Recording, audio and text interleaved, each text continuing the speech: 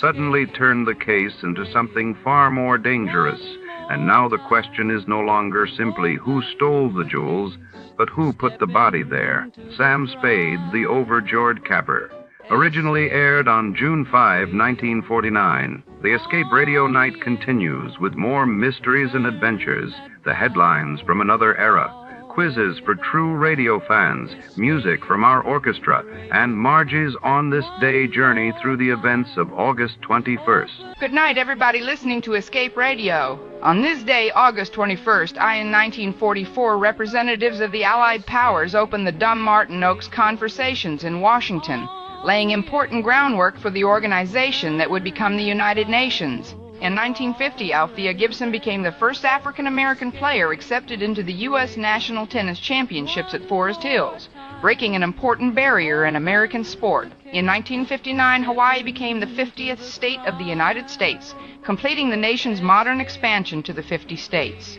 Before to start this long marathon, don't forget to subscribe to the channel and like this video. It doesn't cost anything to you. It helps me creating more like this.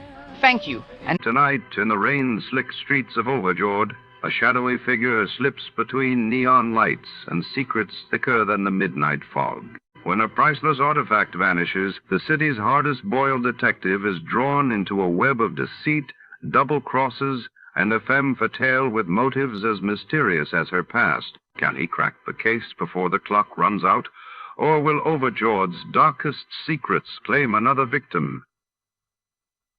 The game is afoot, and nothing is what it seems.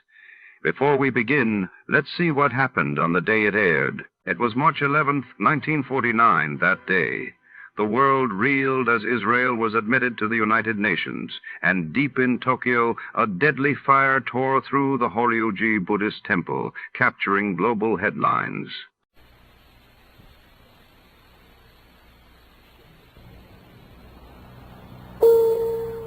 The Adventures of Sam Spade, Detective. Brought to you transcribed by Wild Root Cream Oil Hair Tonic, the non-alcoholic hair tonic that contains lanolin. Wild Root Cream Oil. Again and again, the choice of men and women and children, too.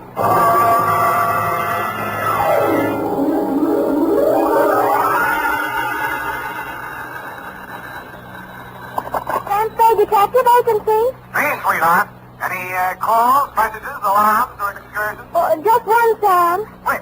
Well, I suppose you might call it an excursion, Sam. He left from literature. Travel agent, eh? Well, a little trip somewhere might be nice. I feel as if I could sleep forever. Oh, Sam. Well, I'm not going yet. Oh, Sam, you mustn't talk like that. I've been sitting here reading this booklet, and it says it's later than we think. It can't be. My watch says 3 minutes to 9. Now, there, you see, it is later than we think. I was slow, too, till I said it by the radio. Well, pick it up and set it in your favorite chair. I'll be right down to dictate my report on the Overjord Caper, or Effie's Folly, or Who Put the Corpse in the Mercy Pit. What?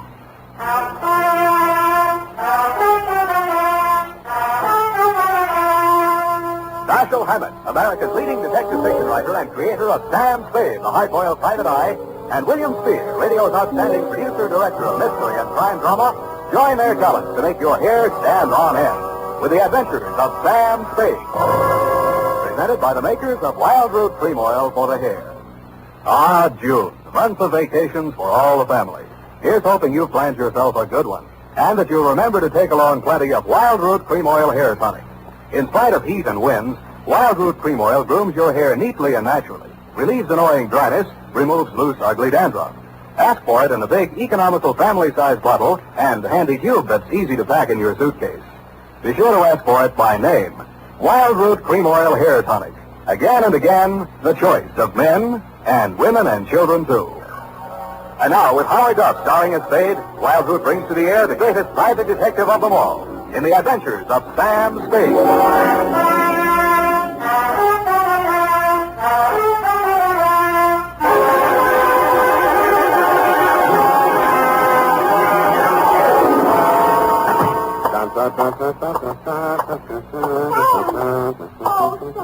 There, darling. Don't say that word again, Effie. I didn't mean in a financial sense, you darling. There you go again. I meant we poor mortals, as it must to all men, Sam. We're all clay-footed, after all, merely leaving footprints in the sands of time. You need a vacation, huh? Maybe you better take that excursion. Oh! Now, don't act like that. I'll hardly miss you. Oh, Sam! Now, come on. Let's see those travel folders. Where are they? Oh, Here we are. Plan now for that long journey. Our carefree layaway plan relieves the burdens of those left behind. Well, nice of them to think of me. Luxurious accommodations. Funny-looking stateroom. Why does that bunk have a lid on it? Let's see if I'll explain here somewhere. Our special nylon-tufted, couch-type model with chrome-plated magnesium handles and lightweight alloy liner has been called by many satisfied customers the pallbearer's friend. Well, who brought this into my office? his name is Converse Etheridge. What? He's with the Dardanella Mortuary. Don't mention his name in my presence. That man has no live friend. Now, Sam, don't be too rash on him. After all, it's his living. He is a worm in the apple of contentment, a roadblock in the highway of life, a meter in the taxicab of happiness. Are you ready, Sam? No! I already have the date, Sam. To whom is this addressed? To Mrs. Joy Overjord. No, you better make that George Overjoyed, Mrs. I'll make it your mind, Sam. I said Mrs. Yes, sir. But is it Joy Joy Overjord? Or is it, It is Judge Overboard. Now, wait a minute. Just let me get this straight, Sam. I have Judge George. Mrs. Oh. Well, to avoid any further confusion, Sam, wouldn't it be just as clear to address it as Mrs. O.G. Judge? The name is not Judge F. It's Overgorge. George. Now, wait a minute, Sam. Now, wait a minute. Let's be very, very quiet for just a minute. Now, look here. I won't have you putting the blame on it. Now, wait. All right.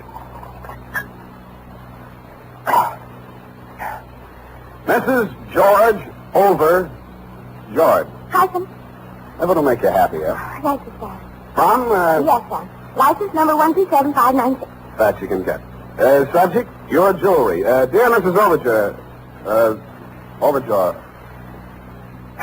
Enclosed, you will find my statement for services rendered, which you will no doubt be as surprised to receive as I am to be sending it. It started, as such things often do, with that curse of civilization, that broken spring in the couch of privacy, the telephone. Yes? Mrs. Spade? Speaking? This is Mrs. George Overjord. That's O-V-E-R-J-O-R-D. I have it. I'm staying at the Hotel Belvedere, Mrs. Spade. Mr. Silver, the house detective, was good enough to recommend you. Oh, then he's good for something. I beg your pardon? A good friend of mine, Mr. Silver. And what was it you had in mind, Mrs. Overjoyed? George. But Joe Wolf, that's my first name. I beg your pardon. Joy. Oh, I got it wrong. When you spell it out, I thought... I think you better come over here right away, Mrs. Spade. I have a rather serious problem to place before you. These little details can wait. Of course. And come right up. I'm in room 315.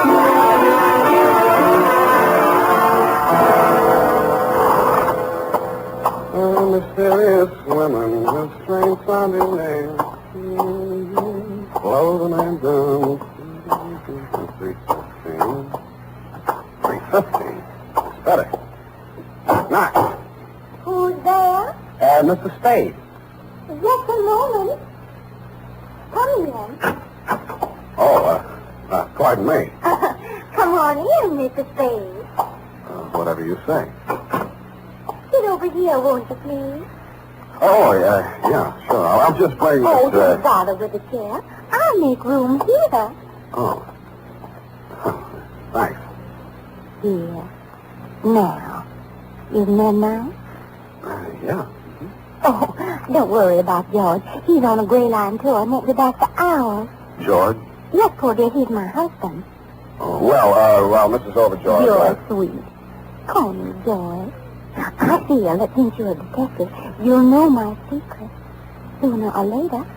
So why hide anything? Well, what are these? Feathers? Tickle. Sort of. No. Now listen, Sam. To begin with, my husband must never know.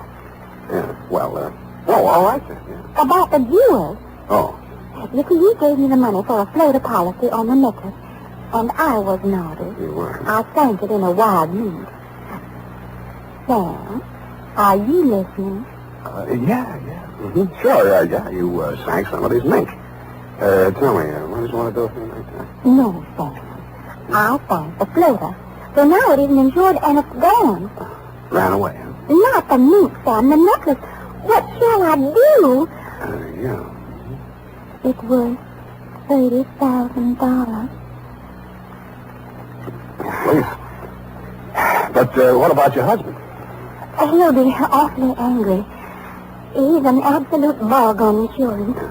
And he'd be very upset if he knew I was not fully covered. What time did you say that gray line bus gets back? Sam, we just can't while away precious hours. We've got to find that necklace. My husband... Oh, darling, you're not comfy. My husband... Who? What? But, darling, George Overjord is the richest man in the state of Wisconsin. He'd be very hard to replace. You're absolutely right. Husband should be kept in that place. Sam, if you don't take more interest in this problem, I'll just have to get another detective. Huh? Oh, no. Hey, don't do that. Now, what? What are you looking for? The telephone. I want to check those gray line bus schedules.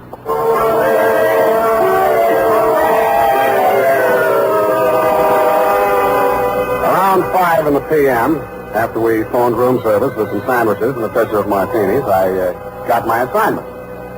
It seemed that the hotel thief who had made off with the necklace had been surprised red-handed and had dropped the rest of the swag, valued at around $100,000, while making his getaway. My problem was to recover the necklace before, quote, George, unquote, tried to put in a claim on it and found out it hadn't been insured. I agreed that it might be smart to put the rest of the jewels in the hotel safe under my name. This I did. About then, somebody breathed down my neck and said, "Hello, darling. Hello. I froze. A second ticked by before I even had courage to turn around and face it. It couldn't be, but it was. Steffi, the Lariu, and the Nescu, a con merchant so slick that he finally swindled most of his competitors out of business, and even succeeded in selling himself in the oldest con game of them all, the Spanish prisoner game. The last time I had locked horns with him, yellow diamonds were turning white faster than the hair of the policeman he was suing for false arrest. Steffi's hair was still very black and very oily, and the big smile he wore was very white and very oily. Sam, darling, you do not look so shameful. I am angry on you. You're not angry on me. You can fool with part of the people some other time, but you can't fool Patty for long. You did a trick on me to lure me out from San Francisco. A gold mine, you promised me. A gold brick mine. But you see, I am humorous. I don't hate you. In fact, I am contrary. You are. And just to prove that I have no harbor of hard fooling with you, listen, what do you think of this one? Never mind. We buy a printing press. And what are we pressing? Your luck. No. Tickets, vouchers, and the Romanian National Lottery. Vouchers. With the Iron Curtain, darling, who could see through it? Steffi, darling, where are you staying? Temporarily. I am a guest on this hotel. I'm sure of that. May I inquire which room the management is losing money on this time? I think I changed it. The neighbors have got noise. 317? Also the plumbing. 313? Stop beating around these bushes. What have you caught me doing? Come on, let's have a look at your room.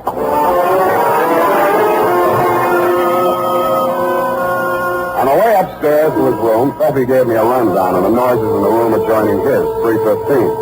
On one occasion, according to his story, he'd heard a woman scream, but the rest of it was all in Norwegian. According to him, Overjord was a Norwegian name. But all the same, it sounded fishy, and I don't mean lutefisk.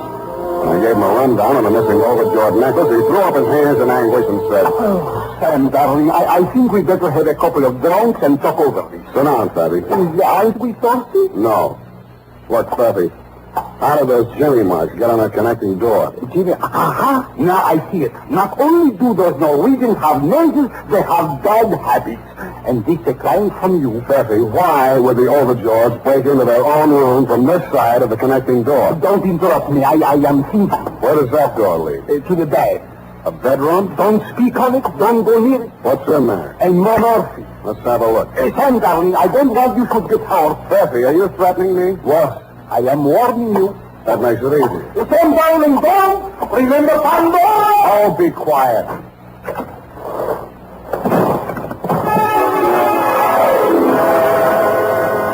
And that, Mrs. Overjord, is when if I had to live over, I wouldn't have taken the case for all the fish in Norway. The Murphy bed that flew out at me as I opened the door was occupied. The occupant was wearing a dark blue suit, a conservative tie, a small white chrysanthemum in his lapel, and a peaceful expression on his face. He had a very healthy color for a dead man.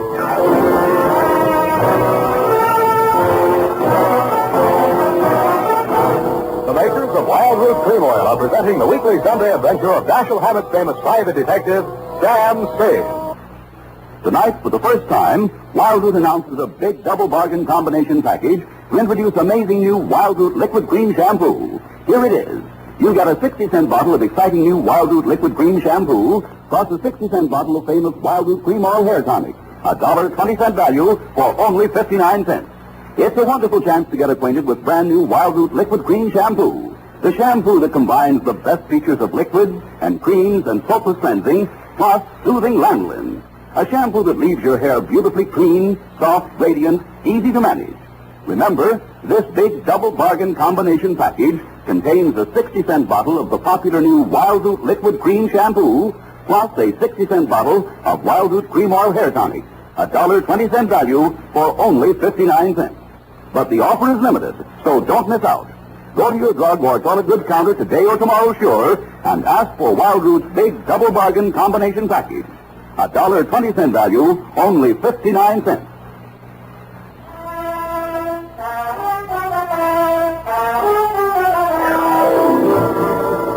And now, back to the Overjord Caper, or The Corpse in the Murphy Bed. Tonight's adventure with Sam Spade.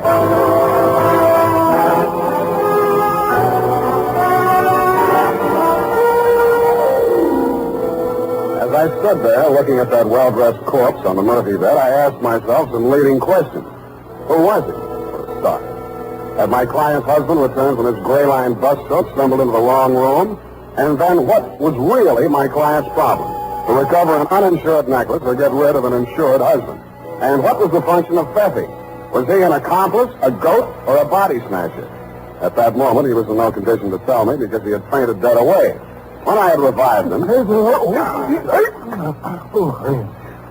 Where are I? In a bad spot, Pfeffy. Now stop clowning and try to make sense. Make sense? Why not? You never saw a man so sensitive.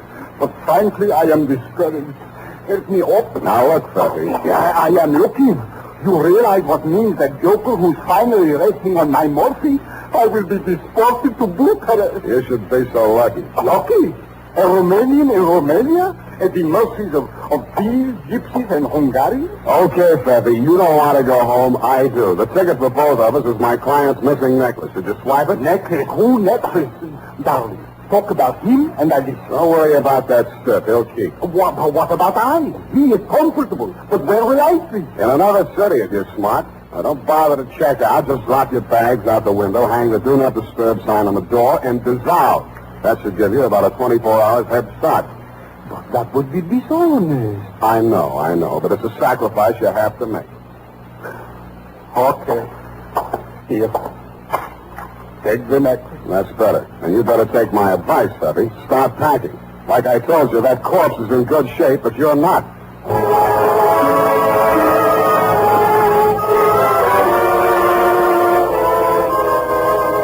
There was nobody home in room 315, so I glass-keyed my way in and had a look around. I turned up only items that were worth anything. A pair of passports issued respectively to one George Overjord and one Joy Overjord. Also, item and insurance policy with inventory attached on the Overjord jewels. What made that interesting was the fact that the necklace, which my client had told me was uninsured, was there in the inventory. After that, I wasn't at all surprised at what I found in the closet. Okay. Take it easy. I'll get you loose just as quick as I can. Here, I'll get these gags out first. Yours. Are you all right? Yeah, yours. There you are. Here. Let me help you up. Oh, my back. 4 hours in that place. Oh, Zealand. Who did this to you? You don't know. The Jumptoners when we are coming home backward. What? Joy! Look at the time. Our boat sails in an hour. If we don't hurry, we will miss it. Yeah, I can touch. You go now, young man. Thank you. Yeah, goodbye. Yeah, well, just a minute. I want to get a few things straight. You are Mr. and Mrs. Overjord? Yeah. But we don't worry. The insurance will take care of all. Goodbye. I'm sorry if I'm annoying you, but I'm just not quite ready to leave. Now, if what you had in mind was picking up a little ready cash from the insurance company, I'm afraid I'll accept your caper. Boris? Again? In other words, I'm a detective, and I have your jewels. Yeah? Aren't you here? Yeah, that is good. You sleep them on the table. Yeah, good. Well, it's not quite as good as all that. Before I can hand them over to you, I've got to clear a few things up between you and my client and another guy with a dead man in his room. We don't know any dead man. Not in California. We are from old country. Wisconsin. Oh, well, that's different. Is that everything yours? Yeah, yours. Call the bell boy. Don't be in such a hurry. Well, why not? The ship don't rain. Now, look, this will only take a few seconds. I'll have to make a report on this, you see. So I have to know exactly how it happened. Now, you say you just come into that room. Now, you must have been standing about here, Mr. Overjord? Not so close to the cross. Well, that's near enough. Now, you just stay where you are. Will you, step over this way, Mrs. Overjord? Oh, yeah. Hurry, please. Just a little to the left. There.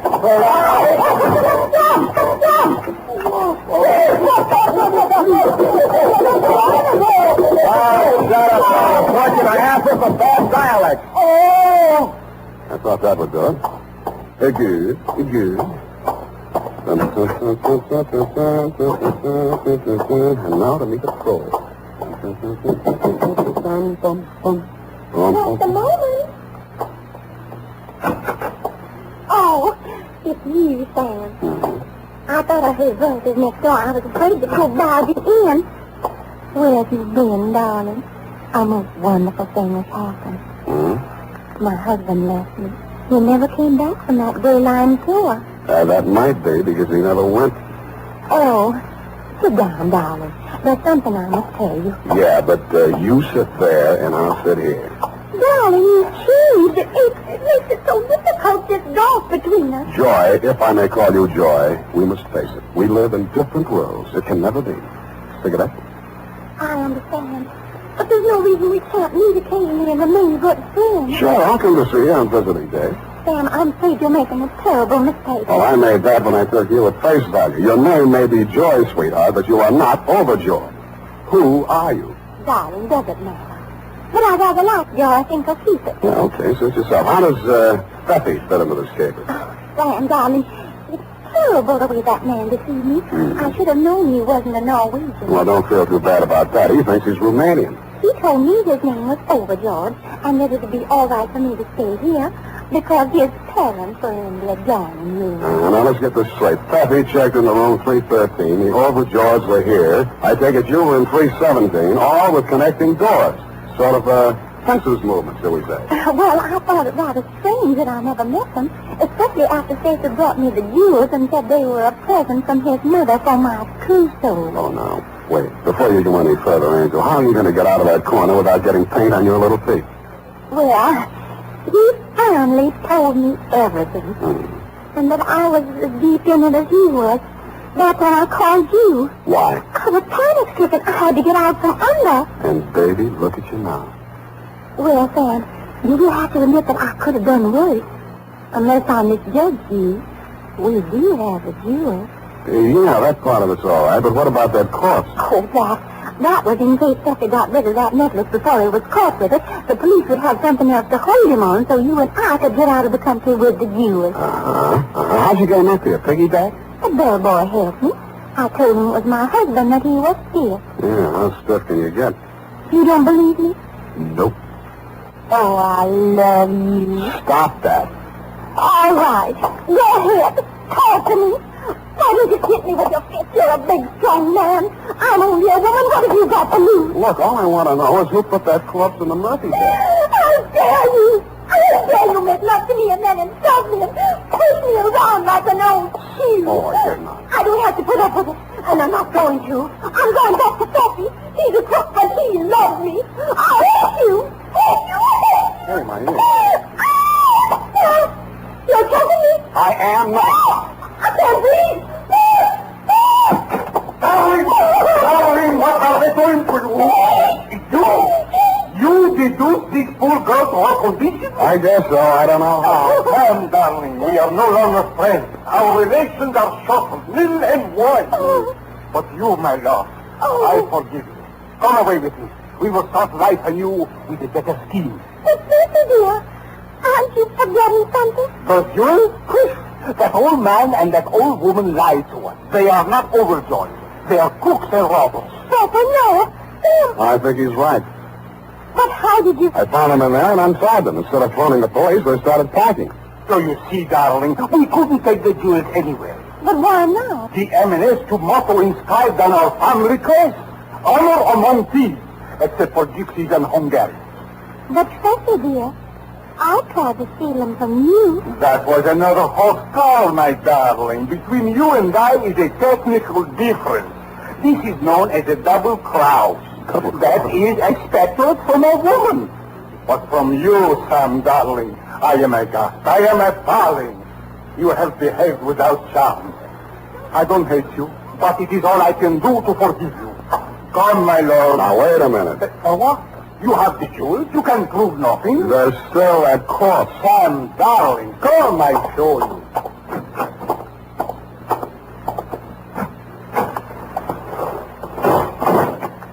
You see?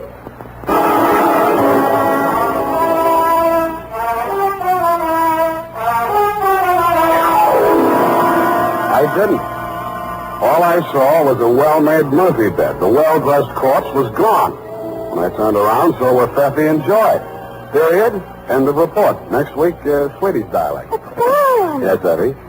Oh, I hardly know where to start. Oh, P.S. I have turned you jewels over to the robbery detail of the San Francisco police, together with Sven and Martha Lagerson, who was still in the closet when the police arrived. But, Sam, don't you... Oh, yes, add this. The Lagersons told the cops here that they had worked as household servants in your home in Wisconsin and had hit on their bright idea of making off with your jewels while you were away on a month-long canoe trip through the Chain Lakes, which gave them ample time to make their getaway. They switched passport pictures and used your name to justify their possession of the jewels in case they were questioned. That, plus the insurance policy, complete with inventory, was good enough to fool even the nefarious Effie. But, Sam... One question, Effie, no more. But if it's about that corpse, save your day. What else? Go type that up, Angel. I'm still working on it.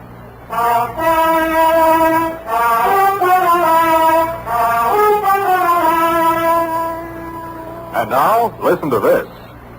Don't delay. Get your Wild Root Cream Oil now, the nation's leading hair tonic with Wild Root's big bargain combination package. For a limited time, you can get a 60-cent bottle of Wild Root Cream Oil hair tonic, plus a 60-cent bottle of Wild Root's sensational new liquid cream shampoo, $1.20 value, both for only 59 cents. Get it today for the whole family.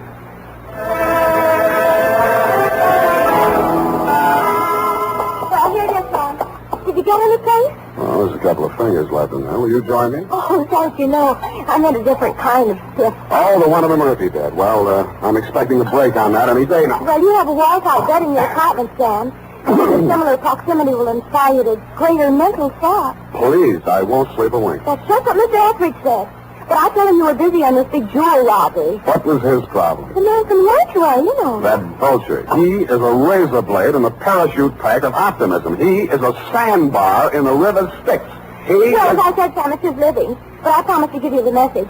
It seems he wants to find this woman. Now, she did a very strange thing. Yeah. I mean, she came into the Dardanelle Mortuary and said her name was O'Rourke. And her husband was there and that his parents had arrived from Ireland right when he caught dead. And the Irish relatives were mad because she sent him out for embalming before they got out of wake. And she wanted to know if Mr. Etheridge could sneak him into the hotel before they found out. Why didn't you tell me this before? Well, Sam, I didn't want to clutter up your mind when you were busy on a big jewel caper. And besides, he learned that she was a practical joker and got his value. Sam. Yes, Ed. Sam, what is... the one in the Murphy bed, I mean. Is it the short arm of coincidence, Sam? Yeah, probably is. You know, everything that happens in hotels doesn't get in the papers. Hardly a day goes by that some joker doesn't plant an embalmed body in a Murphy bed. If it isn't that, it's frogs or salamanders, or sometimes it used to be crackers when So many of them were on the American plan, you know. Rogers? Oh, yes.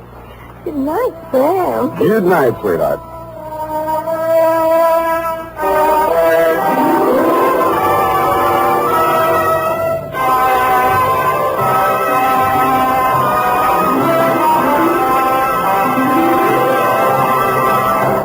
The Adventures of Sam Spade, Dashiell Hammett's famous private detective, are produced and directed by William Spear. Sam Spade is played by Howard Duff. Lorene Tuttle is Effie. The Adventures of Sam Spade are written for radio by Bob Tallman and Gil Dowd. Musical direction by Lud Gluskin, with score composed by Renee and Pierre Garrigang. Join us again next Sunday when author Dashiell Hammett and producer William Spear join forces for another adventure with Sam Spade. Brought to you transcribed by Wild Root Cream Oil. Again and again, the choice of men and women and children, too. This is Dick Joy reminding you to get Wild Root Cream Oil, Charlie. It keeps your hair in trim. You see, it's non-alcoholic, Charlie. It's made with silver lanolin. You better get Wild Root Cream Oil, Charlie. Start using it today. You'll find that you will have a tough time, Charlie. Keep on all the gals away. Hiya, Baldy. Get Wild Root right away.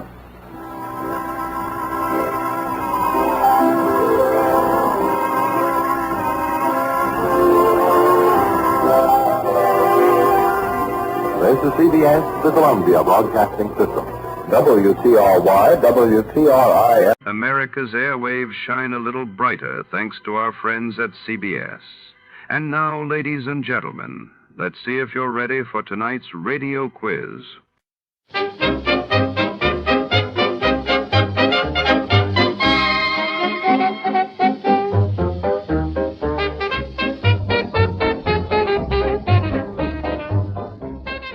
Our warm thanks go out tonight to our sister station, CBS. And before the curtain rises on another thrilling episode, let's enjoy a few delightful melodies for the road.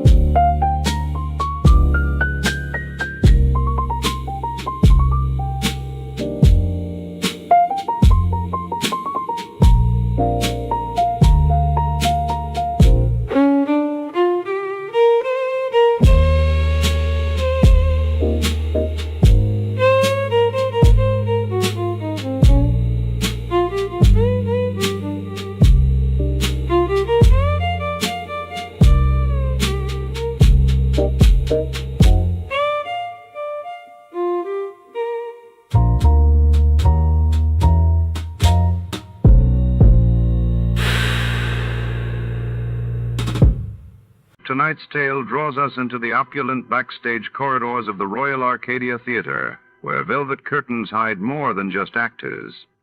Celia Woodstock, the city's brightest stage star, vanishes right before the opening act, leaving behind only a faint perfume and a single cryptic note.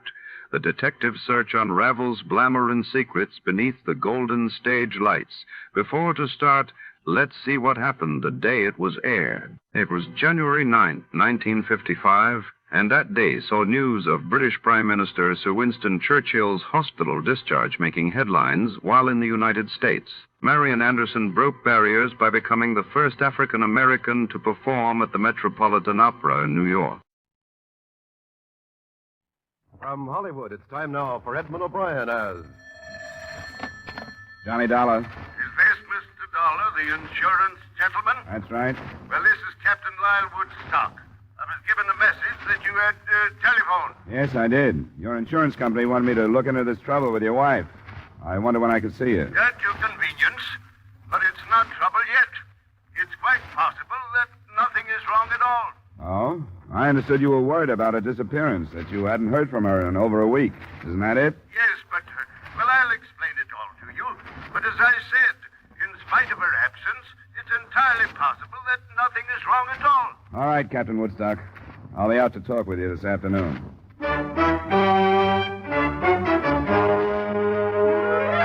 Edmund O'Brien in another adventure of the man with the action-packed expense account, America's fabulous freelance insurance investigator. Yours truly, Johnny Dollar.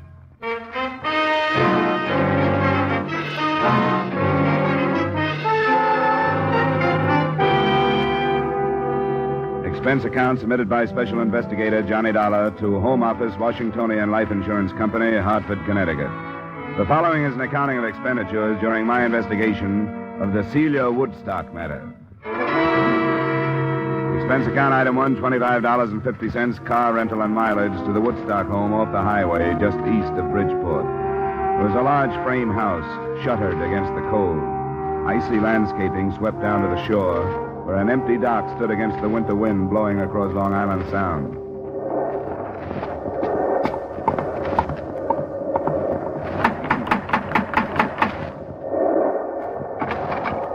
Captain Lyle Woodstock, please. Yes, you are Mr. Dollar? That's right. Come inside. Thanks. I am Captain Woodstock. Nice of you to come out. Nasty wind, isn't it? Well, it wasn't blowing like this in Hartford. Quite often windy here in the Sound. I'm afraid you'll have to leave your coat here. That's fine. I discharged the servants, all of them. Couldn't stomach their attitude since Celia's departure. Come along. We'll talk in the library. How did you happen to turn to your insurance company, Mr. Woodstock? Yes, it would seem unusual, wouldn't it? Well, it seems unusual that they would bother with it, unless they thought she'd met with bodily harm. But you told me you don't think so. Yeah, after you, Mr. Dollar. Thanks. I'm afraid I was guilty of a certain amount of deception when I spoke to Mr. At the Washingtonian Company? Miller, Sam Miller. Yes, Mr. Miller. Through a delicate choice of words, I'm afraid I intimated that I was frightened for Celia's very life. Sit down. Why the deception? Well, naturally, to interest them in the situation and with a purpose, Mr. Dollar. Couldn't you afford to hire a private detective? My good man, I've wasted a considerable amount of money doing just that. It was from the stumbling idiot that I received the news of Celia's disappearance. He was following her? He had been for a month, until he lost her. I'd entertained certain suspicions about Celia. What's this investigator's name? Slater. Mr. David Slater. He was recommended as the best in Bridgeport. Considering his dismal failure, you surely understand why I felt it necessary to turn to someone else. My insurance company struck me as a wise choice, since there's a large policy on her life. All right. I'll talk to this later. Now, will you give me everything you can on your wife? Description, so on? Yes, they're on the table. I brought out a few photos. Brunette. Yeah. How old? 27.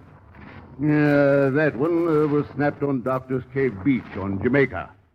Striking woman, isn't she? Yeah. This one was taken while we were anchored off Hilo last summer. You get around. Travel has its advantages, Mr. Dollar. Your boat? Yes, 64-foot schooner in dry dock at the moment. As a matter of fact, I met Celia because on an impulse I put into Pia della Cuesta instead of Acapulco. And it seemed that she, too, wanted to travel. Where do you think she's traveling now? I haven't the faintest idea. I started to tell you I'd been troubled by a certain suspicion. She was in seeing entirely too much of a young doctor in Bridgeport. His name is Masterson, Dr. Charles Masterson. You think he could have had something to do with her disappearance? Is that what you mean? No, I shouldn't like to say. I believe that she is a quite perfect physical specimen, yet she visited this doctor fellow at least 3 times a week. Mm-hmm. Anything else? As a matter of fact, yes. We were in Acapulco 2 years ago. I acted off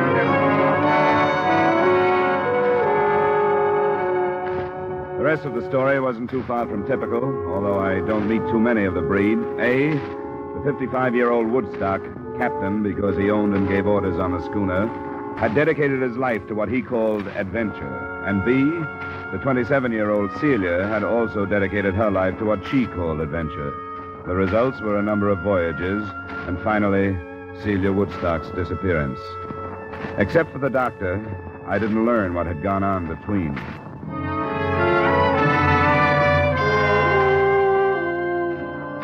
I found the private investigator, David Slater, in a conservatively crummy suite of offices on Front Street in Bridgeport. Well, you've met him, so you know what type he is. Yes, I followed his wife. What did she do? I've got a report on every move she made for a month.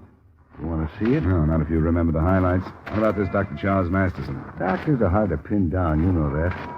She went to his office 3 times a week, but never met him anyplace else. Maybe she was sick. Her husband says no. Well, I didn't find out. I couldn't have talked to the doctor without letting out who I was. He had a nurse who quit the day before I left the case. You didn't talk to her? I was going to, but after I left, I didn't. Why should I? Do you know who she is, where I can find her? Yeah. Her name is Janet Squire. She went to work in a Red Cross blood collection center up on Union. Good, thanks. Now, what about the day she dropped out of sight? Was there anything special? Sure, there was something special, or I wouldn't have lost her. I'm no rookie in this business. She bought a ticket to New York City on the 345. So did I. I got in the same car she did. I didn't see her, but I figured she was powdering her nose or something.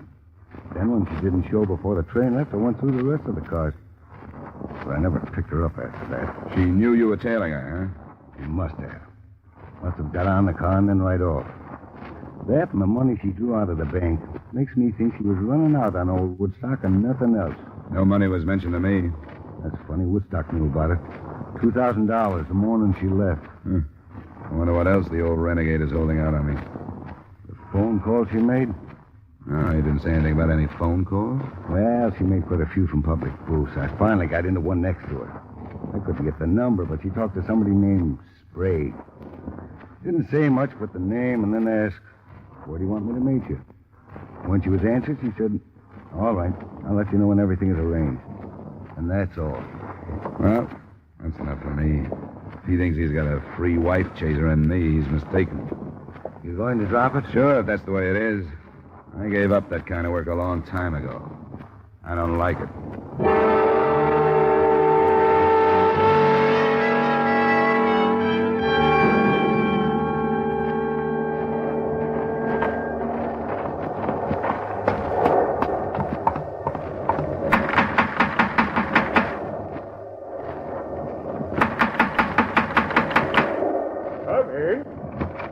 Dollar Caper. Close the door.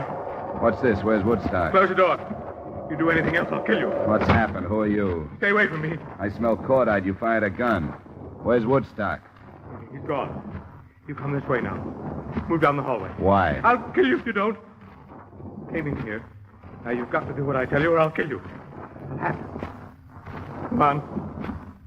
You better turn around and look at me. Walk backwards. You don't even know who I am. You're in trouble. Maybe I can help you. Never mind that. Hop now. Turn around again. Open the door and get in the closet. Now, wait a minute. Please, mister. Please do what I tell you. Won't make any difference if I kill you. Maybe I'd have more of a chance if I did. But I won't if you don't make me. Okay. Now, close the door. I heard heard him open and close some nearby doors, and shortly after that, the front door closed. Then I started kicking my way out. The paneling was heavy, and it caused a torn trouser leg and a scraped shin before I made it.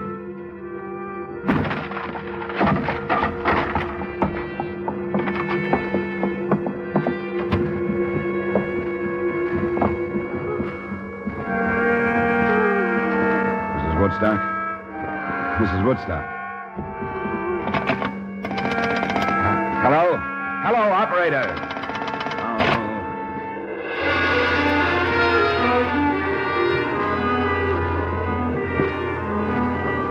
He'd given himself some more time by pulling out the phone wires, but it took less than 5 minutes for me to cover some 200 yards to the nearest neighbor, explain myself, and get through to the Bridgeport police. A short time after that, I met Homicide Lieutenant Al Jester, and with him watched 2 ambulance attendants start Mrs. Woodstock toward the hospital. What's the condition, boys? Can you tell? It's bad, Lieutenant. Her right lung. No chance of a statement? We'll do what we can, Lieutenant. Well, I guess it depends on her, how hard or easy this thing is going to be. Yeah, but better not count on him. I've been disappointed too often. What else did Slater tell you? Well, that's about all. She'd drawn $2,000 the day he lost her on the train. He said he'd heard her talking on the phone to somebody named Sprague about where to meet him and about some arrangements of some kind. Now, what about Slater? Is he clean? Well, if he isn't, he's careful and he stays out of trouble. I guess the worst thing I can say about him is that he does a lot of divorce snooping. Why? I just wondered. I had no reason not to believe his story. He said as far as he was concerned, the girl was running out on her husband. The more I saw of it, the more it looked that way to me, too. And I came out here to drop the case, and it blew up in my face. The man you described, could he have been this Sprague? Well, he could have. I didn't ask him. He was half crazy. If he was Sprague and I'd thrown the name at him, I'm afraid he'd have killed me. He was that bad. Can you describe the gun? Yeah. Cheap revolver, nickel-plated, short barrel, 32 caliber. You sure of that? Well, I guess a smart lawyer could keep me from swearing it was a 32, but it was. I'll take that. I got only one definite thing out of him. He said Woodstock was gone. That's all he'd say. Then he put me in the closet. I didn't hear him drive away. I was kicking up some noise getting through that door. But the people in the house where I phoned said they saw it leave.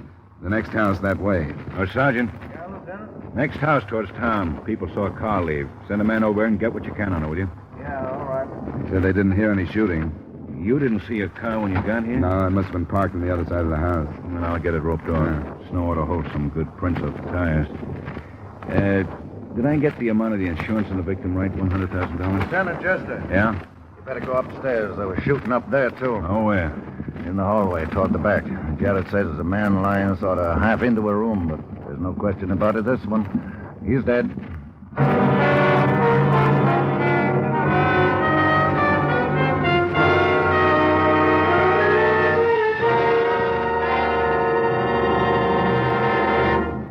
We will return you to the second act of yours truly, Johnny Dollar, in just a moment.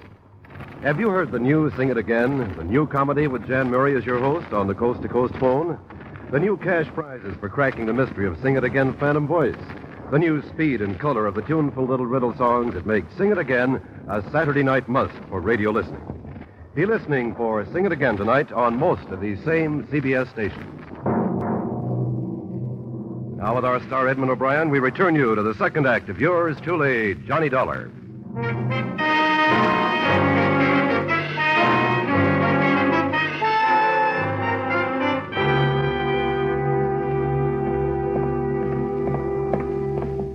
A little gloomy, Lieutenant, but I don't want to handle any of the light switches.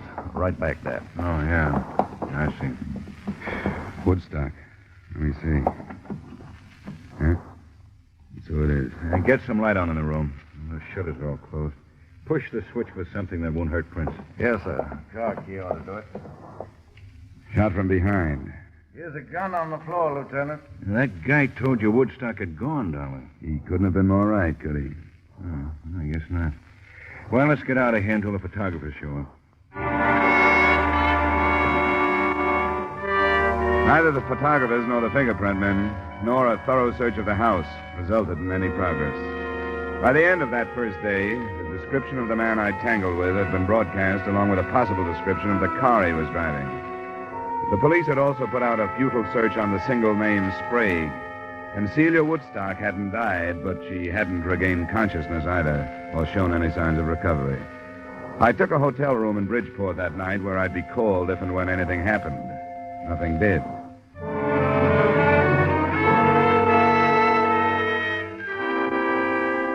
The next morning, I went to the Red Cross Blood Collection Center to talk with a nurse who had recently resigned the office of Celia Woodstock's friend and/or doctor.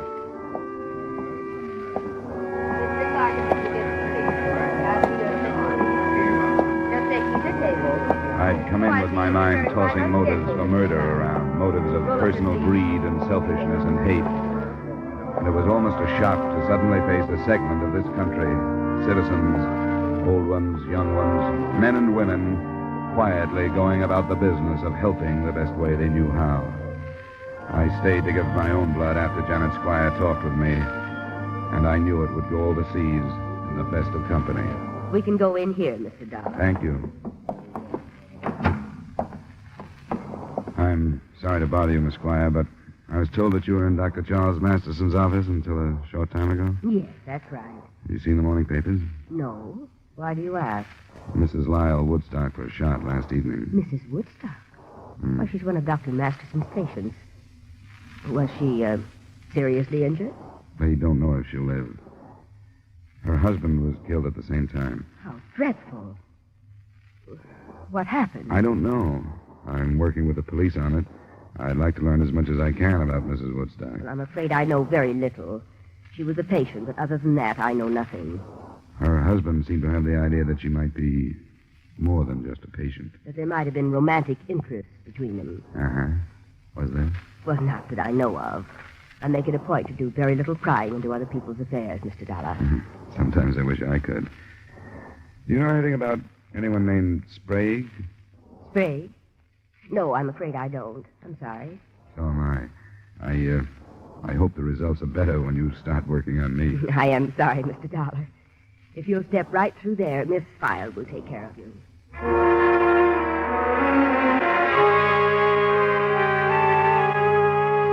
A telephone check with Lieutenant Jester about an hour later added nothing. He'd been in communication with Mexican authorities, but they were unable to come up with any leads on Celia Woodstock, or even proof that she'd been in the Acapulco vicinity 2 years ago when Woodstock had told me he'd married her. Homicide men were searching the captain's schooner, and they were still working on the name Sprague.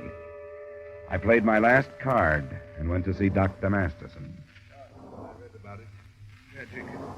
But, Mr. Dollar, I'm sure you realize why my name mustn't be dragged into it. It won't be if it doesn't belong there, Doctor. Why, there was absolutely no basis for his suspicions. Whatever made him say anything like that? He had a detective following her. He had an idea she came to your office too often. Then why didn't he talk to her? He did. He said something about a sinus condition and heat treatment. That's precisely the truth. I resent your attitude, Mr. Dollar. That puts us on a par. Your attitude doesn't set so well with me. Keeping your name out of this case isn't as important as clearing it up, no matter what you think. But I know nothing about it. You must have talked to the woman. As often as she was here, you must have become fairly well acquainted. Oh, better acquainted than with most of my patients. Well, I don't ask for any more. What did she talk about? Why, the conversations were unimportant. She talked about her travels. They'd come here from Florida to have some work done on their yacht. She talk about her husband? Yes, occasionally. General things. Like what? I realized that he was much older than she was, but that she was quite satisfied with their marriage and their life together. That's what makes his suspicions of me so ridiculous. She was happy with him. Never anything about unhappiness, about leaving him? No, they were planning on a trip to South America in a few months.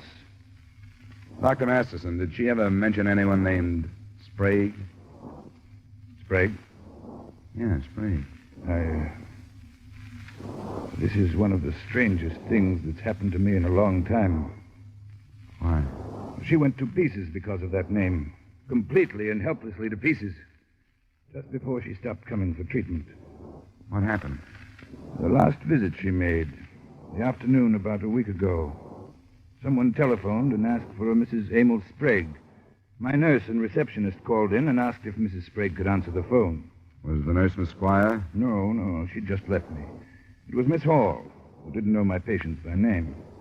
But when Mrs. Woodstock heard the name Sprague, she went into hysterics. I gave her a sedative. When she was calmed, I wanted to ask her about what had happened. But, well, I didn't. There was something about her that begged me not to. I decided to wait until she came. There was something about her that begged me not to. I decided to wait until she came back. But she never did. Well, it's Emil Sprague now. I'm sorry I was hesitant, Mr. Dollar.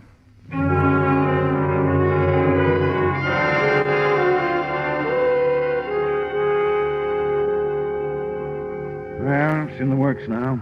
We'll see what we can make out of it. How's Mrs. Woodstock? Still alive. Chest wounds are bad, though. Now, here's how the shooting stacks up so far. She was wounded by 38 caliber slugs. Her husband was killed by 32s. So if you were right on your gun description, the man you ran into killed the husband. What does that leave? Woodstock killing his wife? He was shot from behind while he was going into the upstairs room. Apparently chased up there. He had a gun in his hand, and he dropped when he was hit. That was the gun we found on the floor. 38 caliber. Ballistics hasn't run any comparison tests yet? No. I won't buy the theory. Mr. and Mrs. Woodstock seem to have been pretty happy. What about their schooner? Well, I talked to my men on the phone. Nothing yet. Crewmen are all available and with alibis. But what's all that got to do with somebody named Mrs. Emil Sprague? I couldn't answer him. Nobody could. But close to 12 that night, the lieutenant phoned me that Mrs. Woodstock was finally responding to treatment and would likely live. I was at the hospital at 12:30, but it wasn't until almost 3 that Lieutenant Jester and I were told that she was conscious and able to answer some questions.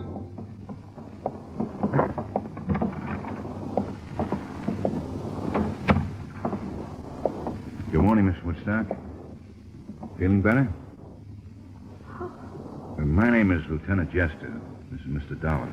Hello, Mrs. Woodstock. We're both interested in what happened at your house the other evening. Mrs. Woodstock, do you understand what we're saying to you? Do you understand? My husband, Lyle. They told me he was all right. Is he? Yes, Mrs. Woodstock. He was shot. They tell you that? Yes. You know who did it? Yes, I know. I was there. I remember. We wish you'd tell us, Mrs. Woodstock. Emil Sprague? Yes. Yes, Emil. No one else was there. He made me go. Made you go where? To my house. To talk to my husband. Emil Sprague made you go? Why? How could he make you go? Because I'm Mrs. Emil. You're Mrs. Emil Sprague? Yes. And I hate him. But you were married to Mr. Woodstock. I shouldn't have. I think I understand. You were married to Sprague. Your marriage to him was never ended, but you married Woodstock anyway. Yes. I was wrong. I lied.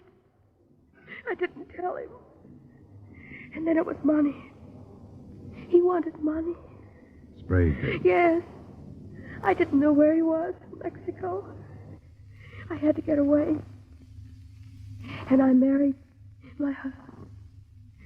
That's all that matters. I'm afraid it isn't. Sprague followed you here. From Florida. I begged him not to. The $2,000 you drew from your bank? I gave it to him. Mm-hmm. But it wasn't enough. He made me stay with him. And made me go with him for some more money. And my husband, I tried to make him understand, and he wouldn't. He blamed me and called me things. He went to the drawer. Oh, why didn't he shoot Emil instead of me? Are you sure of that? Woodstock shot you? Going to the drawer. I remember. Turning around with a gun. And that's all. You know where Sprague would go? What happened? Why did he? What did my husband say? He hasn't said anything. Evidently, Sprague chased him upstairs, shot him there, and left. You know where he'd go? Back to Florida. No, we don't think so. We've got a good description of him and the car he was driving. We think he's still in Bridgeport someplace. You said you were with him. Where? He had a room on Commercial Street. 713. Rooming house? No, it's a big building. Apartments. Now, which one is Sprague? It's, number 12 on the second floor. Do you have a phone in the room? Yes. Pleasant 2132. Well, thank you. We won't bother you anymore. Thank you, Mrs. Woodstock. I want to help my husband. I'll do anything I can. I want him to know that. We'll tell him, Mrs. Woodstock. It's a little after 3. Rogers' trucks are going to be rolling on Commercial Street before long. Think Sprague will give us trouble? Yeah. If he's been holed up since the shooting, I think he's probably farther off as not the one I saw him. We might slip on him this time in the morning. I'll get some men started out there. You better come with me. Sure. I'll need you to identify.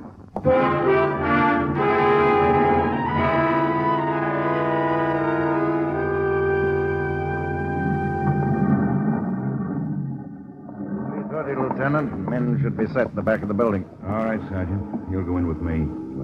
Don and I took a look at the floor. It's that corner one up there. There's a door to another room right across from his, so we want to keep him from firing if we can. We didn't warn anybody because we want to keep it quiet. Hope it stays that way. All right, Sergeant. Let's go across. Good luck. Lieutenant, the window. He's onto it. We better go on across. He's onto it.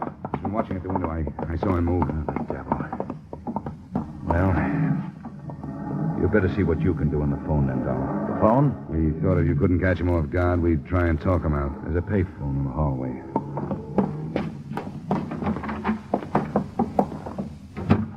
His room's just to the right at the top of the stairs there. That phone's right in line from up there. And we'll cover him. Okay, Dollar, if you're ready.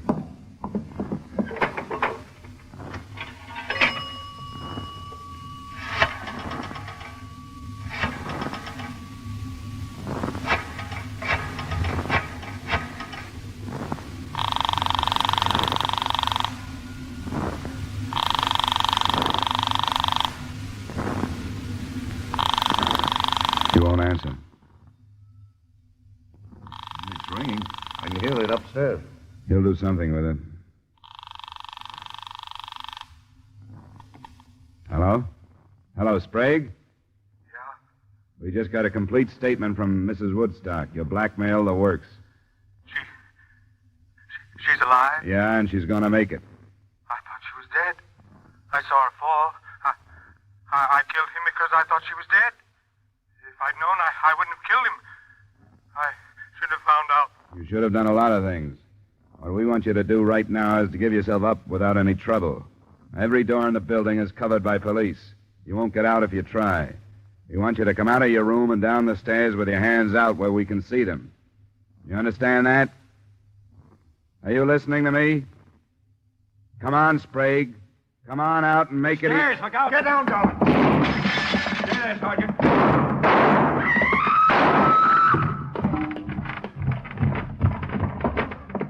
Be careful, Dollar. It's all right. Sprague? He's dead, Lieutenant. Sergeant. Yes, sir? I'll go phone in. Keep the people away as best you can. Okay.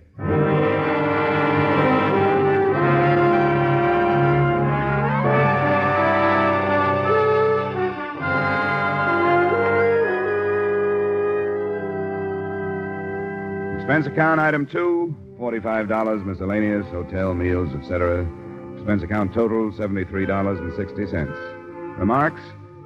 I understand the lawyers for the Woodstock estate are already measuring ways and means to cut the bigamous wife out of the estate. I don't think the Washingtonian Company has a chance of doing the same with the insurance money. Yours truly, Johnny Dollar.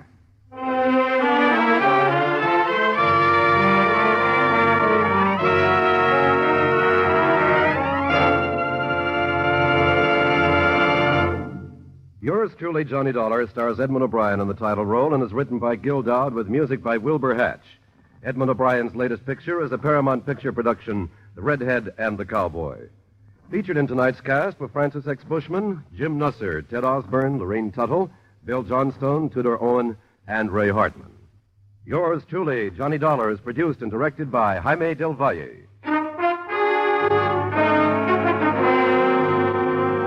This is Dick Cutting inviting you to join us next week at this time when Edmund O'Brien returns as... Yours truly, Johnny Dollar.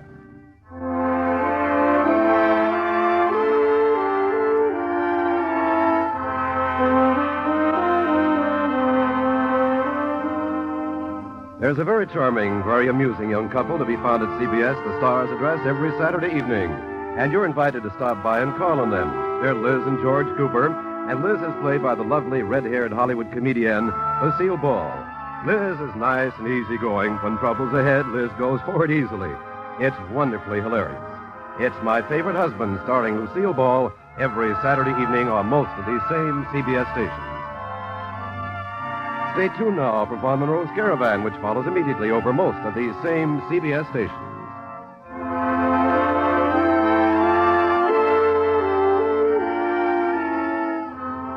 This is CBS, where you laugh at Jack Benny every Sunday night, the Columbia Broadcasting System.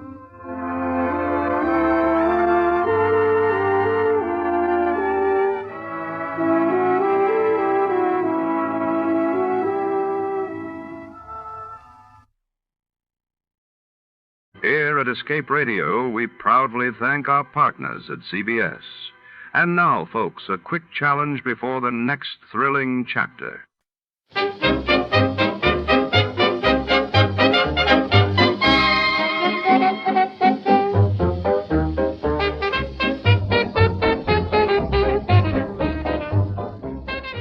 Step into the rain-soaked streets of the city, where every shadow hides a secret, and the truth is always just out of reach. Tonight, in The Long Way Home, a weary detective faces a maze of lies to help a mysterious woman haunted by her past.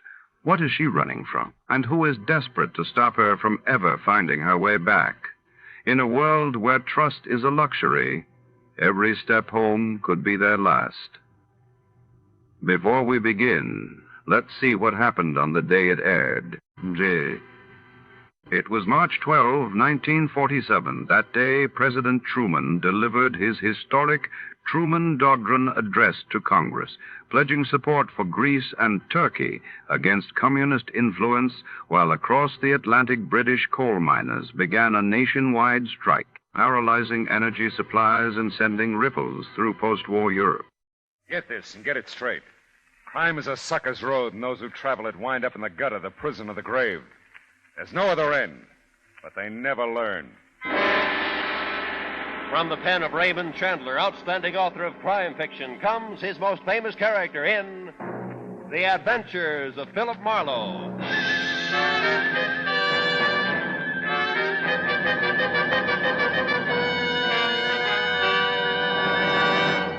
Now, with Gerald Moore, starred as Philip Marlowe, we bring you tonight's exciting story, The Long Way Home.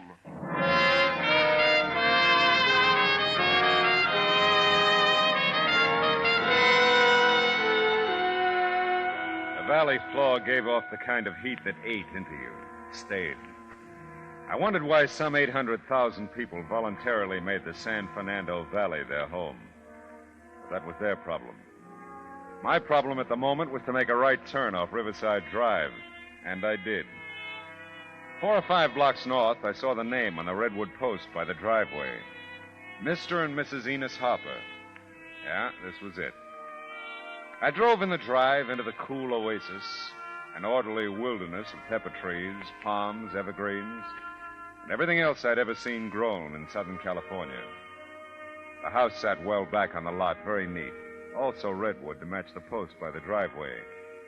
I got out of the car and walked across the grass toward the slightly stooped figure clipping the hedge on the far side of the lot.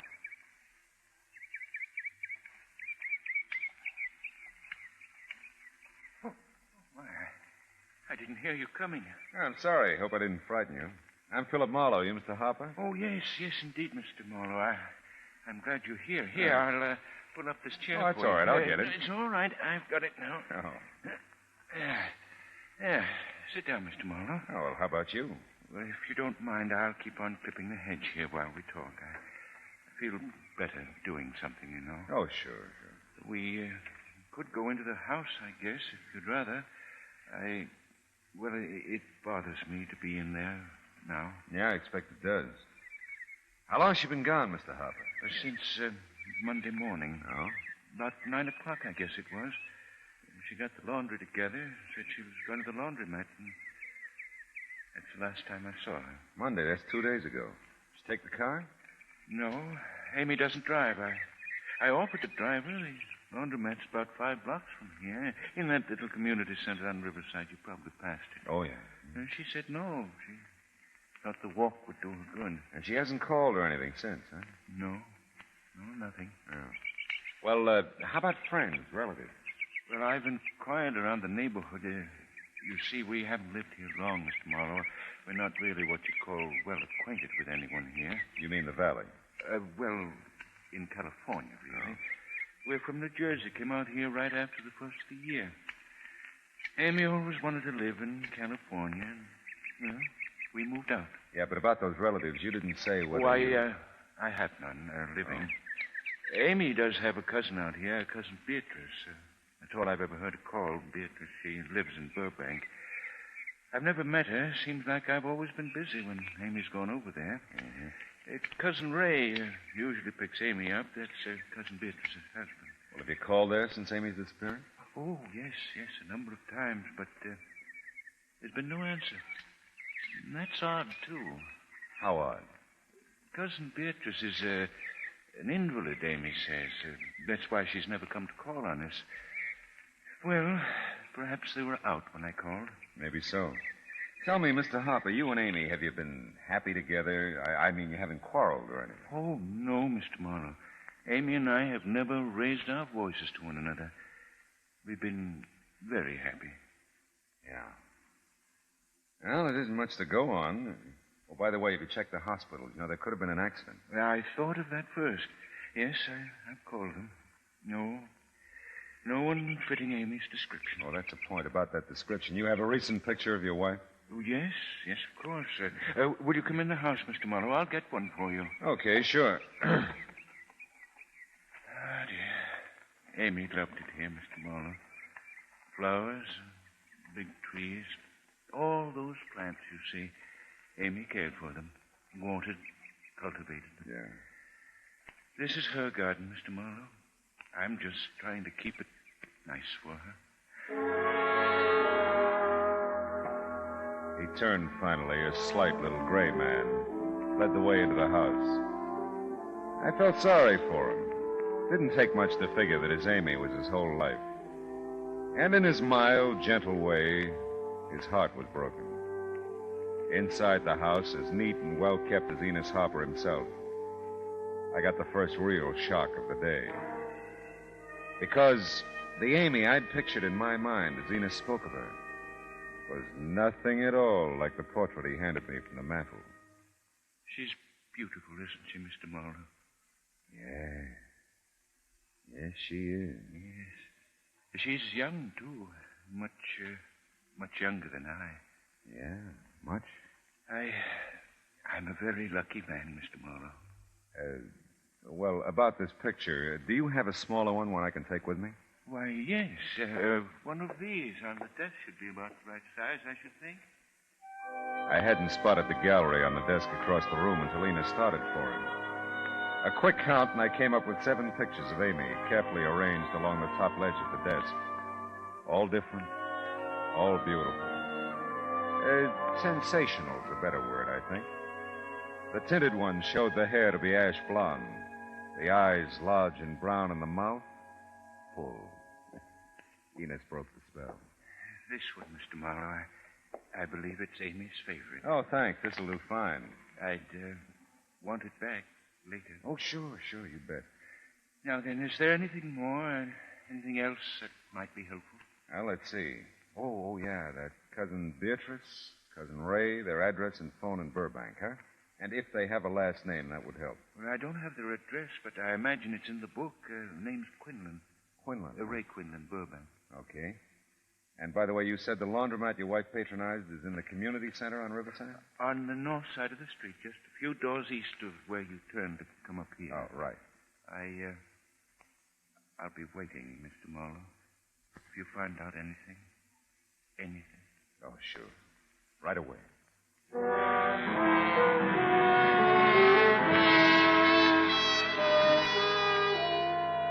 The little community had no name, but it had everything else. A series of one of each shops and services, all the way from health foods to a branch bank. Well, I parked on the street in front of the laundromat and studied the picture of Amy Harper again. Tried to figure her with a laundry bundle and couldn't. Tried to figure her with Enos and decided to go back to the laundry bundle. Made more sense. I went inside. Never smelled anything so clean. Morning. Can I help you? Yeah, I'm trying to get a line on someone, a Mrs. Harper. Do you know her? Mrs. Harper. Mrs. Enos Harper. Oh, here. Here, look at this. She looks like this. Oh, Amy, sure. Yeah, well, when's the last time you saw her? Well, let's see. A day or so ago, I guess. Hey, let me check the bundles here. That'd tell us. All right. Let's see. Oh, yeah, here we are. Monday it was. Monday morning, I think. Yeah, well, what I'd like... Excuse me, but my daughter's double parked out in front. Can I pick up my laundry? You can if you got the right ticket. Oh, yes, here it is. Banning. Just washed, was it, Mrs. Banning? No ironing? Just washed. Here we go. Now, that's 62 cents. Well, for once I had the right change. Thank you. Can I take it out for you, Mrs. Banning? Oh, thank you. No, I can manage. Oh, and thank you for letting me barge in. Oh, think nothing of it.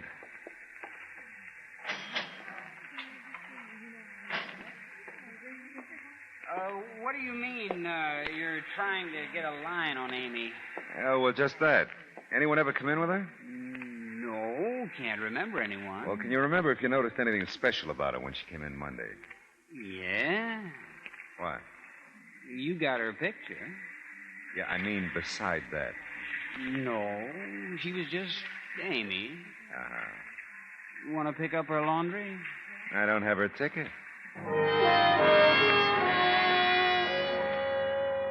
I was doing great, huh? Enos had told me Amy went to the laundromat on Monday morning, and now I knew as much as he did.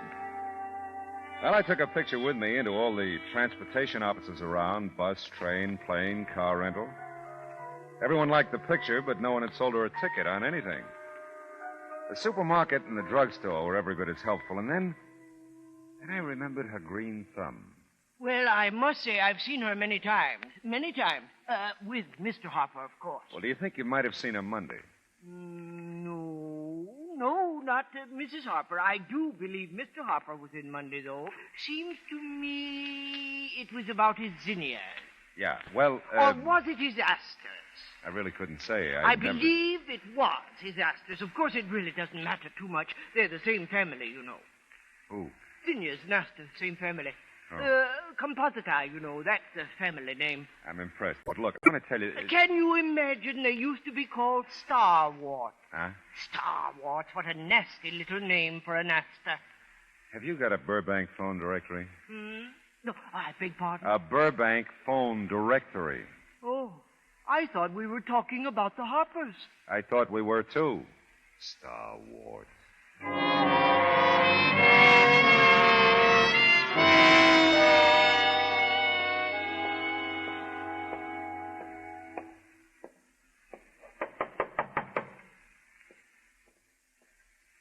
Yeah? Ray Quinlan? That's right. Oh, well, I'm Philip Marlowe, investigating the possible disappearance of Amy Harper. Amy. Oh, come in. Thanks. Come in. I understand that she's your wife's cousin? What? Oh, Beatrice, yeah. Sit down, Marlowe. Oh, thanks. Enos hired you, huh? Yeah, that's right. He says he's tried to call here several times and no answer. How long has Amy been missing? Since Monday morning. Took some laundry to the laundromat, and that's all anybody knows. Have you seen her since then? Heard from her? No, I sure haven't. We halfway expected to hear from Amy Monday, too. Usually do, but we didn't. Well, how about your wife? Can I talk to her? Beatrice isn't here. I took her to the hospital this morning. They're going to operate later today. Oh, I hope it does the trick. Yeah, so do we. Well, that's right. Enos says she's an invalid. Yeah, that's right. About Amy, that's all you know? Just that she left for the laundromat? And got there, that's about it. It's crazy. Amy wouldn't just disappear. Wouldn't she? No. No, I don't think she would. Yeah. Well, I'm in the book, Mr. Quinlan. Central Directory. If you get any ideas, call me, huh? Yeah, I will. Oh, by the way, were they happy together, the Harpers? Yes, as far as I know.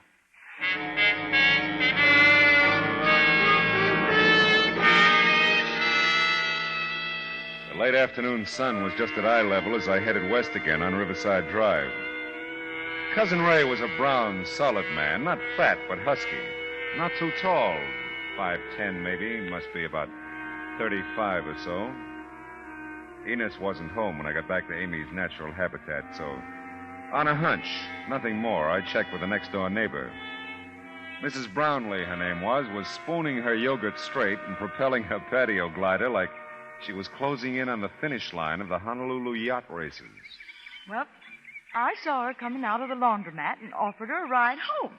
Monday was just real warm, you may remember. Or Lulu, yeah. Well, yes, you might put it that way. Anyway, I told her I was driving right after her. I picked up some wheat germ and some blackstrap molasses. I'd be going home, and that she was welcome to ride with me.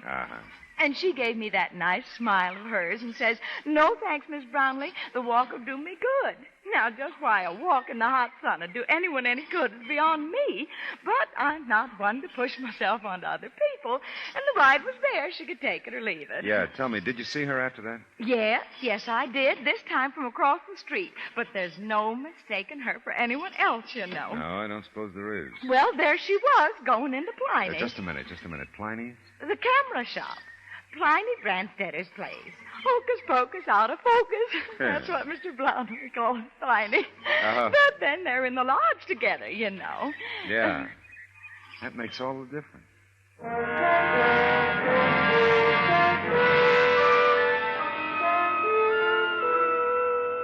I really wouldn't know if she was or not. You see, Pliny's not here. He had to go into Hollywood for supplies. I don't work here. I'm his wife. Yeah, but if Mrs. Harper left some pictures here or picked some up, there'd be a record of it, wouldn't there? Yes, I suppose there would. I just left the door open to keep cool. We're really supposed to be closed. Yeah, I realize that. Well, I just thought for a member of the lodge, you know, Pliny might be willing to... Why didn't you say so? Well... Left your emblem on your other suit, I'll bet. Yeah. Oh, Pliny does it all the time. You men. That's right. I'm in the auxiliary. Are you really? Mm-hmm. Well, now, let's have a look here. Pictures for Mrs. Harper. Ought to be here, if they're back yet. Amy Harper? Yeah, that's right. There you are, Mr. Harper. Oh. That'll be 73 cents, including tax. Oh, about that. 73 cents, Mr. Harper. Oh. Yeah, well, I want to tell you two things. I think Mrs. Harper would want to pick these up herself, and, I'm not Mr. Harper. I slowed to a walk around the corner, got in my car, and thought about what I'd seen. A cozy selection of pictures taken at the beach, of Amy mostly. But one or two of Cousin Ray lifting weights yet. And one of Amy and Ray together. Who took it? Enos? Cousin Beatrice? I don't think so. Well, it was almost dark now as I eased the car into Enos's driveway. And when I got there, it was dark. The sky above still held the afterglow of early evening. But the web of compact trees and shrubs that surrounded the Harper house made patches of blackness all around me. I got out of the car and I saw a light somewhere in the back of the house. And back there, too, a faint sound I couldn't distinguish. There was a sudden movement from the hedge behind. Oh! Stay out of it, Marlowe. Stay out of it!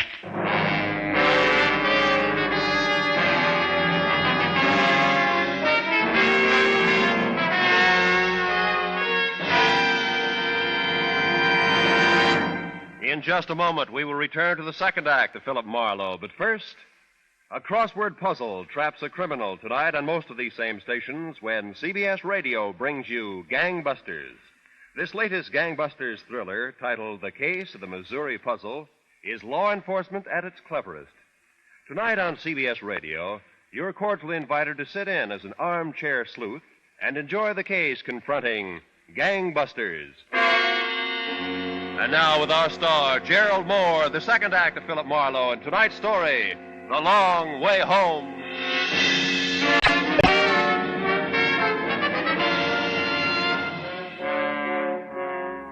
sharp knot of pain at the top of my spine. But the bulldozer who jumped me from behind wouldn't settle for that. My face mashed into the dew-soaked grass, and I inhaled a lungful of wet Vigoro while someone with the strength of 10 flailed away at my back. Why I wanted to turn over and take it head on, I'll never know. But I kept trying to turn. I slithered instead, slid along the wet grass with a vice on my back. A vice with a voice that kept hounding me. Stay out of it, Marlowe. Stay out of it. Hopper! You had it, Marlowe. Hopper! Hopper! Get off my property now. Go on, get over here. Hey, Hopper. Yes? Why, Mr. Marlowe. What's left of me?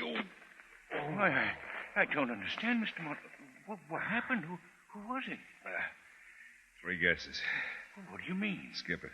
Well, you better come into the house, Mr. Marlowe. Here, I'll help you. Easy. Is it loud enough for you to hear out back? Loud enough? Oh, yes, I came running, didn't I? Yeah, you sure did. Well, come along now. I'll take care of you, Mr. Marlowe. Someone beat you to it, Enos.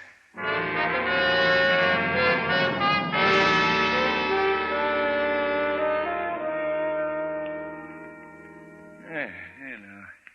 You should feel better. Should I? Hey, Enos. Yes? You like the beach? Why, it's all right, Mr. Marlowe. I'm not much of a swimmer anymore. Well, Amy never cared for the beach, so we never went. Uh-huh. Now, why do you ask? I don't know. Why do you ask anything? Mr. Marlowe, I know you've been through a lot. I wouldn't blame you if you'd want to give up looking for Amy. If you would. Forget it, Enos. I don't give up anything.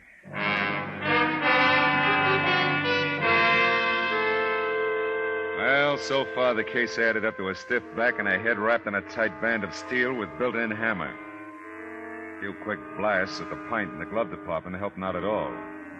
But something drove the car. The stop at the hospital in Burbank could have been for personal reasons. The attendant at the main floor desk looked real surprised when I asked what floor Cousin Beatrice was on. It's nearly 9:30. Visiting hours are over at 8:30. Oh, well, I lost track of time, I guess. Can you tell me where she is anyway? I'll come back tomorrow. What did you say the name was? Quinlan, Mrs. Ray, or Mrs. Beatrice. Could be either one. Mm-hmm. Quackenbush, Quinby. That's it. No Quinlan list. You sure? I just looked. Are you sure? No, as a matter of fact, I'm not. Thanks for asking me.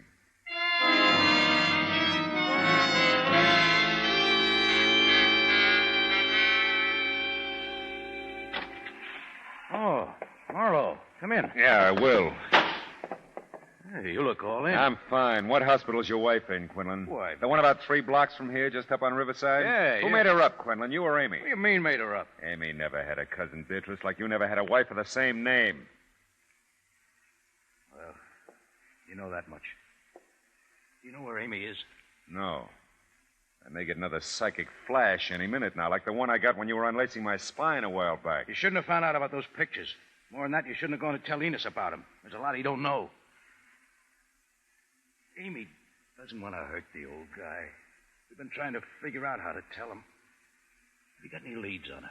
Not any real ones. Hey, wait a minute. You really don't know where she is? If I knew, I'd be with her. Oh. Hey, tell me, how'd you meet her? At a bar over in Riverside near where she lives. Yeah? She'd already invented Cousin Beatrice all by herself to give her someplace to go. Well, we liked it being together. Got kind of brave about it after a while. Sometimes I go right up to her door for her. The rest of the time, we have a regular corner where I pick her up. This corner, is it near her house? Not far. I was supposed to pick her up Monday, but she didn't show up. Yeah. Hey, you know what's funny? I was all set to beat your head flat when I came in. All of a sudden, I don't feel like it.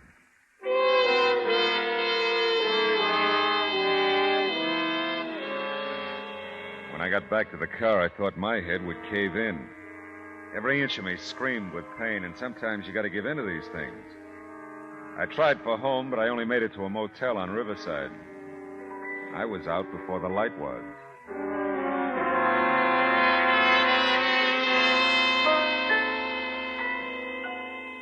I found a barber shop and black coffee the next morning in the community center near Harper's.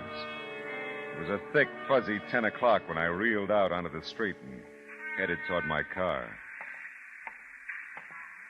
That's the one, Clyde. The tall man. Hey, you there. Wait a minute. Me? Yeah, you. You sure, honey? I'm sure, all right. Oh, what's the trouble? I do something wrong, Mrs. Pliny? Pliny thinks so.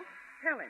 Well, posing as a lodge brother when you're not is pretty serious, mister. I don't like that. Well, I don't think much of it myself now that I think of it. But we'll skip that. What I want to know is what's the deal with those pictures of Mrs. Harper's? No deal? Why? Everybody's looking at them. Nobody's picking them up or paying for them. Wait a minute. Do that slow. All right. First, Mrs. Harper comes in. Monday it was, Monday. And they're not ready yet. She says she'll pick them up later that day. She don't come back. A guy does, though. He just looks at them, smiles, and says she'll get them. Who was he, do you know? Well, I don't know him. He a young guy, brown hair, got a tan. Well? Well, in about an hour, another guy comes in, and he looks, but he don't buy. Then last evening, you... Now, wait a got minute. in. That second guy, Pliny, he's older. Small man, gray, about 60? Yeah. Now, here's my problem. Who wants those pictures? Not your problem, Pliny, old boy. It's mine.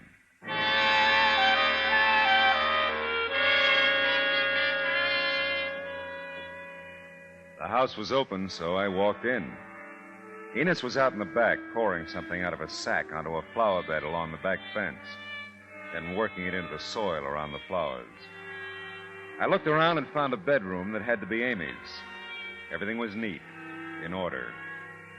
I turned and started out of the room, and then I saw it sticking out from under a cologne bottle on her dressing table. I picked it up, and as I turned to go out, 3 matched pieces of luggage pointed an accusing finger. And then I found my way back into the garden. Hi. Good morning, Mr. Marlowe. Have you found out anything? Yeah, I think I have. This laundry ticket, Enos, I found it in Amy's room. Oh? Why didn't you tell me the truth in the first place? I don't know what you mean. Amy was here after she left for the laundromat. The ticket proves it. Well, You found out about Cousin Ray, didn't you, Enos? You looked at the pictures in the camera shop. Maybe you'd suspected for a long time, and this cinched it. So you picked her up on the corner instead of Ray, and you came home. Mr. And you had a big, fat fight about Ray, didn't you? Right. Yes, we did. I said some horrible things, Mr. Marlowe. Horrible things. Now, you're sorry. You want it back, don't you? Right. I'd give anything to have her back, Mr. Marlowe. I love her, you know. Yeah, I know. Enos, I looked through Amy's closet. It's pretty full of clothes. Her luggage is still there. Yes. Amy has a lot of clothes. She wears them well, too. Amy didn't go very far, Enos. No. The man in the garden shop says you're the gardener around here. Not Amy. Did he? That sack of lime is almost empty, Enos. 50 pounds is a lot for a garden, isn't it? Depends on what use you put it to, Mr. Marlowe. Did you have to kill her, Enos? To keep her, I did. She wanted to leave me. Go away with him. I couldn't stand that. Did you think I wouldn't figure it out? I didn't know. But I had to find out. Didn't I, Mr. Marlowe?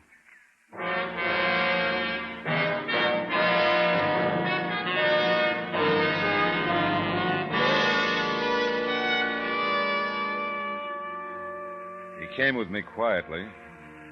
Everything about him was quiet and neat and gray.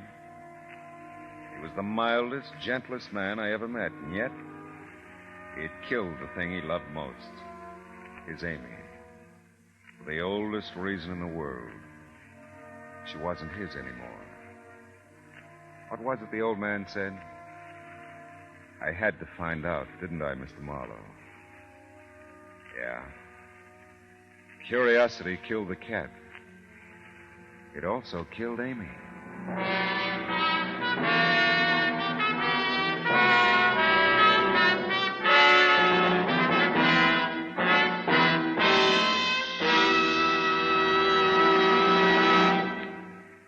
Adventures of Philip Marlowe, bringing you Raymond Chandler's most famous character, star Gerald Moore, are produced and directed by Norman MacDonald and written for radio by Kathleen Height.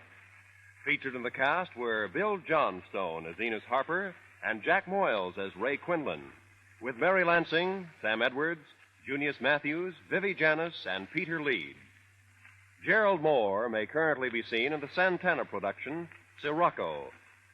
The special music for Philip Marlowe is composed by Pierre Garrigank and conducted by Wilbur Hatch.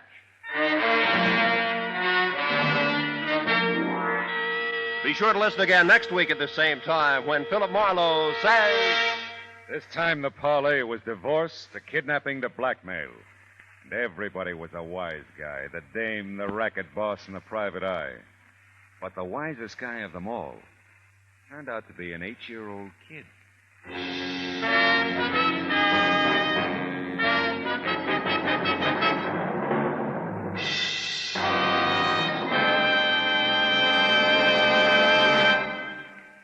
What a combination for Tin Pan Alley fans. Steve Allen is MC. His vocalists this week are Peggy Lee and Johnny Desmond. Song publisher J.J. Robbins, band representative Mark Hanna, and composer Mitchell Parrish are the judges. There will be 4 brand new songs for sale tonight on CBS Radio on most of these same CBS stations. Roy Rowan speaking.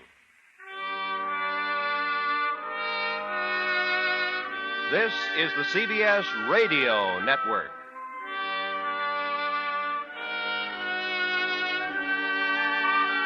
Here at Escape Radio, we proudly thank our partners at CBS. And now, folks, a quick challenge before the next thrilling chapter.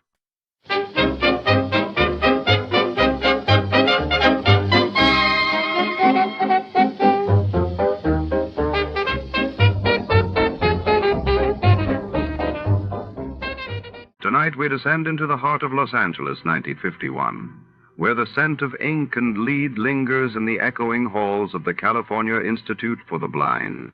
A mysterious disappearance rattles its marble corridors. A celebrated scientist vanished without a trace during a midnight research session. Secrets swirl beneath the stark fluorescence and silent typewriters as our detective steps in to untangle a web of envy, deception, and darkness that even the keenest eyes might miss.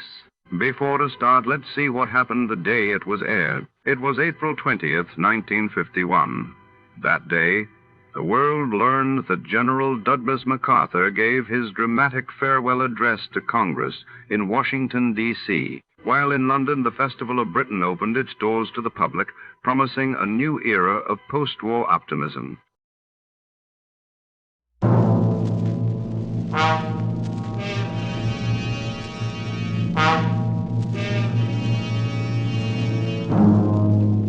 Are you burned up at the high price of turkeys? Can't get eggs for your pumpkin pie? Want to get away from it all? We offer you Escape.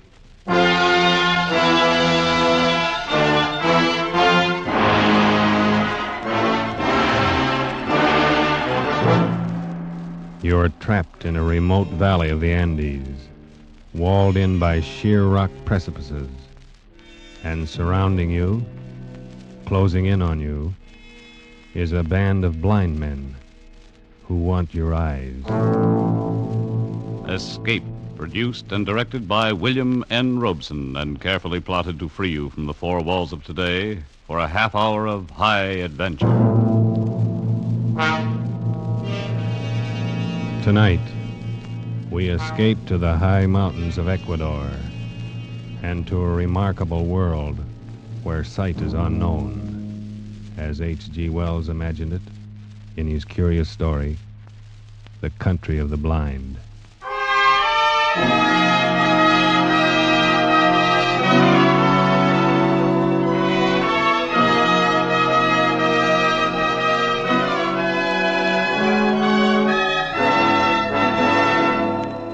My name is Ibarra.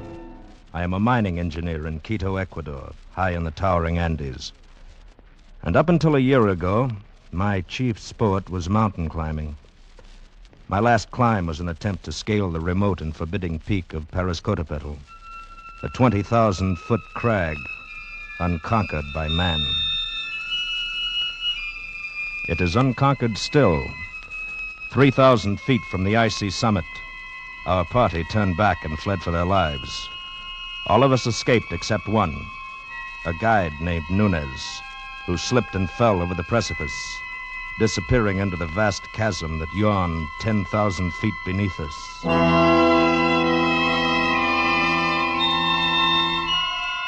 The horror of that man's fall has haunted my dreams for a year.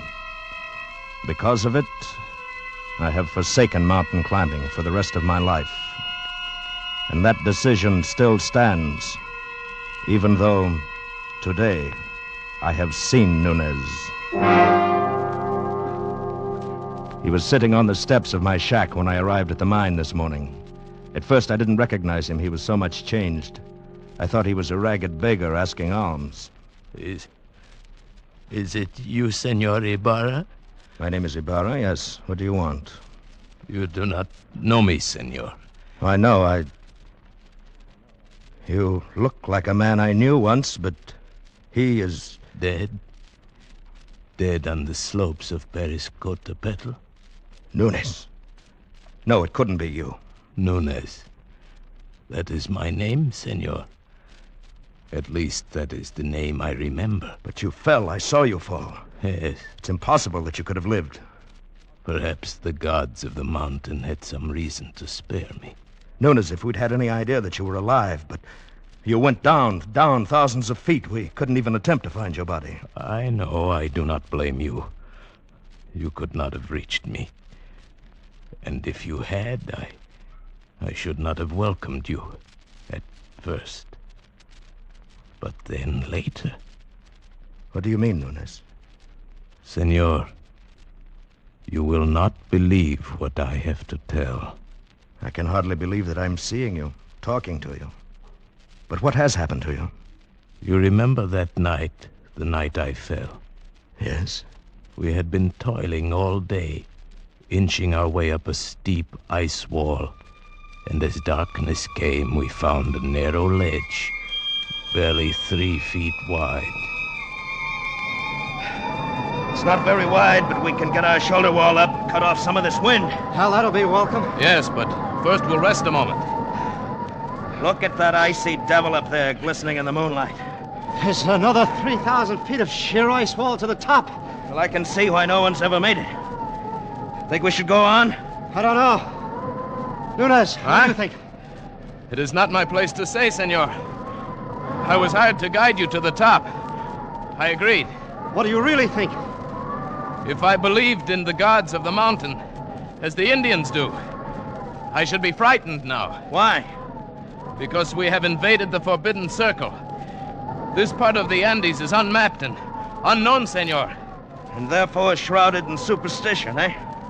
It is an easy thing to believe strange things in this white loneliness. Some of the legends are really fascinating. I've heard of one, something about a hidden valley called the Country of the Blind. Yes. It is supposed to be somewhere down there below us. A fertile valley which was settled many centuries ago, and then cut off by the great landslide of Arauca. But why the Country of the Blind? Well, even before it was isolated, the people developed a strange illness. All of them slowly went blind. After that, their children were born blind. And the legend is that the valley was the home of the mountain gods. It was too beautiful for human eyes. It's odd. Well, it's all nonsense. Yes, of course. Would be pleasant to find it, though. You know the old proverb, in the country of the blind, the one-eyed man is king? I doubt that we could ever find it. I even doubt if it exists. Of course not. I was only joking. Yes. Well, now if you're arrested, we'll make the shelter wall. Right. I'll give you a hand in a minute. Believe me, Ibarra, for 2 pesos, I'd give up this climb. I never realized Senors, I'm slipping! Hang on! Nunez! Nunez!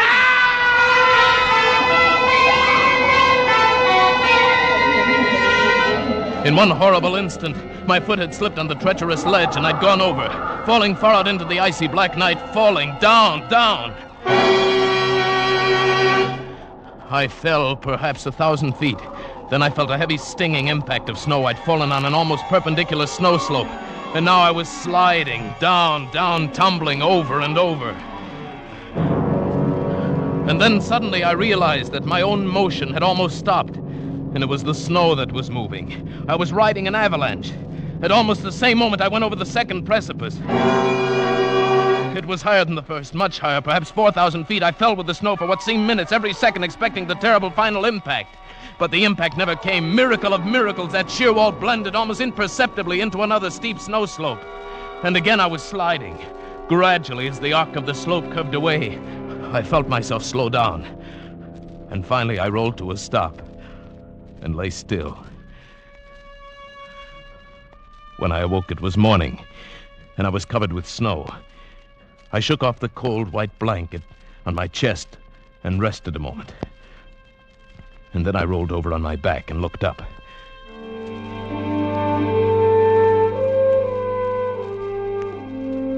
My heart almost stopped as I saw from where I'd fallen. Why, the mountain towered 10,000 feet above me. Then carefully I felt of myself. My clothes were torn. I was bruised and bleeding. I ached in every muscle, but I had not a single broken bone. I lay there and offered up a prayer to the gods of the mountain.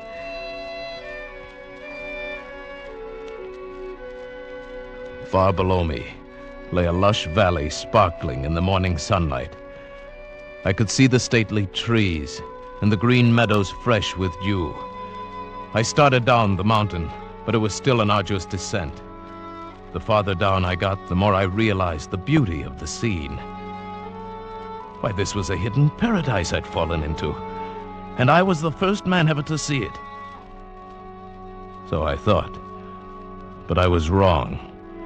I realized that first when I saw the cultivation in the meadows, and then the walks, well-kept stone walks laid in a symmetrical pattern all over the valley. And then I saw them. There were men and women lying under the trees and resting in the fields. Nearby, a collection of windowless huts marked a village, and the plastering of the houses was done in a wild variety of colors. I thought to myself, the plasterer who did that must have been blind as a bat. Then I saw two of the men quite close to me. They were standing on a bridge over the little stream. They were dressed in odd, loose clothing, and there was a strange look about their faces. They failed to notice me as I approached until I shouted. Suddenly they looked up attentively in my direction. I waved wildly at them, but they took no notice. Why, the fools must be blind. Blind? Could it be that I have fallen into the country of the blind? In the country of the blind, a one-eyed man can be king. Hello there. You needn't be afraid. I won't hurt you. I come in peace. It is a man, or a spirit come down from the rocks. Oh, I'm a man, all right. Just like you, but I've had a miraculous escape, and now I find myself here in your valley. Valley? Valley? Come hither. Let me feel of you. Yes, certainly. Here, my arm is my face. You see, I am a man, like yourself. Here, feel my lips. They move with speech. Oh, careful there. Gently, those are my eyes. Eyes? Eyes? That is strange. Feel this chorea. Yes, I feel. Careful. Feel the eyelids flutter? He is but imperfectly formed. Some strange bulge there. Unseemly. No. You see, your eyes are shrunken in, but mine are whole. I can see. See? Pedro, he is a strange wild one. Where does he come from? He must have come down out of the rock. No, from over the mountains, out of the country beyond there where men can see. From Bogota, where there are 100,000 people and a city stretches out of sight. Sight? What strange words he uses, without meaning. And feel the coarseness of his hair, like a llama's. Our fathers have told us men may be made by forces of nature, It is the warmth of things, and moisture, and rottenness. Let us lead him to the elders. But no one need lead me. I can see. See? Oh, yes, of course. I can...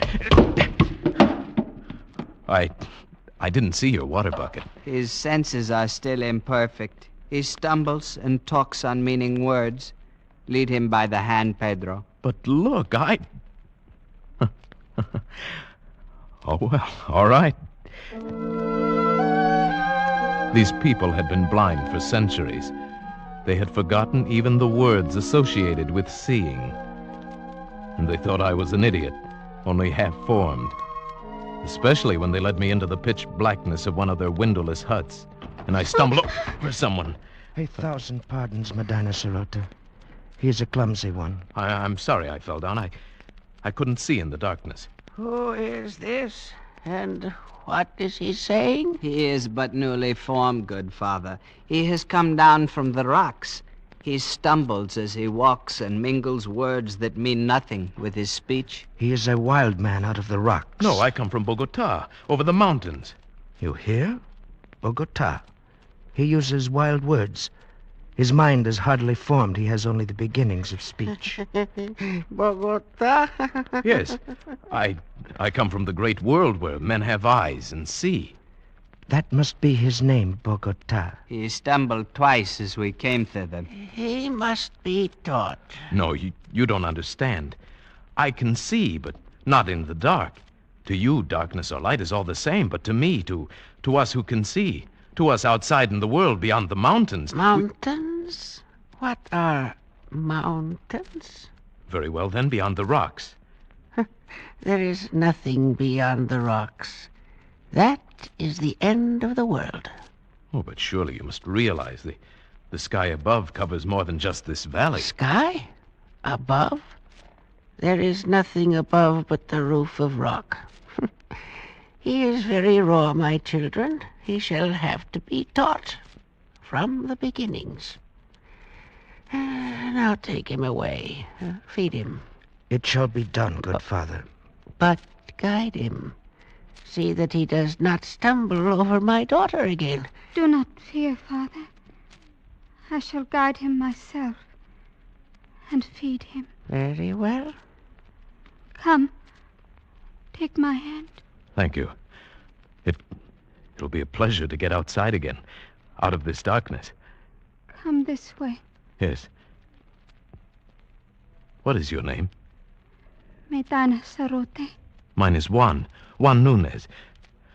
Oh, sunlight. Oh, this is better. And now I may look at you. Why, you're beautiful. I cannot tell you what a wonderful thing you are to see. Please, you must be careful. Why? If you do not learn quickly and cease speaking such strange words, they may not be so kind to you. They might be angry. They might even destroy you.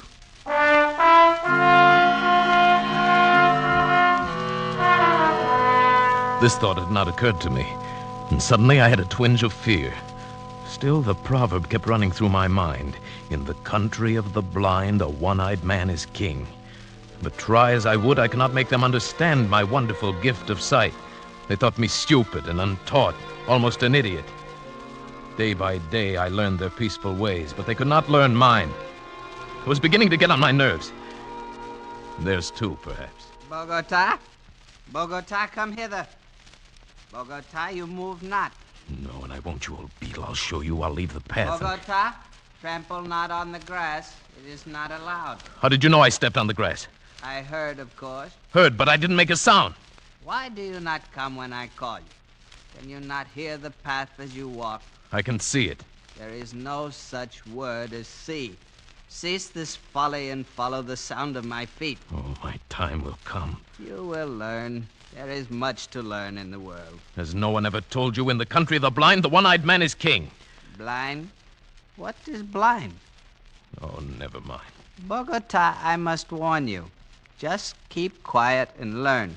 And stop this nonsense about seeing. Nonsense, is it?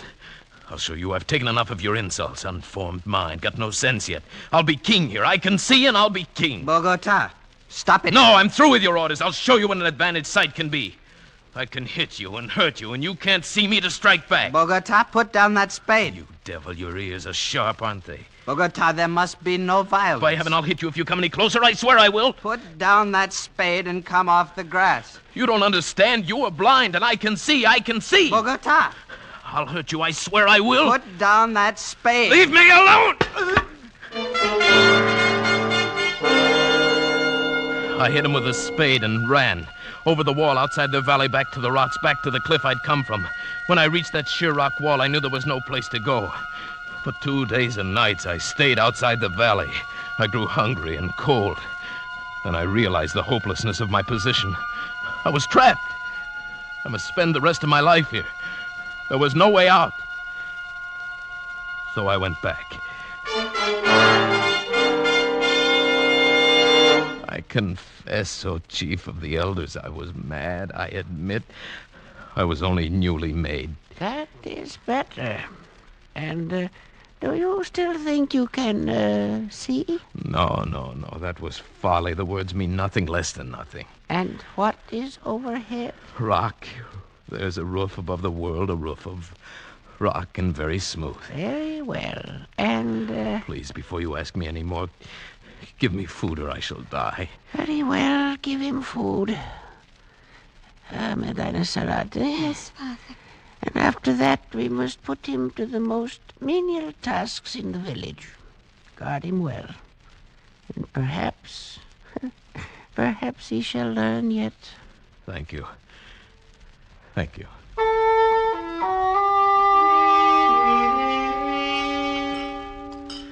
Oh, that is better. You are kind, Medina Sarote. Very kind. I am glad you came back. You are? If they were all like you, I should never have run away. What was that word you said I was? Beautiful. You are. Well, even you are. Well, even your eyes, they're not shrunken depressions like the others. It means something nice, beautiful? Something very nice, Medina Sarote. Tell me, why is it you have no husband? I have a disfigurement. These long hairs. Oh, your eyelashes? Oh, but they're beautiful. They are considered a disfigurement. You're the most lovely girl in the valley. But they wouldn't know, would they? You have no lover? No. Medina Sarote, what do you think of me? Do you think of me as an idiot like all the rest do? Oh, no. No, you have much to learn, but you will learn it, I'm sure. And you are kind and gentle. And your voice is soft. You speak words that are soft and warm. No one has ever spoken such words to me. Then I shall speak them often, Medina Sarote. You are the only one in this valley, in this whole world I care for.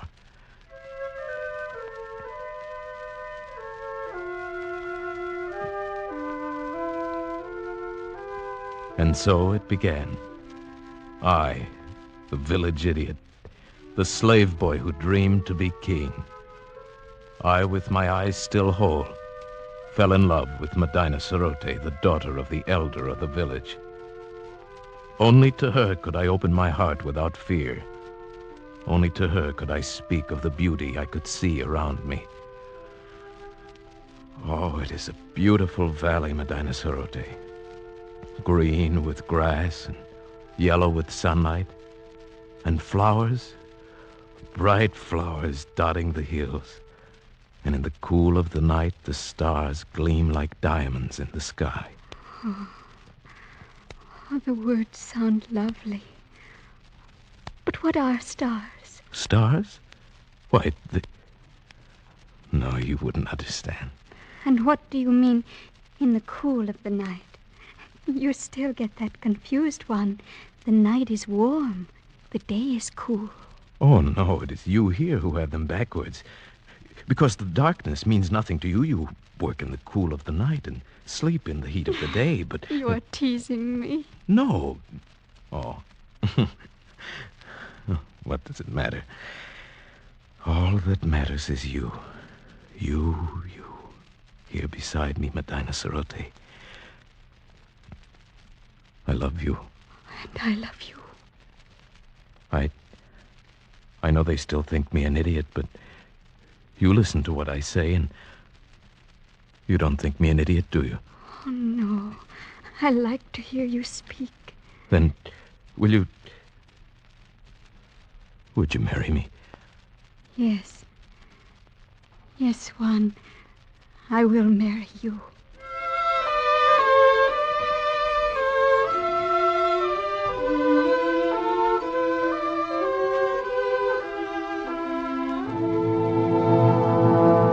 No, I will not have it. But, Father... He is an idiot.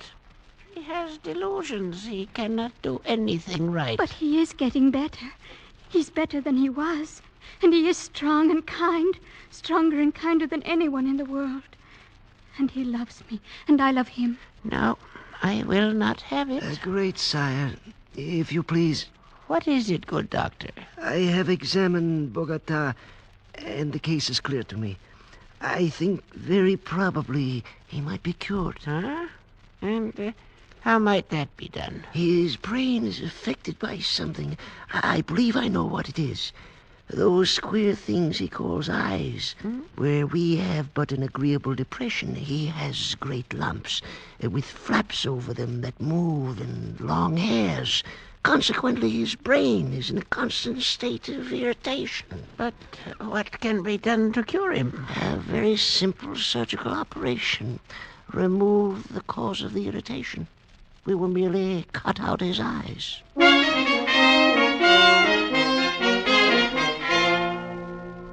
But, Juan, they say it will make you well. It will make you look like us. But you don't understand, Medina Cerote. My world is sight. You would not want me to lose my most precious possession. I don't know. There are so many beautiful things to see.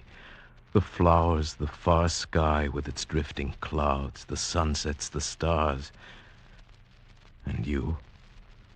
If only just to see you it is good to have sight. And I would never see you again.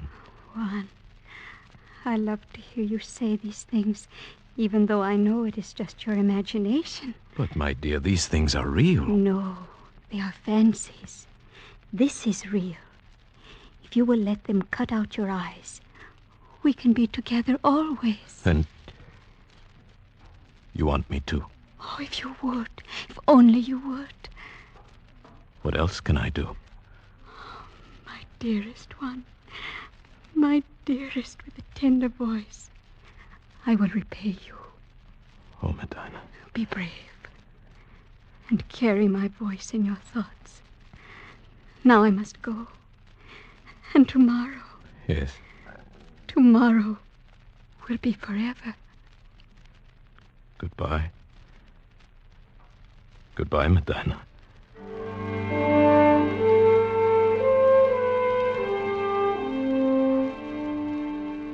I suppose I knew it then, when I said that.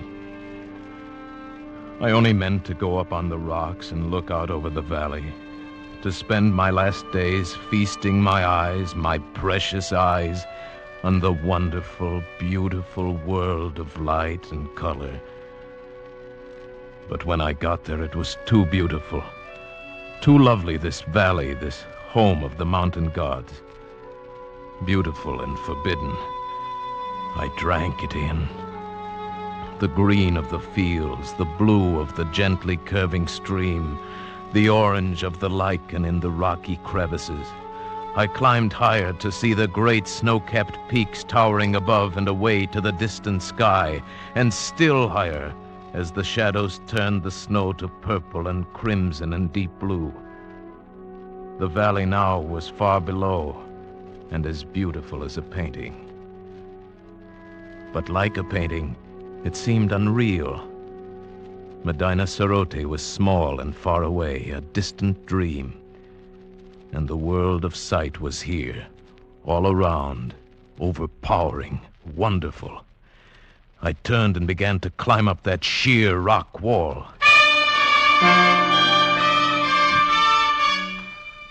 How many months it took me to make my way out over those mountains, over glaciers and snowfields and sheer precipices, I cannot guess. How I lived through the cold and hunger of it, I cannot tell you. But I'm here at last, back from the country of the blind. Good heavens, man. What an experience. Yes. Terrible and wonderful. But you aren't sorry you came back? Sorry? I see her face clearly now. It is the only thing I see. Nunez, come, you need food. Here, take my hand. Thank you. Where is it, Senor Ibarra? Nunez. Yes. The gods of the mountain have had their revenge. Those months of crawling over the snow and ice, with the sun glaring down. Yes. I am blind.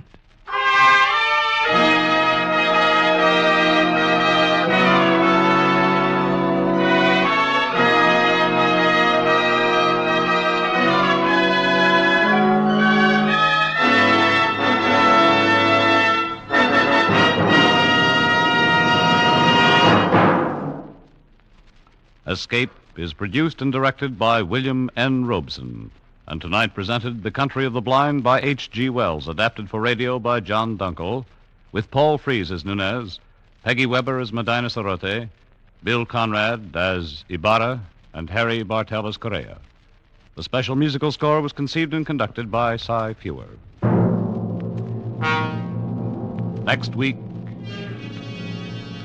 when you're tired from a hard day at the office, or your back aches from bending over a hot stove, next week at the same time, when you want to get away from it all, we offer you Escape.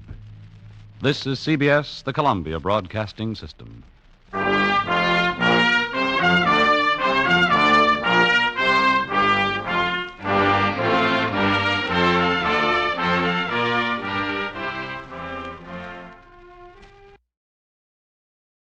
Here at Escape Radio, we proudly thank our partners at CBS. And now, folks, a quick challenge before the next thrilling chapter.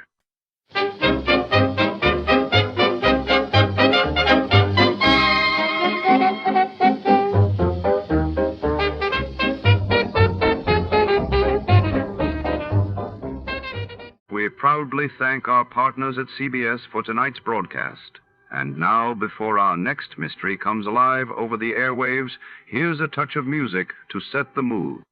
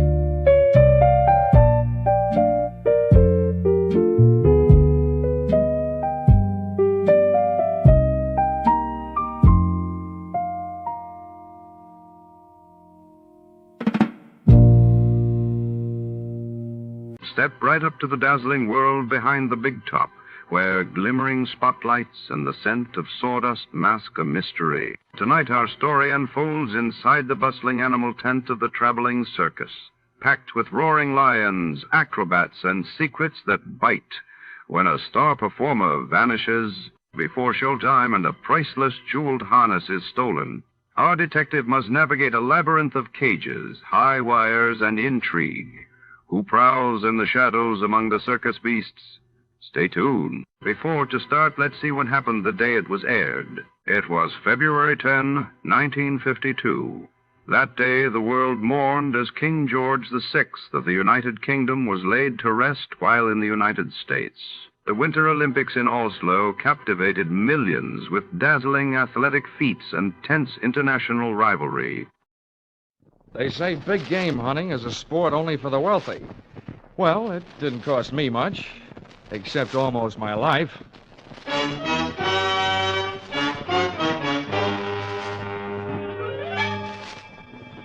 This is another in the adventures of America's fabulous freelance insurance investigator, Johnny Dollar. At insurance investigation, Johnny Dollar is only an expert. At making out his expense accounts, he's an absolute genius.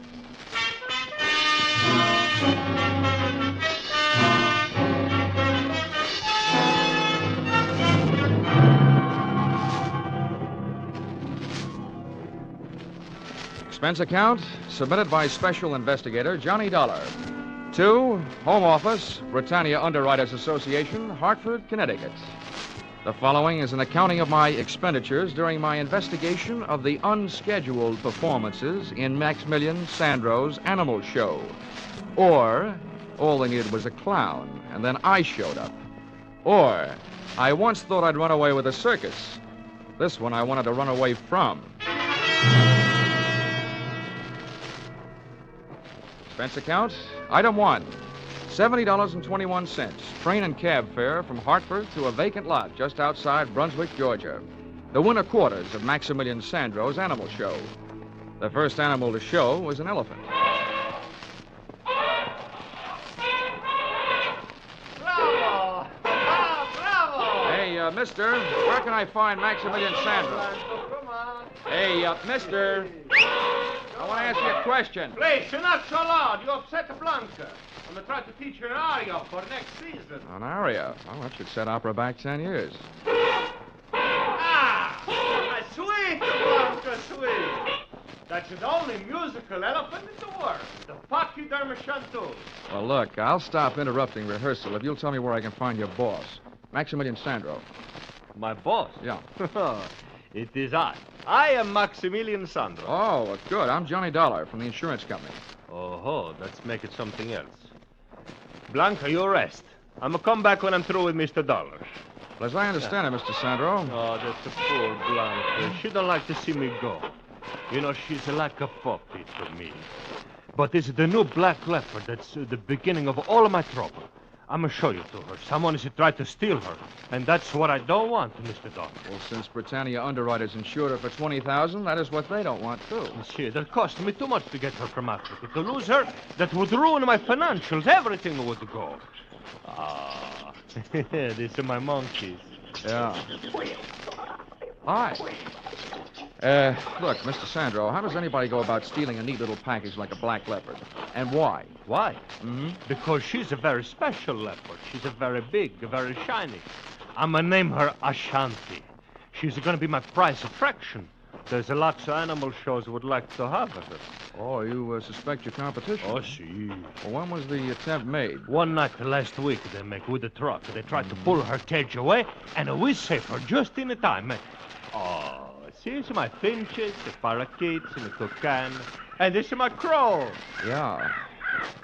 Very nice. Colorful. Did you try and trace the truck? Man, no, so no way to trace. They went away. Whoosh, no lights. And it's something else that's not right at all. So, yeah, what's that? I'm going to make a big plan. I'm going to get all the money I can put a hands on to buy her from this man Tex Randall. And now he say the money that was enough before is not enough now. He think he cheat me, this Randall. Well, I'd like to help you with that, too, Mr. Sandro, but I'm afraid that's your problem. My job is to see that your leopard isn't stolen. I see, I know. You get to pay for your job, but you do it, and that's... Oh, no. There is a shop. There is my leper.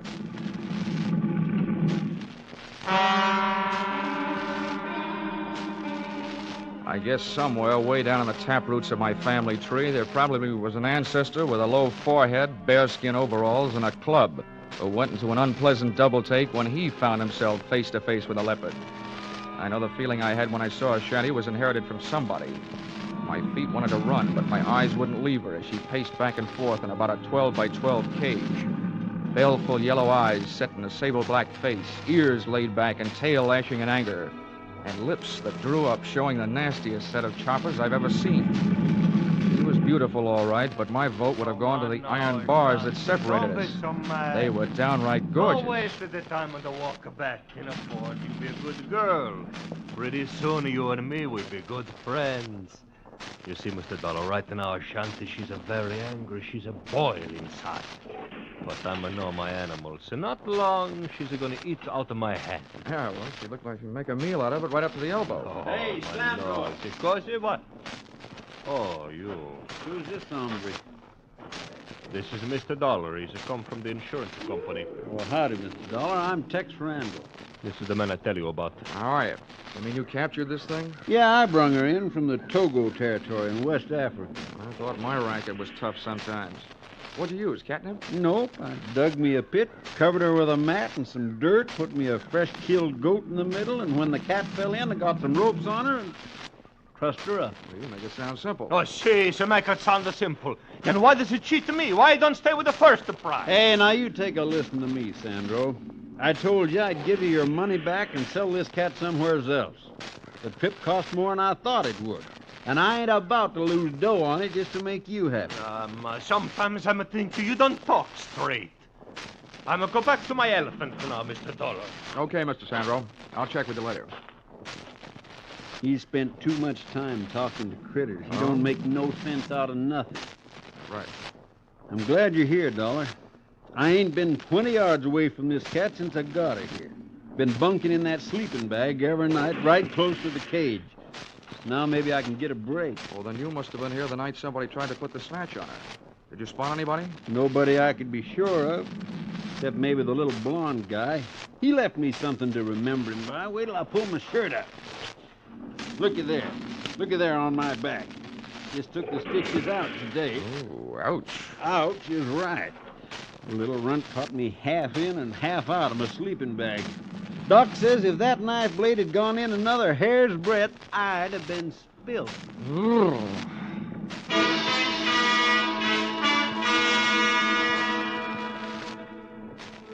And with that happy thought, Tex Randall, a hard man to kill, left to go into town. I watched a shanty tear into enough raw meat to keep a kennel of Great Danes happy for a week, after which she settled down for what you might call the original catnap. Sandro's elephant settled down to a short vocal lesson, and I settled down for a game of mumbly peg. But before I could get warmed up, I had a visitor. Hello. Wow, the Ava Gardner type with darker hair and olive skin. You look as though you could use some company, Mr. Dollar. Well, who couldn't? I was beginning to think the only females around here walked on all fours. Oh, I've had the same feeling about the males. Then he didn't mention me. Who? Pop, the boss. Oh, no. Sandro didn't mention much of anything but his black leopard. Well, I'm Angela, his daughter. Oh, I see. He probably forgot to mention you on purpose, hoping to keep my mind where it belongs, on my work. Well, that's what I came to talk to you about. What can you do? You can't stay with the shanty for the rest of her life, can you? Well, before I found out about you, I would have said no. Please be serious. All right. There's only one thing to do. If the leopard isn't safe here, and from what I've seen and heard, I don't think she is, I'll just have to take her someplace else until this is all cleared up. Take her someplace else? Mm-hmm. Well, that would break Dad's heart. It would break the heart of the company that hired me if the shanty turned up missing. Look, he can't take her on the road until next summer. We'll keep her safe until then.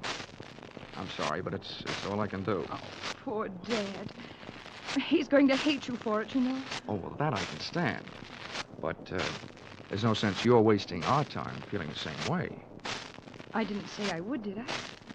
As a matter of fact, I was going to stay right here until you asked me out to dinner. Or something. Oh, well, let's not hurry. Stick around. I'll figure out where to invite you when I know you better.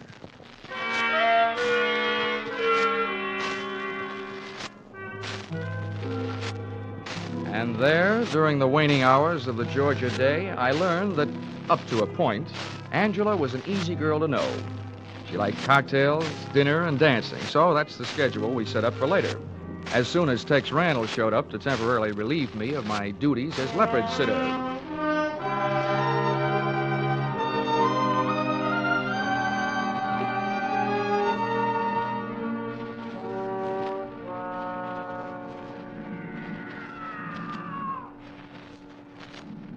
But at martini time, I was still sitting.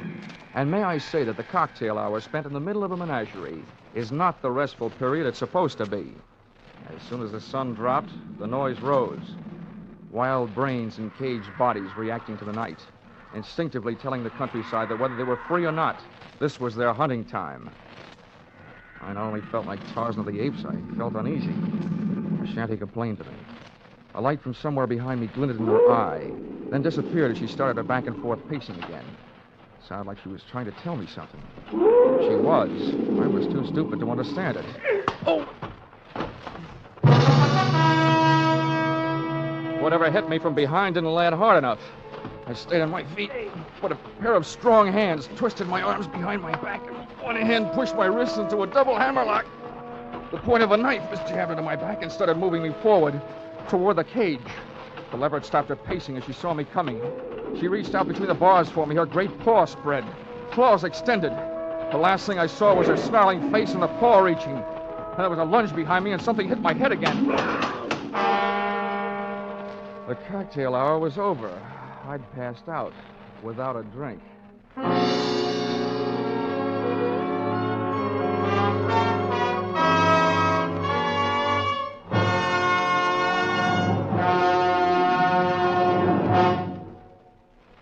In just a moment, we will return to the second act of Johnny Dollar. But first, last week, Vaughn Monroe's Caravan saluted the Rose Bowl team. Tonight, Vaughn will play the favorite songs of Louisiana State and Oklahoma, the Sugar Bowl team. Vaughn's Caravan will also bring you the 5 top tunes of the week as chosen by Variety, and later, Gene Autry will be here with his Western music and cowboy humor. The Vaughn Monroe Caravan and the Gene Autry Show are regular Saturday evening features of most of the same CBS stations.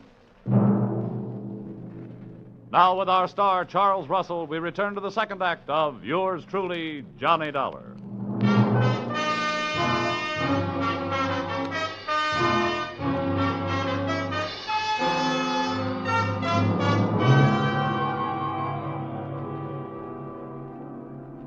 Well, sir, I don't know how I lived through that one, but as it turned out, I did. When I opened my eyes, I was still in Georgia, but that condition was about all that hadn't changed, for the worse. My head was not only aching in the back, but a new lump had been born above the bridge of my nose. But nothing else had been added. When I finally got to my feet, I saw that only a trace was left of a shanty, the Black Leopard. A pair of ruts in the dirt made when her wheeled cage had been hauled away. I started out to find Sandro and a telephone, but one of my feet found something else before I'd taken 3 steps. I didn't know how he had gotten where I was supposed to be, but he'd made it. Tex Randall, his neck twisted and the marks of claws on the side of his battered head.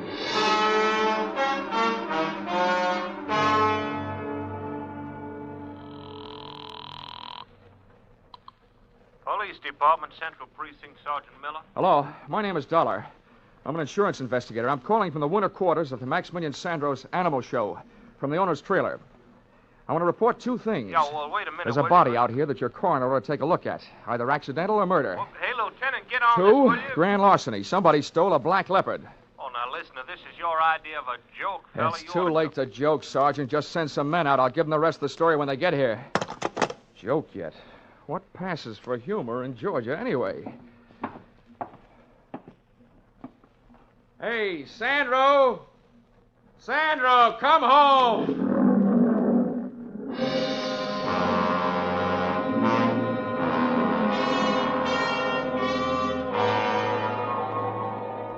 Nobody answered me but an old Libyan lion. So I shut up. I browsed around Sandro's trailer while I was waiting for the police. I wasn't looking for anything, but I found it. On a table, there was a small Christmas tree that had been transformed into what is commonly known as a friendship tree, meaning that About a half a dozen Christmas cards were hung on with cellophane tape. There was nothing else to read, so I scanned through those. And the third one I opened my eyes. It was inscribed, "Sorry, I can't be with you. Greetings from San Francisco. Your loving daughter, Angela." Before I could fully digest that tidbit, I heard a shoe scrape on the steps outside. Then the trailer door opened. Well, here he is, Ben. I told you we'd find him here. Yes. Very good, my dear. The man with the Angela by whom I had so recently been taken in looked 50-ish, capable, suntanned, and well-armed. Well, Mr. Dollar. You don't appear to be surprised. After what's happened already tonight, I wouldn't be surprised if General Sherman dropped in on his way back from the sea. Yes, splendid. I admire a show of courage, a sense of humor at the point of a gun. Oh, think nothing of it. Sometimes my jokes are so funny they kill people. I think we'd better get him out of here, Ben. I don't think it's safe. Yes, you took the words right off the tip of my tongue, my dear. Shall we go, Mr. Dollar? Should I ask where and why? I've taken a small place in town. There, at our leisure, we shall discuss a fascinating subject. Hmm? Namely, the whereabouts of a splendid black leopard.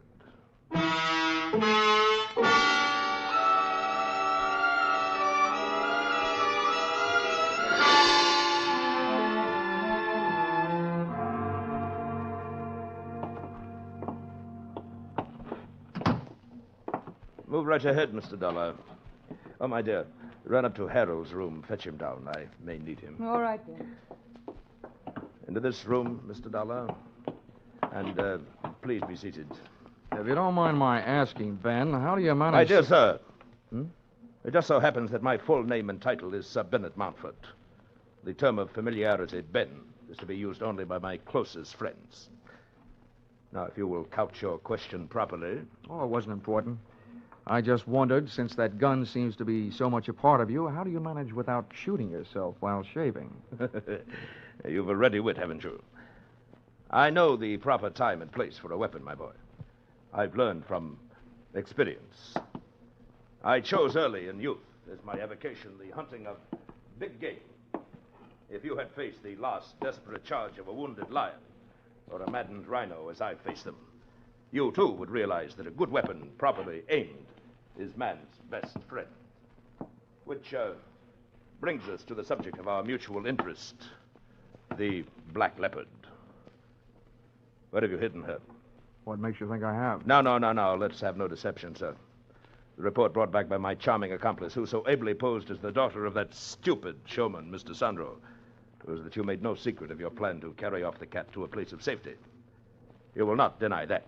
Why should I? You wouldn't believe me if I did. An admirable attitude, sir. Now, once more. Where is the leopard? And if I told you, it wouldn't be worth much as a hiding place, would it? If you do not tell me, sir, your life will be worth very little. Come now. Perhaps your loyalties are misplaced. What did that market hunter, Mr. Randall, tell you about the cat? Not much. Except that he got a knife in the back, put there by somebody who was trying to steal her. Well, then, sir, I'll spin you a tale that'll set your blood to pounding. What would you say, my boy, if I told you that black leopard is worth a king's ransom? Well, I don't know. I'd probably ask why. Well, she is, sir, and I'll tell you why. She was captured in the Togo territory, West Africa. I am quite familiar with that section. I've hunted there. A district par excellence for elephant, buffalo, and Situtanga. As a matter of fact, I was there before and shortly after Randall's infamous trapping of that fine beast. Did he tell you that? Well, he did. Didn't make any impression. I hear there are a lot of people in Africa. Well, to continue. The Togo territory is inhabited by the Awe tribe, a group of long-headed patrilineal people whose most interesting characteristic at this moment is the fact that they are animal worshippers. Now, does the point sink home? Vaguely. That leopard Randall snagged is important to them. Is that it? Yes, precisely. You've struck it. And they'll pay a veritable fortune for her return. $100,000 in gold. And now that I've let the cat out of the bag, so to speak, let the cat out of the bag, so to speak. Do you have a price in mind? In return for which you will share with me the hiding place of the animal? Yeah, you go on back to Togo, and I'll cable you the address. It's obvious, sir, that you are not in full command of your senses. Harold! Harold! Yes, hold your horses. I'm coming. Look, if Harold is your violence department, Ben, you can save your breath and his muscles. I'm not having any. Stay where you are, sir. I give you fair warning. Oh, nuts to your fair warning. If you want to find that black leopard, and I'm the only one that knows where she is, you're not going to do it by puncturing me. Come back here, you fool. Come back here. Take it easy, Ben. I'll get him from the stairs. That's far enough, Mr. Dollar. You better call off your infantry, Ben.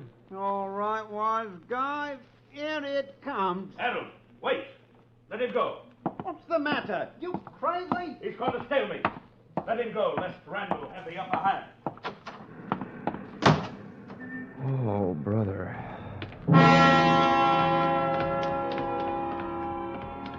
As I went out, I caught a glimpse of the man Mountford had called Harold, the same little blonde runt Randall had talked about. That wrapped up the question of who had played tic-tac-toe with a knife on the Texan.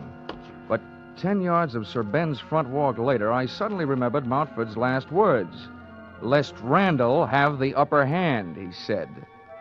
It sounded like he didn't know Randall was dead, which shook my head and in a strictly nonsensical way made sense.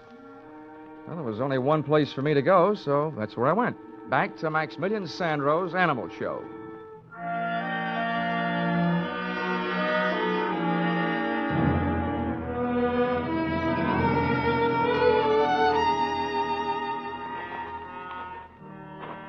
When I got there, I was awake, but all the smart animals were asleep, except for one.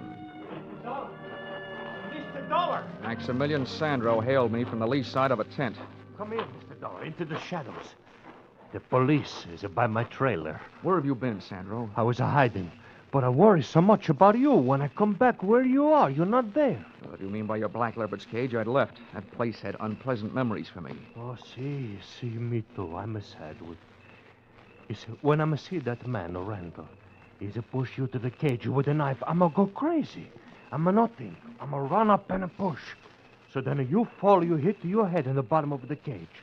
And then Ashanti, she hit the Randall instead, and I'm so sorry. Oh, don't bother with an apology to me. No, you don't understand. Look, I'm going to commit the murder. With these two hands, I'm going to push him on the leopard. Oh, well, there's such a thing as justifiable homicide. You were saving my life. So let's not worry about it until it gets to court. If it does. Where did you take your cat? How you know that? Nobody else has her, so you must. You were at the right place at the right time to haul her away. All right. I tell you true. See, I take her away where she's safe. I keep her where she is until this trouble is no more. Oh, now, listen to me, Sandro. I know how you feel, but I've met the people who were after your leopard. They say they can get $100,000 for her back in Africa. $100,000? Consequesto. For that kind of money, they'll never stop looking for her. The only way to stop them is to let them find her, and then we'll try and wind this thing up. Wind up? Does it mean finish? Yeah. Oh. I'm pretty sure I've been followed here. Now, will you take me to the hideout? Oh, no, so these people, they follow you there. I'm not like that. I don't either, Sandro. $100,000 worth of cheese would even make a mouse.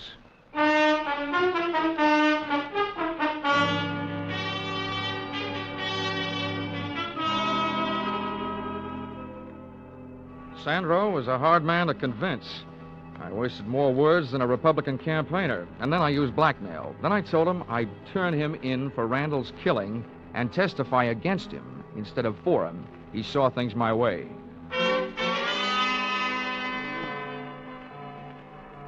The leopard's lair turned out to be an abandoned barn 5 miles farther out of town, to which we went in a truck that Sandro had driven into that jungle-type vacant lot.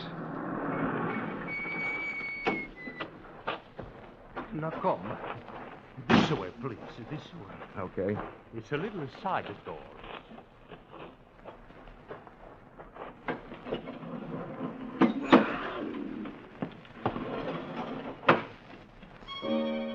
Ashanti was performing that old dance of hers again, pacing the length of her cage, back and forth, her head swinging rhythmically each time she turned. We'd made ourselves easy enough to follow on the way out, but my neck was getting stiff from helping my eyes follow the leopard's movements before I heard a sound outside the door. It sounded like a bolt jamming a shell into the chamber of a rifle. And that's what it was, because a rifle was what Sir Bennet Mountford was carrying when the trio came in. Close the door, Harold. I just did. You, my dear, stay here out of harm's way. Yes, Ben. I'll be all right. Well, Mr. Dollar, I would say that the long stalk is successfully completed. The search ended. You're quite a hunter, Mountford. Somebody should crown you with a coonskin cap, with a raccoon still living in it. Yes. I'm glad to see you enjoying yourself, sir. Since the time for levity is on the wing, so to speak. Harold. Yeah, name it. Keep these two in your sights with a ready finger on the trigger.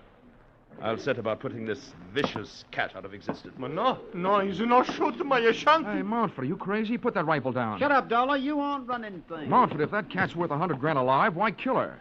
Because we shall realize a much greater profit with her dead. Namely, $500,000 in uncut diamonds that are hidden in the floor of her cage. Diamonds? Well, they couldn't have been safer, could they? Precisely Randall's idea when he put them there in Africa. Now stand aside, sir.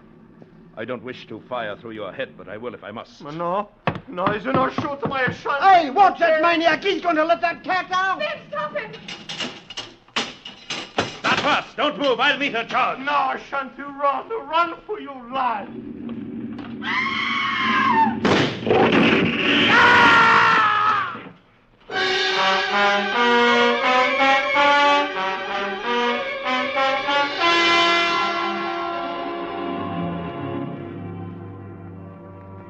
Mountford had a lot of guts, but sometimes luck helps, and that night he didn't have any. Ashanti sprang straight through the little door of her cage. She was still in the air when she went past him, head high, and as she did, one of her fatal front paws reached out for him. It looked almost delicate, but the force of the blow sent Mountford clear across the barn, and when he landed, he didn't move. Ashanti straight toward a square of night sky showing through a window, and she was gone. Ashanti, come back. I turned back, away from the window, to check on the rest of our guests, but they were gone. Apparently, there was something about a leopard on the loose that had made $500,000 in diamonds not as important to Harold and the phony Angela as distance between them and that barn. So, there I was, suddenly left with nothing to worry about. If you can call enough diamonds to stock the Kimberley mines, nothing.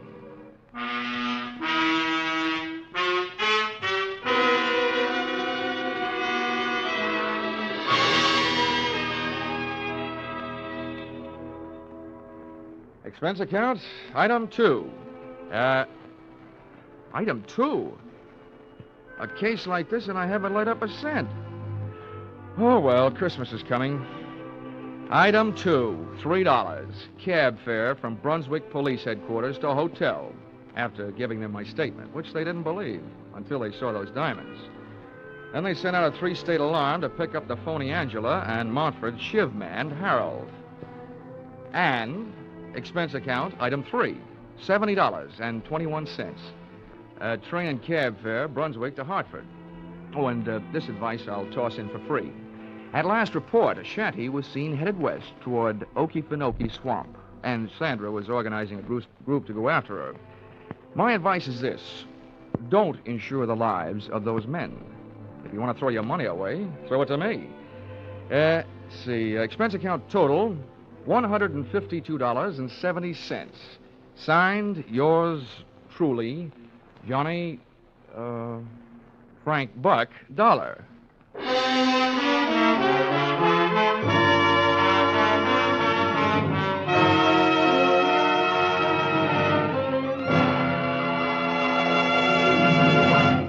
Yours truly, Johnny Dollar, stars Charles Russell. Tonight's script by Paul Dudley and Gil Dowd was produced and directed by Ralph Rose.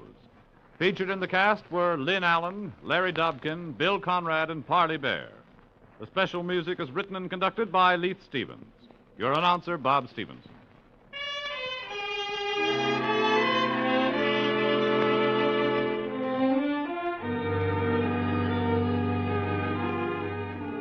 Be sure to be with us at the same time next week when another unusual expense account is handed in by... Yours truly, Funny Dollar.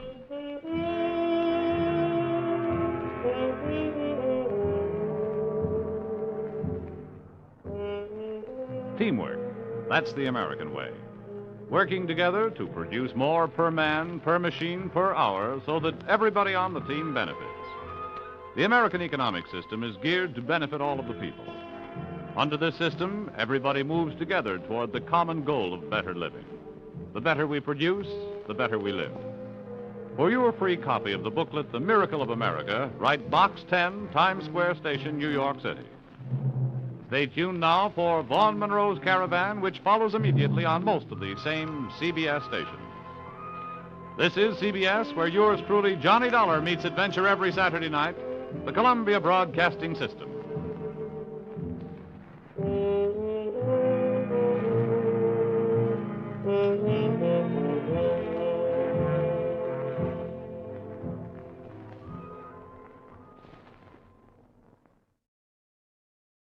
Good evening, friends. With a special word of thanks to our sister network, CBS, we invite you now to test your memory of the great radio adventures.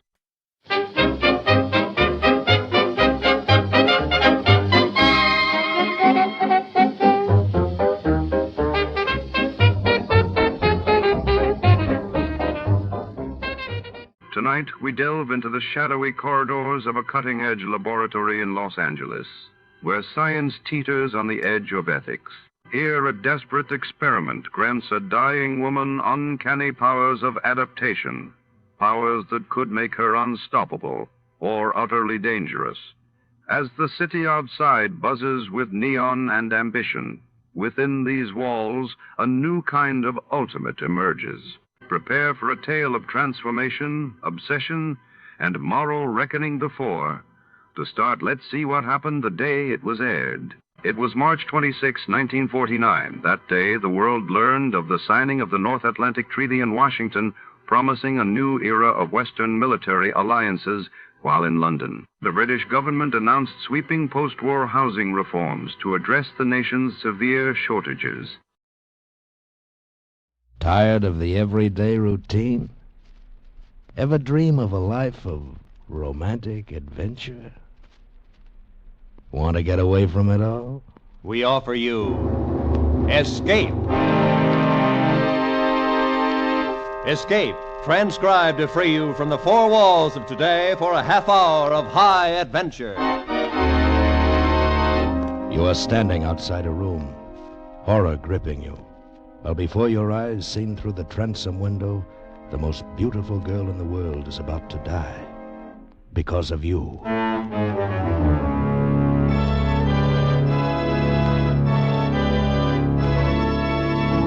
Today we escape from reality with a fascinating story of a girl who lived a weird second life, as John Jessel told it in his gripping story, The Adaptive Ultimate.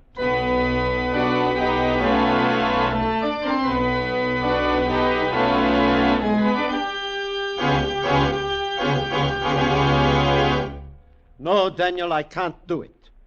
You have a very interesting theory, It's but... more than a theory, Dr. Bach. I've proved it. It works. I tried my serum on tubercular guinea pigs, and it cured them. They adapted themselves to the tubercular bacillus and live. I tried my serum on a dog with rabies. He adapted himself, too. I tried it on a cat with a broken spine. The cat instantly adapted itself to its injury so that the spine had time to knit and heal.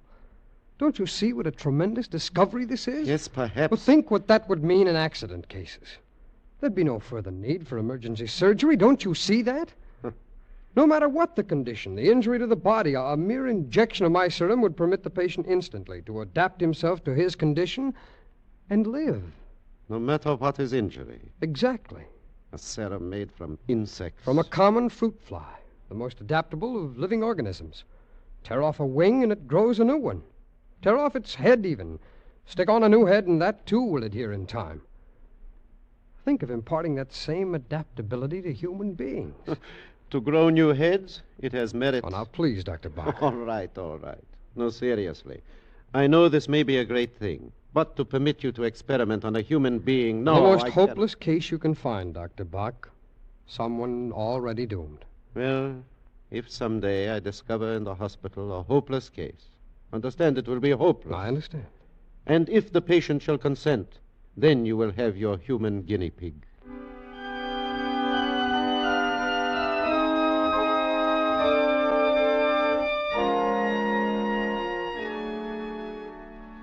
Well, Dr. Scott, you requisitioned for yourself a hopeless case?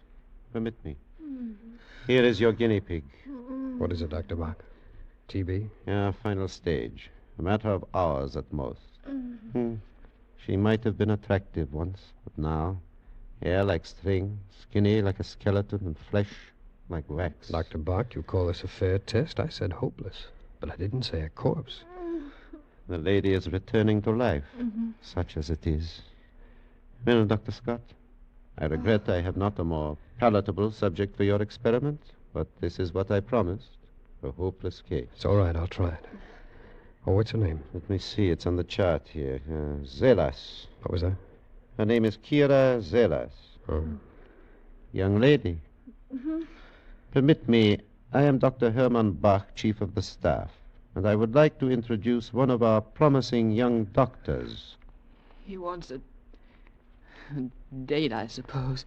Miss Zalis. Hello, Brown Eyes. What? Your eyes are brown, aren't they? Miss Zalis, you see, I've perfected a serum. I like brown eyes.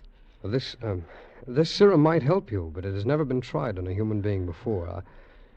Well, I thought if you have no objection... What are the odds? Odds? Well, actually, you've everything to gain. And nothing to lose. Well. How right you are. Okay. I'm all yours, Brown Eyes. Go ahead. Experiment away. Dr. Bach, prepare her arm.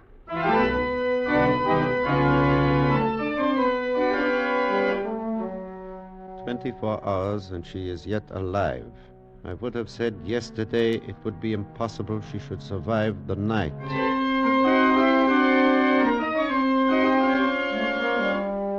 So it is now 48 hours, and she actually seems better. But miracles such as this have happened before, and without serums.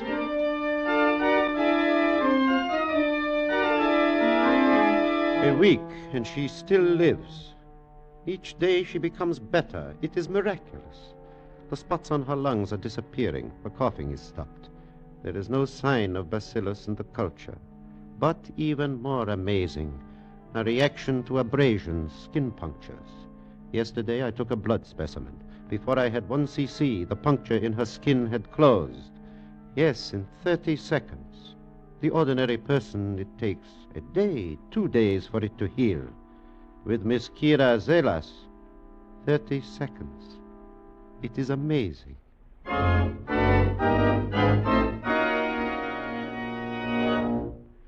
Then I will not dispute it. Your serum has worked a miracle. She is cured.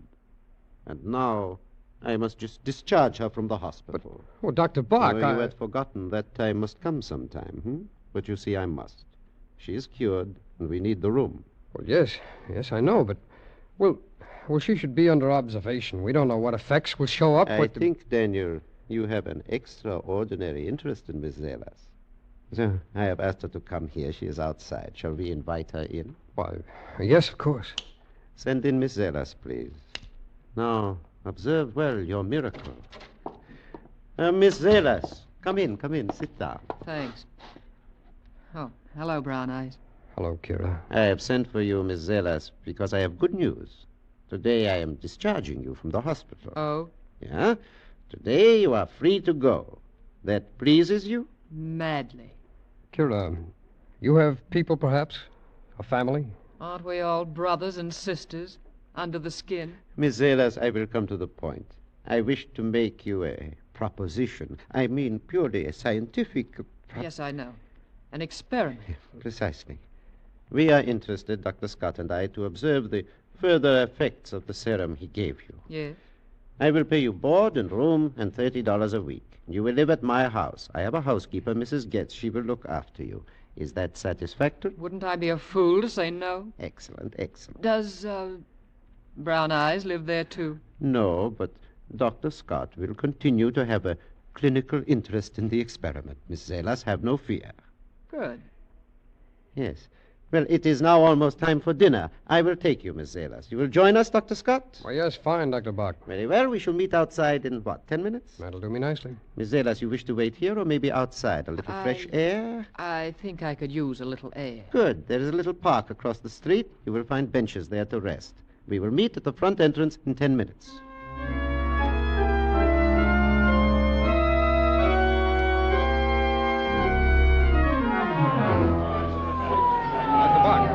Dr. Bach, what is it? What's the matter? Some sort of commotion across the street in the park. Oh. Where is Kira? Well, I thought she'd be here with you. Perhaps she is still over there in the park. What do you suppose? Come on! Dr. Bach, it is Kira.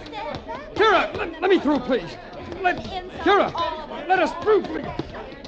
Officer, what's happened? What is this?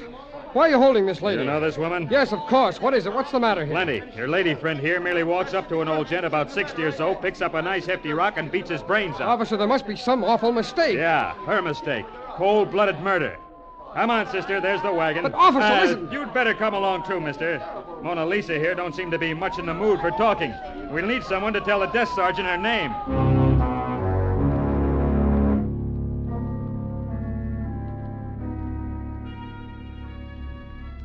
Kira, this is terrible, seeing you here like this. I've got to get you out of here. I've got to help you. It's not so bad when you're here. Well, listen, this is all a terrible mistake. If you'll tell me what... Mistake? Why, yes, of course, you... Kira, you didn't kill that man. If I said yes, what would you do? Why, I'd tell him you weren't responsible. I'd tell him about the serum. I'd tell him it was my fault, that somehow the serum I gave you caused your mind to snap, something that... Well, that would be the only explanation. You'd do this? Ruin your career, no doubt? Just to save me? Oh, yes, of course I would. And what would they do to me? I don't know exactly. Put you away under observation. Something. Kira, Then my answer's no. I did not kill the man. Oh, don't worry. I won't be convicted. I'll take care of myself very well. I'll, as you say, adapt myself to the situation.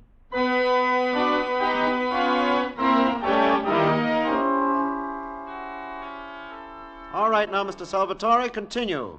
Tell the court in your own words precisely what happened. This old man, you see, is buy Circus peanuts from me every day. For months, every day. And this one day, he pull out his pocketbook, his billfold, and I'm a look, it's stuffed with the bills, big money.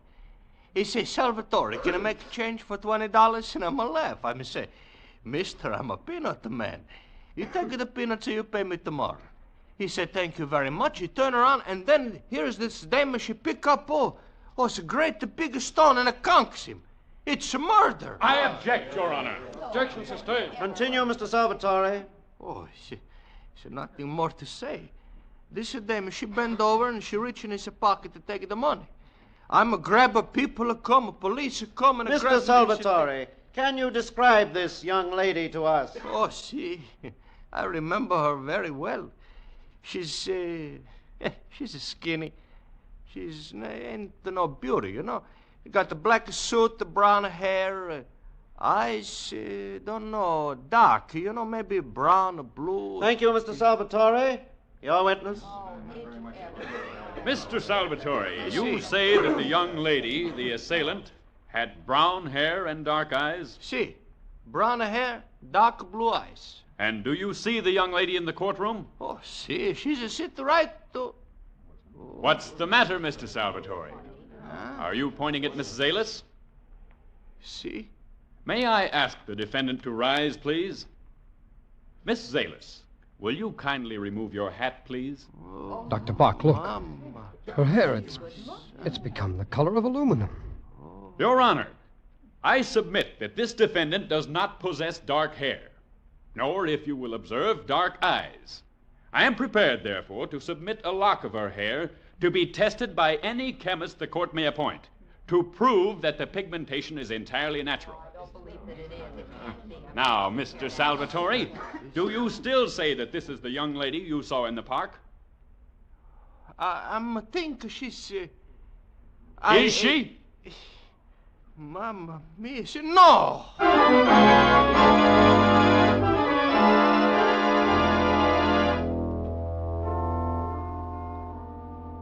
Good Lord, Dr. Bach, that hair of hers. Did you see it? It was the color of aluminum. She was beautiful. Yeah, beautiful. And so she has been acquitted. They call her innocent. Daniel, I am a convert to your great principle of adaptability. But where will it end?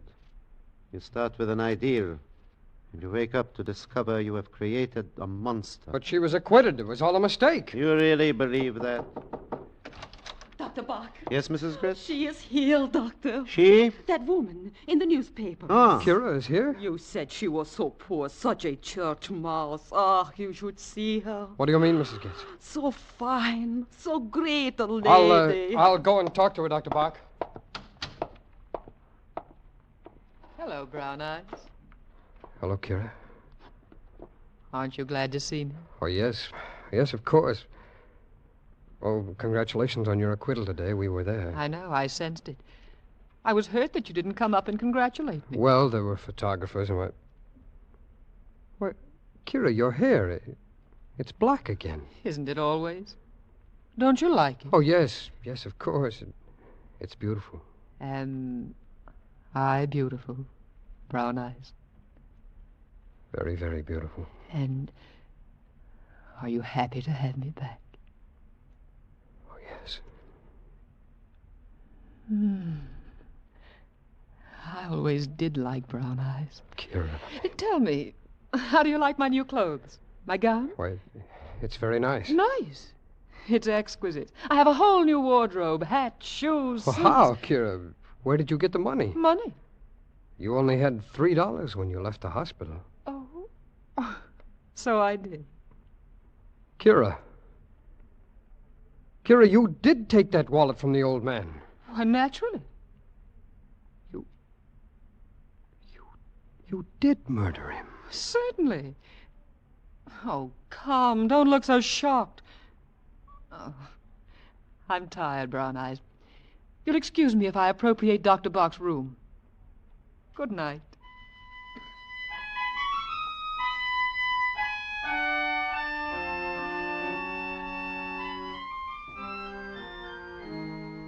Dr. Bach, we've got to do something. Yes, Daniel, we do. I haven't slept a wink all night trying to think of what we can do. I've been here in the laboratory all night. I think I know. What? This serum of yours, it has accomplished a miracle, yeah.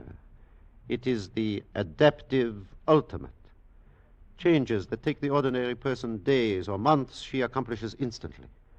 She walks into the sunlight, she is tan.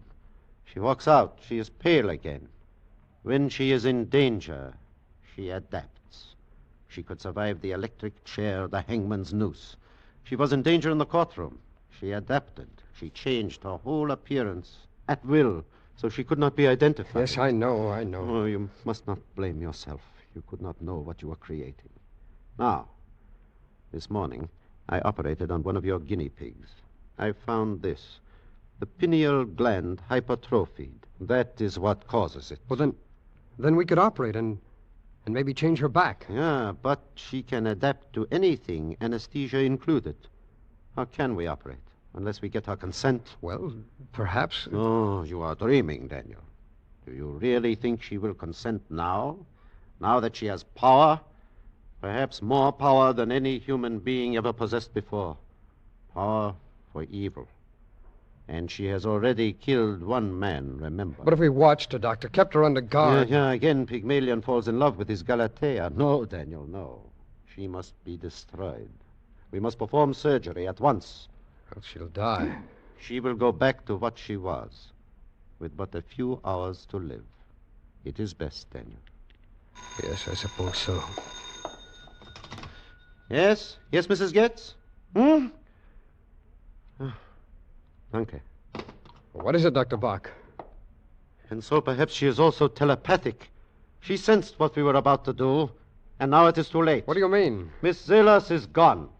Disappeared.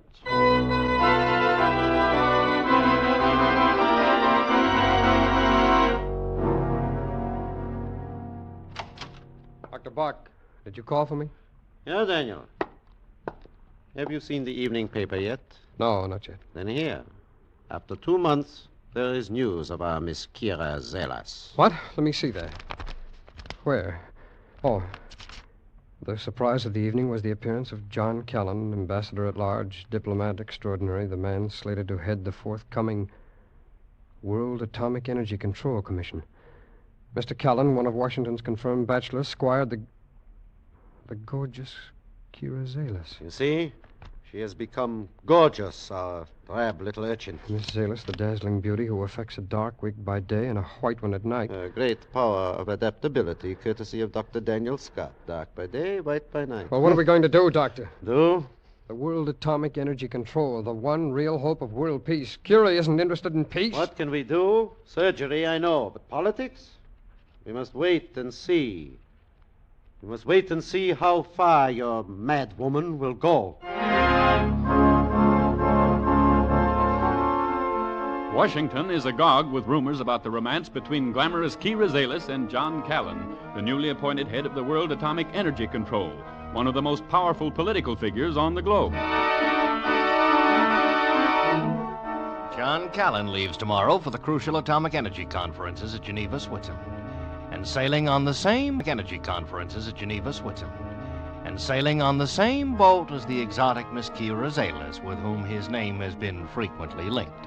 Rumor has it Miss Zelas acts as a sort of unofficial assistant to Mr. Callan, thus making her one of the most important women in the world.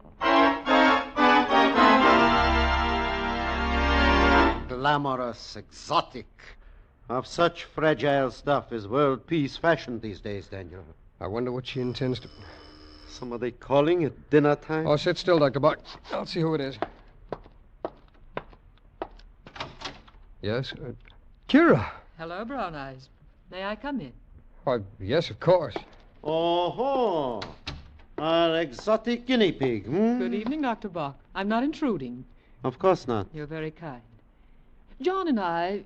You've read about Mr. Callan? Oh, yes, yes. We're leaving for Europe tomorrow for the conferences in Switzerland. Yes. He had a series of meetings to attend tonight, so I told him I would stay here. You're staying here? I took the liberty of saying you were my uncle, Dr. Bach. Oh. John will call for me in the morning on his way to the airport. We're leaving at 8. I do hope I'm not too late for dinner. Not at all. In fact, we're very happy to have you here. Aren't we, Dr. Scott?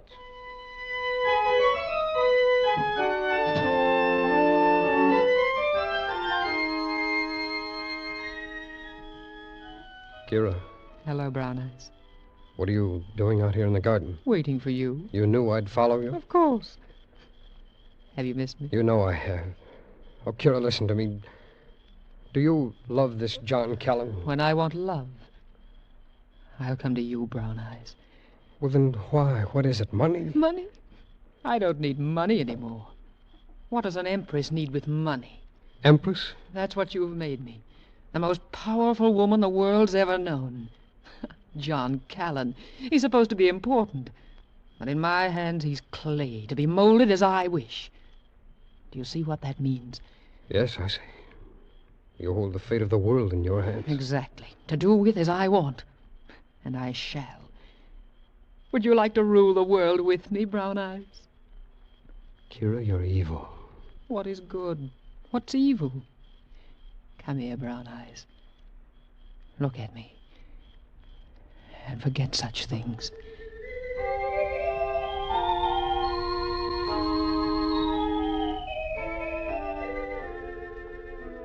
Are you asleep, Dr. Bach? Sleep? Who can sleep? Kira's insane, Doctor. Do you know what she's planning to do? I heard. Oh. Maybe we could get to this Callan. Yeah, and then what? Well, if we could talk to him, tell him... Tell him what? Didn't I talk to you? Would you listen? Where is she? Oh, she's gone to sleep. I tell you, there's only one remedy, surgery. It is the only hope. But she'll never consent to surgery, Dr. Bach, and she's probably immune to anesthesia. Maybe not all anesthesia. What? Downstairs in my laboratory, I have a tank of ethyl chloride. You mean operate here tonight? Yeah, tonight. Right here, while she sleeps. All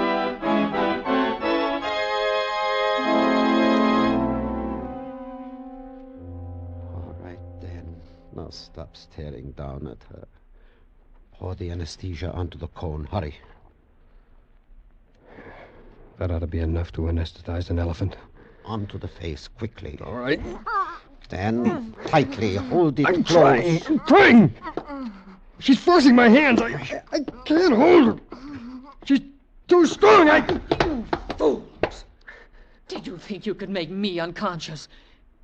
You were going to operate on me. Is that what you were planning? Or were you going to slit my throat with that scalpel? Look. Kira, don't! There. You see? I plunge your knife into my heart. I withdraw it. And the wound is healed. Now, go away, both of you. I want to sleep. John will be calling for me at 8.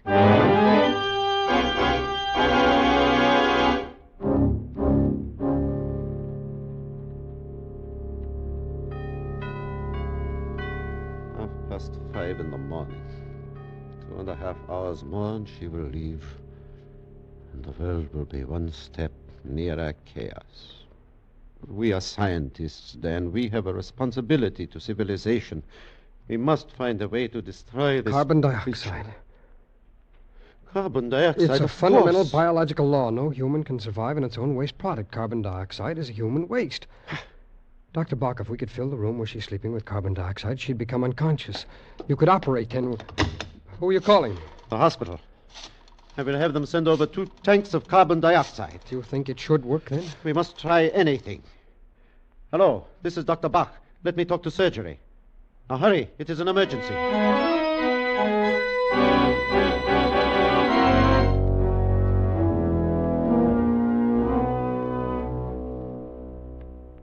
The tube is ready. You sealed the crack under the door? Yes. You closed the window? Yes. All right. Let us start the gas.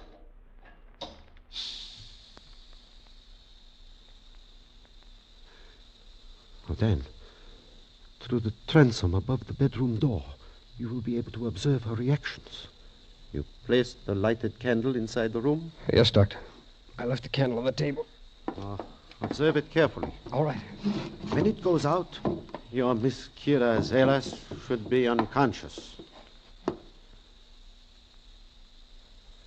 Dan, can you see inside the room from up there? Yes, Doctor. Candle is flickering, Doctor. Wait. No, it's still flickering. It's just gone out, Doctor. Excellent. It means there is now a concentration of 8 or 10% carbon dioxide.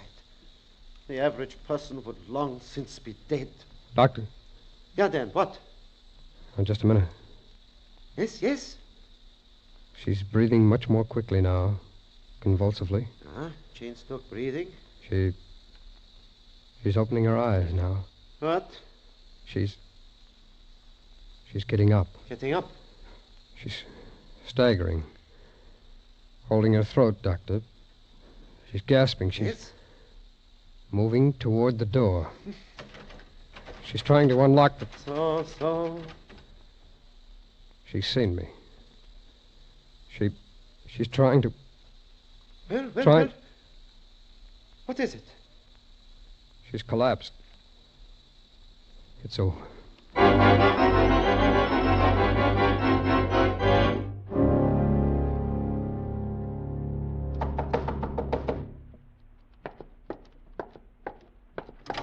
Yes? How do you do, Dr. Bach? I'm John Callan.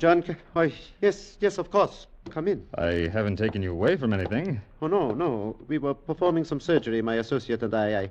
I have a miniature surgery here for emergencies, and we have just finished. Is that the patient on the table? Yes. Is she... Yes, she is dead.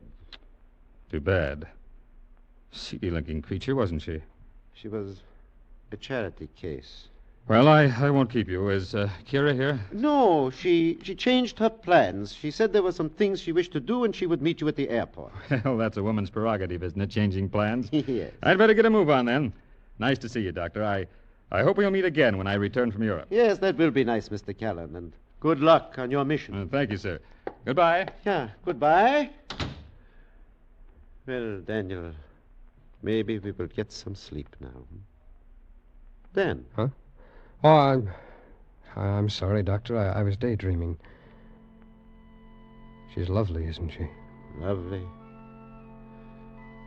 Yeah, then lovely. May she always be in your memory.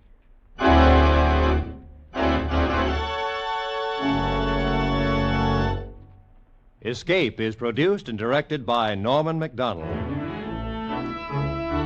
Today we have presented transcribed The Adaptive Ultimate by John Jessel, adapted for radio by Chet Spurgeon and Herb Futran, with editorial supervision by John Dunkel, starring Edgar Barrier as Dr. Bach and Stacey Harris as Dan Scott. Featured in the cast were Elsie Holmes, Frank Gerstle, Larry Dobkin, Tom Charlesworth, and Ann Morrison. Special music was arranged and played by Ivan Ditmars. Next week, You are trapped in a dark, empty house. A girl lying dead at your feet.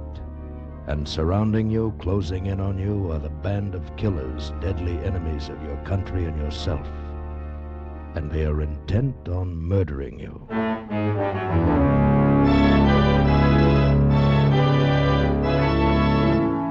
Next week, we escape with the famous story Confidential Agent by Graham Greene.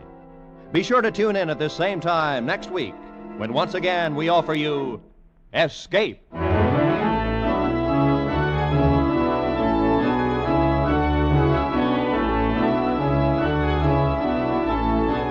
This is Roy Rowan speaking for CBS, the Columbia Broadcasting System.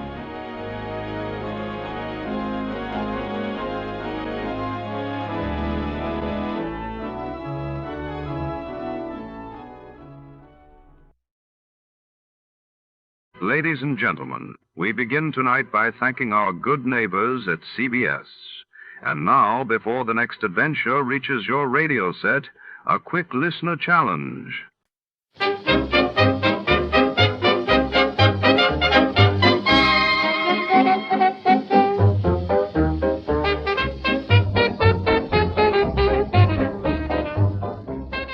Tonight, our story unravels beneath the flickering neon lights of the opulent Edelstein & Sons jewelry store, where secrets are locked away as tightly as the diamonds in their vault.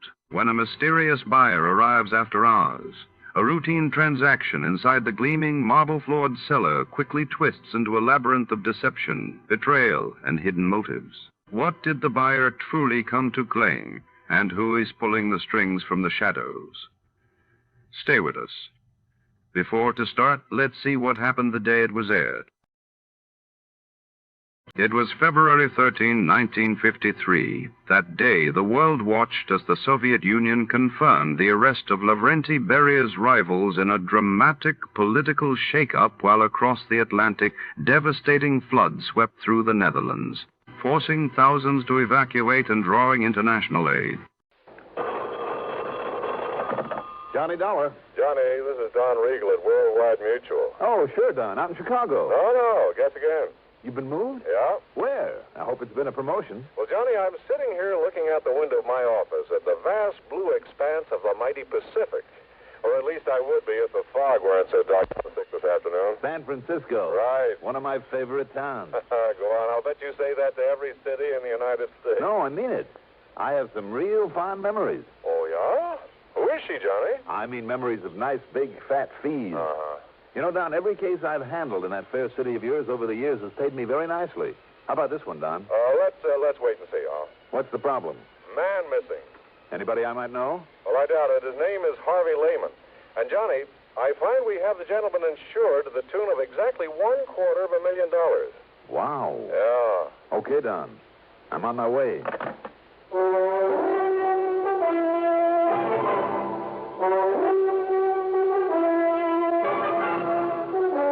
The CBS CBS Radio Network brings you Mandel Kramer and the exciting adventures of the man with the action-packed expense account. America's fabulous freelance insurance investigator, yours truly, Johnny Dollar.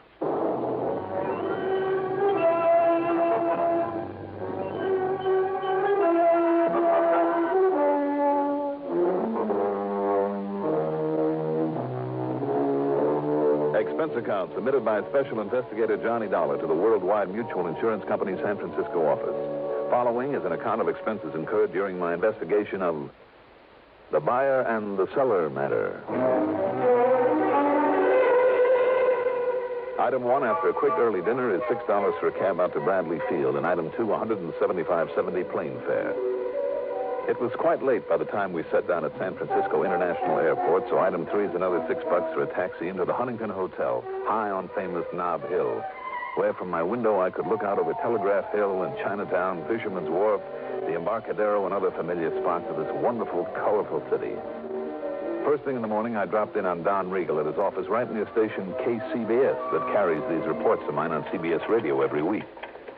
You know, come to think of it, the last time I was in San Francisco, a couple of them in at KCBS helped me solve an important arson case. Yeah, I remember that one, Johnny. Where are you staying this trip? Over at the Huntington, as usual. Well, I hope you didn't bother to unpack your bag. No, why? Well, you may have a little more traveling to do. What do you think I did to get out here? Had my way, I'd stick around and enjoy this time of year for a little while. Well, no reason why you shouldn't. You can come back after you've cleared up this case for us. And believe me, I hope you can, Johnny. What's it all about, Don? Well, as I told you on the phone, the man's name is Harvey Lehman. As I also told you, he's disappeared. And if somebody's knocked him off, you'll have to pay a nice hunk of insurance. Yeah, exactly $250,000. But if that man ever had an enemy, I'm crazy as a bedbug. Well, I've always suspected that. Who's the beneficiary? His wife, Doris Lehman. They've been getting along all right? No, to be honest with you. Uh-oh, here we go again. Oh, no, wait a minute, Johnny. Don't start jumping to any fancy conclusions. Well, why not? That's a lot of money. Yeah, sure it is. But Harvey Lehman is only 48, 49. All right, so why wait around for him to grow old and die before collecting on him? No, Johnny. What I mean is that he has a good business going, and it'll be worth a lot more over the years than any hunk of insurance is now. Even 250 G's? Even that. Even if it means putting up with him over the years? Well, any putting up with it, Johnny, I'd say is on his part. How do you mean?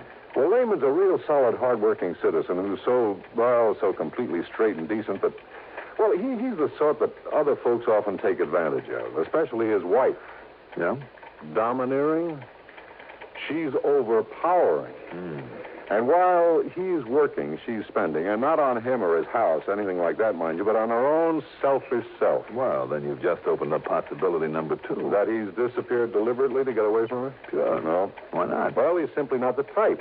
And there's a stubborn streak in him, Johnny, and I'm sure he'd keep trying to make a go of it in the hope that she'd get over this extravagance and nagging one day, and... Well, I just don't think he'd give up. I know he wouldn't run away. Maybe. Maybe not. I'm sure of it. How long ago did he disappear? By the way, what sort of business is he in? Well, he's a buyer, Johnny. I guess you'd call him a commission buyer. Oh, buyer of what? Well, antiques, that sort of thing.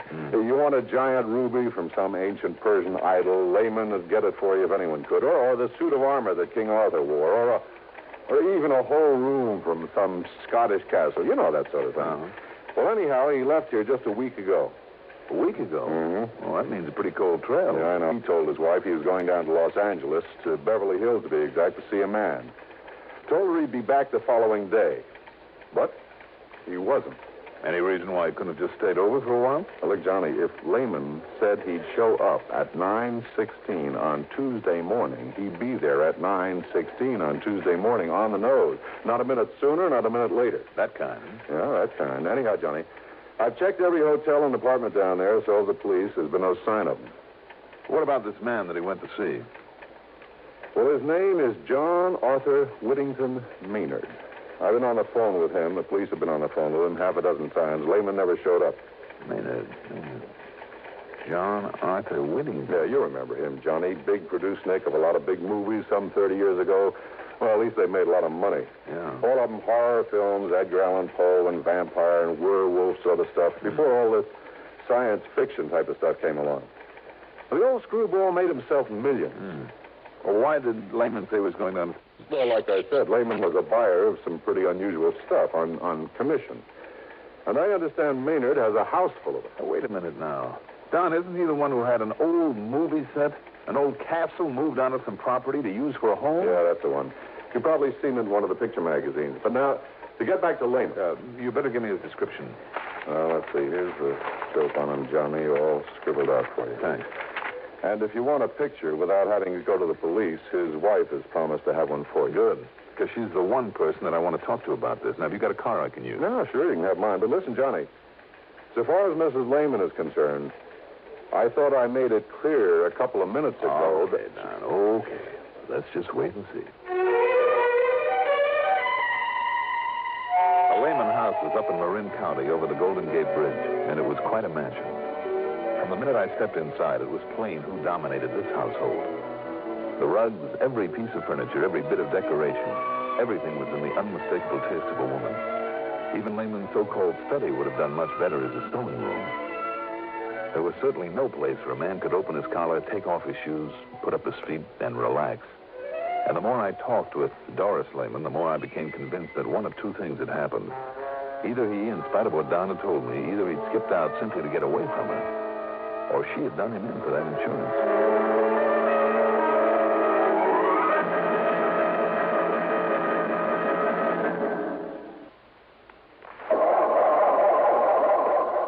Cars left out at night or in unheated garages. Don't ask for trouble. Ask for DuPont Xerox antifreeze. Wintertime is trouble time for many of us who leave our cars out at night or in unheated garages. So don't ask for trouble. Ask for DuPont Xerox antifreeze. Xerox outlasts winter. It protects your car against sudden drops in temperature all winter long. It won't boil away, even during a warm spell. And Xerox has an exclusive rust inhibitor, MR8, that protects all engine metals, including aluminum, against rust and corrosion. So, for safe, dependable protection, do as millions of motorists have done for over 20 years. Ask for Xerox antifreeze. It's made by DuPont. Remember, for cars left out at night or in unheated garages. Don't ask for trouble. Ask for DuPont Xerox antifreeze.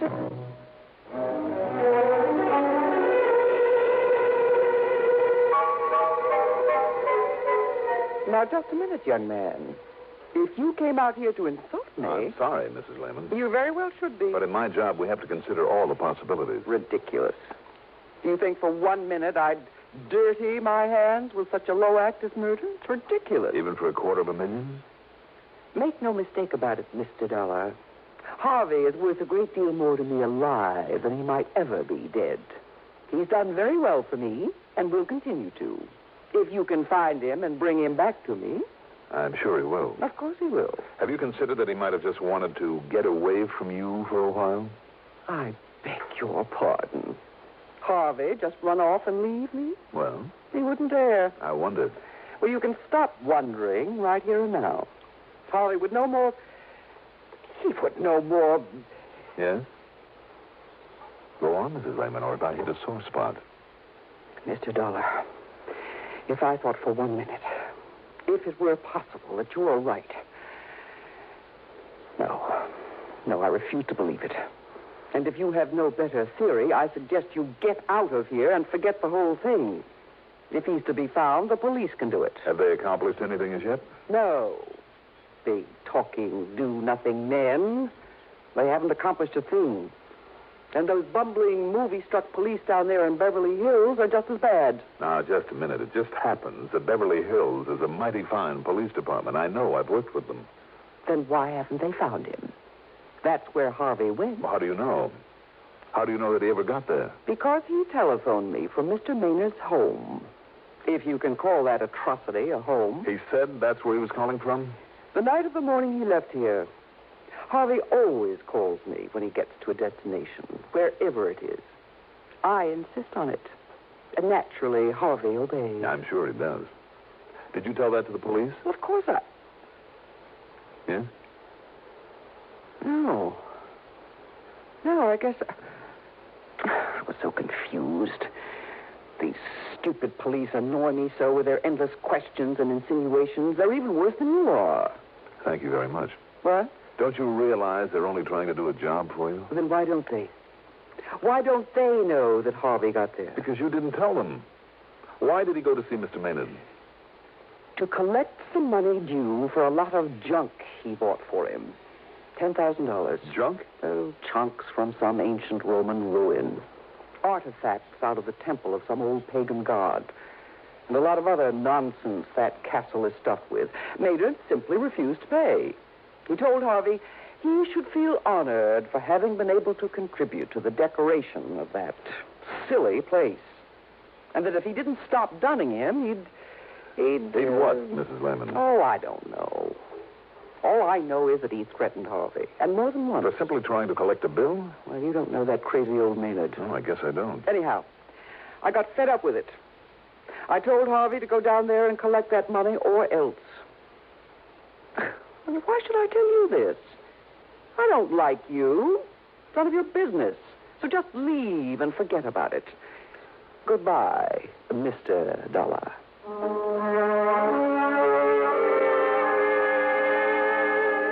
I was afraid if I lingered any longer, she'd literally throw me out. So I got the next bit of information, her telephone number, from the phone book in my room at the Huntington. Then I put through a call, not to her, but to an old pal of mine. Under the circumstances, it wouldn't be diplomatic to give his right name, so we'll just call him Brady. Sergeant Brady, the Beverly Hills Police Department. And 15 minutes later, he called me back. Johnny Dollar. Brady, Johnny. Yeah. Well, as you suggested, I snooped the phone company, and yes, there was a call to that Marin County number the same night Lehman should have arrived down here. All right, then, Brady. So maybe old Maynard called to see why he hadn't. He must have known Lehman was planning to come. I don't think so. I don't think Maynard would have called because I don't believe he did know Lehman was heading your way. Oh, you don't, huh? What's more, it was Lehman himself who made that call. No, wait a minute. You're sure of that? Yes. At least that's what I was told by... Yeah, Johnny? Well, maybe I'm not sure. Well, if you're thinking that maybe Lehman did get here and that maybe they had a fight or something, well, Johnny, we thought of that, too. You see, we know that wacky old Maynard pretty well. He's a real nut. And if you don't believe me, just dig up some of those old horror pictures he used to make. Wow. I know what you mean. Made a lot of the props for him, too, with his own little hands. Anyhow, just in case, some of the boys and I went through that joint of his from stem to stern. And? Nothing. Zero. No sign of Lehman or anybody else. We even tapped on walls and took measurements, looking for hidden rooms or secret panels, that sort of thing. Nothing. But you did suspect him. Did? Yeah. But only because that crazy old man, just to be dramatic, might try most anything, just for kicks. Even murder? Murder. So what's a murder to him? I mean, after all those he put on film? But you know something? No? If that ham ever did kill somebody, why, Johnny, he'd be the first one to ask us over. He'd probably lead us right to where he'd hidden the stiff after fixing it so we wouldn't see it. Just to show off? Yeah, sure. That's why we went over the place so carefully. Even poked around in all the old suits of armor that he kept pointing out to us. Brady, how long are you going to be on duty? Well, I'm off in half an hour, but now listen, Johnny, if you think you have some Well, idea... I'm not sure, but maybe I'll run on down there. If so, I'll holler. Yeah, you do that.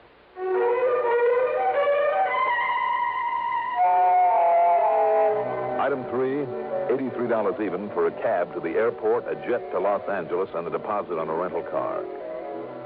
I drove into Beverly Hills to police headquarters.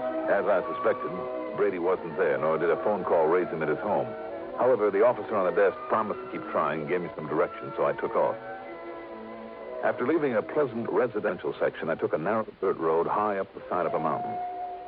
I could see all of Beverly Hills and most of Los Angeles spread out below me, and Catalina Island over 20 miles out in the blue Pacific like a jewel, fairly sparkling in the late afternoon sun.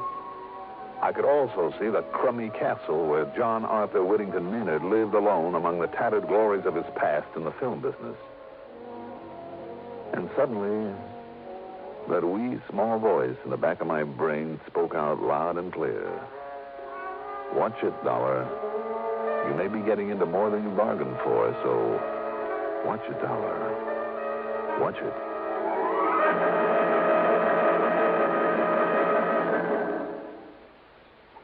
In thousands of communities throughout the nation, this is the time of year when we strive to help our less fortunate neighbors. Not that we don't try to help all year round. It's just that now many health, recreation, and welfare agencies band together in a common fundraising campaign. When you give just once to your United Fund or Community Chest, you'll help many people in your city the sick, the needy, the aged, the serviceman and veteran. So give the united way, and please give generously.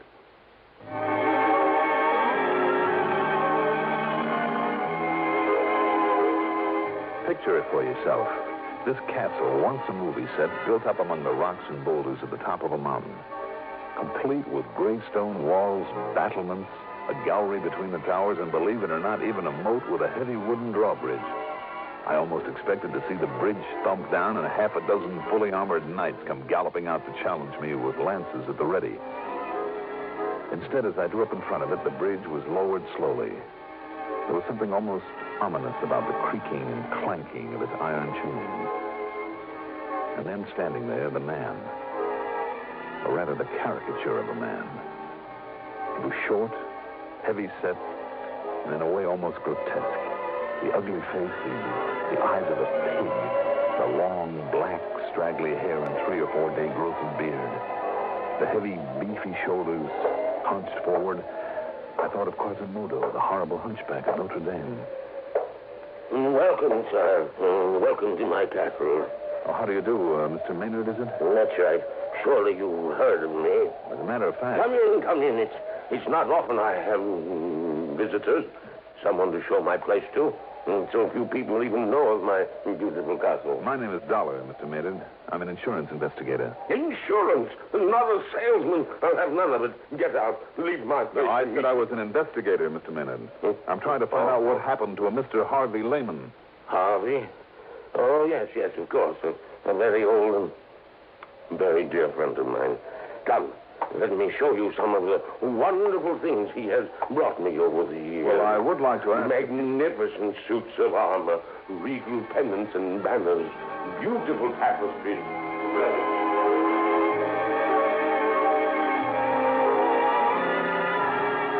Pinning him down to talk about Harvey Lehman was almost impossible. But I must confess that the trip around that phony castle was interesting, to say the least. Much of what he showed me deserved a place in a museum. Real collector's items. And some of the props from old horror pictures that he's made were just fascinating.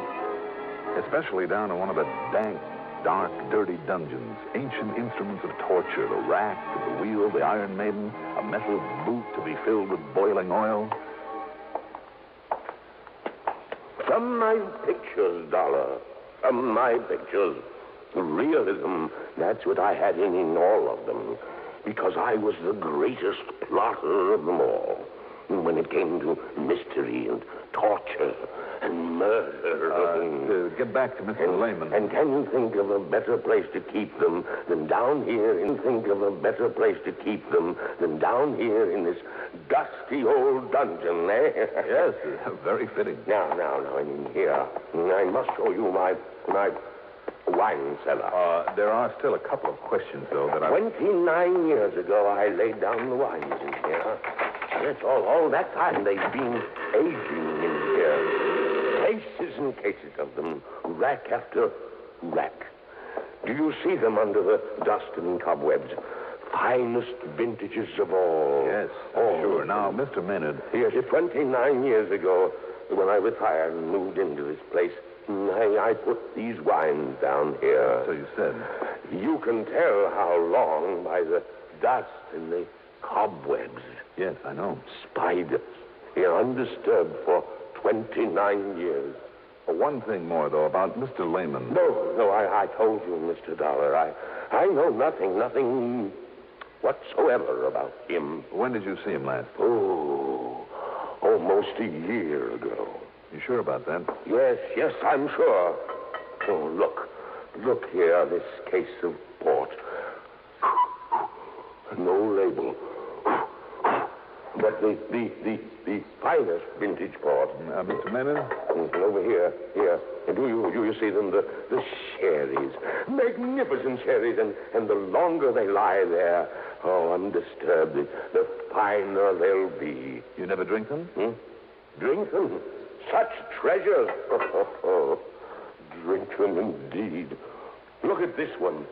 The color of this ancient sherry. Hold it up to the light. There. Do you see? Yes, I'm afraid I do now. What? I see. Realism, you said. Didn't you mean what looks like realism? By the time it was shown on a movie screen? I don't understand, Mr. Dollar. Tell me the truth, Mr. Maynard. These torture machines, for instance, in the other room, and some of that armor upstairs. Some of that armor cost me a fortune because it's genuine. Maybe so, some of it. But how about the rest? You mean you could tell? That it's only imitation? Stuff that was made up for some of your old movies? But I made it myself. I have a skill in such things. I thought it was perfect. It would have fooled me, all right. Well, then I don't understand.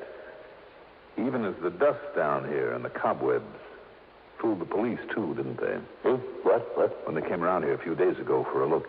Now, just a minute. I'll bet by way of showing off, you dragged them down to this wine cellar, too. You were so sure of yourself. Dollar? Phony cobwebs are almost like the real thing. Phony? All the dust. What is it, Maynard? Fuller's Earth that you've scattered around? You don't know what you're talking about. The whole setup would have fooled me royally if you hadn't picked up that bottle of wine and held it up to the light.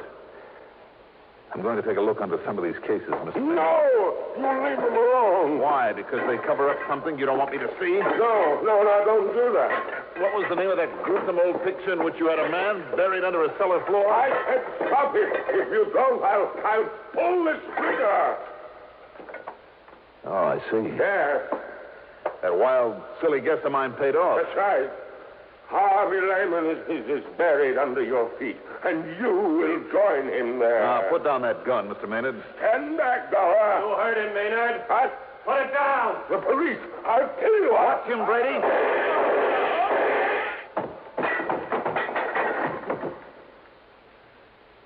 Thanks, Brady. Well, it was a pleasure, Johnny. I'm sure glad you left word for me at headquarters. Oh, believe me, so am I. And he certainly fooled us when the boys and I went through here a couple of days ago. But how did you ever guess? A bottle of wine when he held it up to the light. Well? He said it was fine old sherry, lying around down here for 29 years. So? Sherry? There should have been a sediment in that bottle this thick. Uh-huh. So the age and dust and cobwebs were a fake, huh?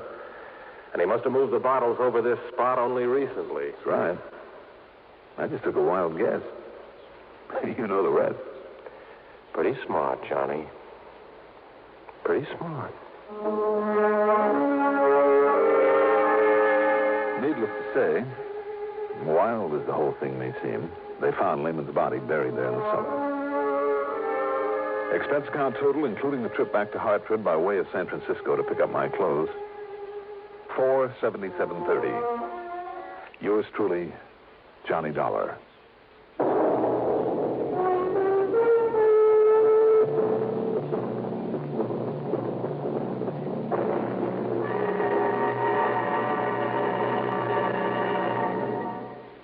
Now, here is our star to tell you about next week's story. Next week, Savannah, Georgia, after one of the cleverest crooks I've ever had to tangle with. Join us, won't you? Yours truly, Johnny Dollar.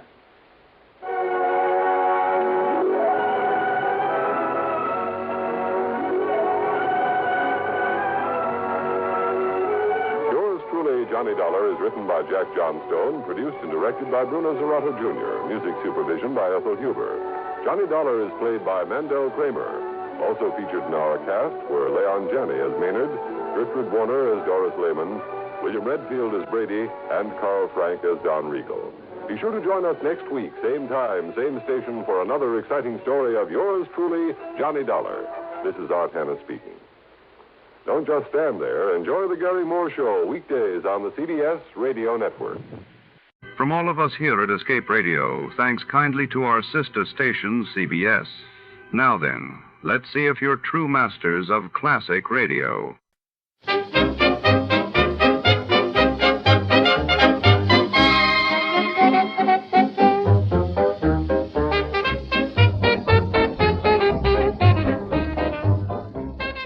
Tonight, under the flickering neon lights and the ever-watchful gaze of the city, a secret unravels behind the velvet curtains of daytime television. When the leading lady of a beloved soap opera vanishes during a live broadcast, our hard-boiled detective is plunged into a world of scripted passions and unscripted danger. Who's pulling the strings, and can he solve the case before the final curtain falls? Stay tuned for a tale where nothing is as it seems. Before we begin, let's see what happened on the day it aired. It was March 17, 1947. That day, the world witnessed Britain announcing the end of its mandate in India, setting the stage for independence, while in the United States, President Truman delivered a pivotal speech urging Congress to aid Greece and Turkey, marking the dawn of the Truman Doctrine. The National Broadcasting Company presents The Adventures of Sam Spade, Detective.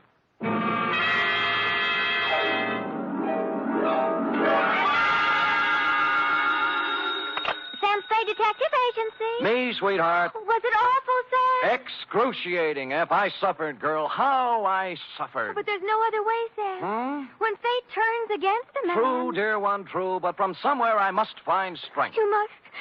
To pick up the shattered fragments of my life, to raise my eyes once again to the horizon and piece by piece put them together again.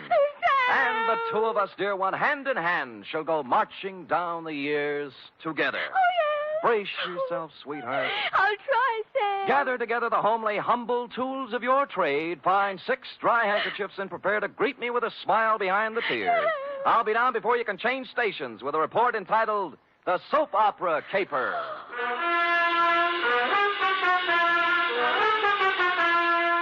For NBC, William Spear, radio's outstanding producer-director of mystery and crime drama, brings you the greatest private detective of them all in The Adventures of Sam Spade. Sam? Who called, young widder Perrine? Lane F.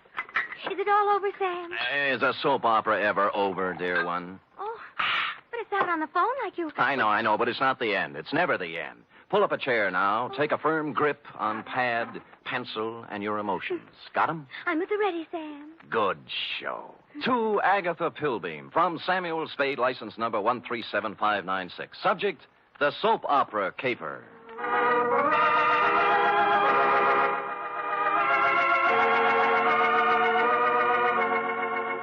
How was I to know what was on her mind? This strange woman, this mysterious Agatha Pilbeam, this voice on the telephone, directing me to the big, sprawling house in Hillsborough. Is that clear, Mr. Spade? How urgent is it, Miss Pilbeam? Very, very urgent, Mr. Spade. I don't know which way to turn. So I went to the big, sprawling house in Hillsborough, pulled up behind an ancient Model A parked at the curb, and was walking past it toward the gate when... Spade. Huh? Oh, Croc Morton, isn't it? Good old Sammy, you remember. Yeah. When'd you get out? Last month. But I'm a good boy now. Here, take one of my cards. If dirty. you know anyone who needs a first-class private eye, Croc's available. What are you doing here, Sam? A lady wants to see me. The soap opera queen? Is that what she is? Sure, 6 or 8 of them, she writes. Oh? Behind the Clouds, The Heart of Julia Jukes. That must be. Life, I forget the rest. Yeah. Beats gumshoeing, Sammy. Yeah, well, right if you get work, Croc. I'm on a job right now. I mean, you got your license already? Oh, me? Well, Well, you can always run off a photostat of someone else's. Oh, Sam, that's mean. Croc was a crook, but a nice crook. He never killed anybody. He was just an uncurable camera fiend, specializing in taking pictures of people doing what they hadn't ought to be doing. You know, stuff like that. Or if you wanted a photostat of somebody else's document, Croc was your man. Well, I walked up the drive to the door, threw it past a white shirt front that turned out to have a butler in it, and toward what seemed to be your study. But it wasn't. It was your bedroom, and you were reclining on 6 pillows with a cigarette in a long holder in one hand and the mouthpiece of a dictating machine in the other. But, John... Hush, Melinda. There is no way to go now but ahead. John, you're so strong. I need you. I need your courage. We must face this thing together, Melinda. The organ What was a Veronica phonograph says is true. playing in her ear. There is indeed. I Another waited for an woman has opening, but there life. just wasn't any, Don't so I had to say it, interrupt. John, don't even... Miss Don't Pilbeam. you see, Melinda? We can't run away from life. Miss... We must approach this Miss thing Pilbeam? calmly, Melinda. Don't... beg pardon? Just a minute. My mood music. I see. I'm Sam Spade, Miss Pilbeam. Come. Come sit beside me, Mr. Spade. Well, It's time we talked things over. Well, thanks. Oh, maybe you'd better start at the When a beginning. woman reaches 40, Mr. Spade, she comes to lean upon her man. Oh? To look upon him not just as someone to cherish, but as a source, a spring, a fountain of strength. Mm-hmm. Are you still dictating?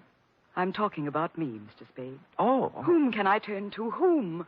I grope, I flounder in the darkness. I cry out, I listen in vain for an answer. But there is none. Well, you always have a better chance of getting an answer when you ask a question. What do you mean? What are we talking about? What indeed? Well, I haven't caught the show lately. You'll have to bring me up to date. Why don't you run through the announcer's part, will you? You know, right after the organ when he says, when we left Julia Jukes yesterday... I'm sorry. I thought I told you on the telephone. No. For many days now, I've seen somewhat of a strange new look on my husband's face. Husband? Dr. Martin Hawkes. Oh, you're married. I thought it was Miss Agatha Pilbeam. Oh, 2 years ago today, I met young Dr. Hawkes and married him. Good. Life became beautiful, a gay, laughing thing, a road to happiness. And then... Then? A cloud passed over the sun. Martin became moody, silent. I tried to penetrate the shell, but he only drew farther into it. A strange, terrifying crevasse seemed to have opened up between us. Well. What is it, Martin? I asked him repeatedly. But he'd only stare silently out the window, and finally walked silently from the room. Well, how long did this go on? How long a series did you get out of it? For weeks, until a few days ago, when the final blow fell. It was evening, and Agatha and Martin were at dinner. Let's look in on them as... Oh, sorry. We were at dinner when the doorbell rang, and I answered it. It was a telegram for Martin. From Mexico. I gave it to him and watched the blood drain from his handsome features as he read it. His hand trembled, his jaw clenched. But you forced yourself to speak. Yes. What is it, Martin? I asked. Tell me, please, for the sake of our love. And he... Looked down at me as if I were a stranger. Well. And then he crumpled the telegram, threw it savagely into the fireplace, and strode silently from the room. Here, I rescued it from the flames. Read it. Thank you. Regret must confirm your worst fears, Cardoza. What is the terrible secret of Martin Hawkes? Yes. Why did he act so strangely when the mysterious telegram arrived from Mexico? And above all, where is he? You mean he didn't come back? He's been gone for 4 days, Mr. Spade. I must find him. Now, of all times, I need his love. When a woman reaches 40... I know. What do you mean, now of all times? It's been just a week now since the report came back from the laboratory after my physical examination. Oh. The doctor from Vienna. Mm-hmm. You see, Mr. Spade, I, too, have a terrible secret. Well, don't you want to tell me about it? Yes. I have a very rare, incurable disease. There are only 6 short weeks to live.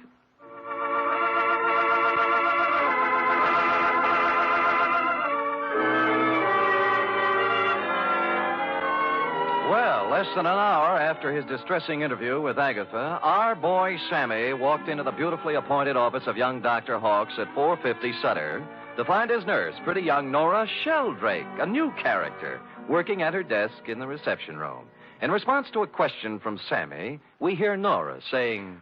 I have no idea where Martin has gone, Mr. Spade, but I can tell you why. Tell me, Nora. Please feel free to tell me everything. It's that woman, Mr. Spade. Agatha? Yes, Agatha. Mm-hmm. She never understood Martin. She doesn't understand Martin. She never has tried to understand Martin. Do you hear me? She never has tried. I take it you don't care for Agatha Pilbeam. I hate her. Nora? I do. I hate her. She thinks her money can buy everything, even Martin. Well, it won't. She knows that now.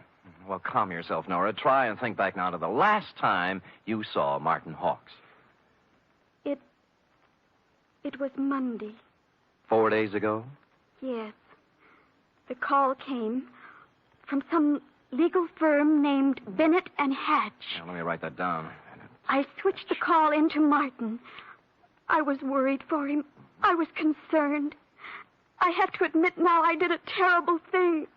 You listened in. I did.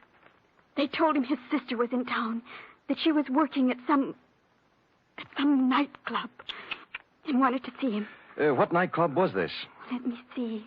It was the Tortuga. Mm-hmm. What else? That's all. They hung up then, and Martin came out.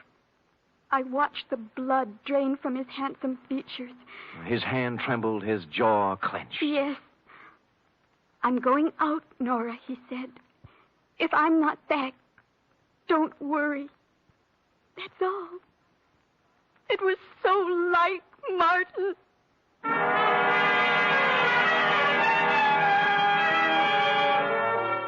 The Tortuga was only a few blocks away on Post Street, so I walked there.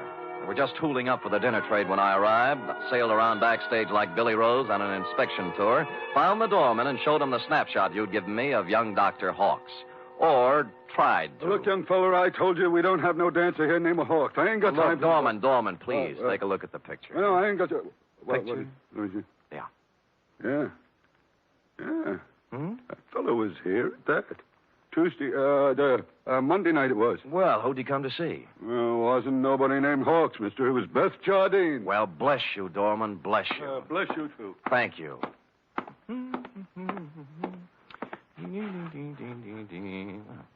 Beth Jardine. Well, Come in. Close the door, will you? Yeah. Drafty. Yeah. Is there anything I can... There sure is. Zip me up, Jack. I'm Sam. I don't care if you're Boris Karloff. You got hands, haven't you? Well... Zip me up. Okay. You say when.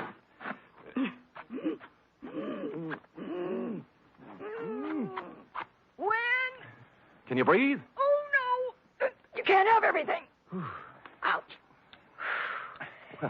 What's on your mind, Jack? Martin Hawks. Sorry, never heard of him. Look, we're getting along beautifully up to now, honey. Let's not spoil it. You not only know Martin Hawks, you're his sister. What makes you think What's I that know? card stuck over there in the mirror? Bennett and Hatch, attorneys at law. Aha! The same Bennett and or Hatch who called Martin Monday afternoon and told him his sister wanted to see him here. Now, what's this all about? I can't tell you. He got a telegram from Mexico. Mexico? Yeah, it upset him. Something awful. What'd it say? Regret must confirm your worst fears. You're dead, huh? Yeah. Oh, that's great. Great. Pretty hilarious, huh? Jack, you just ain't got no idea. I got a piece of advice for you, Jack. Oh? Forget about Marty Hawks and live a long and useful life. Mm-hmm. I got a tip for you, too. You're in a tight spot. Watch that zipper, Jack.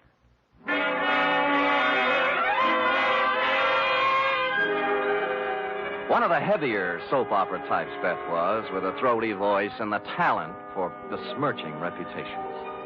What was the mysterious influence she wielded over young Dr. Hawks? How much did she know about his strange disappearance? What about the cryptic telegram from Mexico City? And what about dinner? The last question I could answer. I stopped at Schroeder's for sauerbraten and potato pancakes, ran into Larry Mahoney of Homicide, who was off duty, and we stopped in at a handy alley and bowled until 11.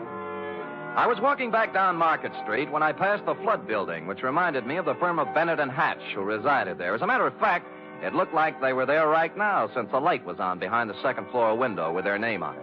Now, the sensible thing would have been to call around 9 in the morning, but as I seldom do sensible things, I hustled up the stairs and down the corridor to their office. Someone other than Bennett or Hatch had put in some time, obviously. The drawers of a dozen or more file cases had been pulled out and dumped on the floor, the desk drawers likewise. And to mark it clearly as the work of a thoroughgoing professional, the safe door was off its hinges. All this took me back to the Model A parked in front of your house this afternoon, Agatha, and I was contemplating same when... Hello? Bennett. Yeah? Good, Christopher. I was scared you wouldn't be there. Tried to get you at home. Do it, baby, do it. Pull the string. We'll never make it with this guy. We're through. Pull the string here. Do it, baby, do it. Make it... Hello?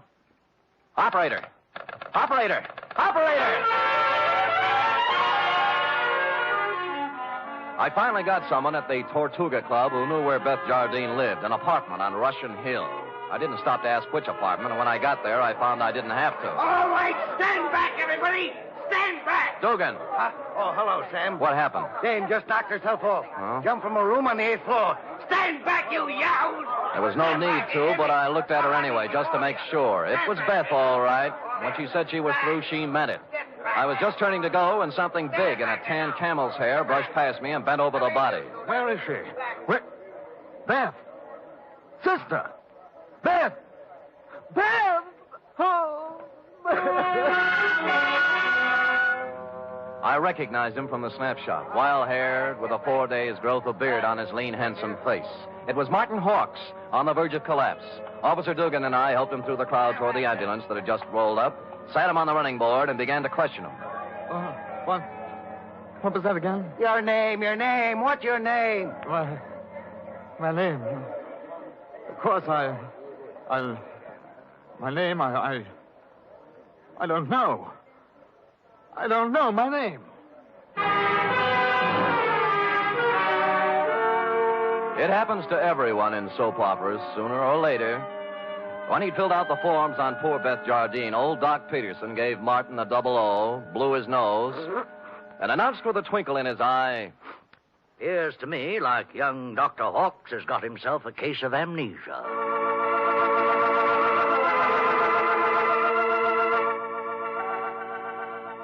Will the mind of young Dr. Hawks come out of the fog? What does he know about the death of Beth? Was it murder? Or suicide? Or both? And what of the mysterious telegram from Mexico City? Will Agatha ever discover the terrible secret of young Dr. Hawks? And will stupid Sam ever discover anything? Before we continue, a word from our announcer.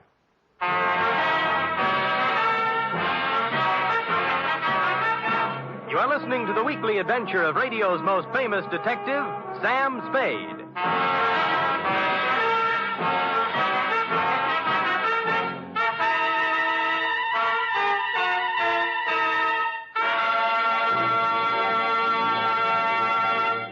Three chimes mean good times on NBC. Saturday night is date night, but tomorrow poor Dennis Day has trouble with his girlfriend Gloria. However, Dennis manages to sing his way out of trouble in his charming, boyish fashion. And say, why not let Dennis help your Saturday evening along, too? And for more music and fun tomorrow, there's the Judy Canova Show, starring Judy in a melodic and carefree half hour of laughs.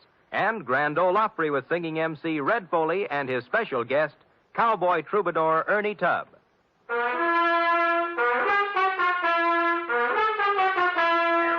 And now back to the soap opera caper, tonight's adventure with Sam Spade.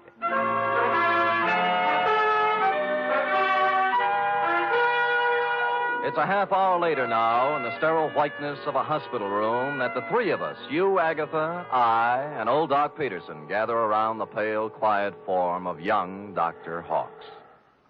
Martin, speak to me. Martin, darling. Who are you? Agatha, dear. Your own Agatha. Come, Agatha. Better leave him be for now. Doc, I can't go on. When a woman reads... I know. You gotta be strong, Agatha. Sam, we better leave him be for now. Well, you're the doctor. Oh, Doc, what could have done this to Martin? Oh, shock sometimes. You don't mean... Yes, I'm afraid I do. Seeing his sister, then? Could be. Or sometimes it's just a matter of a body getting into such a fix his mind backs off and refuses to have any part of it. The wire from Mexico City. Huh? His terrible secret. The strange threat hanging over him and his sister. Driving one to suicide. And the other to do this. Well... No wonder poor Martin gave away before this. Sure. And there's still another explanation. How's that, Sam? That he figured amnesia was a nice, easy way not to have to account for what he's been up to for the last 4 days. Or where he was when the dame took off from the 8th story. Mr. Spade, you're not accusing Martin. There's something buzzing around in his little mind. The nurse tells me she got him into a pair of pajamas and tucked him in nice and cozy before we got here. Well? Yes, well? You may not Yes, well? You may not have noticed, Agatha, because he'd pulled the covers up around his neck, but our boy had his clothes back on just now. What? Martin! Hey, he's gone. Indeed, he was Martin, as we could plainly deduce from the open window and the curtains blowing gently out over the fire escape. Young Dr. Hawks, indeed, had packed up his amnesia, his terrible secret, and his toothbrush, and taken off into the night. So I left you sobbing gently on old Doc's shoulder and found me a phone in a drugstore a safe distance away. On the 48th ring, Bennett of Bennett and Hatch attorneys answered. He was sleepy. I used all my soft answers, and he used all his hard ones, and finally we got to the point. All right, Spade, all right. The Jardine dame left a sealed envelope with us. What was in it? How do I know? It was sealed, marked personal and confidential, to be delivered to the city attorney in the event of my death. Signed, Beth Jardine Hawks. Signed how? Beth Jardine Hawks. Not Beth Hawks Jardine. No. Is it important? Just a tiresome detail, Bennett. So she brought you the envelope, paid you a fee, and you stuck it in the vault for her. Then what? Well, she had us call her brother and tell him to meet her at the Tortuga. Period. That ended our part of it. We didn't even get our feet wet. On the contrary, Bennett, you're up to your ears. In what? Blackmail. Bye. Which explained many things. To wit, A, the wire from Mexico City from a lawyer named Cardoza. B, the murder of Beth Jardine. And C, the reason for young Dr. Hawks' mysterious flight from the hospital, his mind still fogged with amnesia. It did not, however, explain why stupid Sam had kept Croc Morton's business card in his vest pocket for 21 pages without doing something about it. The address was near 3rd and Howard, not one of the better business sections, even for a private detective. I walked down 3rd Street, past the sherry and muscatel joints, looking at numbers, and then discovered it wasn't necessary. The old Model A was pulled up in front of what might have been a respectable office building before the earthquake, but now couldn't decide whether to be a warehouse or a tenement. Thus far, a harmonious picture. But behind the Model A was something twice as long and 3 times as shiny, with a motor running. Out of place by about $4,000. Out kind of late, aren't you, Nora? Sam! Nora. Sam! Nora. Don't reach for the horn. But he told me... Sure, and you believed it, like everything else he told you. Come on, get out. I will not get out. Oh, but you will, or I'll pull you out by your pretty blonde hair. Now, come on. You... Oh! There, that's it. You can't do this to me, Mr. Spade. Nothing can stop Martin and me. We have our right to happiness. Uh-huh. Just the two of you, chins up, eyes on the horizon. Let the dead past bury its dead. How can you joke It's no joke, believe me. You got taxi fare? Why? Because you're going to get in my cab, go home, put your hair up in curlers, and go to bed. After saying to yourself 1,000 times, what a lucky little girl you are that Martin Hawks didn't shove you out a window, too. Now, scoot. Scoot! It was a kind of a dark stairway that made me yearn for the comfortable feel of a shoulder holster under my left arm. At the top was a 3.5-watt bulb, and at the other end of the hallway, a crack of light under Croc's office door. Between the two was a cat, more's the pity. So abandoning my stealthy approach, I walked up to the door, turned the knob, stuck my hand in my side coat pocket like Edward G. Robinson, and kicked the door open. Croc was sitting at his desk behind a stack of bills. The closet door was just closing softly. Who was in the closet? And did he still have his toothbrush, his terrible secret, and his amnesia with him? Well, Sammy. Yeah. You took me up on it right quick, huh? Uh-huh. Yeah, have a chair. I sat on a chair in the corner out of line of the closet door behind the desk. Oh, Sammy. Yeah, you got a job for me, huh? Yeah. You don't look like you need a job, Croc. Huh? Oh, this? Yeah. Oh, this is nothing. Good day at the track, that's all. What's on your mind? Remember the Blennerhassett job? Huh? The one with the letters before you went up? What are you talking about, Sam? The shakedown, Croc. The dame who wanted you to get the letters back. Remember? You know, so you got 'em for her, delivered and collected after you had the photostats made. Sam, you're crazy. I never done no such thing. You can level with me, Croc. You collected on the photostats for 8 years. Oh, wait, Sam. Well, forget it. Anyway, I got another one.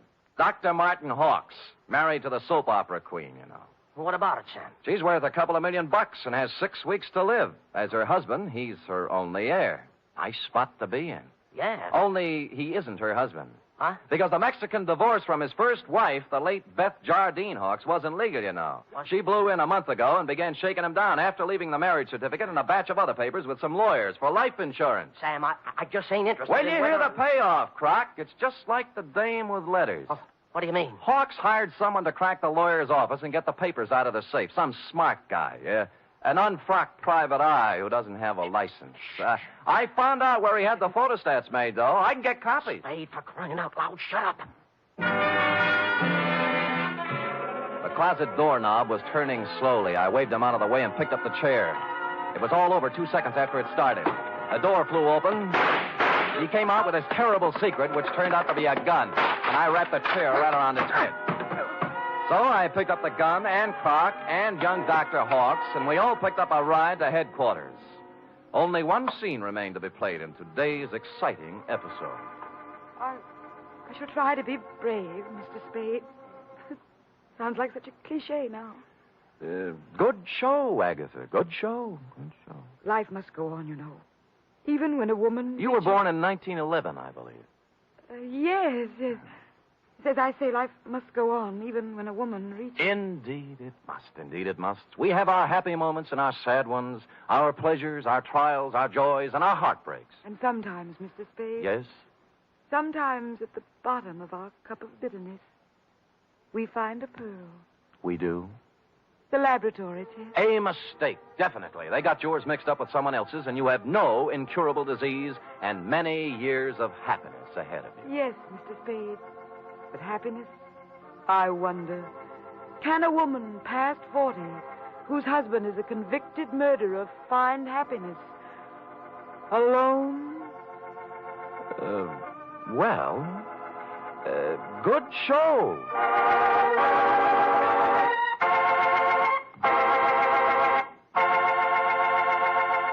Period. End of opera. Oh, say. Uh-huh. Sam, I can't wait for tomorrow's episode. Be sure to tune in at this very same time, Cherub, and meanwhile, answer me this. What, Sam? How long will it take a woman past 20 to turn out a 25-page report? Yes, sir. I'll have the answer after a brief word from our announcer.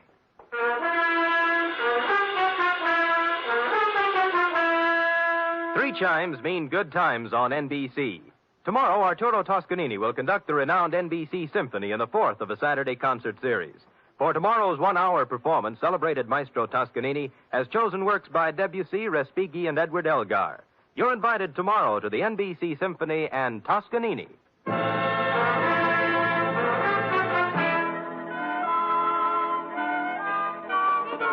Oh, dear. Oh, there, little girl. No tears now. No tears. They're tears of gratitude, Sam. When I read all this about other people's troubles, I'm so grateful to you for the smooth life we have together. Effie.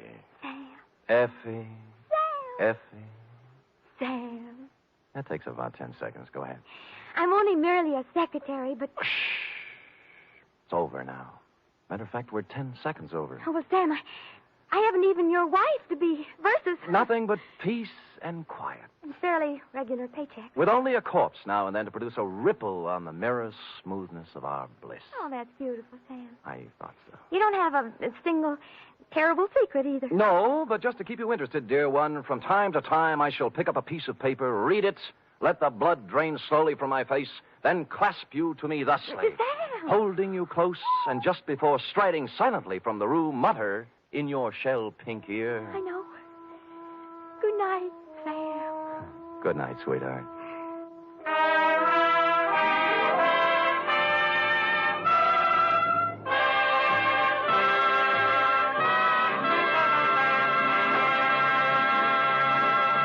The Adventures of Sam Spade are produced, edited, and directed by William Spear. Sam Spade was played by Stephen Dunn. Lorene Tuttle as Effie. Script for tonight's adventure by Harold Swanton. Musical scoring by Lud Gluskin, conducted by Robert Armbruster. Here at Escape Radio, we proudly thank our partners at CBS. And now, folks, a quick challenge before the next thrilling chapter.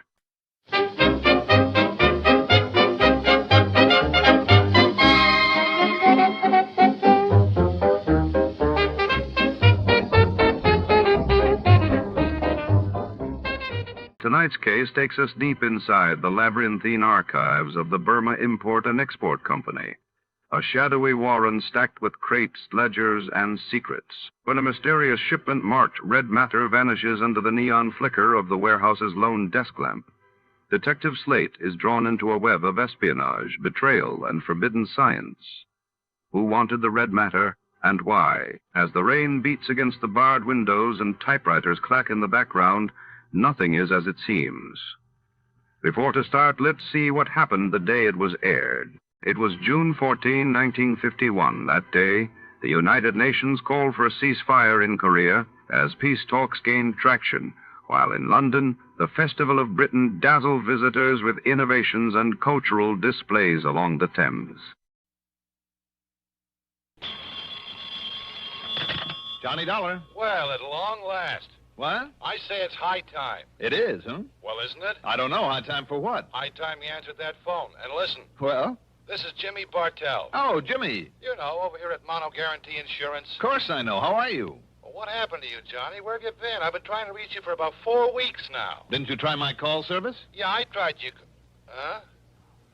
Oh, no, I guess I kind of forgot about that. Oh, well, if you had, you'd have found out that last week I was at Grand Canyon, the week before in Corpus Christi, the week before that in Knoxville, Tennessee, and before that up in Boston. Yeah, sure, gallivanting around the country while I've been sitting here up to my neck in trouble, beating my brains out, working my head off. Sounds to me like you need a plastic surgeon. Huh? What's the problem, Jimmy? The Burma Red, Johnny. The what? You heard me, the Burma Red. Jimmy, are you sure you want me and not the State Department? Yeah, I'm sure. All right, I'll bite. Who is the Burma Red? Not who, but what. Well? And listen, we carry the insurance, $500,000 worth. You hear that, fella?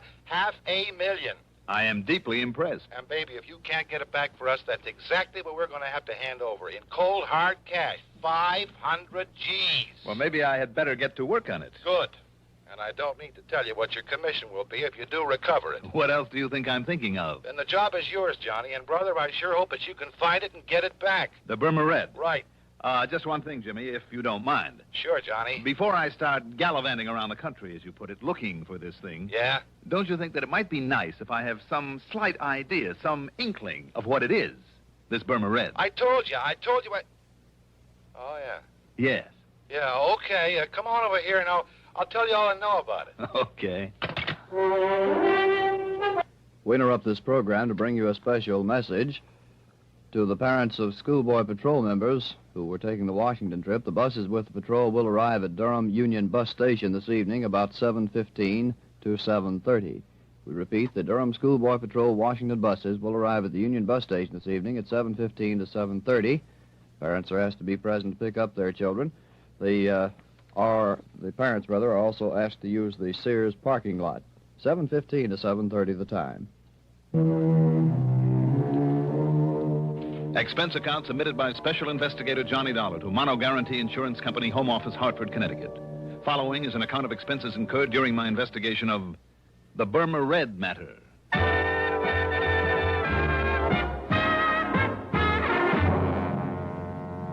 Expense account item 1. $1.20 for a cab from my apartment to Jimmy Bartell's office in the Spear Building down on the square. Jimmy's specialty, incidentally, is property insurance, especially where fine artwork is concerned. And in this case... Yeah, Johnny, 4 solid weeks I buzzed that phone of yours, and what I thought of you for not being there to answer it wouldn't be fit to print. All right, I'm here now, so stop bellyaching. But maybe you're too late, fella. He's already gotten out of the country with it. The Burma Red. That's right, the Burma Red. Which is what? I told you, Johnny, it's... Oh, yeah, that's right, I didn't. Now, listen. I'm listening. It was brought over here a couple of years ago as part of a collection by some countess or other. Got written up in all the picture magazines. Do I hear a slight echo? Echo? Yes, from the case I had on my hands last week. Well, I don't know, because I don't know what you had a case of. But listen. Go on. Having been a part originally of the Buckingham collection, over there in England, you know, well, as you might expect, it was picked up here by Winkler and Winkler. The big jewelry outfit down in New York. The same? Oh, then I do hear an echo. So it's a piece of jewelry and it's been stolen from them. No. The same as the Otara's necklace I recovered last week. No again. For Northeast indemnity. No? No, Johnny. It's just a single unmounted stone, a ruby. But so help me, it's big enough to choke a horse, and now it's gone. When did you say it was stolen from them? I didn't, because it wasn't. They'd sold it to that wealthy old Mrs. Harvey Larriman Brittingham. Lives out in the edge of town. Oh, I see. But 4 weeks ago, somebody neatly chiseled open her wall safe and walked off with it. Chiseled? Okay, blew it. What's the difference? Plenty. Knowing a safecracker's method can help a lot in pinning him down. No, the police think they know who did it, all right. Well, what do you need me for? To get that stone back. But if they already know who did it... But they couldn't prove it. Sure, the modus operandi, the way the safe was blown, it pointed straight to him and nobody else. But also, he was known to be here in town. Who? But they couldn't pin it on him. He had himself a perfect alibi. Who, Jimmy? So maybe it was rigged. They couldn't break it. Jimmy. But, Johnny, it had to be Oscar Mayfield. Mayfield? They held him as long as they could, went through everything he owns, checked out every contact he made while he was here in Hartford. And all that got him was nothing, and not very much of that. I'll say this. If Oscar Mayfield, the old master, made that heist... So what could they do but let him traipse merrily on back to New York, where he's been living lately? Look, Jimmy...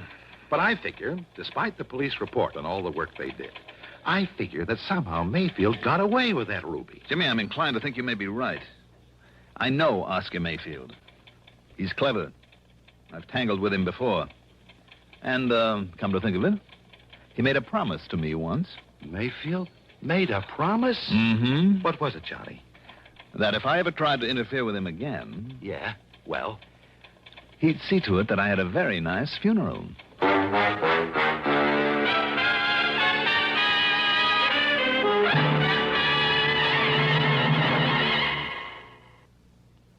To look neat in the heat, look for Dacron on the label, 'cause Dacron is a man's best friend.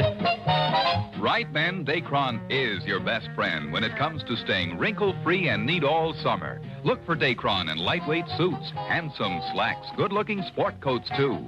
You'll stay well-pressed and well-dressed thanks to Dacron by DuPont. There's just no denying in the clothes he'll be buying, Dacron is a man's best friend.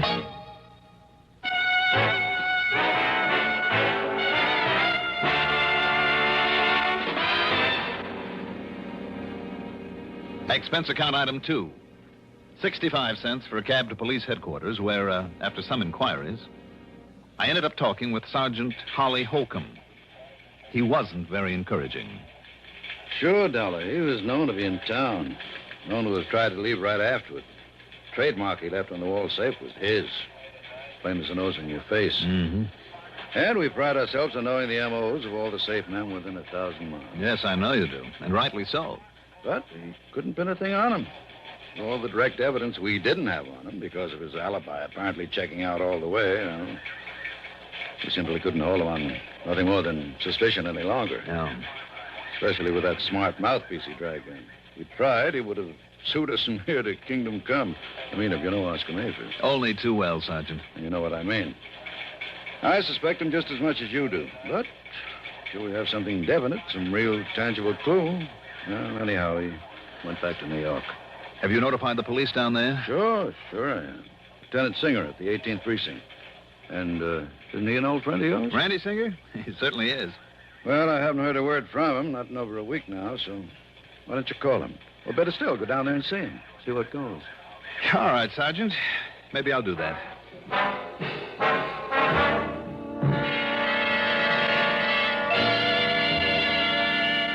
There was some more talk between us, and Sergeant Holcomb gave me every detail of the job.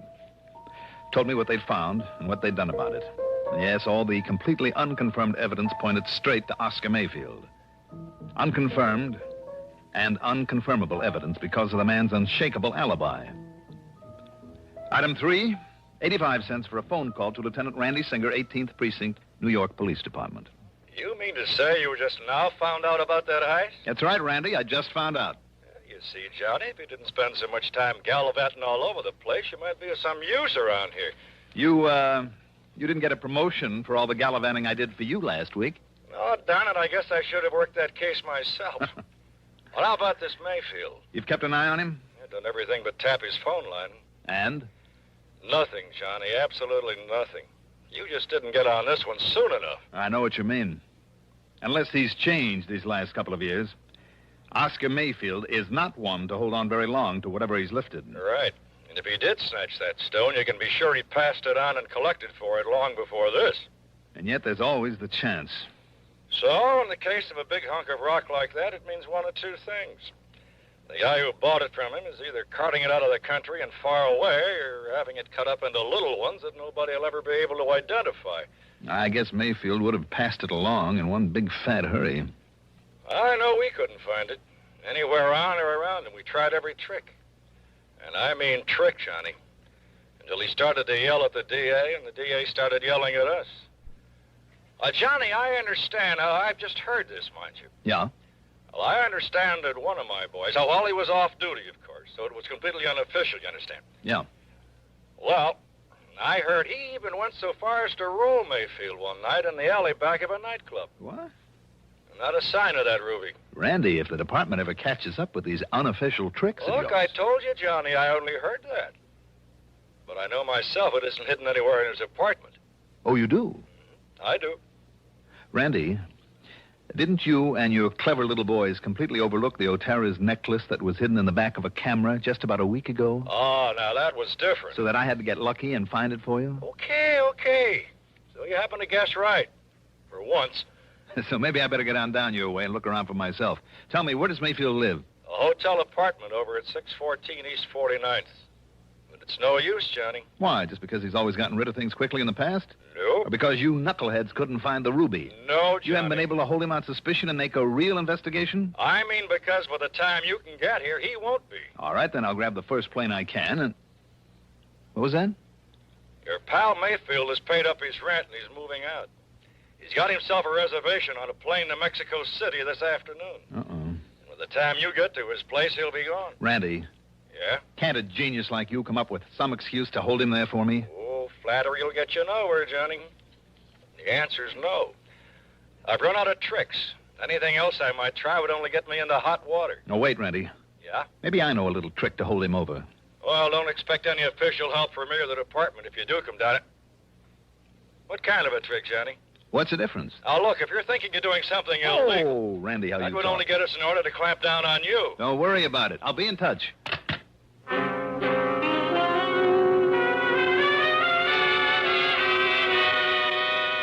Illegal? I don't know why, but I'd suddenly remember that during my run-in with Mayfield a couple of years ago, there'd been talk about a man who was fencing his stuff. A man who had been only vaguely identified as Hugo. The last name had never come to light. Okay, maybe that name still meant something to him. If so, it justified item 4. $1.26 for a telegram to Mayfield. It read as follows. Urgent, that before you make any deal, you call me immediately at Plaza 3, 9970. And I signed it, Hugo. And I had them put a rush on it, hoping it would give me some much-needed time. Item 5, $6 for a cab to Bradley Field. Item 6, $10.12 for a plane to New York. And when I got there, item 7 is $5.80 for a taxi to 614 East 49th Street. It was a smart, good-looking apartment hotel, which is more than I can say for the stuffy uniformed doorman. Mr. Mayfield, did you say? That's right. Mr. Oscar Mayfield. Is he still here? Is he in? Whom shall I say is calling, sir? Don't. Don't? Just give me his apartment number. Your name, please? Now, don't worry about it. I'm sorry, but I must have your name, sir. It's Dollar. Now, what's the apartment number? Dollar. Very well. No, you don't. Just put the phone down. I beg your pardon. It's granted. Now, the number of his apartment. Not unless I announce you, sir. Now, look, I am a special investigator. Oh, you are? Yes, and if you'd like to call the police and check on me, only I haven't time. Look here. These are my credentials. And I tell you, sir, that unless I... Oh, I see. Mr. Johnny Dollar. That's right. The insurance investigator. Yes. I didn't know. Well, you do now. Well, nonetheless, Mr. Dollar... Just give me Mayfield's apartment number, please. Now, what is it? Well, it's 7G. Okay, thank you. And I'll phone that you're on your way up, sir. You do, and I'll break your neck. 7G, Just in case he remembers what he once promised, I better make sure that this thing is working properly.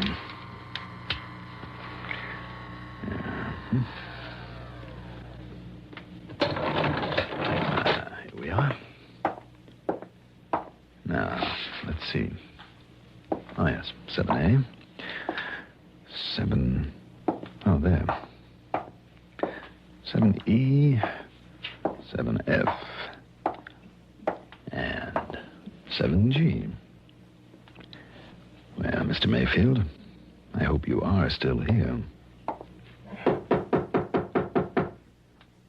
Mr. Mayfield? Mayfield? Doggone it, if he's already flown the coop. He left it wide open. Mr. Mayfield?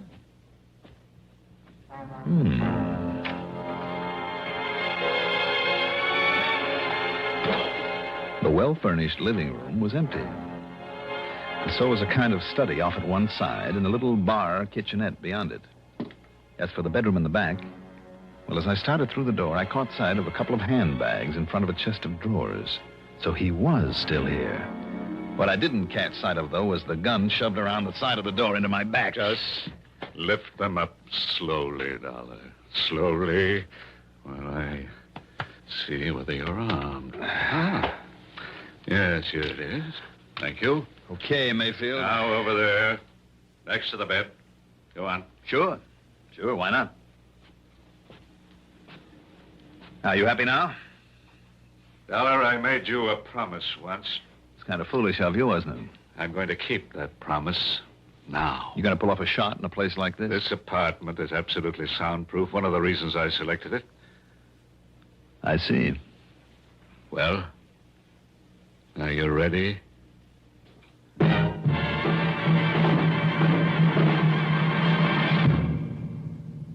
Have you tried the mild, kind taste of Kent? You should, because you'll feel better about smoking with the taste of Kent. Kent with the micronite filter refines away harsh flavor, refines away hot taste. It makes the taste of a cigarette mild as a balmy day in the month of May. Kent is the best for the flavor you like. Kent is the best for the flavor you like. Yes, Kent is the best for a mild, kind taste. Smoke a carton of Kent without switching. Discover the kind taste of Kent's blend of the world's finest quality tobaccos. Then try your old brand. What a difference in taste. Kent with the micronite, Kent with the micronite, Kent with the micronite filter refines away harsh flavor, refines away hot taste. You'll enjoy the mild, kind taste of Kent with the micronite filter.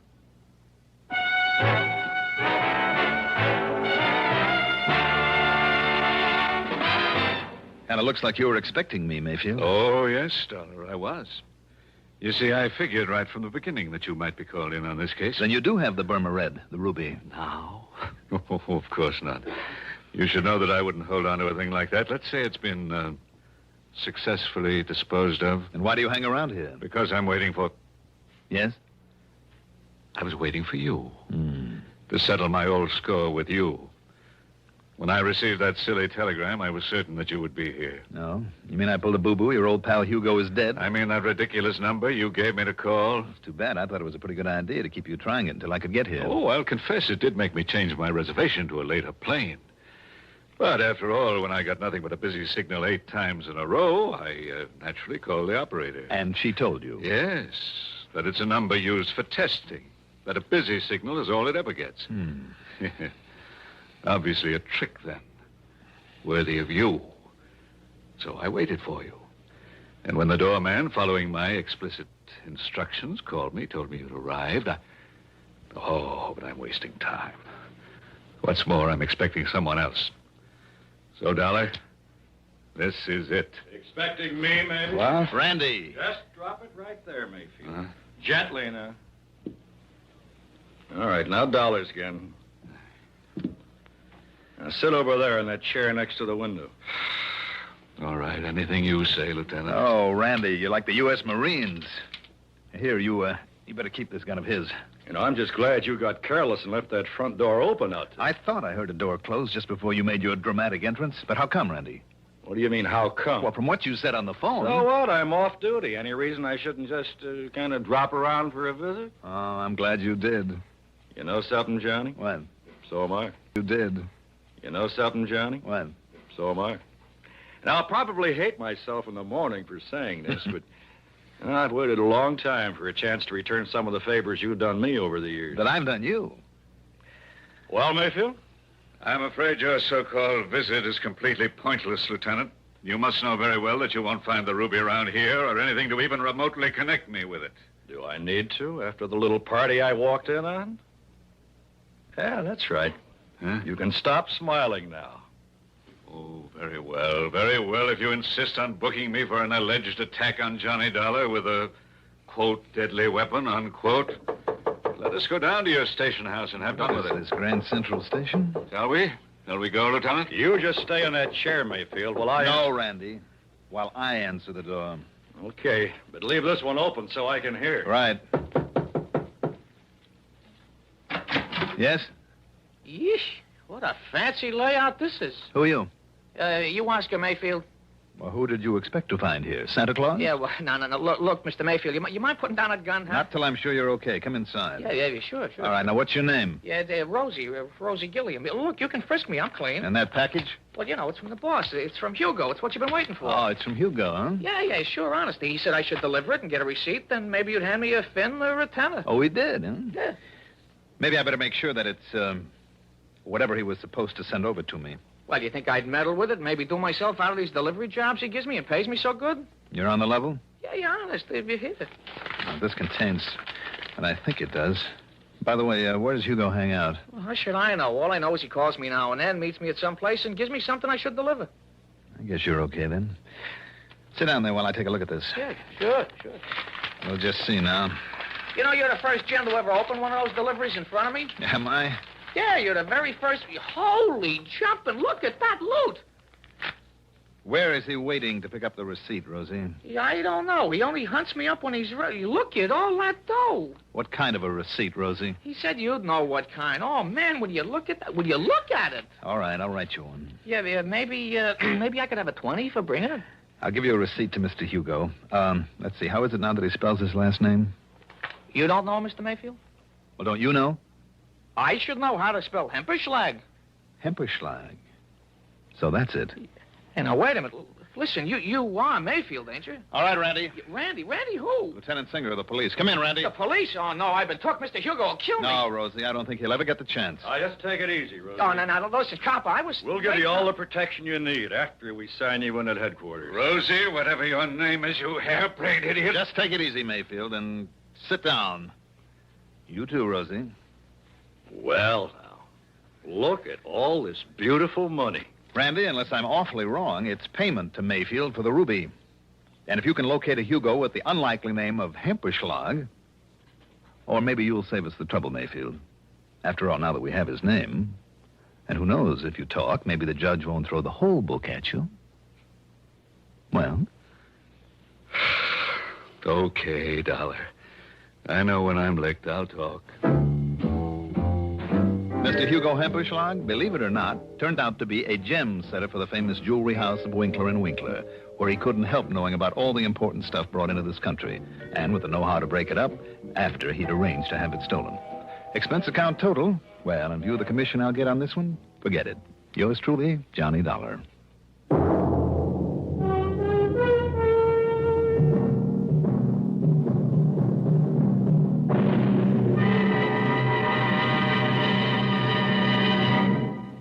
Now, here is our star to tell you about next week's story. Next week, I'll be back with a rather unusual story. Join us, won't you?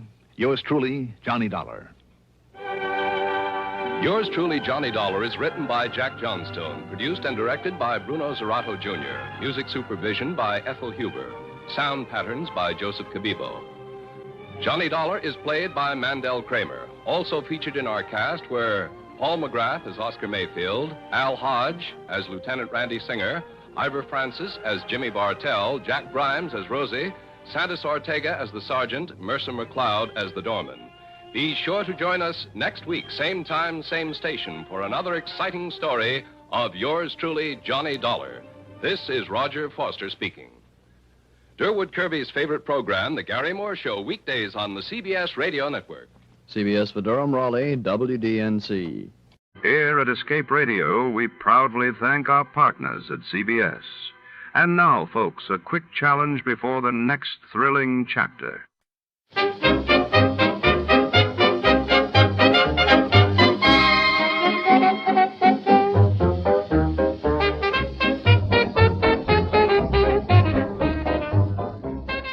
Tonight's story unfolds behind the frosted glass doors of the Sunset Diner, nestled at the corner of Wilshire and Weston in post-war Los Angeles. In the neon-lit gloom of 1948, regulars nursed black coffee and secrets. But when a late-night habit turns deadly, our detective must unearth the truth, hiding beneath greasy counters and midnight confessions. In this city of angels, every routine can conceal a crime. Before to start, let's see what happened the day it was aired. It was February 12, 1948, and that day, Mahatma Gandhi's funeral in India drew millions as the nation mourned, while in London the British government announced new austerity measures to combat severe post-war shortages. Fed up with the everyday grind? Tired out from the summer heat? Want to get away from it all? We offer you Escape. Escape, designed to free you from the four walls of today for a half hour of high adventure. You are clinging precariously to a diving, pitching longboat, lashed by mountainous seas in the middle of a hurricane. And at the helm, driving you on, is a man bent on revenge and willing to kill for it.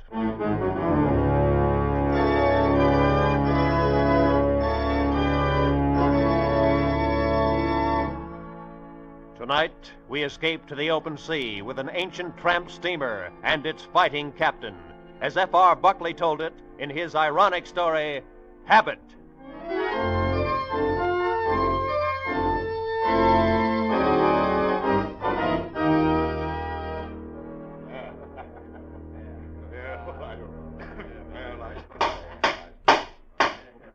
Very well. The court has no more questions.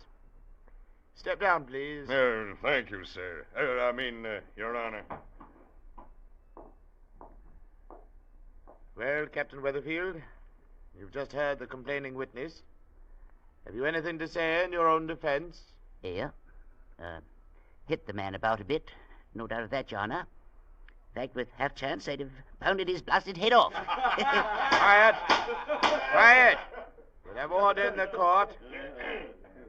Then you admit the charges, Captain Weatherfield. That I hit him? Yeah. But I had extenuating circumstances, Your Honor. I see. And what were they? He laughed at my ship. At the Wakeling, Your Honor. As fine a freighter as ever steamed out of here on the Liverpool run.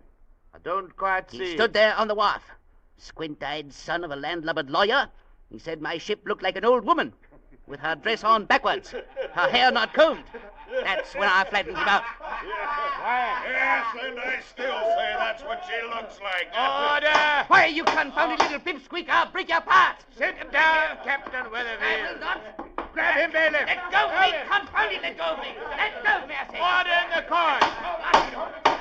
Captain Weatherfield. Captain Weatherfield, this court finds you guilty of assault and battery as charged, and sentences you to 7 days in the New Bristol City Jail. All right, bailiff. Lock him up.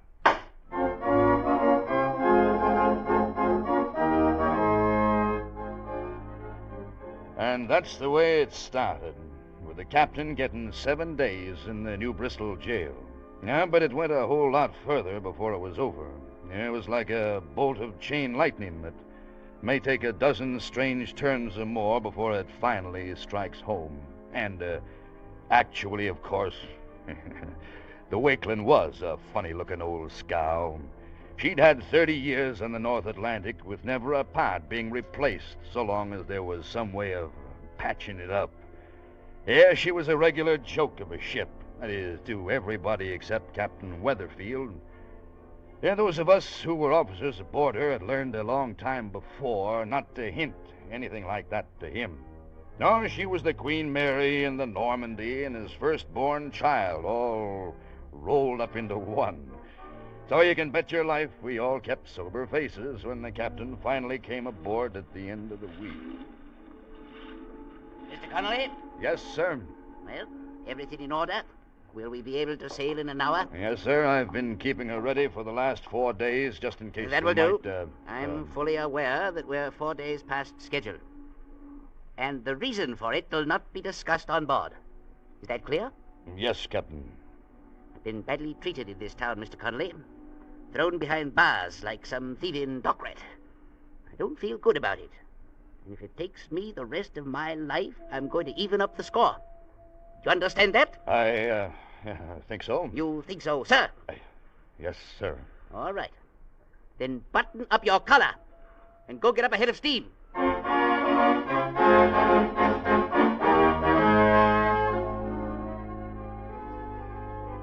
So 3 days later, we were plowing through a heavy sea 580 miles out on the Atlantic. The spray was freezing in the rigging. We were flirting with the fringe of a northeast hurricane.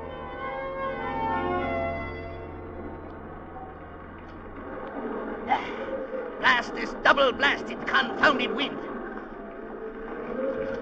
Mr. Connolly! In here, Captain. Well, how's she looking, Mr. Connolly? Not so bad. We're taking the seas in our quarter, and so far we're making only about 4 inches of water an hour. 4 inches of water an hour, sir? Yes, sir. Good. Then we'll take a chance on it. Take a chance on what, sir? A distress message. Just picked it up in the wireless shack. Oh. Here, take a look. Mm-hmm. The freighter Johannes out of New Bristol. Main shaft broken, auxiliaries out of commission, shipping water fast. Latitude 4630, longitude... let me see. Yeah, they're about 90 miles from us, north and west. Yeah, that's right, Mr. Connolly. Lay out the course. What? We should sight her sometime round dawn, if we hold a full speed all night. Full speed? Dead into a hurricane? Why, the Wakeland would fall apart in 2 hours. I doubt it. She's a good ship. Lay out the course. Yeah, but the Johannes is right in the main shipping lane. Somebody else is bound to pick her up before morning anyway. Mr. Connolly, we can hope not. What do you mean, hope not? Evidently you didn't notice her registry, Mr. Connolly. She's out of New Bristol. Well, what of it? That, as you may recall, is the town that threw me into jail. Gotten all the papers. Like as not, my daughters up in Maine have probably read about it by now. I'll not have them thinking their father's a man who does nothing but go around punching people in the noggin. All right, but what's it got to do with this? I'm going to be alongside the Johannes before anybody else is, Mr. Connolly. I'm going to rescue every man aboard her. Then I'm going to take them back to New Bristol and get a public apology out of that town. And I'll see that that gets in the papers, too. I've never heard of anything so crazy I in all don't care my what you've never heard of, Mr. Connolly. Lay out that course now before I get mad. Decide to punch somebody's blasted head off.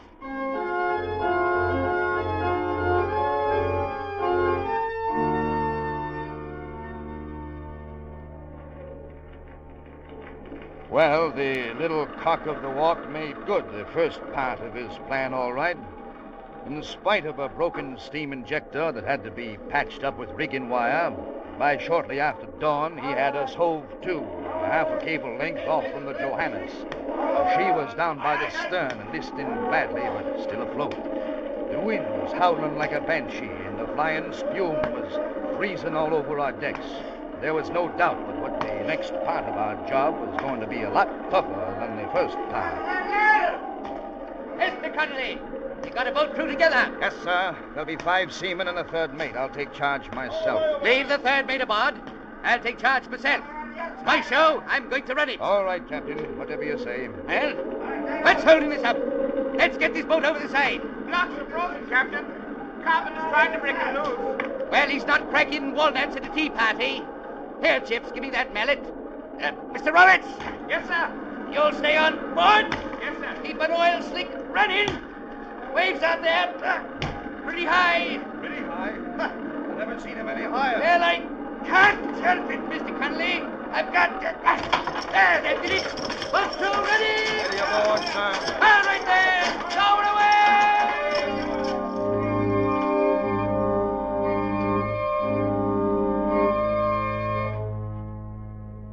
for the 7 of us who went overside in the longboat, that command was the beginning of a nightmare.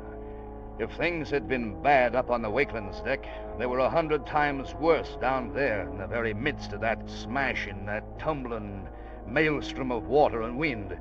A continuous driving spray was torn from the wave crests and froze solid on the gunwales and the boat seats and on our faces. One man bailed constantly while the others pulled away on the oars with bleeding hands. And even then, we were never far from foundering. Captain Weatherfield sat in the stern and shouted orders none of us could hear, but we could see his face, and that was enough to keep us at it. With a halo of sheet glass around his sou'wester and his gray beard turned to a frozen mass of jumbled icicles, he looked like Neptune come to life, or maybe even more like the devil himself.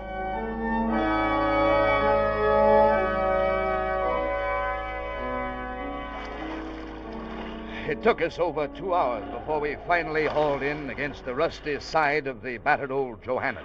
Ahoy, the deck! Aye, sir! Been watching you! What do it matter? You'll have to jump for it. Can't use a ladder. Sea's too heavy. Understand. Already here. Wait till we come up on a swell. We'll hold as steady as we can.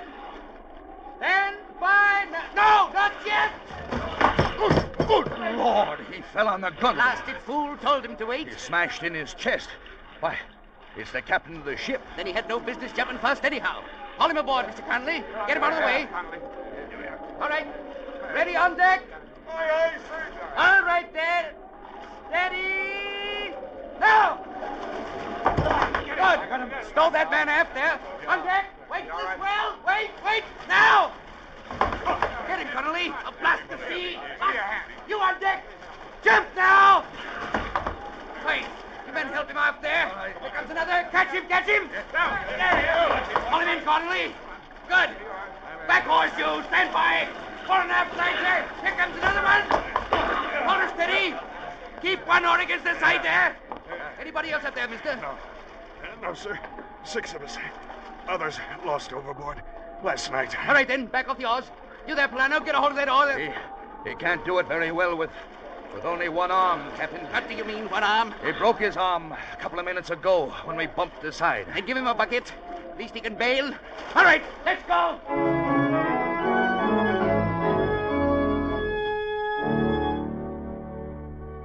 It was 6 hours before we finally got back aboard the Wakeland. But we did get back. And I doubt if any other man but Captain Weatherfield could have done it. True enough, he fainted across the engine room hatch once we were on board. But don't forget, he was 72 years old. He'd taken a crew of 6 out in an open boat on the high seas in the middle of a hurricane, rescued 6 more men off a sinking ship, and brought the whole 12 back alive. Well, one of them, of course, was only barely alive, and that was Captain Miller of the Johannes. He was still unconscious. I had him put in a bunk and hoped for the best. And then I turned in to grab a few hours' sleep.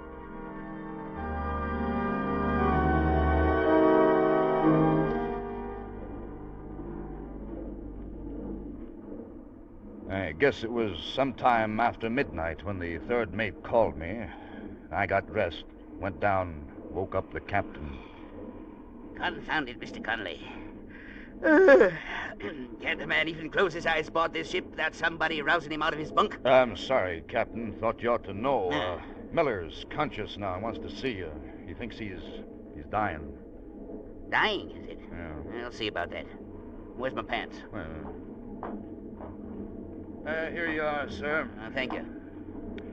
Yeah, might be a good thing if Miller did die, according to his first mate, Larson. Huh? Well, Larson says they had plenty of warning of this storm, but Miller drove straight on into it. He was racing for port. Oh, racing for port. Yeah. Bad business. There'll be an inquiry on it. He'll lose his ticket when they find out. It's also bad business, Mr. Conley, when first mates talk out of turn. Come on. Where is he? I put him in the cabin off the wardroom. The third mate's in there with him now. How is the ship heading? Due south. Due south? Well, we're running before the wind. Can't do anything else. I told you, Mr. Connolly, to lay a course for New Bristol. I know, but we can't do it. The main boiler's out, and we're on the auxiliaries. It may take 2 days to fix it. Confound the luck. Risk my life to rescue a man. Tries to die on me. Now that bonehead engineer's let the main boiler break down. That's not his fault. It should have been replaced 5 years ago. 5 years ago, what, Mr. Connolly? 5 years ago, sir. Good. Here we are. Oh, glad you got here, sir. I was getting worried. Yeah, it's all right, Mr. Roberts. Here, stand back a bit and hold the light up. Yes. There, that's fine. Evening, Captain Miller. Evening, Captain. You're in some pain, I take it? Yeah. Feels like something sharp. Sticking in my chest. Getting worse. Something sharp, eh? No doubt the broken end of a rib poking into your lungs. Yeah. Guess so. There. Feels like there's a rib gone here. Oh.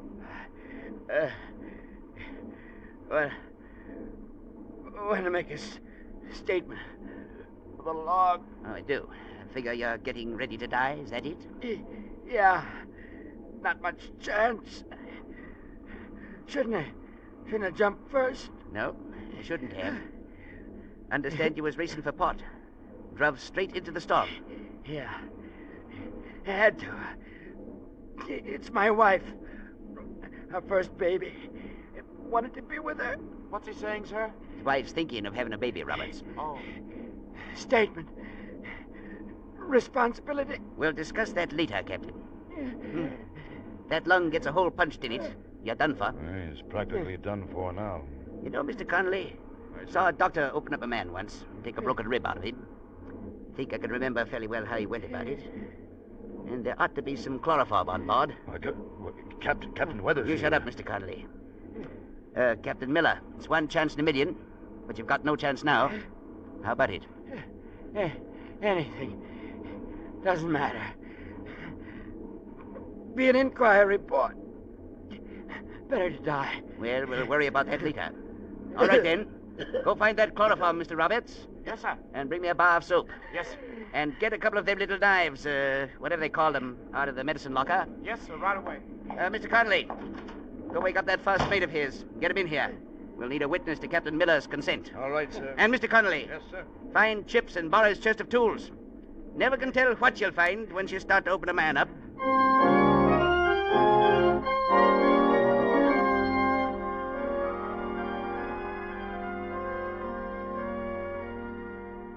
In 10 minutes, we had everything ready.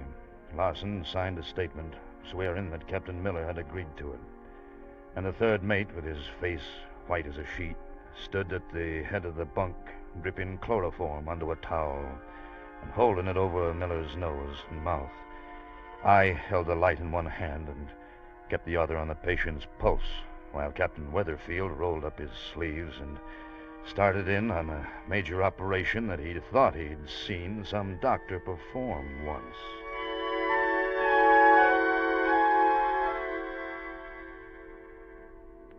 Everything snug and proper. How's he seem to be getting along, Mr. Connolly? I don't know. He's still breathing. I know he's breathing, man. It's his chest I'm operating on. How's his pulse? Pretty weak. No worse than it was. Keep that chloroform dripping, Mr. Roberts. Yes, sir. Well, there's no time like the present. Hold that light steady, Mr. Connolly. Yes, sir. Steady yourself. Now, let me see. I think that doctor did it like this. I've used up half the chloroform, Captain. Keep it dripping, Roberts. Well now. Don't remember anything like that being in there. Let's see now. Pulse is getting pretty weak. Mr. Connolly, don't bother me. Got more important things here to think about. That's it. Here's the end of the rib, all right. Now, if I can just... That's all right, let it go. Don't need the knife anymore. Confound it, Connolly. Give me a little more room to work in. Cabin's small enough as it is. Captain, His pulse has stopped. No, it hasn't, Mr. Connolly. Now, where the devil doesn't that rib come loose when I... It's no use, Captain. He's dead. His heart stopped beating. Mr. Connolly, don't stand there. Try to tell me his heart stopped when I can see it beating right now. His heart stopped when I can see it beating right now. Mr. Larson. Yes, sir. Would you look at that tool chest behind you? See if you can find me a pair of pliers.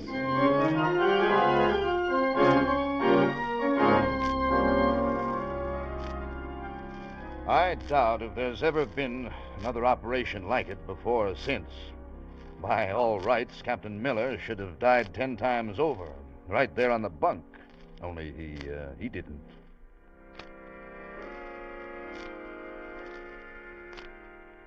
He was unconscious for 48 hours. But on the 5th day, he was sitting up on a deck chair and cussing because somebody had slung his broken rib overboard instead of saving it so he could whittle out a letter opener.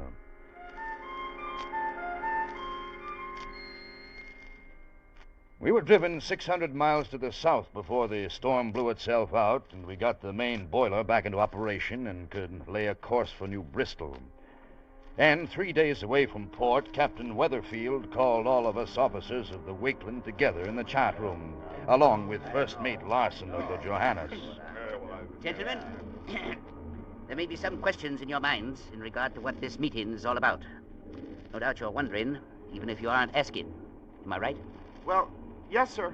We have been trying to guess. Then I'll tell you, gentlemen. I called this meeting to put a stop to certain idle rumors, which I hear have been floating around. Just what kind of rumors, Captain Weatherfield? Them which says that Captain Miller of late ship Johannes deliberately drove head-on into a storm while racing to make port. There's no rumor about that. It's what he was doing. As his first mate, I should know. And I say he wasn't, Mr. Larson. The way I figure it, got caught by the storm without any warning. He gave orders for full speed to try to beat out of it. A couple of hours later, main shaft broke, left him helpless without steerage way. Could happen to anybody. Maybe. Only it didn't. I was there, Captain Weatherfield. I know what happened. And there's 5 of my crew left to back me up. They'll back up anything you say, Mr. Larson. You know that. Then there's nothing to talk about. When the Board of Inquiry gets through with Miller, he won't command another ship as long as he lives. So, there's not going to be any Board of Inquiry. Huh?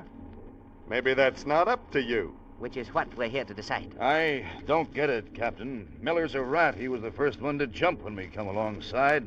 Anything that happens to him serves him right. Now, why should you stick up for him? My personal opinion of the man has nothing to do with this, Mr. Connolly.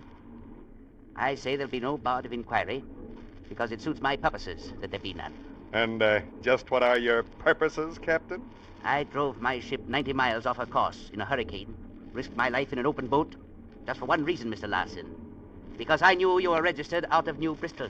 Ah, so that's it. Aye, Mr. Connolly, that's it. I operated on a man, saved his life just so he could stand up alongside of me, have our pictures taken for the newspapers. I get it.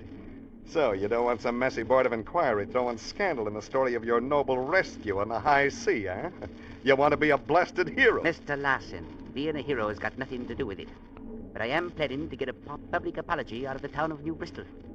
And you, or nobody else, is going to do anything to stop me. Yeah, well, it's too bad you haven't got the whole say about it, Captain. And it's too bad you're so bull-headed, set on swearing away your captain's ticket, that you forced me to teach you a lesson. And just how are you aiming to do that? By knocking a little sense into your thick noggin, something like this. Oh, so it's a fight you're after, all right? Come on, Captain, teach me a lesson. All right, show him the one you murdered in Shanghai. I'll teach you, all right. Yes, done it. You got it, Captain. Get up, Mr. Larson. I'll get up, all right. Look out. He's got a pair of dividers. So you tried to stab me, would you? Jump, Captain. Well, Larson, what about it? All right, Tommy. I'm through.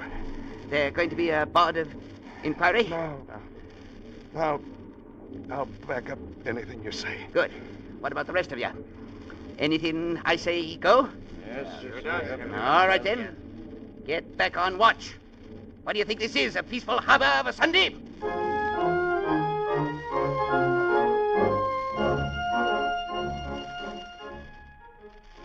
It was a clear, sunshiny day when we steamed into New Bristol Harbor and dropped anchor at the mouth of the river. Captain Weatherfield sent Miller on ashore at quarantine, insisting that his reason was not just to make sure of having a reception ready. Nonetheless, he spent an hour and a half shaving, trimming his hair, and dressing up in his best shore-going clothes. But he had a right to strut a little at that. He'd moved through a whole series of tough jobs, every one against almost impossible odds, and he'd come out on top. And all because he wanted his daughters up in Maine to know he could do something once in a while besides punch people in the noggin.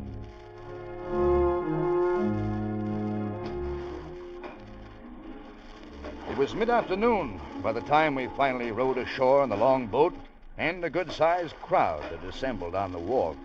And when we got in close, we could see Captain Miller waiting by the landing, along with a regular reception committee, all dressed up in striped pants and top hats like a bunch of foreign diplomats. And the head man of the whole layout was the same judge who'd given the captain 7 days in jail. Easy now, Mr. Conley.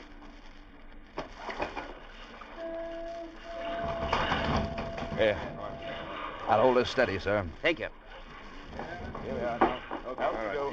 Yeah. Come on. Yeah, up we go. Here we are.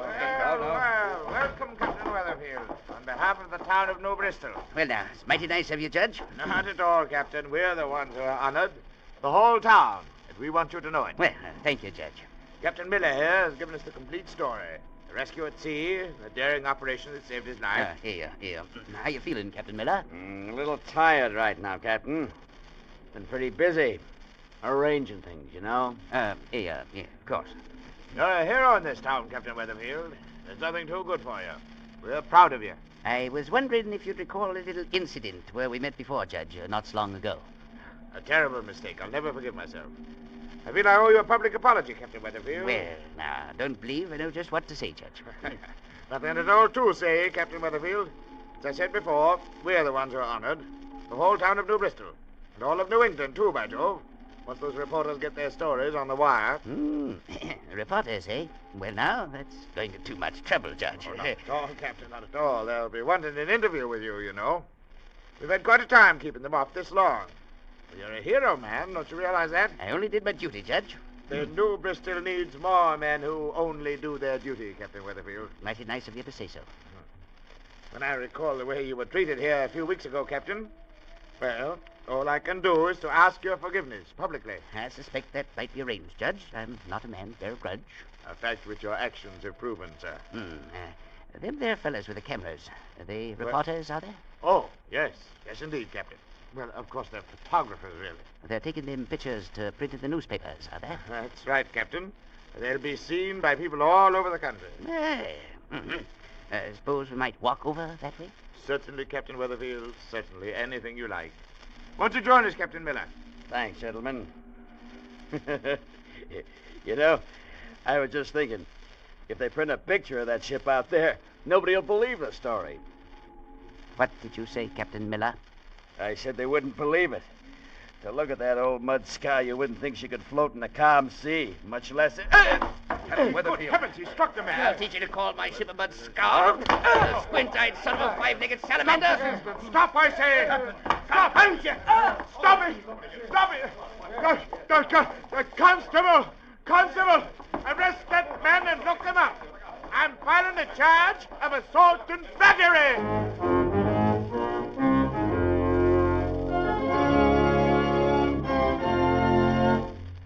Escape, produced and directed by Norman MacDonald, tonight brought you Habit by F.R. Buckley, adapted for radio by Les Crutchfield, with editorial supervision by John Dunkel. Featured in tonight's cast were John Daner as Mr. McConley and Louis Van Rooten as Captain Weatherfield, with Wilms Herbert as Captain Miller, Barry Kroger as the judge, and Bill Boucher as First Mate Larson. Special music by Ivan Ditmars. Next week, you are making your painful way over the great India desert, alone and dying of thirst. while behind you, pursuing you, are the fanatical Kafirs, who once bowed to you as king, and now call for your life.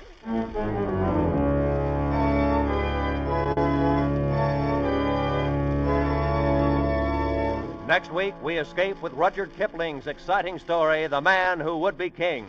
Good night, then, until this same time next week, when once again we offer you Escape.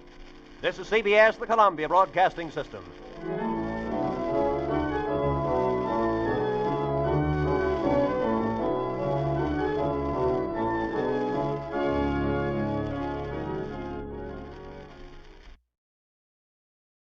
Tonight's broadcast comes to you with special thanks to our friends at CBS. And before our next mystery unfolds, here's a question for the sharpest listeners in America.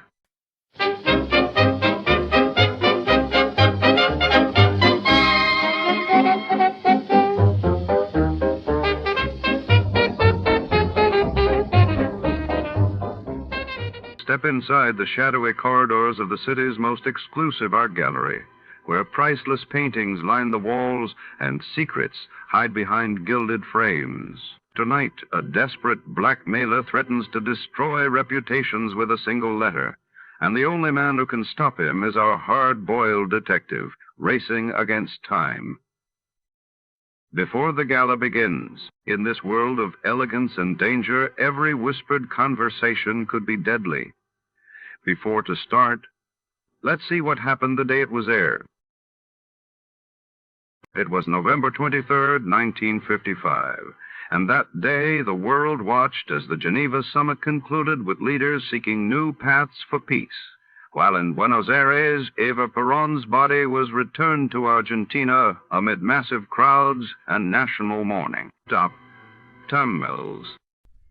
Wrigley's Spearmint Chewing Gum, the refreshing, delicious treat that gives you chewing enjoyment, presents for your listening enjoyment John Lund as Johnny Dollar. Philip Shaw, Johnny. Oh, fine. What have you got for me? Mr. Dale Martin is insured with National. He owns a gym, one of those bodybuilding places. Man was killed there. When did it happen? This morning, about an hour ago. And we don't know if it's an accident or not. The police are over there now. Anything to work on? Nothing. That's why I called you. Better get over there right away. I'll do it, but I don't take off my shirt.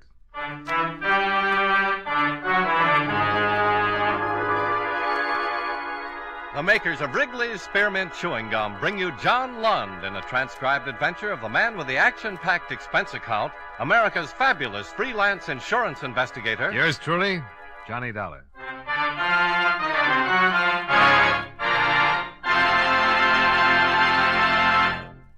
Wrigley's Spearmint Chewing Gum refreshes you. Wrigley's Spearmint Chewing Gum gives you real chewing enjoyment. Yes, for chewing enjoyment plus refreshment, it's Wrigley's Spearmint Chewing Gum. The lively, delicious flavor of Wrigley's Spearmint cools your mouth, helps keep your throat moist, and gives you a nice little lift. The good, smooth chewing of Wrigley's Spearmint helps keep you feeling fresh and alert, adds enjoyment to whatever you're doing. So for chewing enjoyment plus refreshment, treat yourself often to Wrigley's Spearmint Chewing Gum. Healthful, refreshing, delicious.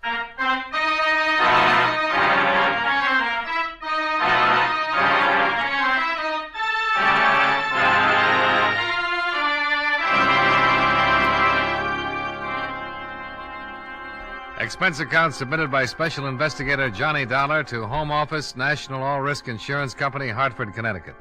The following is an accounting of expenditures during my investigation of the blackmail matter.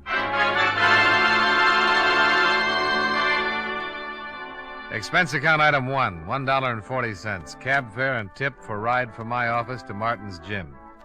After receiving what little information there was from you by phone, I arrived at 12:15 at 1084 6th Avenue in the heart of downtown. On the second floor, I found Dale Martin, a very nervous Adonis, seated at a desk in his office. A policeman at the door informed me that a Lieutenant Nathan of the homicide detail had stepped out for a minute and the coroner was expected soon. Mr. Martin? Yeah? I'm Johnny Dollar from the National Insurance Company. Oh, that's the outfit I'm insured with. Yeah, I know. That's why I'm here. I want to get the facts in case there's any claim. Now, tell me, what happened? I don't know. I went back to the locker room to check on the towels, and I found him lying on the floor. Found who? His name's Royal, Frederick Royal. He's been coming up here for over a year. Well, why did you call the police and not a doctor? Because I think he was murdered. Why murdered? I've seen a lot of accidents around this gym, but never saw anything like this. It wasn't an accident. What makes you so sure? Well, it looked like his neck was broken. I don't know how it happened, so I called the police. That publicity's going to ruin what little business I have. Murder always ruins something. You got any idea who might have done it? No. Who was in the place when you discovered the body? My 3 assistants and 3 fellas working out. They all still here? Yeah, all of them. Nobody else left or came in? Just the cops. Business is real slow. Does everybody know about it? No, I took the body and put it back in the rub-down room. Haven't even told my boys. Well, the officer at the door won't let anybody leave, so let's have a look at the body and see what we can find out.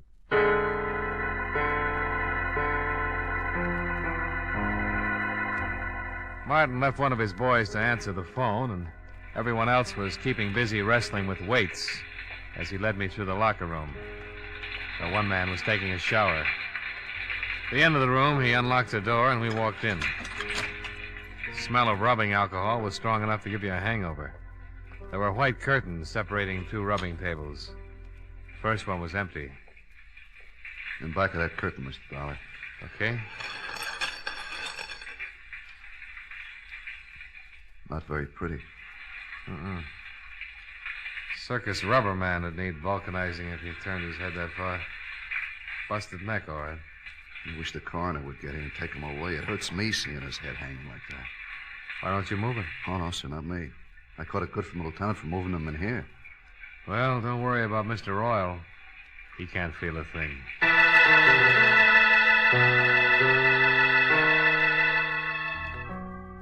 Lieutenant Nathan arrived with the coroner, and the latter confirmed our diagnosis. Nathan had Martin keep his clients and assistant muscle men busy. They started comparing biceps and forgot anybody else was there. Nathan was an old friend, so I didn't have to convince him that I was there on business. You saw the corpse, Dollar? Yeah, it took a pair of pretty strong hands to do a job like that. Yeah, that makes everybody around here a suspect.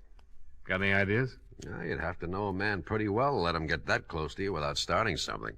Yeah, somebody could have been rubbing a kink out of his neck and got carried away with his work. Yeah. Why don't we start asking some questions? Yeah, I'll go out and round up everybody. Might as well start at the beginning.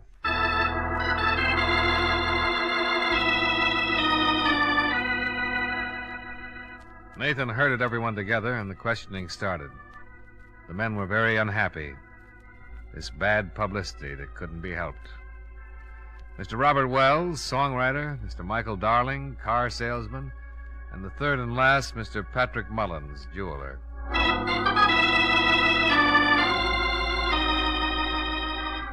3 prosperous men, 3 prosperous denials. The assistants came next, the 3 men who worked for Martin. First, Bernie Carroll, the man who'd instructed Fred Royal, the one who'd put him through his exercises and sent him in to take a shower before he cooled off and got stiff. Sure. I worked him out and sent him in the shower like always. We tell him to take a good long hot shower to relax the muscles. Isn't that right, Dale? That's right, Lieutenant. That's the way it works. Bernie left him, went over to start on Mr. Wells. Bernie's a pretty strong boy. Yeah. Any one of us could have gone to the locker room at one time or another, Lieutenant. You found him, didn't you, Mr. Martin? Yeah. Why did you happen to go back to the locker room at that particular time? Well, I do it every day. Checking a towel, soap, see that everybody has everything he needs.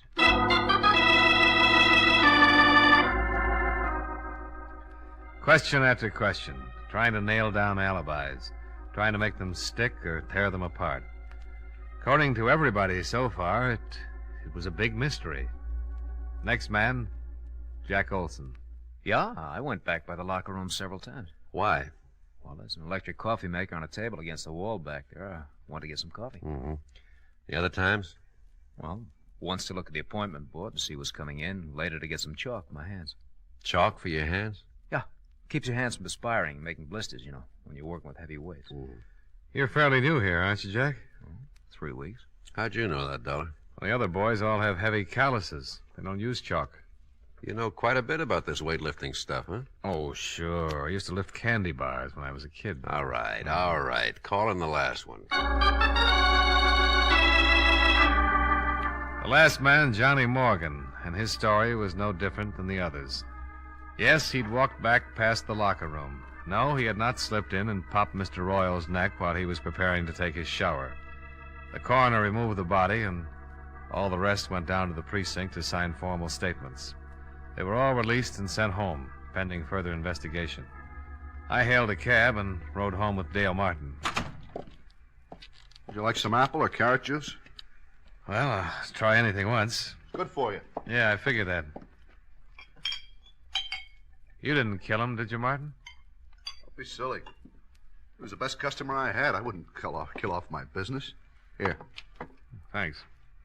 You have any ideas, Dollar? Nope. How long did you say Fred Royal had been coming to your gym? Over a year. What do you know about him? Not much. He was a wolf, like the girls.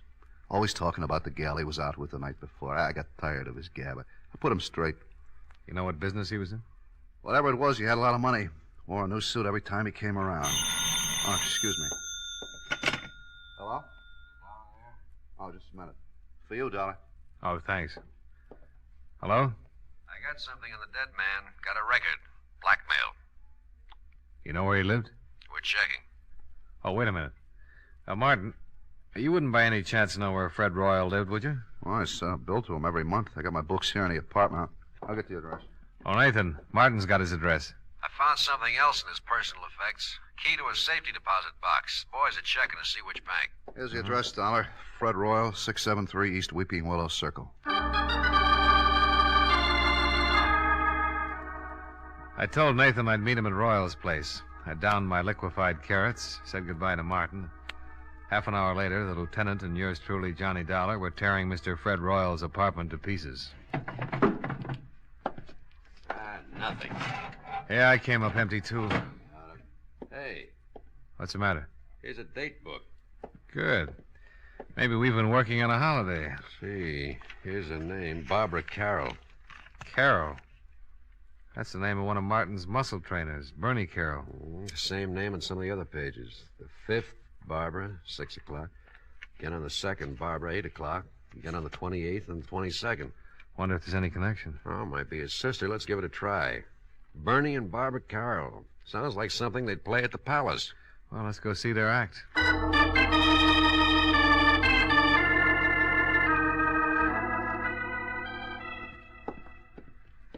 Here's the apartment. They live with that new fella. Jack Olson. Yeah, the quiet one. Police. Yes? I'm Lieutenant Nathan, homicide. This is Johnny Dollar. How you do? How you do? We'd like to talk to you, Miss Carroll. Well, certainly, Lieutenant. Come in. Thank you. I was just making some lemonade. Would you like some? Yeah, thanks. It is pretty hot out. Maybe you'd like something stronger. No, thanks. The lieutenant's on duty. I guess you've heard about the accident. Like your lemonade sweet, Lieutenant? Medium, please. Here you are. Oh, thank you. Your brother didn't mention anything about your going out with Royal. He was probably protecting his little sister. The lieutenant found your name written in Royal's date book. I've been out with him 6 or 7 times. You know what his business was? He never discussed it. Did you ever meet any of his friends? No. Did he ever mention any of the other fellows at the gym? At the gym?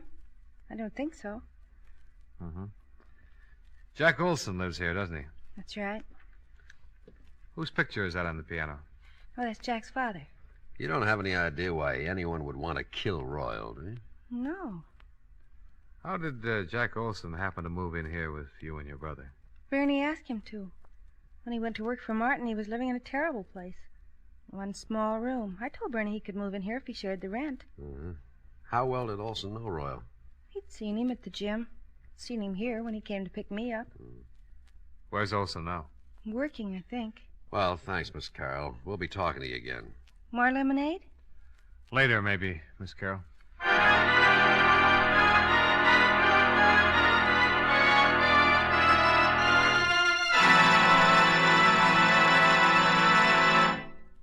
Friends, wherever you are, whatever you're doing, you'll enjoy chewing Wrigley's Spearmint Gum. Chew Wrigley's Spearmint while you're working. The lively, full-bodied flavor of Wrigley's Spearmint gives you a refreshing little lift. The smooth, pleasant chewing of Wrigley's Spearmint Gum helps keep you feeling relaxed and satisfied. Makes your job seem easier. Chew Wrigley's Spearmint Gum in your home, when you're out walking or driving, when you're enjoying sports and other activities. Wrigley's Spearmint Gum tastes good anytime, and the natural chewing aids digestion and helps keep your teeth bright and attractive. Yes, wherever you are, whatever you're doing, you'll enjoy chewing Wrigley's Spearmint Chewing Gum. Healthful, refreshing, delicious.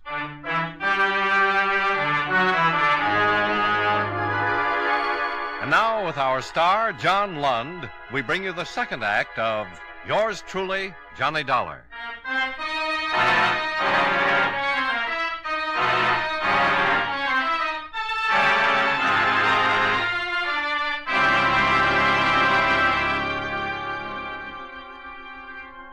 Three in the afternoon. Out of Barbara Carroll's cool apartment and down in the blistering street. The thermometer crowding 90 and the humidity sticking to us like a steaming blanket. I feel awful. Terrible day to solve a murder. I want to go look through some newspaper files. What for? That picture on the piano. Jack Olson's father? Yeah. I've seen it someplace before. There's a news story connected with it. Yeah, I'll drop you off. I gotta get back to the precinct, see if the boys have found the safety deposit box that fits Fred Royal's key.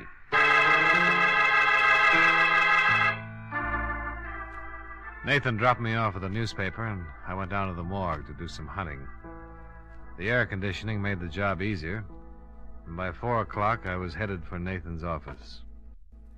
We found the bank and the safe deposit box. Oh? Anything turn up? Yeah. Royal was doing some pretty fancy blackmailing. Here's a bundle of evidence and a list of names.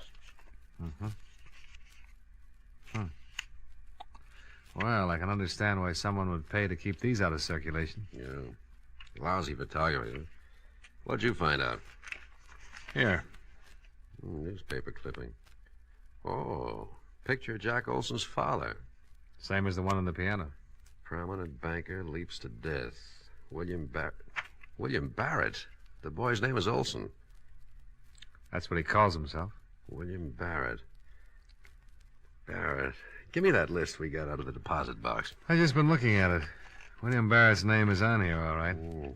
That article you've got on his suicide mentions that he left a son and a wife. Yeah. Well, let's go pick up Jack Olson, or Barrett, or whatever his name is. Well, it might not have meant a thing, but at least we had found one person who had a strong connection with Frederick Royal other than socially. The boy who called himself Jack Olson was the son of one William Barrett, deceased, and one of Fred Royal's blackmail victims. Barrett had jumped off a tall building, and according to the newspaper, he had left no reason for his actions. There was a possibility that Fred Royal's blackmail had driven him to it. And if that was so, his son would have had a very strong reason for wanting to break Mr. Fred Royal's neck. We climbed into a squad car and hurried back to Barbara Carroll's apartment, where Jack Olson lived as a boarder.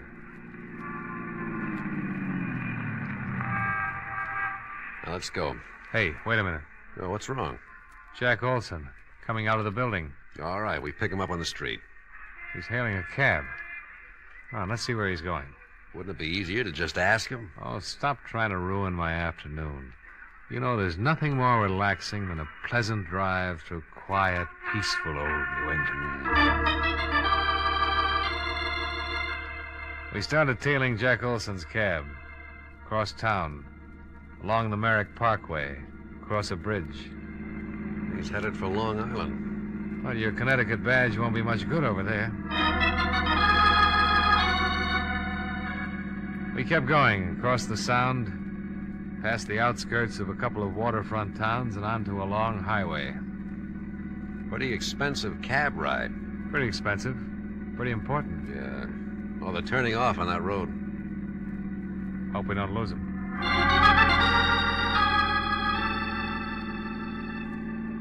We took the road to the right off the highway and spotted the cab up ahead, pulling into the entrance of a large white building. The sign over the tall iron gate read, Lakeview Sanitarium. We waited for him to go in.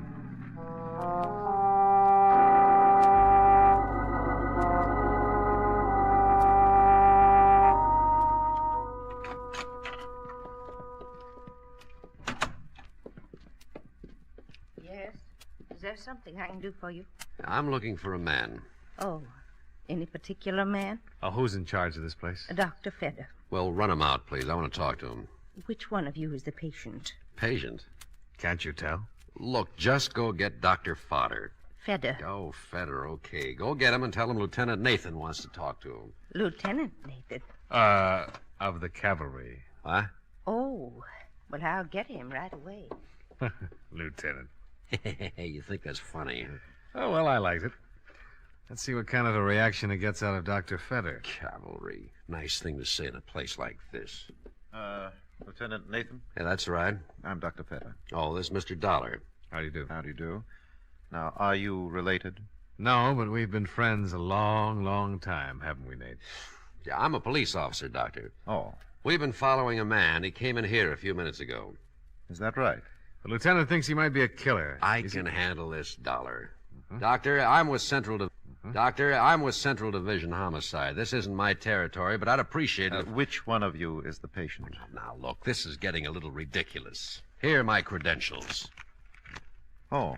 The man we want came in here a few minutes ago. Well, Mr. Barrett is the only one. And his real name is Barrett. Who's he seeing? His mother. What's wrong with his mother? Mrs. Barrett is seriously ill. Have anything to do with her husband's suicide? Everything to do with it. I doubt if Mrs. Barrett will ever recover. We went back out to the car and tried to put it all together. Jack's father had jumped off a roof. He was being blackmailed and couldn't take it. The shock of his suicide had driven Mrs. Barrett into a permanent breakdown, and Fred Royal had been responsible for the whole thing. Motive enough for Jack to get a job with Dale Martin so he could get his hands on Fred Royal's neck. Cavalry. Oh, stop groaning. Tell me what you think of my theory. We still need a confession. We'll get it. Mind if I make a pest of myself and ask how? Let's ride back to town and see Dale Martin.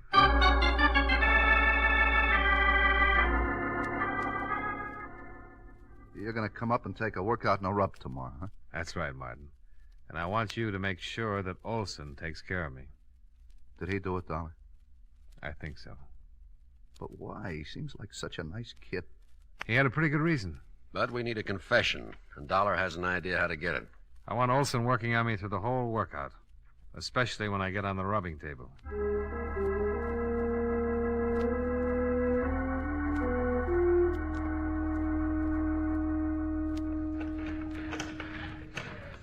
You're in pretty good shape, Mr. Dollar. Well, I'm carrying a few extra pounds. I will knock that off of you in a hurry. Don't try to talk while you're using the pulleys. Hi. Hi, Martin. He's in pretty good shape, Mr. Martin. Now, let's see. Better not do too much on the stomach the first day. I'll see you later, Mr. Dollar. Nice fella, Martin. Yeah, very nice. Tell me, have you found out anything about Mr. Royal's death? Oh, the police have got a few ideas. Lieutenant and I went up to see your roommate's sister. Yeah, Barbara told me. I hope you don't suspect her. She kind of liked Mr. Royal. She wouldn't have any reason to kill him. All right, let's go back to the rub table before you cool off. Huh?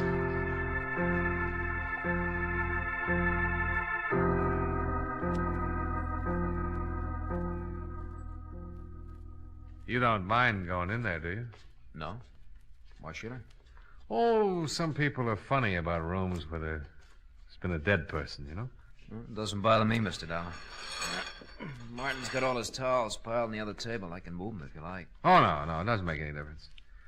Royal wasn't killed in here anyway. All right. Up on your back. Yeah.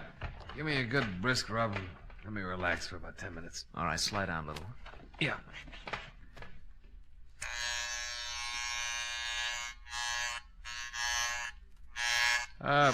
What'd you do before you came to work for Martin, Jack?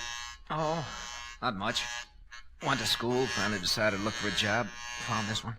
You ever study this sort of thing? No, there's really not much to it. Martin shows us how to use the machines, help the clients, and rub the neck and back. Well, then all you need is a good build, a strong pair of hands, huh? Yeah, I guess so. Your family live in Hartford? No. I noticed a picture of your father on Barbara's piano. Fine-looking man. He's dead now. Oh, sorry. So am I. Your mother still living? No. Oh! Oh, I'm sorry. Am I rubbing too hard? Oh, no, it's okay. Well, you certainly got the strength for the job. Yeah, I'll turn off the vibrator and just use my hand.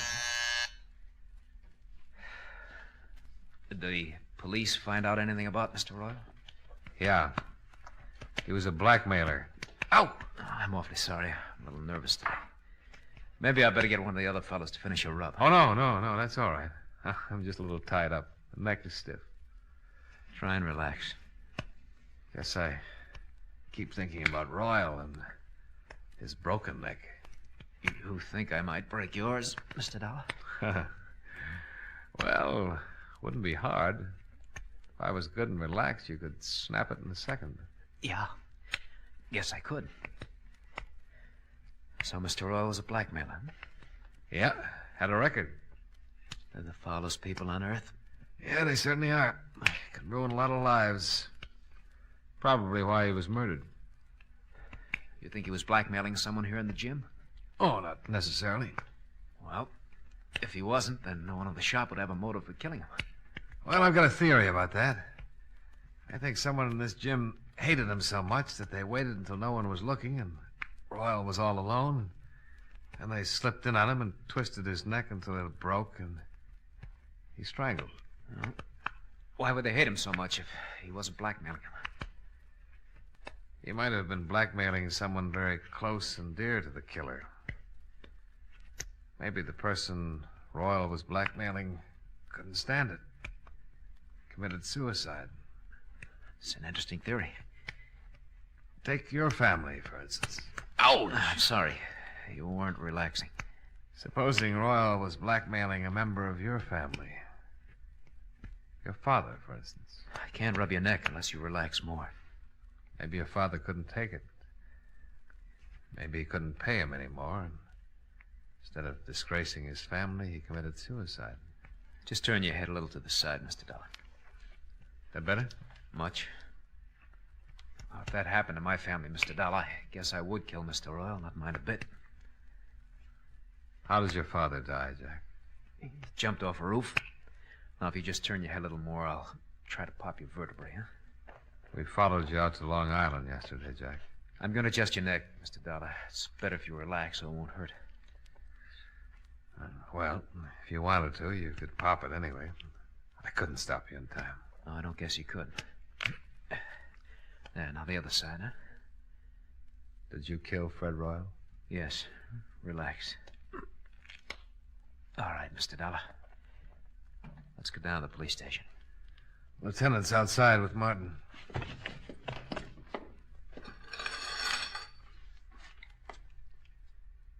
After you, Mr. Barrett.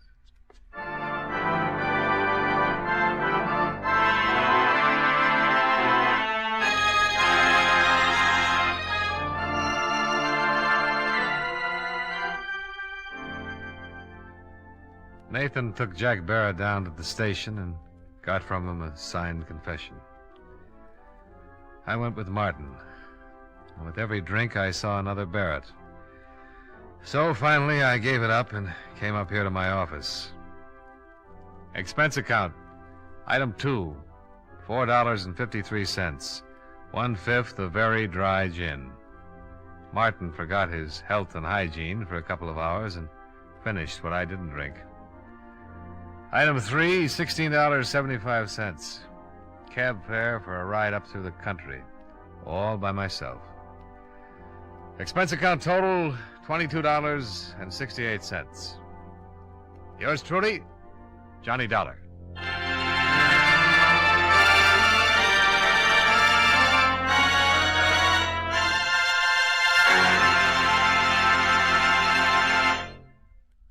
Remember, friends, Wrigley's Spearmint Chewing Gum refreshes you. Wrigley's Spearmint Chewing Gum gives you real chewing enjoyment. The lively, full-bodied flavor of Wrigley's Spearmint cools your mouth, freshens your taste, sweetens your breath. The smooth, pleasant chewing of Wrigley's Spearmint helps keep you feeling relaxed and satisfied. makes whatever you're doing more enjoyable. Yes, for refreshment plus chewing enjoyment, treat yourself often to Wrigley's Spearmint Chewing Gum. Millions enjoy it daily. Get a few packages and always keep some handy. That's Wrigley's Spearmint Chewing Gum. Healthful, refreshing, delicious.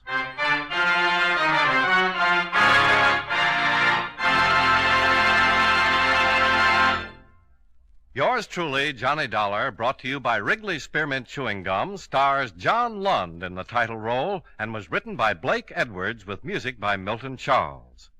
Featured in tonight's cast were Edgar Barrier, Hy Averback, Hal March, Jim Nusser, Tony Barrett, and Virginia Gregg.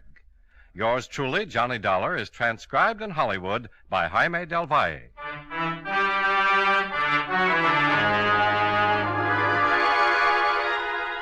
The makers of Wrigley's Spearmint Chewing Gum hope you enjoyed tonight's story of Johnny Dollar and that you're enjoying delicious Wrigley's Spearmint Gum every day.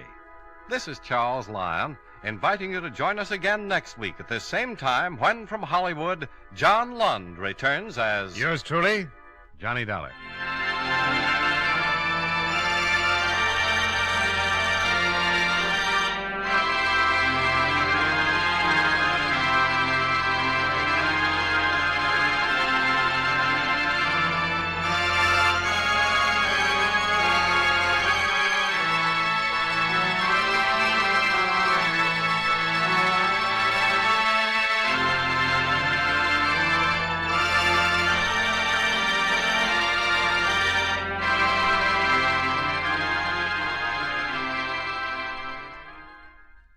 Ladies and gentlemen, we begin tonight by thanking our good neighbors at CBS.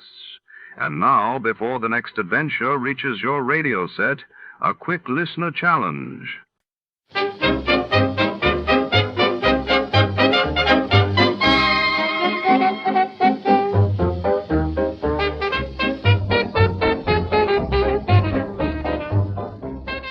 Tonight, in The Lazarus Caper, shadows crawl across rain-slicked streets as Detective Jack Malone finds himself entwined in a case where the dead refuse to stay buried. A mysterious woman with secrets of her own walks into his office, her crimson lips trembling with fear. As the city's heartbeat quickens, a single question lingers. Who is bringing the past back to life, and at what cost? Stay tuned. Every answer leads deeper into darkness. Before we begin, let's see what happened on the day it aired. It was April 9th, 1947. That day, the world learned of the dramatic rescue of 12 men trapped underground after the Centralia coal mine explosion in Illinois, while over in India, Mahatma Gandhi broke his fast, signaling a crucial step forward for independence negotiations. The Adventures of Sam Spade, Detective. Brought to you by Wildroot Cream Oil Hair Tonic, the non-alcoholic hair tonic that contains lanolin. Wildroot Cream Oil. Again and again, the choice of men who put good grooming first.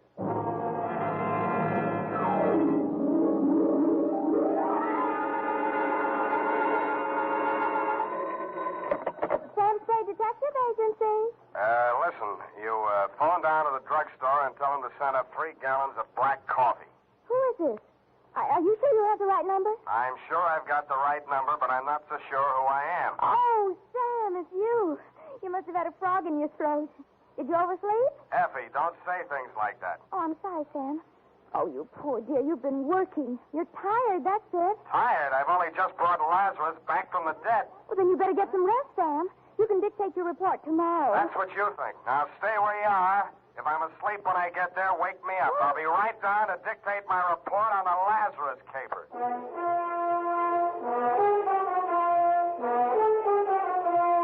Dashiell Hammett, America's leading detective fiction writer and creator of Sam Spade, the hard-boiled private eye, and William Spear, radio's outstanding producer-director of mystery and crime drama, join their talents to make your hair stand on end with the Adventures of Sam Spade.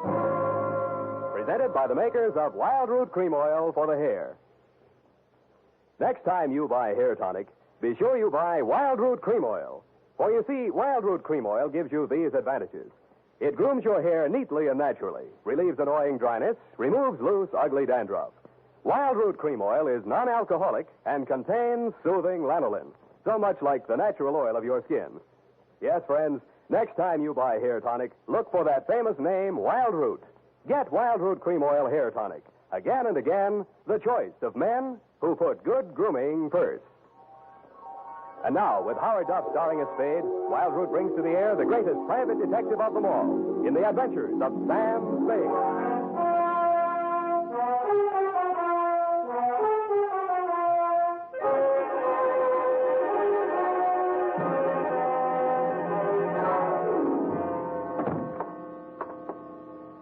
In here, Sam, in your private office. Yeah, private, she says. I'd like to know what's private about it. I have everything ready for you, Sam. What's this? Ovaltine, to relax. I don't want to relax. I don't dare. Oh, there you go again, Sam. Going on nerves. How long do you think you can keep it up? With your help, I'll be in a coma inside 3 minutes. Thank you, Sam. Now, you just lie down here on the couch and I'll take your shoes off. Now, look, And I can take dictation while you relax. Nuts. Where's that black coffee? Sam, you're angry with me. Your eyes. Please don't glare at me like that, Sam. I can't bear it when you... I am not glaring. I'm trying to keep them open. Now, sit down. I got to keep moving around. Moving around. Drag yourself like this, Sam. Please, Effie, please. Date, fill it in. It's your life. Go on. Burn yourself at both ends. Let's see. To A.J. Tatspaw, claims manager, All Risk Insurance Company, Tide Building, San Francisco. From Samuel Spade, license number 137596. Dear Sir, the following is an accounting of my services to your company in connection with the claim of Emma R. Lazarus on the life of the assured Timothy R. Lazarus. The latter called at my office yesterday at approximately 11:30 a.m. He was tall, bald, gray-faced, and dusty. He looked as if he'd been buried and dug up several times. This may sound like a poor sort of jest, Mr. Spade, but my name is Lazarus, and I want you to bring me back from the dead. Well, sounds interesting. Why did you die? When did you die? And how did you die? I was declared dead by the appellate court of the state of California August 28th last year by reason of 7 years' absence. Who took it to court? My wife, Emma. Insurance? Yes. My wife and I agreed between ourselves to insure my life in the amount of $100,000 that she would collect on legal presumption of death after my disappearance and continued absence for 7 years. That's the law, Mr. Spade. Yeah, it's been tried a lot of times. What went wrong in your case? Wife double-cross you? If that's your attitude, I'm afraid I've come to the wrong man. Uh-huh. You're still in love with her. Well, that makes it tough. You know they'll nail her for perjury if you prove you're still alive? That's why I didn't go to the police. Even though we'd planned the deception together, she had reason to believe that I was actually dead. Suppose you cover the whole thing from the beginning, Mr. Lazarus. Yes. I married her back in 1940. And for a while we were happy. And then she became arrested. You mean you were not able to support her in the manner to which she was accustomed? She was young, lovely, you wanted her to have nice things, but on your meager salary, it was impossible. Oh, I know, it's an old story, but life is like that. Well, you said it. Yeah, well, there you are. I was assistant cashier at the Golden Gate Bank. Oh, no, not that. I started taking small sums at first, meaning to repay them later on. Look, let's not go through the whole script. How much did you embezzle? $20,000. Yeah, so you decided to take it on the lam before the auditors came in, and... I was going to give myself up, but Emma wouldn't let me. We made our plans that night, and I left for Mexico the following day. In Mexico City, I had plastic surgery done on my face, and then I settled down to wait the 7 long years until I would be declared legally dead. I suppose you might call it poetic justice, but just before the end of the 7th year, I contracted malaria. I was confined to a hospital for more than 11 months. You have had it. Oh, the doctors gave me up for dead and asked me to notify my next of kin. I gave them Emma's address. I never notified her to the contrary because it seemed to fit in so well with our plan. Too well, huh? Yes. I'd been to see her, and she refuses to believe that I am her husband. Oh, of course, my appearance is very much altered, but there must be some way to prove my identity. You worked in a bank. They must have taken your fingerprints. I removed them from the files and destroyed them. How are your teeth? My teeth? Teeth. Who was your dentist here in town? Dr. Smith, the Drake Professional Building. He'll still have your dental x-rays on file. They're as good as fingerprints. You go there this afternoon. Don't give your name. Tell them you're Mark Humboldt. Have a new set of x-rays taken, and I'll do the rest. What's your wife doing these days? Emma's married again. Who's the sucker? Pardon me? The man. Oh, he's a doctor. Dr. Ernst Wilhelm. Wilhelm? He's quite well known, I believe. Yeah, and the cops would like to know more. Now, about my fee. Mr. Spade, I have no money. Oh, that's great. You have no money, and all you want is to hire a man to bring you back from the dead. And the more I succeed, the less chance I'll have of collecting. If I might make a suggestion, Mr. Spade, I don't know the ethics, but perhaps the insurance company? You would be doing them a great service. I think you're going to live, Mr. Lazarus. They can't keep a good man down. I'll collect from them.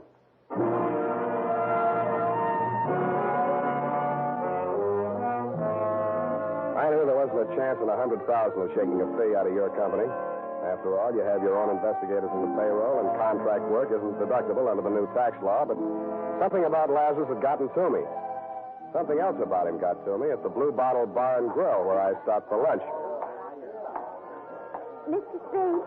Yes, indeed. I'm Emma Wilhelm, Mr. Spade.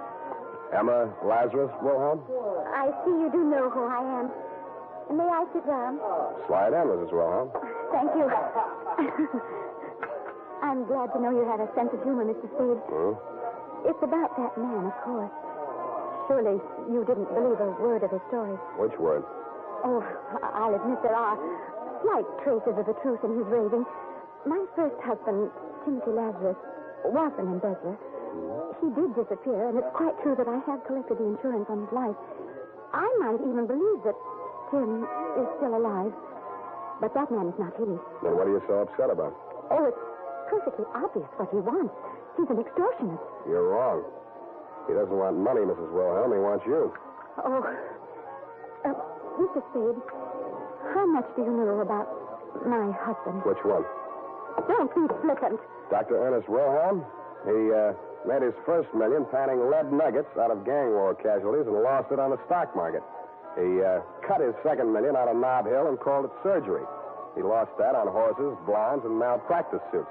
The last time he was mentioned in the paper, there was a big picture of him pumping sleeping pills out of the stomach of an aging burlesque queen.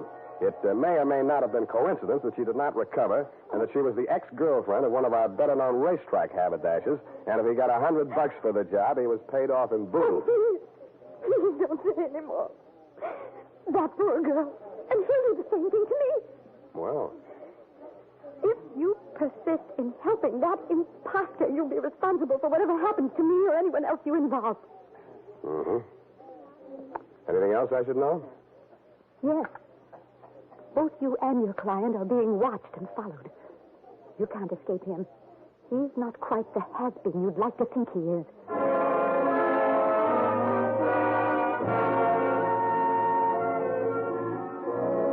After she had gone, I scraped the tears off my butter, finished my lunch, washed my hands with a nationally advertised soap, and mushed over to the Drake Professional Building. I found my client's dentist in his lab polishing up a set of gold inlays. Humboldt? Oh, yes. His x-rays have come through. Only set today. They're on the clamp there. Don't touch them. They're not dry yet. Oh, I'm sorry. What's your interest? Police identification? You guessed it. Always happy to cooperate. Thanks. How about digging in your files for the x-rays on a patient named Lazarus? Oh, yes, be glad to, of course. Well, let's see now. Larrabee, Lavelle, Lawrence, Lawson, Gluskin. That's a G. What's that doing here? Ah, Lazarus. Timothy R. Is that your man? That's the name. Oh, dear me, April 1940. Should have been in for dental hygiene. Have to remind Miss Baker. That's my nurse. These pictures, how do they compare with this new set? Well, now, let's have a look. Switch on the light there, will you, please? And let's see. Malocclusion, impacted third molar. Ah, erosion inlay. Yes, it's very interesting. You mean they're the same in both sets of pictures? Oh, dear, no. A man's mouth could change a lot in 7 years, couldn't it? Yes, especially with dental neglect, but that would never cause a man to grow new teeth. Oh, well. You see here, Humboldt has one more lower incisor and 2 more molars than Lazarus. And the whole character of the mouth is different. Well, these 2 men would not look even faintly alike. Well, could there have been some mistake in filing? Oh, dear, no. Miss Baker's been with me for 10 years. Never made a mistake yet. Could I talk to her? Not in today. Been out since Tuesday. Cold. Oh, say, by the way, you're a detective. How's this for a mystery? She phoned me this morning and thanked me for sending a doctor around to examine her. Now, this is the peculiar part. I have no recollection of having done so, and I'm not acquainted with the doctor she said I sent her. That wouldn't be a Dr. Ernst Wilhelm. Why, yes. Wilhelm. That was the name. Do me another favor, will you? Call a doctor you do know and tell him to get over there as fast as he can.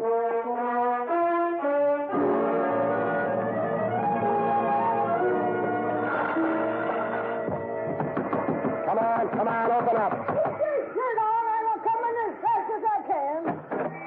What you want, kiddo? What's Miss Baker's room? She's sick. Ain't having no callers. I'm her doctor. Oh, you can't fool me. Where's your little black bag? If I had one, it would be around your neck. Now, march. Show me the way. You can't force me. I know my rights. Oh, you do you? Well, it might interest you to know that your vents are faulty, your wiring is illegal, your drains are unsanitary, and your apron is dirty. Them's rust stains.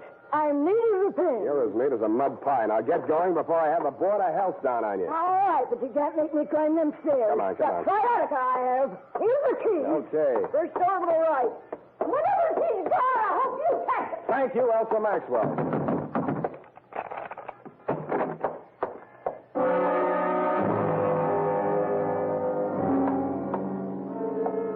She was stretched out on a bed, her left arm twisted under her and her right dangling over the edge. On the floor beneath it was an empty pill bottle. A few red capsules were scattered near it, and some more were spilled out among the bedclothes. It was a standard sleeping pill suicide scene, but I didn't believe it. The body was still warm, but no pulse. I didn't waste time giving her the mirror test. Instead, I looked around for a phone. It was on a table near a window. I meant to dial the police number, set her 12020, but SU was as far as I got. Felt like a bee sting or a quick jab with a needle. I spun around and swung out blindly. The face that I missed was suntanned under a shock of iron gray hair. I was wearing the same white-toothed grin that Dr. Ernst Wilhelm always wore at the newspaper photographers. I started towards him, and he backed away, still grinning. Come ahead, Spade. Come and get me, but hurry. You have only 20 seconds more. Shall I count them off? So far, you have 3, 4, 6, 7, 8, 9. The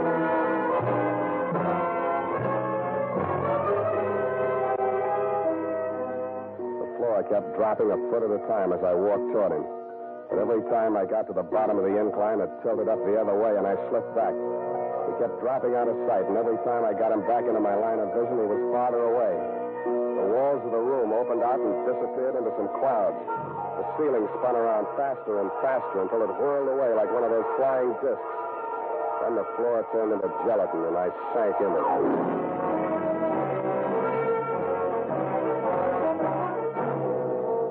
The makers of Wild Root Cream Oil are presenting the weekly Sunday adventure of Dashiell Hammett's famous private detective, Sam Spade.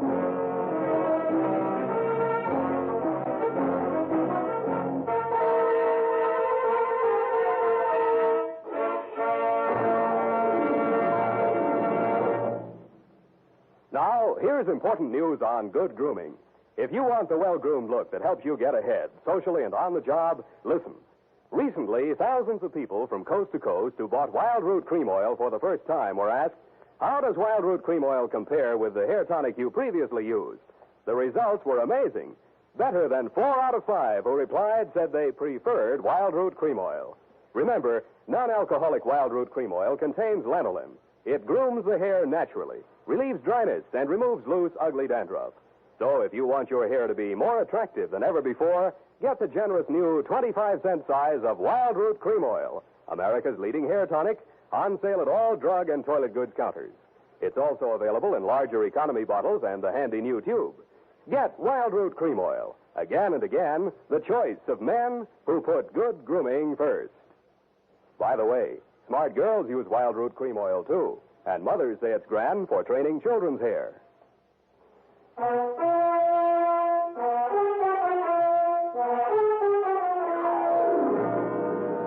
And now, back to the Lazarus Caper. Tonight's adventure with Sam Spade.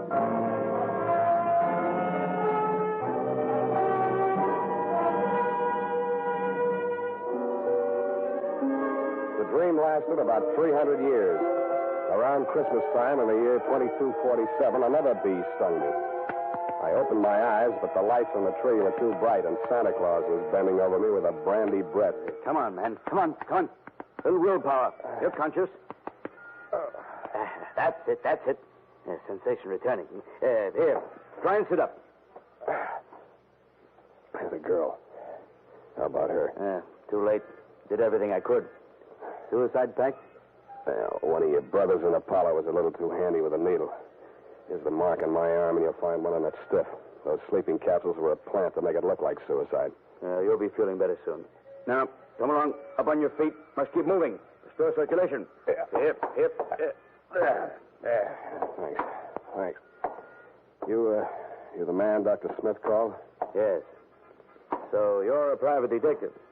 How do you feel now? I'm still dopey. You give me something to pick me up? I've given you as much stimulant as it's safe to administer. For the rest, you'll have to sleep it off. And you will.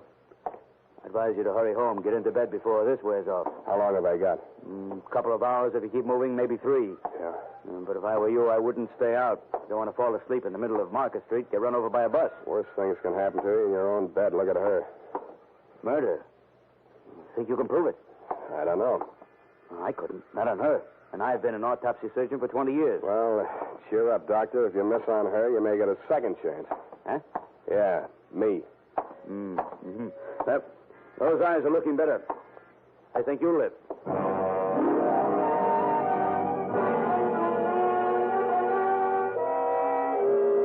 I wasn't so sure. Unless I could nail Wilhelm before my 3 hours is up, it's a safe bet he'd nail me again with that needle. He had done me one favor. He'd convinced me that my client was really the man he claimed to be and that Wilhelm and Emma knew it. My best hope of smoking him out was to dig out some solid proof. I spent 10 minutes of my 3 hours getting to the Hall of Records and 10 more finding out there was nothing there on Lazarus but his death certificate. I had a gander at the wanted file at police headquarters. They'd checked him out in August of 47 when the court had pronounced him dead. I looked at my watch. With 2 hours and 17 minutes of wakefulness left, I just didn't have time. I stopped by Lazarus' hotel, got a set of his fingerprints and several samples of his signature, took them to a penman I know down on the Mission, and between us we forged the most amazing set of documents ever assembled on one man. All dated, notarized, certified, witnessed, registered. One even bore the great seal of the state of California and the signature of the governor. I squeezed them all into a large briefcase, propped my eyes open with toothpicks while I drank half a gallon of black coffee, then phoned Dr. Wilhelm's night number. I told him I was one of Russian Leo's boys, and a cop had just winged me on the lam from a jewelry store job. He agreed to meet me at his office.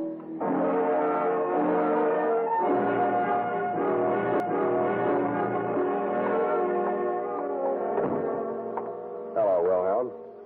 Yes? Is that all you got to say to the guy you knocked off an hour ago?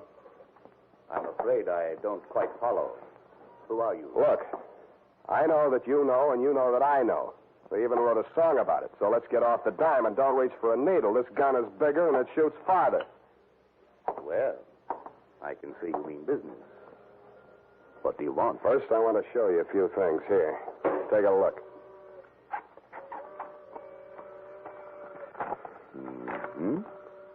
Well, this is very impressive. Yeah, I thought you'd be impressed. You, need any more proof that Lazarus is Lazarus? What's the matter, Spade? Getting sleepy? Don't get your hopes up.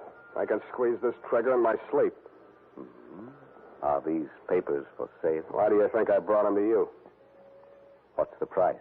Half the take on Lazarus's insurance. That's very high. I haven't finished. This time, Lazarus has got to be really dead, and you're going to do the job. Come on, stop stalling. I can't do that. Why not? Why, Emma, she'll make trouble. She said she would. She's still in love with him? Why do you say that? I just wondered. What reason did she give you for not wanting him knocked off? Well, the cops work harder at identifying a dead man than they do a live derelict that looks and talks like a crank. I had the same idea myself. Then you're stupid. With him dead, she can tell any story she wants to. With him alive and all this proof of identity, he's in a position to nail both of you for fraud, conspiracy, perjury. Shall I go on? One thing. Does Emma know about these papers? Sure. You're lying. Sure I'm lying. And those documents are forgeries if that's the way you want it. I haven't got time to argue. I can't stay awake much longer, and you can't bring it off without me. I'll have Lazarus at my apartment in 30 minutes. Bring your needle and the $50,000. All right, Spade. I'll be there.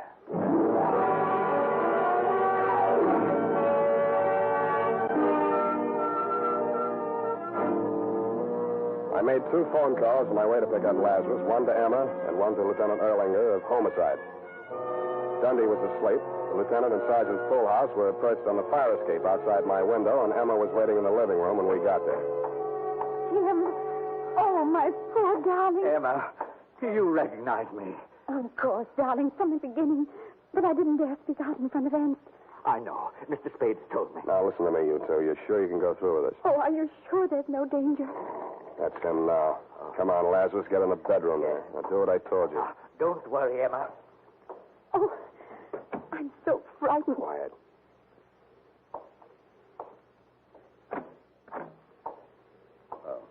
Hello, Spade. I got here just at... Emma, what are you doing here? Mr. Spade phoned me. I agreed. It's the only thing to do. I wanted you to know that. Well, I'm glad to see that you've come to your senses for a while there. You see, you were wrong, Spade. Did you bring the stuff? Here's your money. I have a hypodermic in the case here. It's already loaded. We won't need a sterile needle. Where is he? In there on the bed. He was asleep a minute ago.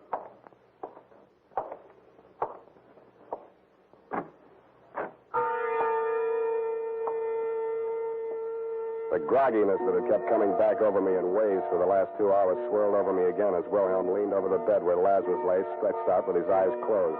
For a split second, I blanked out, and I was afraid it had already happened. But then I saw Wilhelm's hand coming down in the oblique angle toward Lazarus's forearm. Then my vision blurred again, and my arms felt too heavy to lift. It was Emma's scream that jolted me back. I clawed out blindly. You let go of it. You get it in your own arm. Let go. Why, you double-crossing... Now, here's a little sleeping medicine for you. Okay, boys. Come and get him. Good boy, Sam. Good boy. We won't forget this. Yeah, a likely story. Get that broken glass, Bullhouse. Put it in the Dixie cup. Now, handle it careful. We want to analyze that medicine. You okay? Who are these people, Sam? Accomplices? Yeah, but not for homicide. What about Ernst? They won't let him go free, will they? Don't worry. He's out of circulation for good. Mr. Spade. Yeah, Lazarus. I don't know how to thank you. Yes.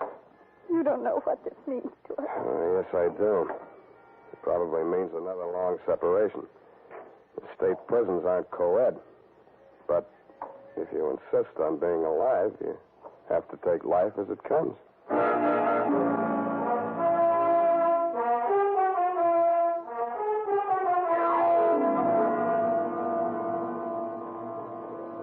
Period. End the bedtime story. Oh, Sam, it's so sad. That poor couple, so much in love. But you had to do your duty, didn't you, Sam? They had to pay their debt to society, of course.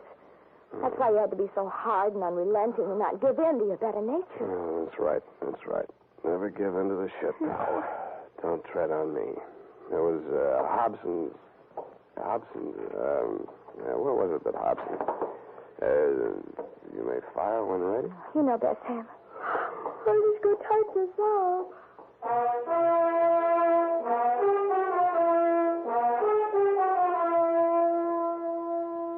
And now, listen to this.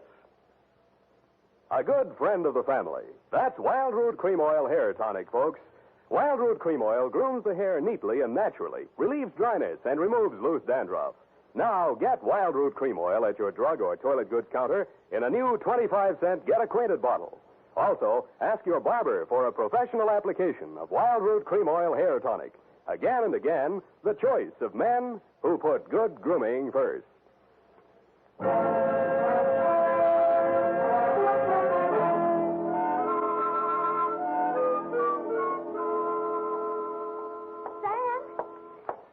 Sam, wake up. Well, go away. Your apron's dirty. Sam, I'm not wearing an apron. Then why don't you let me sleep? Sam, you've got to wake up. Your coffee's here. And tell them I'm in conference. No, Sam, no. The black coffee. You said to order 3 gallons. What? I couldn't carry it all. I'll make another trip. 24 cardboard containers. You'll have to drink it up fast now. They're leaking already. Abandon ship, all ye who enter here. Oh, Sam, what am I going to do with it? Open the restaurant. Good night. Oh, good night, Sam. Number 3 turrets, open fire.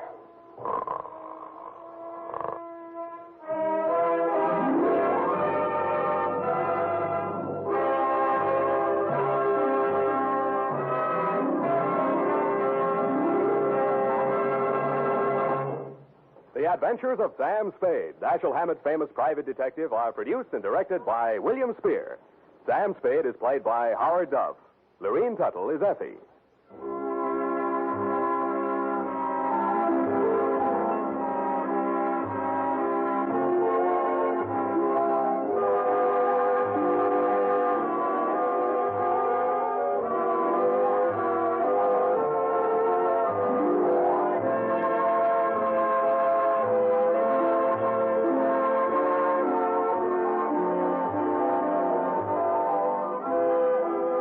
Adventures of Sam Spade are written for radio by Bob Tallman and Gil Down.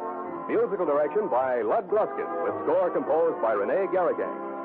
Join us again next Sunday when author Dashiell Hammett and producer William Spear join forces for another adventure with Sam Spade. Brought to you by Wild Root Cream Oil. Again and again, the choice of men who put good grooming first.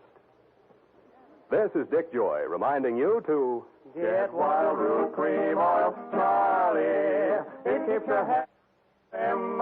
You see, it's non-alcoholic, Charlie. It's made with soothing lanolin. You better get Wild Root Cream Oil, Charlie. Start using it today. You'll find that you will have a tough time, Charlie. Keep on all the gals away. Hiya, Baldy. Get Wild Root right away.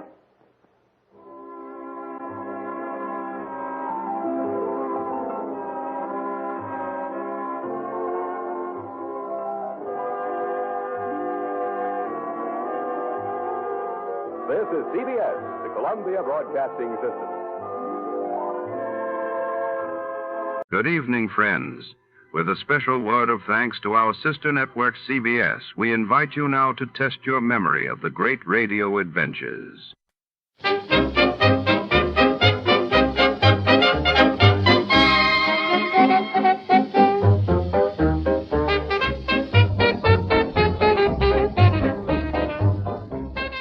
Tonight we journey to the wind-swept corridors of the Los Angeles Natural History Museum.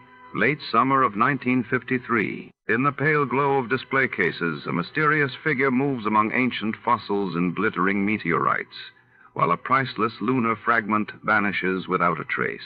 Enter our hard-boiled detective, summoned to untangle a web of scientific intrigue, obsession, and betrayal beneath the dinosaur bones. Shadows lengthen, secrets deepen before. To start, let's see what happened the day it was aired. It was August 2nd, 1953. That day, the world was gripped by news of the Korean War armistice signing in Panmunjom, and Britain was abuzz as Sir Edmund Hillary and Tenzing Norgay was celebrated for the historic conquest of Mount Everest. You, finding life rather dull, dreaming again of exotic places, wishing you were somewhere else, we offer you escape.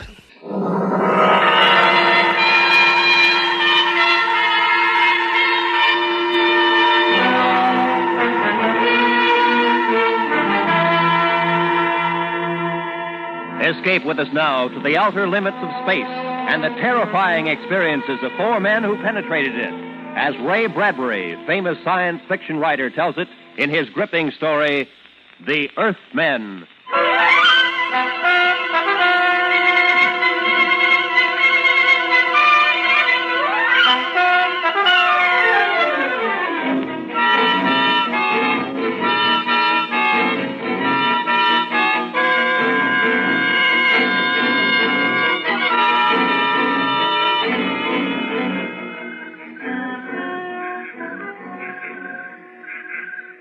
You ready, Clitheroe? Yes, sir.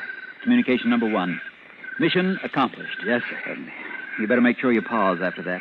Give them a few seconds to get over their excitement down there. They'll go crazy. Be bigger than New Year's Eve. New Year's Eve? Be bigger than the armistice. Only one celebration will top it in our lifetime. What's that, sir? The one they throw when we get back. All right, now, where was I? Mission accomplished. Yeah. First rocket expedition to Mars landed upon Mars 12:03 Earth time. Estimated position of landing, approximately longitude 345 degrees, latitude -7 degrees. Yes, sir. Landed without incident at edge of forest. Atmosphere, what's a good word to say it's all right for breathing? Optimal? Yeah. Found atmosphere optimal. Descended from rocket. Captain Williams. Yeah? Prescott, sir. I see Prescott. He's running this way. Running? Something after him? No, he's just loping along. I think he's smiling. Keep your binoculars on him. Sound off. It looks like he's in trouble. Descended from rocket. Sent Lieutenant Prescott on reconnaissance mission. Dugan, Prescott all right? Yes, sir. Want me to yell to him? No, just stay up there and watch him. Morale high. Commend efficiency and discipline of entire crew. Lieutenant Prescott and Dugan, Sergeant Clitheroe. Thanks, Captain. There's enough glory for all, Sergeant. Any chance of sending that in now? Not for 2 hours. Channels won't be clear for voice communication until 3 o'clock Earth time. They don't even know yet that we made it. I'd like to be down there when they get that message. What excitement. Sirens, bands playing, artillery salutes. Here's Prescott, sir. Good. Come on down, Dugan. Prescott, you all right? People. Here, sit down. Catch your breath. People. Mars has people. All right, now take your time. You want a drink? Mars is inhabited.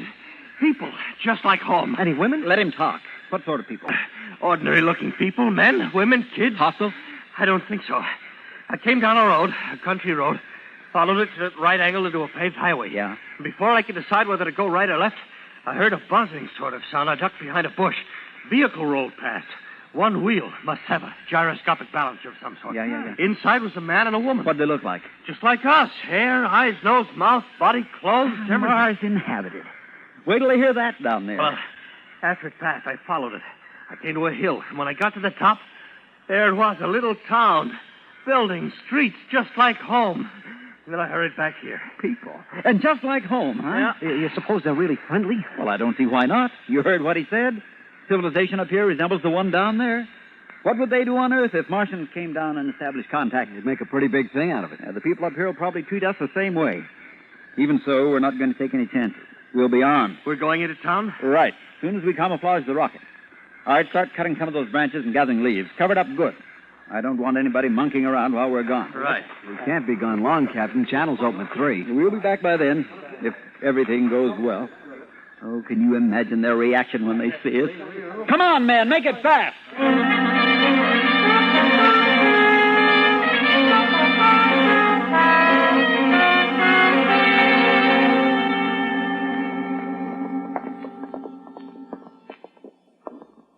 All right, men, dress it up. I'm going to knock on the door now, and keep smiling to show we're friendly, and let me do all the talking. Understand? Yes. Right,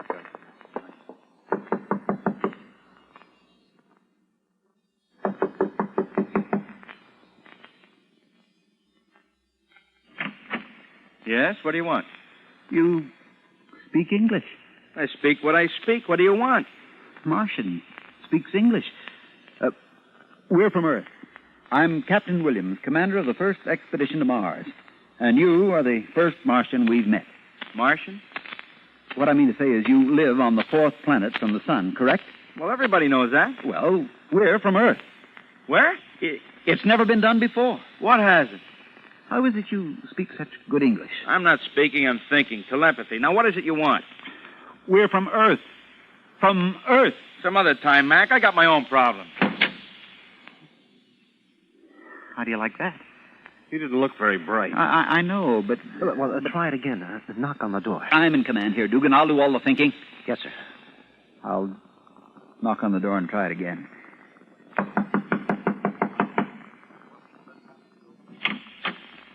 Yes? Oh, excuse me, ma'am. Was that your husband I was just talking to? Yes. He shut the door so quick I never got a chance to explain Oh, that... I'm sorry, but he is busy. Can I help you?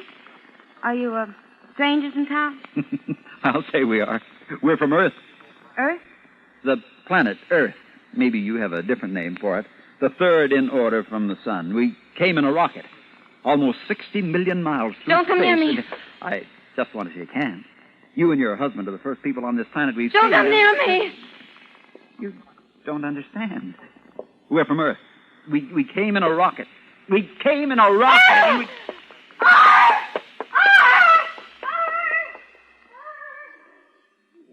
What'd I do, Captain? Don't you think we'd better get away from here, maybe?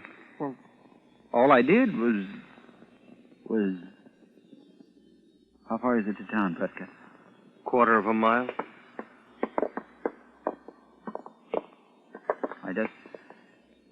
I just wanted to Shake hands. What was it that scared her?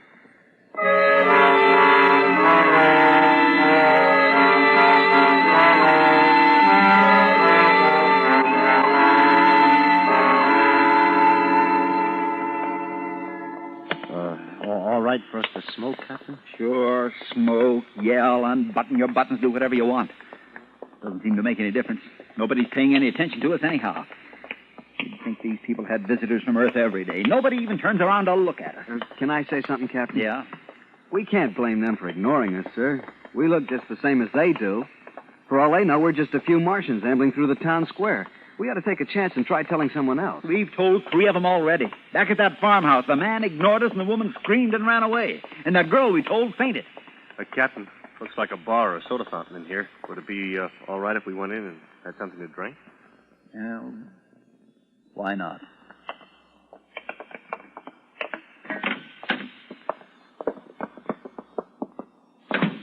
Good afternoon. Good afternoon. Could we get something to drink here? Got some nice fruit crystal. It's all right. The same for everyone. It's art. Yeah. I don't think I've ever seen you fellows around. You strangers? We're from Earth. Where? Earth. 3rd planet from the sun. Oh, clumsy of me. Earth, huh? Well, what do you know? You mean you understand what I'm trying to tell you? Sure. That we're the first men from Earth ever to reach Mars, that it's never been done before? That we came 60 million miles in a rocket? Sure. 60 million, huh? Rocket, you say? Well, I'm proud to make your acquaintance. I'm Captain Williams. This is Lieutenant Prescott, Sergeant Clitheroe, and Lieutenant Dugan. I'm honored. I'm honored.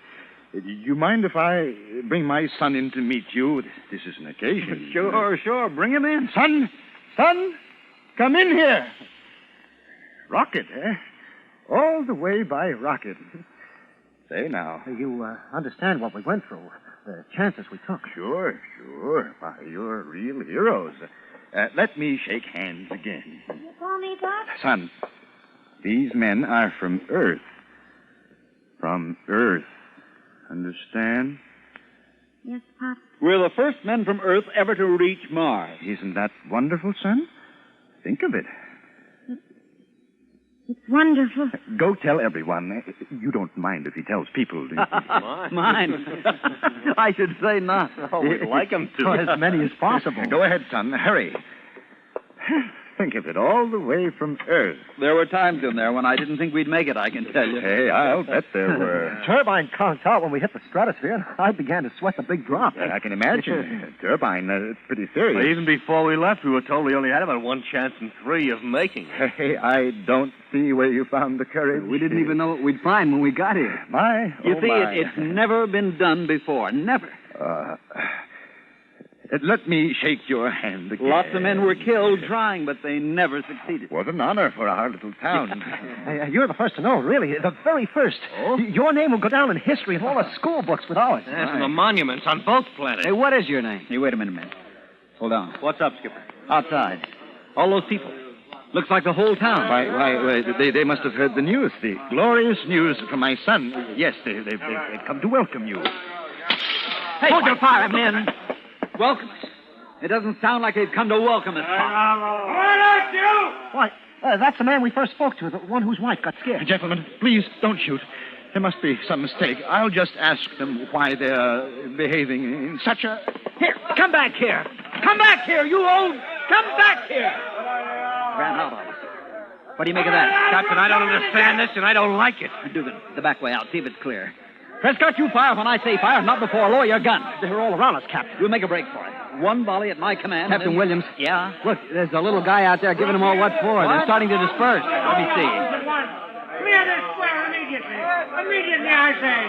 Go on now. Go on, all of you. Go on home. He's coming in. Now, I'll do all the talking. Put your guns away, but stay on your toes. Dugan, let's keep our eye on the back, huh?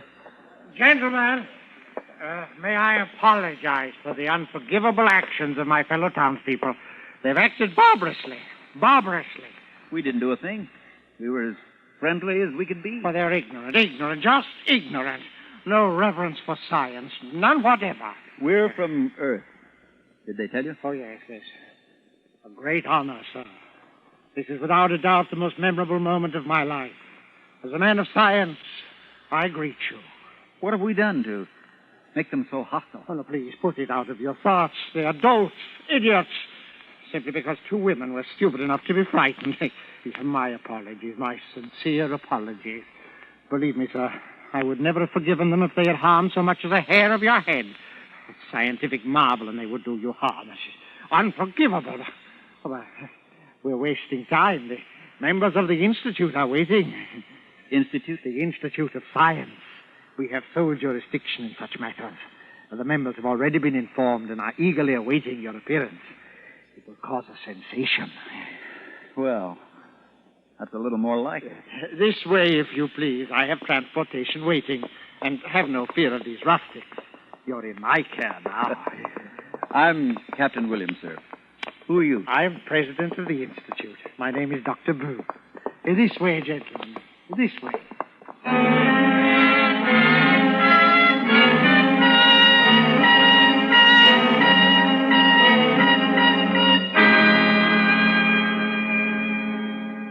Escape under the direction of Norman MacDonald returns in just a moment. How the gambling machine works, the far-reaching effect of legal and illegal gambling, domination of entire areas by racketeers. That's this week's topic on The Nation's Nightmare, tomorrow night on CBS. And now, back to Escape.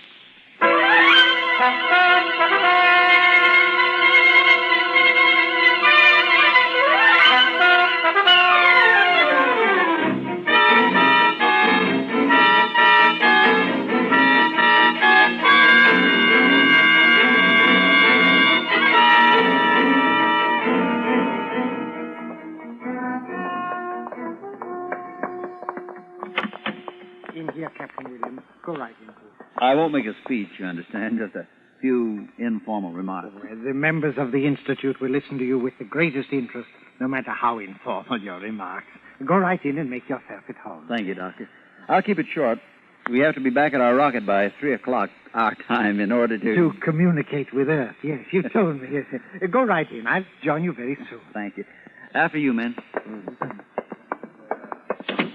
He's a nice fella. Wow. What an auditorium. Must be hundreds of people here. I wonder how they managed to get them together at such short notice. Straighten up, men. They're looking at us. Good afternoon. Good afternoon. I am Mr. And I'm Captain Jonathan Williams of New York City, on Earth.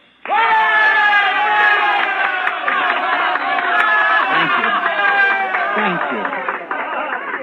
Thank you, one and all, on behalf of myself and my crew. Thank you. Well, it's good to see another man from Earth. I am from Earth also. How was that again? There are many of us here from Earth. You? From Earth? Yes. But is that possible? Did you come by rocket? Has space travel been going on for centuries? What country are you from? Tuiriol. I came by the spirit of my body years ago. Tuiriol? I never heard of it.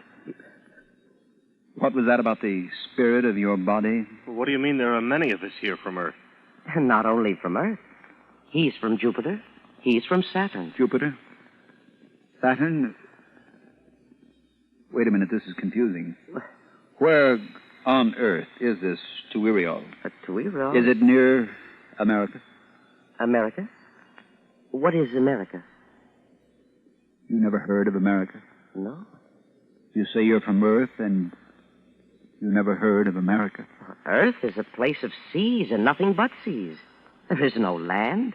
I am from Earth, and I know. Earth is a place of all jungle. I am from Orion Earth, a civilization built of silver. Silver? Men, come over here a second.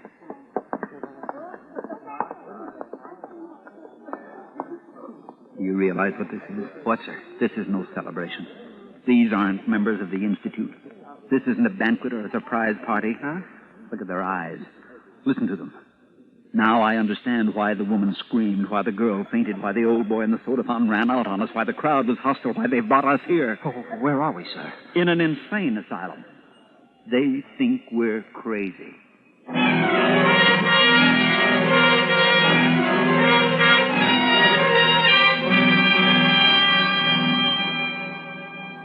Clitheroe, try the door again. I just tried it, Captain. It's still locked. Go right in, gentlemen. The members of the Institute will listen to you with the greatest interest, no matter how informal your remarks. I'll bet they've been listening, all right. I'll bet they've had us under observation ever since we entered this building. Captain, look. What? You ought to take a look. That woman who said she was from Earth, too. A blue flame is coming out of her mouth and then turning into the shape of a small naked child. You think that's something? I've been watching one of them change into a crystal pillar and then into a golden statue and then into a staff of cedar and then back into a woman again. Never saw anything like that. Magicians. No, not magicians. Those are hallucinations. They pass their insanity over into us, and we see their hallucinations, too. Telepathy, autosuggestion, and telepathy. Well, look, Captain. If hallucinations can appear this real to us, to anyone, if hallucinations are catching and almost believable, it's no wonder they took us for psychotics. If that woman can produce little blue fire children and that one can change into a pillar, how natural if normal Martians think we can produce our rocket ship with our minds. I've been thinking along those lines, too. If someone came up to you on Earth and said he was from Mars, just came in by rocket, wouldn't you think he was crazy? I would. Heaven help me, I would. What time is it? 2:35. Those channels open in 25 minutes. Where's that doctor? Where's that doctor? I said, where's that doctor? I'm here, Captain. I demand our release. I demand an apology for this outrage. My government will certainly hear of this. All the governments of Earth will hear of it. I shall tell them of the indignities heaped upon their representatives. Yes, of course. Don't humor me! Are you going to release us, or must I take steps? What sort of steps? I'll kill you. That's very interesting. Excuse me a moment. Dr. O. Yes, Doctor. Yes, Doctor. Did you call me, Doctor? The case is developing along classic lines. I thought you might be interested. He's just threatened to kill me. Proceed, please, Captain. I wasn't joking, I tell you. Are you going to stand aside? No. All right. Jan. Most interesting. What do you suppose the next phase will be? Denial of insanity. Reaffirmation of sanity. But we are sane. We are. You see? Classic men try to think of something. He thinks we're insane, and he won't understand that we're not. No, not at all. I do not think all of you are insane. Oh, no. Just you, sir. The others, the ones you persist in referring to as your crew, they do not exist. They are secondary hallucinations. Secondary? Hallucinations. But you can touch them. You can hear them. Go ahead and touch them. It will prove nothing. Patients have come to me with snakes crawling from their ears. When I cured them, the snakes vanished. We'll be glad to be cured. Go ahead. It's unusual.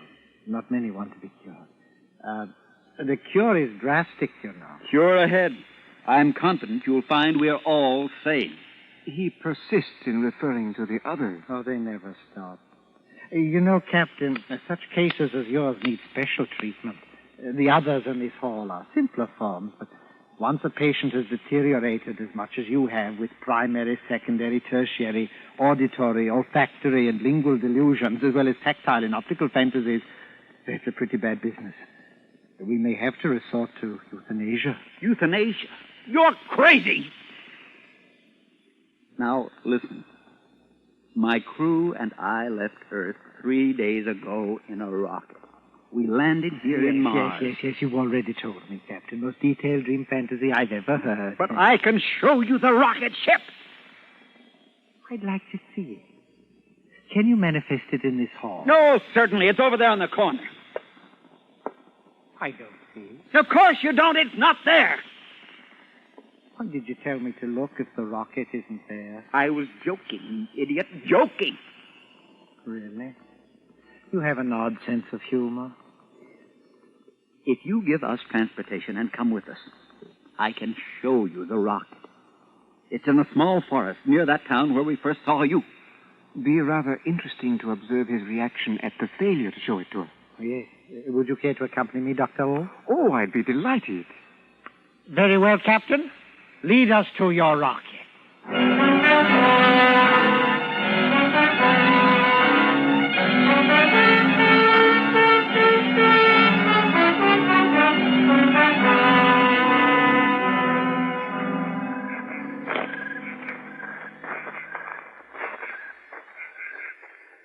Here it is.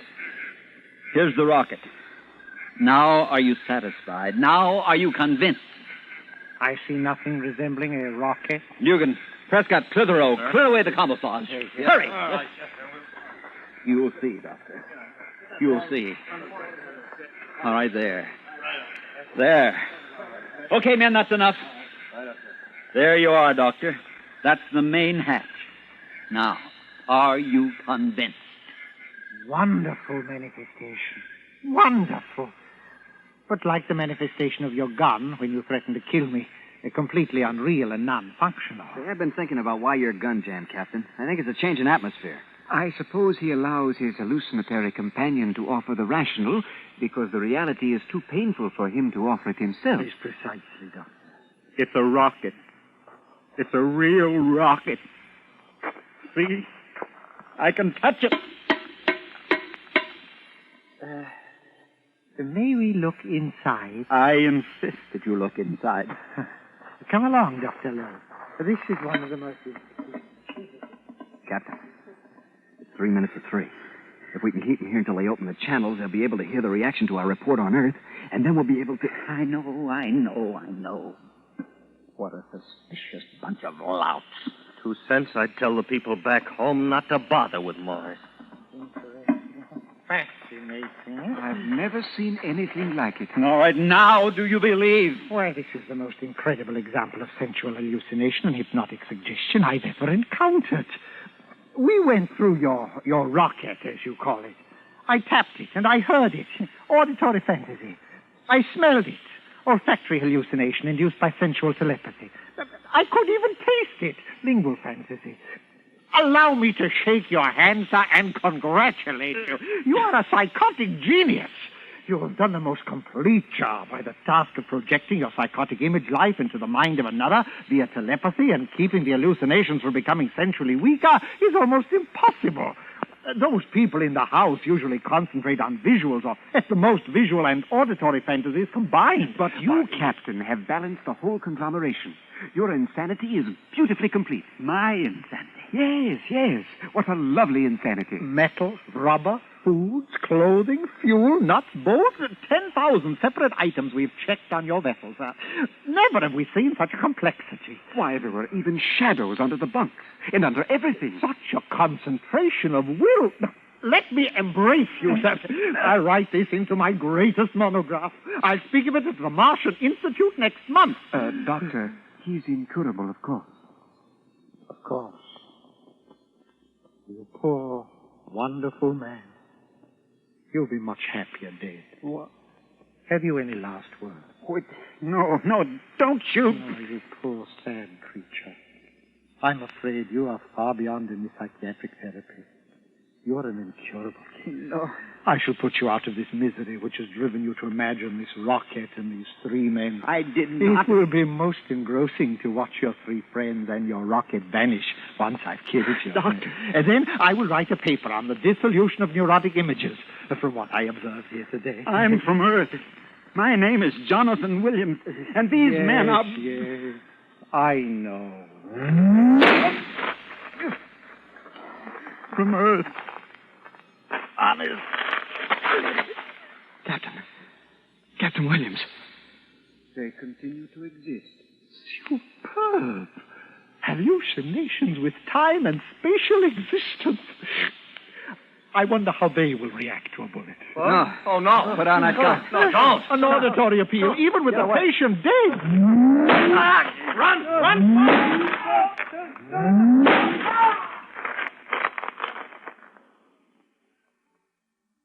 They still exist.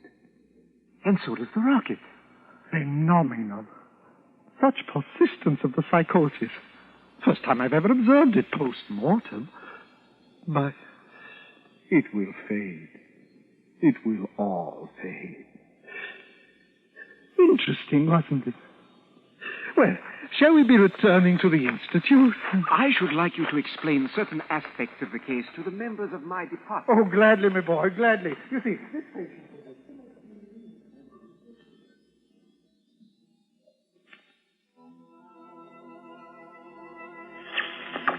Earth to Mars, Earth to Mars, calling rocket expedition, calling rocket expedition. Do you read me? Do you read me? Come in, Captain Williams. Come in, Captain Williams. Earth to Mars, Earth to Mars.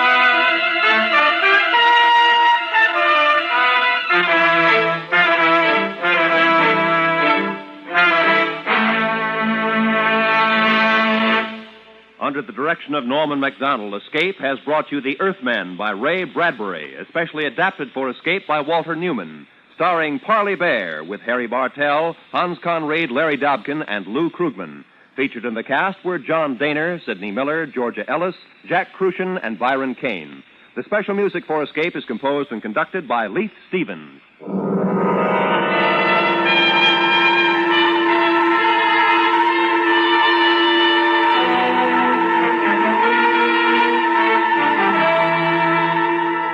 Next week, escape with us to an island off the northwest coast of Africa, and the story of a man whose quest for happiness was blocked by a giant, a madman, and a beautiful girl, as Millard Kaufman tells it in his exciting story, The Gladiator.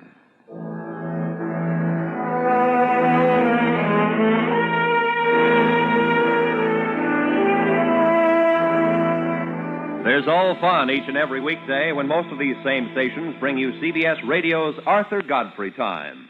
This is Roy Rowan speaking.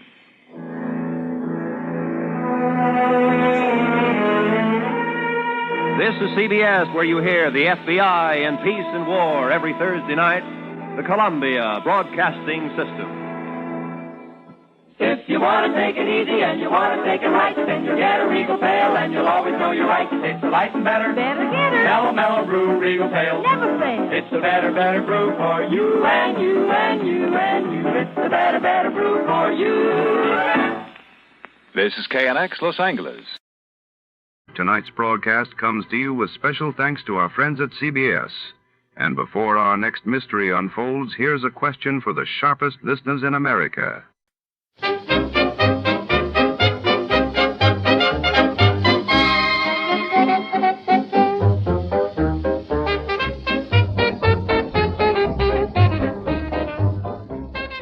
Our warm thanks go out tonight to our sister station, CBS. And before the curtain rises on another thrilling episode, let's enjoy a few delightful melodies for the road.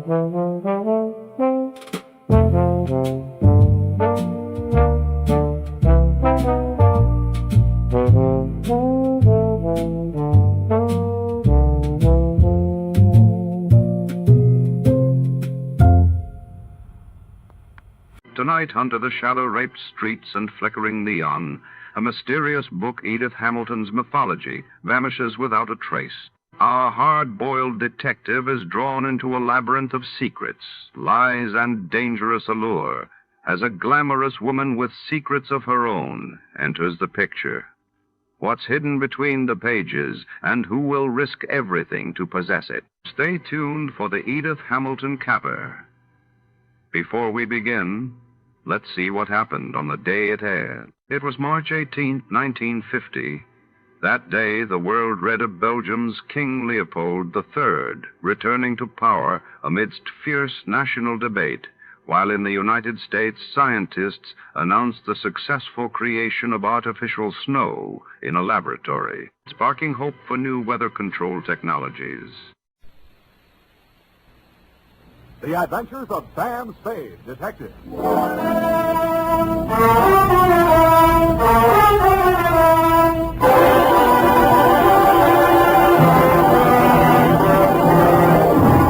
To Dr. Ludwig Zoya, 1241 Leavenworth, San Francisco, from Samuel Spade, license number 1375596.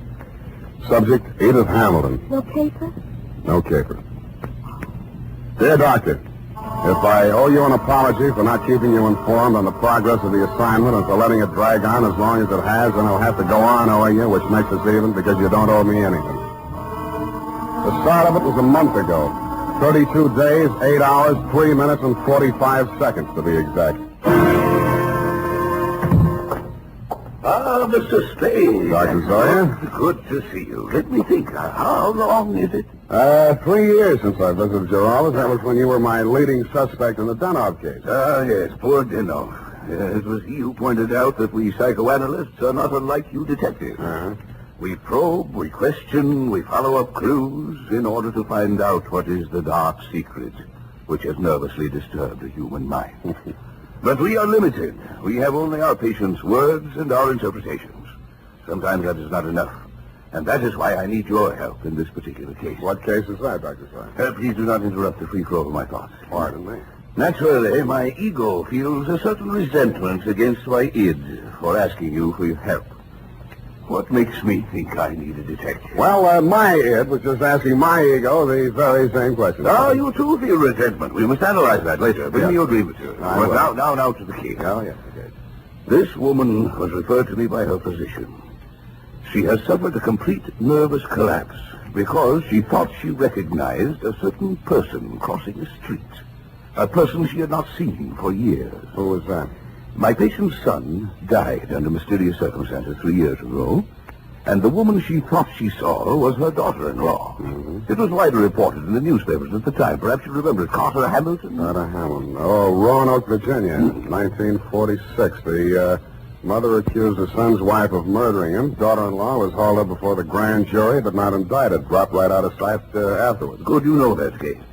Well, actually, my patient is suffering from an agonizing sense of guilt. Unconsciously, she thinks that she herself murdered her son. Did she? Well, there may be something tangible at the bottom of so profound a feeling of guilt. You mean you want me to help you convince her that she really is guilty? No. That is for me. But first, we must find out. What we must find out is somebody else, whether they are guilty. What? Go all the way to Virginia, solve a crime that's been off the books for 3 years? No. The daughter-in-law is actually here in San Francisco. Well, if I remember right, she wasn't the only suspect. Well, whether she is innocent or guilty is of no importance. It is only important that we know. What? Excuse me. Yes, Miss Case. Mrs. Hamilton is here, Dr. Zoya. Oh, good, Miss Case. Send her in. This is my case. I mean, my patient. I want you to meet her. Oh, good afternoon, Mrs. Hamilton. Good afternoon, Doctor. The woman who stood framed in the doorway was a tall, commanding figure, impeccably dressed in black, with an easy $100,000 worth of black pearls wound around her neck and a black veil covering her face. She walked in ahead of you, displaying not a sign of nervousness, and stopped directly in front of me. Very deliberately, she lifted the veil, revealing a youthfully old face, deeply tanned and set off by snow-white hair. Only her enormous violet eyes showed any expression. She stared at me for what seemed like a full minute. Yes, you do. You look like the other one. Well, perhaps you had better explain, Mrs. Hamilton. My daughter-in-law, Edith, was very much in love with another man before she married my son, Carter. He jilted her. Carter was second choice. It was I who talked her into marrying him. That's why I'll never rest until my son's death is avenged. We must analyze this desire for vengeance. Oh, yes. Yes, I had a dream last night. I dreamed that Edith was dead, stabbed with the same bone-handled hunting knife she used to kill my son. Oh, yes. Well, no. You just lie down on the couch and relax, Mrs. Hamilton. I'll be with you in a moment. Come, Mr. Spade. This is the most disturbing new development, her dream. You must get to that girl as soon as possible. Her life may be in danger. You mean the old lady is mixed up enough to take a shot at her? Here is the address. And take this briefcase. Why the briefcase? Well, there are legal papers in it regarding the Hamilton estate. They require her signature. I had Mrs. Hamilton arrange for you to take them to her instead of the attorney. I'm supposed to pose as a lawyer. While I'm there, I'm supposed to shake a confession out of her, and while I'm typing it up, I'm a bodyguard. You're getting a lot for your money, Dr. Sawyer.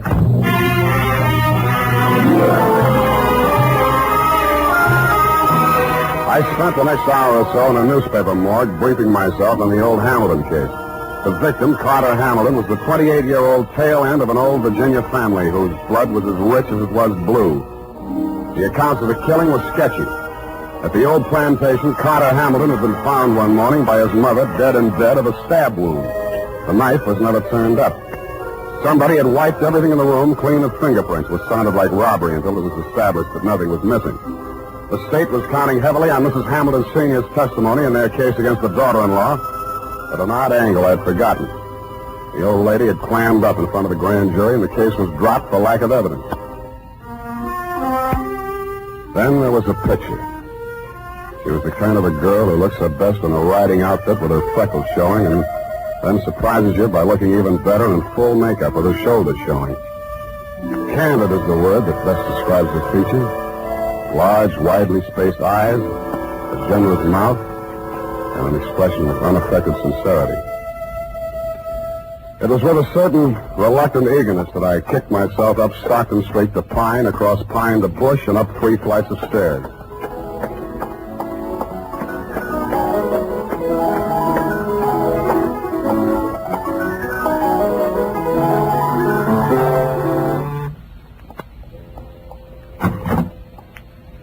Yes? This is Edith Hamilton? Yes. You must be from the attorneys. They wired me you were coming. Come in. Thank you. Not that I'm in hiding, but I'm curious as to how they got my address.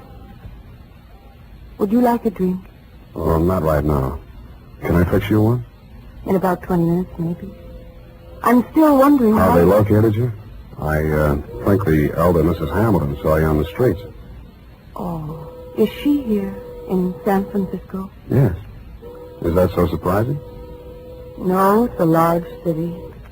What is surprising is her staying on after learning that I was in town. And she's not very well. In fact, I think she's had some kind of a nervous breakdown. I'm sorry to hear that. I'm very fond of her, you know, in spite of everything. No, I didn't know. Maybe I should explain. I'm a private detective local. I was hired here in San Francisco to bring these papers to you. Oh, you found me. I seem to be a little slow introducing myself. I'm sorry. Sam Spade. Well, if it had to be a detective, I'm glad it's you. But I can't help wondering why they didn't send a lawyer. The lawyers cost $50 an hour. I only cost 10. Oh. In the private eye stories, it's always $25 a day and expenses. I wish those writers would get abreast of the times. I'm sure they'll catch up. But if you're being paid by the hour, perhaps I can keep you here a little longer. I'm glad you said that. You remind me of someone. Pleasantly, I hope. Yes. Oh, yes. And sadly, too. Your husband? If you don't know about that, I hope you'll never find out. I'll leave that up to you. His hair was like yours. He was thinner. And his eyes were blue. Maybe we shouldn't wait till 5 o'clock for that drink. It was a funny kind of a drink. I'd never been hit by one before. Black velvet. After 2 of them, I even began to hate myself a little less. And after the third, I decided there was some mystical connection between the drink and the color of her eyes. Black velvet.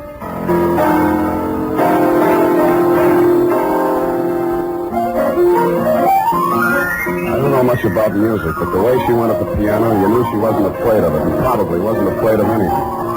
The pieces she played were like her, bold and at the same time delicate. Simple, but with a web of complexities in the background. Brilliant, but always colored with sadness.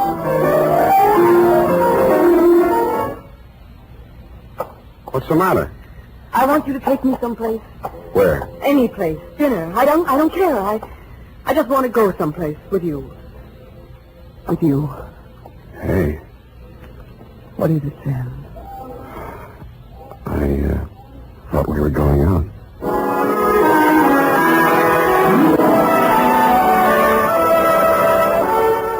I never paid much attention to San Francisco before I met her. It's quite a place. There's a little park up on Russian Hill where you can stand and look out over the houses of the marina to the Golden Gate. There's an island in San Francisco even worse than Alcatraz. It's in the middle of the lake at Flashacre Zoo, and instead of gorillas, the population is nothing but monkeys. There are only 2 laundries in Chinatown. And out at Golden Gate Park, they have a band concert every Sunday afternoon. Maybe it was just the bright weather, but everything looked clean and shiny, as if somebody had taken a scrubbing brush to all the buildings. We even fed seagulls. At first, she never went any further into her past than the day before yesterday. I couldn't very well charge her for the progress I was not making on the case, so when I learned that you'd sent old Mrs. H to a nursing home for a 2-week rest and Edith did not need bodyguarding for the time being, I took a job that took me down to Los Angeles for a few days. I was awful glad to get back, and not because I don't like L.A.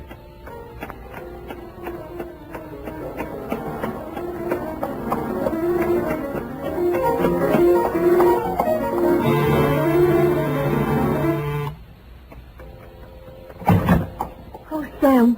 Oh, darling, you were gone so long. Hey, the posies. Oh, give them to me. Well, I like that. This is the last time I make a fool out of myself buying flowers. I'll love them later. Hey, you're trembling.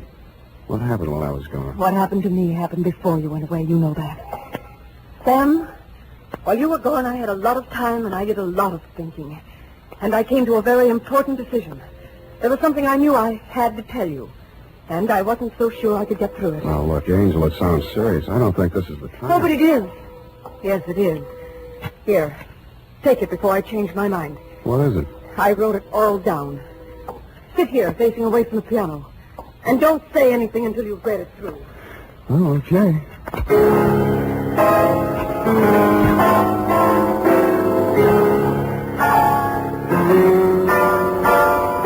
The opening sentence hit me straight between the eyes. It said, I, Edith Hamilton, of my own free will, make the following confession. It was addressed to the District Attorney of Roanoke, Virginia.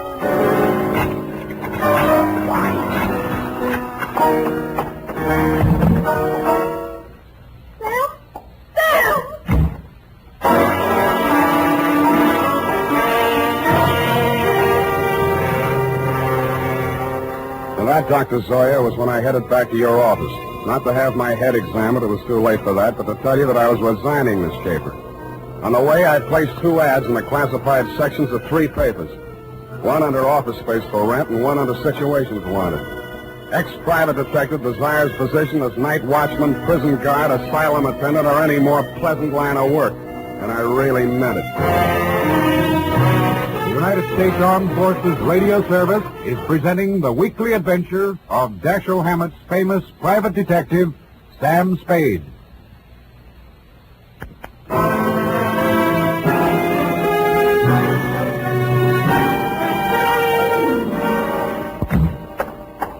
Mr. Spade, what is it? You're disturbed. Disturbed is not the word, Mr. Zoya. Is it because you've been with her a week and a half and there's yet no progress?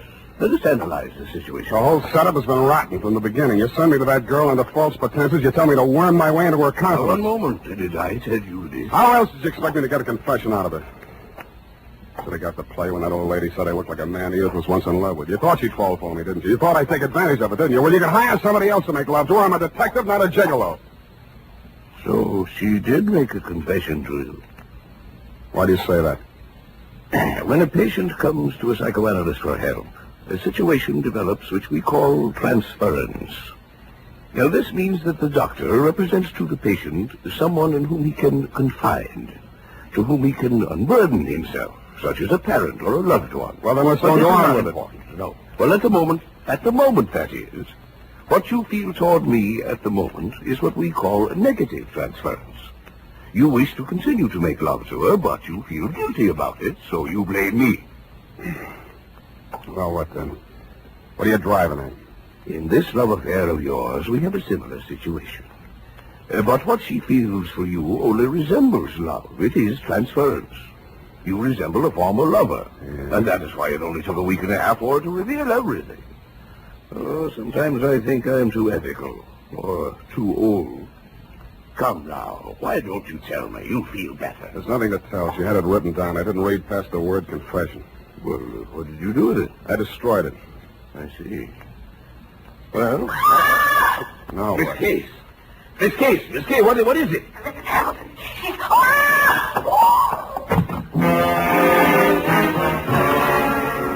It was Mrs. Hamilton, all right.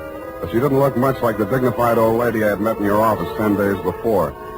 Her high-piled white hair was hanging in two ratty pigtails. She was wearing a nurse's cape over a flannel hospital nightgown, and in her hand was a .32 caliber gun. Mrs. Hamilton, why did you leave the nursing home? You lied to me, Dr. Zoya. That place is nothing but an asylum. Well, you know that isn't true. Come, give me the gun. You're tired. You must rest. Yes. Now I can rest. I've killed her. What? Miss Case, she's fainted. Get some water. Let me see that gun. I'm going to Edith's place. Get an ambulance over there and don't stop to analyze anything.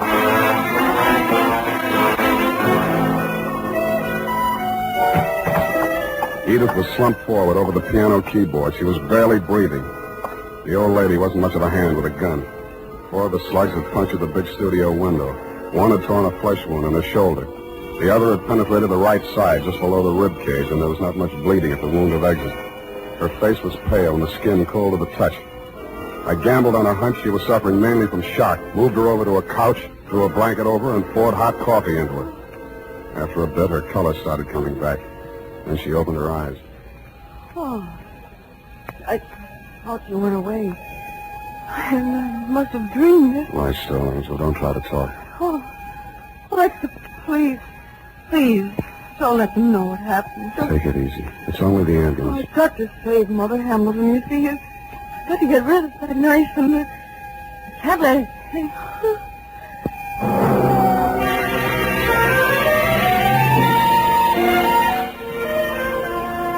I rode in the ambulance with her. She was still unconscious when they carried her into surgery.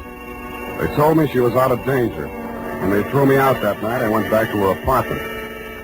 What she'd said about saving old Mrs. Hamilton and getting rid of the knife gave me a new slant on that confession I hadn't read. The pieces were still on the floor where I'd thrown them. It took me nearly an hour to put the jigsaw together, and when I did, it was still a puzzle. In her story of that morning 3 years ago, she confessed to finding the body before the official discovery, to hiding the knife and wiping the doorknobs and surfaces in the death room to get rid of fingerprints. She couldn't remember anything that had happened in the 8 hours between 1 a.m., when she had left her husband drinking in the library and gone upstairs to bed, and approximately 9 in the a.m., when she found herself standing over his body with a knife in her hand. I stretched out on the sofa to think it over, and then I drew a blank.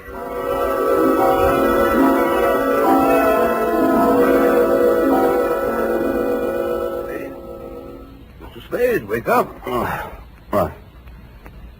How did you get in here? Well, I've been reading that so-called confession. Very interesting. We must analyze it. You analyze it. I'm going to call the hospital. I've just come from there. How is she?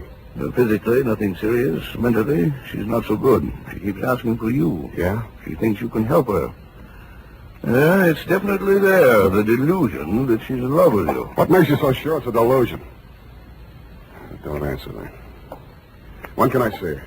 Well, it's best that you wait until she comes home. That will be next Tuesday. Look, you're supposed to be a first-class head doctor. Can't you cure this amnesia of Edith's? I thought I explained to you last night when we were discussing transference. Please, Dr. Zoya, please. I know you mean well, but don't. I beg of you. Well, it's not important. When she gets to know you better, she will realize that her love for you is irrational. And then realize that her love for you is irrational. And then she will remember everything.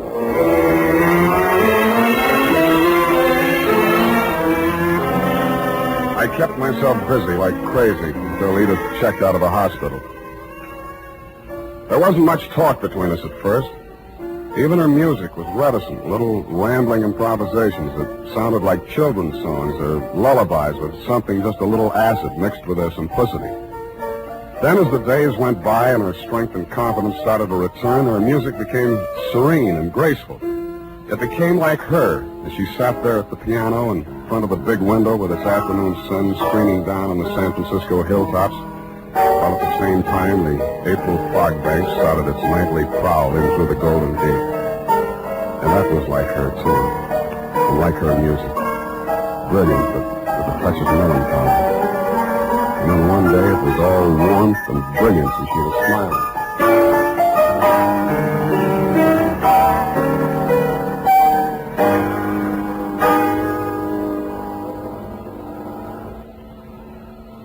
Sam, Yeah, Angel. I remember now. So that's it. I woke up this morning feeling so happy. And then I knew I was on the verge of it. Because I knew that however bad the truth might be, it was worth not remembering it. Even if I was a murderer, you'd rather know, wouldn't you? No, I wouldn't. Why? I thought I knew you so well. Darling, are you angry? Yeah. At me? Yes, you. The first time I came here, I tried to give you fair warning. You should have figured the score when I told you I was a private detective. You'd even read the stories where in the end the detective doesn't have any choice but to turn in the beautiful dame, no matter what his personal feelings are. Maybe you didn't think they were true to life, or maybe you thought I was an exception to the rule because you are. Well, I'm not. Truth is, I was hired to get a confession out of you any way I could, and I think in the back of your mind you've known it all along. You want to have your confession, and eat it too. You probably learned as a child that it's smarter to tell all and be patted on the back than to be found out and get spanked. How can you be so smug and so self-satisfied and so... Whatever made me think I was in love with you? Just because you looked a little like someone who was... Zoya was right. Only you thought you were kidding yourself, too. Zoya called it transference. I call it baloney. Goodbye. You come back here. You can't just leave like...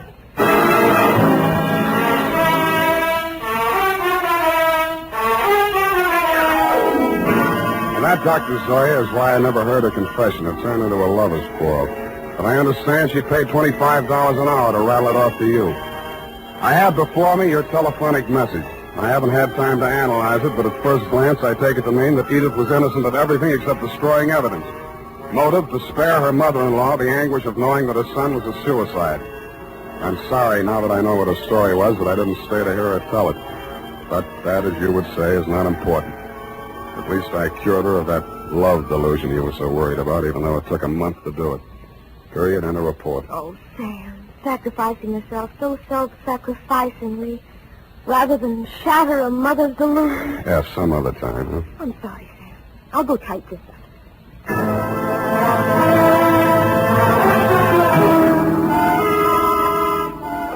Well, here it is, Sam. Sam, where did you go? Sam Spade Detective Agency. It's Spade, sweetheart. Sam, where did you go? I'm downstairs in the bar. Sam, there's so much noise on the line, I can't... I'm drowning my sorrows. Well, you don't need to shout. Oh, hold the line a minute. Yes? May I help you? Oh, no, I'm sorry. I was hoping I might find Mr. Spade in. Hello? Would you like to leave a message? Oh, tell him Edith Hamilton called. Oh. Ooh! F, are you still on the phone? Ooh. Oh, pardon me. Yes, dear? What happened? Are you taking a bath? Nothing at all. One moment, please. Miss Hamilton, I have him on the line. He's downstairs in the bar. And if you'll hurry, you can just catch him, I'm sure. Oh, downstairs. Well, I will hurry. Thank you. You're welcome. Sam, are you still on the line? What's the matter with you? Nothing. Just go ahead and drown your sorrows. But don't get loaded. Good night, Sam. Well, good night, sweetheart. I'm going to take piano lessons.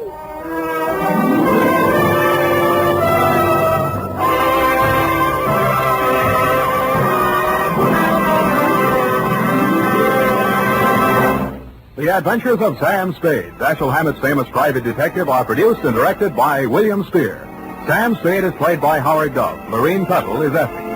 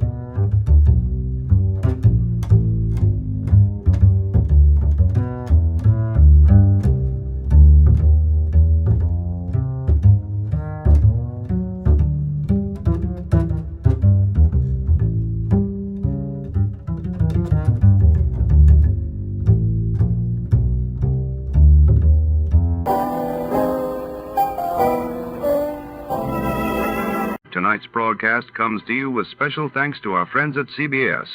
And before our next mystery unfolds, here's a question for the sharpest listeners in America.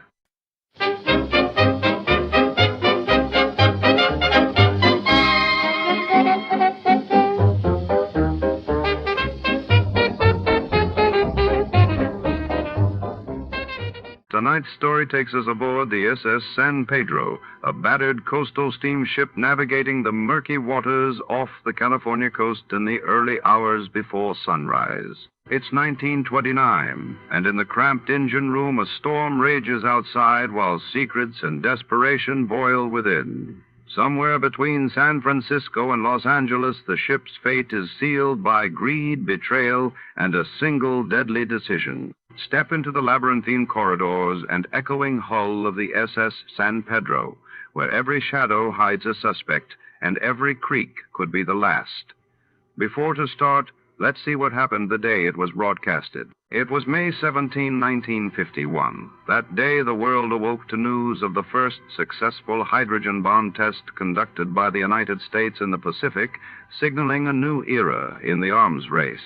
While across the globe, in Iran, nationalization of the Anglo-Iranian oil companies sparked international tensions and massive demonstrations in Tehran. Fed up with the everyday grind. Tired out from the summer heat. Want to get away from it all. We offer you Escape. Escape, designed to free you from the four walls of today for a half hour of high adventure. You are trapped aboard an ill-fated ocean liner, captained by a dying man, while a mysterious stranger, haunting you, menacing you, seems intent on sending you to destruction.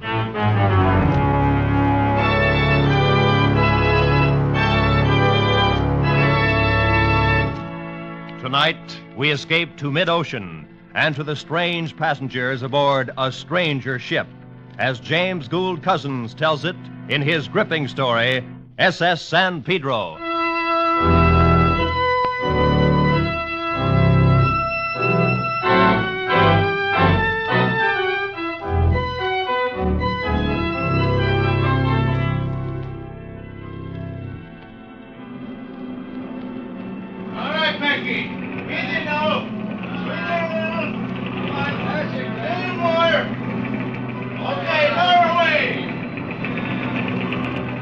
It was hot. The heat rolled up from the Hoboken waterfront and drifted in waves across the open bridge deck where I stood. The last few loads of passengers' luggage were being hoisted aboard. In 30 minutes, the whistle on the forward stack would sound off, And the cargo liner San Pedro, carrying 172 passengers and 200 in the crew, would nose away from the pier and start the long run south to Buenos Aires. Then she'd become the great living animal she was meant to be. No longer something built of paint and steel and tied to a pier. You get to feel that way after you've been a while at sea. You feel that your ship is a live thing and that you're part of it. The captain is the biggest part, of course, the brain of the ship, the mentality that keeps her from turning idiot and dashing herself to pieces in her madness. The officers are the nerve centers, and the crew, the hands and fingers. And the twin turbines far down in the hold are the great driving muscles of the legs. Silly, maybe, but you can feel it. And the passengers, well, to most of us officers, the passengers are the parasites of the ship. My, but you look confident. Huh? I said I'm glad you look confident. But you don't have to look so serious. I'm sorry, miss. The passengers are not allowed on the bridge. I know that. I've been on ships before. And I've never been thrown off a bridge yet. Well, I have no intention of throwing you off, but I must ask My you name is Mary Lee. How do you do? Are you the captain? No, I'm Bradell, the first officer. Oh, the captain's right-hand man. You might put it that way. Now, if you'll please... Mary Lee is my first name. Yeah, I assumed as much. Oh, well, I'll just call you Bradell, then. Maybe you'll loosen up when we get farther south. I doubt it. At least you'll have to dance with me in the evening. It's part of your duties. Well, I'll be happy to, in the line of duty. A regular machine, aren't you? I think this is going to be fun. Yeah. Well, in the meantime, please be kind Mr. enough Bradell. to... Yes, Mr. Driscoll, what is it? Captain's compliments, sir. I'd like to see you in his cabin right away. Good. Take charge of the bridge, Mr. Driscoll. Right, sir. Most of the luggage is already aboard. Packy's on the winch. She's pretty drunk, but Myro seems to be able to handle him. All right, Mr. Bradell. I'll watch him. And please make sure the young lady finds her way back to the passenger deck. Don't worry, Bradell. I know how to get any place I want to get.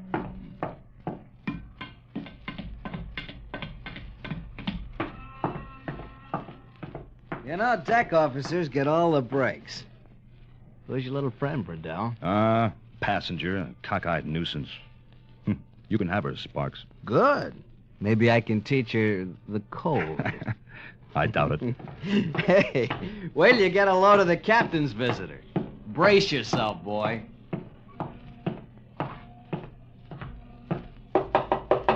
Time. I understand you sent for me, Captain? Oh, Mr. Bradell. Yes, I did, my boy. Everything in order on deck? Yes, sir. We'll sail in about 20 minutes. Good, Mr. Bradell. Oh, I'd like to present a friend of mine, Dr. Percival. How do you do, Mr. Bradell? I don't wonder at your surprise. My appearance is somewhat strange. I'm, sorry, sir. No. I'm quite used to such a reaction. I am well aware that I closely resemble a corpse. Mr. Bradell, I wonder if you'd mind showing Dr. Percival around the ship. Captain Clendenning, we sail in 20 minutes. A very brief tour will show me all I wish to see, Mr. Bradell. Well, maybe after we get underway, I could show No, Dr. Percival isn't sailing with us, Mr. Bradell. It shouldn't take more than a few minutes. I'd show him around myself, but I'm not feeling too well. The man wears out, I guess. Starts to break down. Like a machine. Like a machine. That's what she said. What's that, Mr. Bradell? Nothing, sir. Well, shall we get started, Dr. Percival?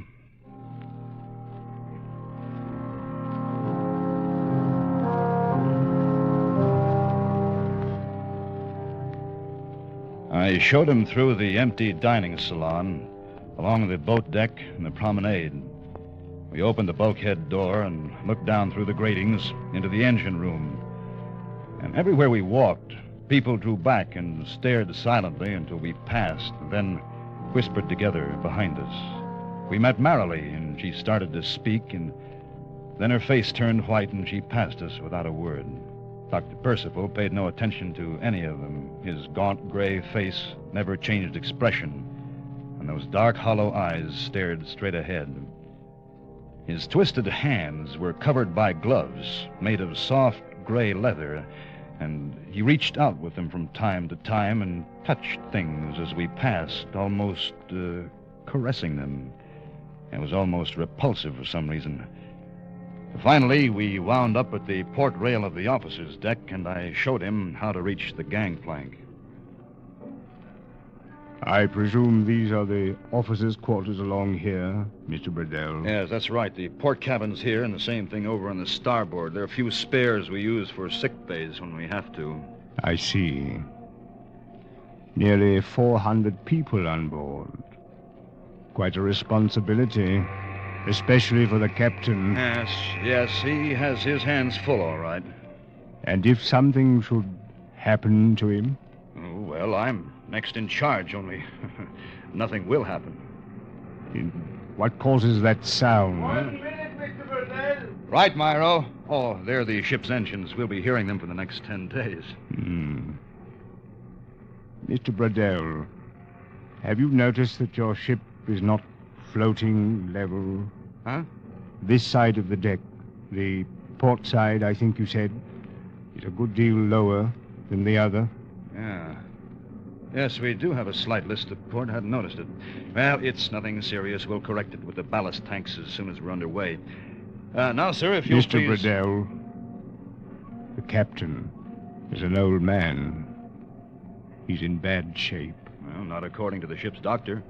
I am his doctor now. Well, I don't believe I care to discuss it, sir. Nor I. I only mention it. Thank you, Mr. Bradell, for showing me what I wish to see. I'll be going now. Fine. Glad to have had you aboard. Now, straight down that ladder now. Across the deck.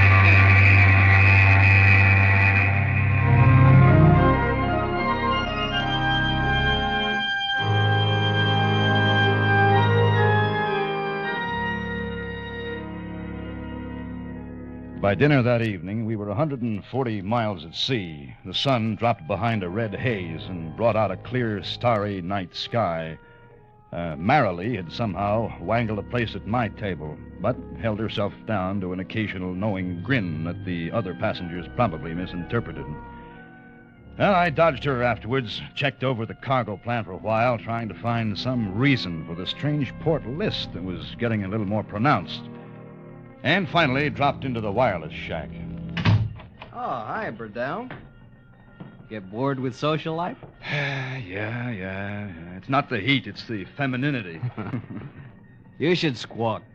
The only time I see a girl on board this tub is when they come in to wire for money at the next port. Well, I know one you can have. And that's just the one I'd take, too. You're crazy, Burdell. Maybe. You picked up anything? No, I've been talking to the Toledo. She's about 100 miles ahead of us, making 17 knots. So we'll probably tail her all the way south. Yeah. Oh, she started hitting some bad weather about an hour ago. Guess we'll be getting it, too. Probably make all your lady friends seasick. Good. And see if you can hurry it up. There's the captain in the chart room. Yeah. Called from there 10 minutes ago. Hey, how'd you like that character that came aboard to see you? Oh, Dr. Percival? Uh-huh. You can have him, too. Well, see you later. Right. I'll let you know if I get any more in the storm. Right. So long.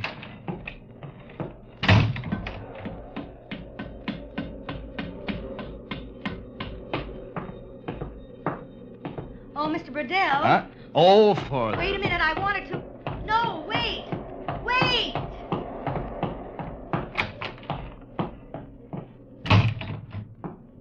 Good evening, Captain. Oh, Mr. Bradell. I've been writing up the night orders. Who has the first watch? Driscoll? Yes, sir. Then Eberly. Good. By the way, Mr. Bradell, I appreciate your showing Dr. Percival around this afternoon. Oh, well, I'm glad to do it, Captain. Say, is he an old friend of yours? No. I met him quite recently. Mr. Bradell, what's this port list? It's getting worse. Shows 8 degrees on the clinometer now. Well, I've had one pump on the ballast tank since 3 o'clock. I better put on another one. It worries me. bad weather up ahead, you know. Yes, I just talked to Morris. Wonder if we're making any water. I don't think so. I'll check with the engine room if you like. Yes, I wish you would. You can't afford to take any chances. Liddell here, McGilvery. Captain wants your bilge soundings. Call him back. Right. Chart room. I'm tired tonight, Mr. Riddell. Don't feel so well.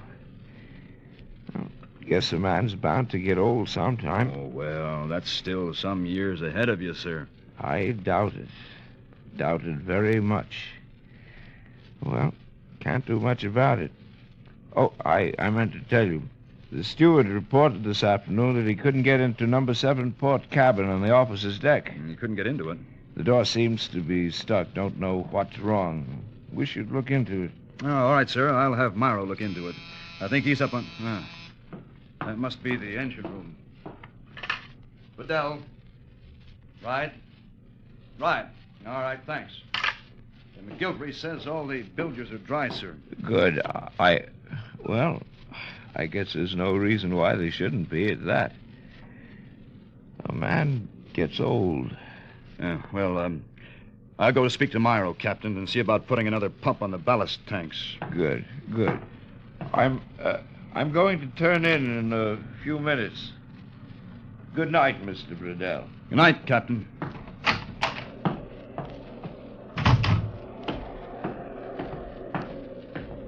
Well, I knew you would have to come out sometime. Now, look, miss. Relax, Bradell. You have a terribly romantic profile. We're getting closer to the tropics all the time. I've been there before. Yes, I'll bet you have. Now, listen. If you want to go... why don't you be human for once? You keep on and you'll end up looking like your ghoulish friend you were showing around this afternoon. He was no friend of mine. There should be a rule against taking passengers who look like that. It gives me the creeps. Well, for your information, we didn't take him. He went ashore. Oh, you'd be a good liar, Bradell, if I hadn't seen him myself a half an hour ago. Huh? Where? He went into one of those cabins right down there ahead of us. On the officer's deck? Mm-hmm. You didn't notice which one? Yes, I did, as a matter of fact. It was number 7. 7, huh? All right, come on. Now, look, Bradell, I don't want to meet the guy. I don't want to have anything to do with him. Gave me the shivers just to look at him. Did it? Is this the one? Number 7. Mm-hmm. Yes. Mm-hmm. You notice the little crossbar on the door handle? Yes. It's turned straight up and down? Yes. That means the door's unlocked, huh? All right. But it doesn't open. That's right, because it's jammed.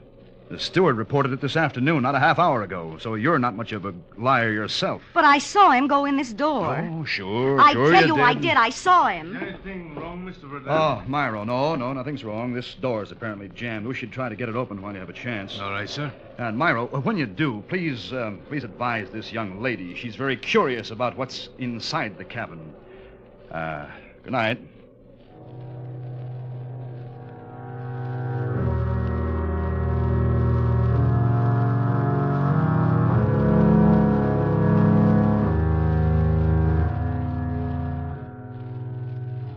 Mr. Bradell. Mr. Bradell. Wake up. Myro, what's the matter? Mr. Driscoll wants you on the bridge, sir. We got some pretty bad weather. Yeah, I can feel it.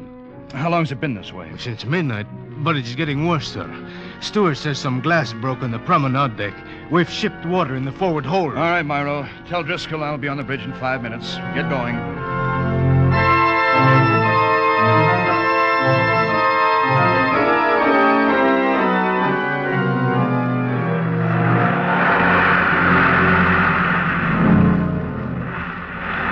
It was fairly bad on deck.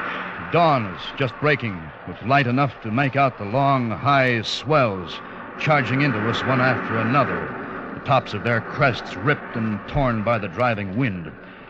We were taking them on the quarter, rolling pretty badly and shipping water on the port bow at every roll. And if anything, that list had grown worse during the night. Oh, glad you're here, Mr. Bradell. Having a rather bad go of it. Yeah, well, we've seen worse. Has the captain been called? No, sir. I thought I'd better wait for you. Right. There's no need to call him. Yeah, where's Eberly? Took some men down to the forward hold. We're shipping water on the port side every time we... Yeah, I know. Myro, see if you can get him on the phone. Good Lord. Well, we're listing 11 degrees now. Those pumps still going in the ballast tanks? All night, sir. The tanks are 2/3 empty now. I can't understand it. I think the phone is dead in the forward hold, Mr. Burdell. I can get no signal. All right, Myro.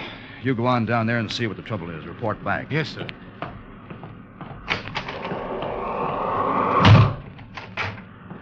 Huh. 11 degrees. Can't see any reason why... Oh, I'll take it, sir. Driscoll here. Yes, I know. All right, I'll speak to him. McGilvery says they're taking quite a beating in the engine room. Wants to know if we can't slack off this roll. Yeah, I think we better. No use beating ourselves to death against those swells. Glendenning here. Riddell, Captain. Sorry to bother you. It's all right, boy. What is it? Permission to change course, sir. We're taking a bad swell on our quarter. Granted. Whatever you think best. Thank you, sir. Need me for anything? No, sir. I'll report later. All right, Mr. Driscoll, new course. Yes, sir. Ease off 14 degrees and then hold due south. Ease off 14 degrees, hold due south. Aye, sir. I'm going to the wireless room. All right, sir. We ought to be out of this by afternoon.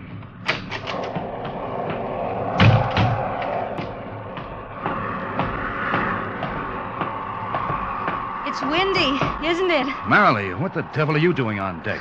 Getting rained on mostly. Haven't you got any sense? We're shipping water on the foredeck. You want to get washed over? Would you care, Burdell? Look, it costs money to stop a ship. Now, listen. Get below. I'm still waiting to see inside number 7 cabin.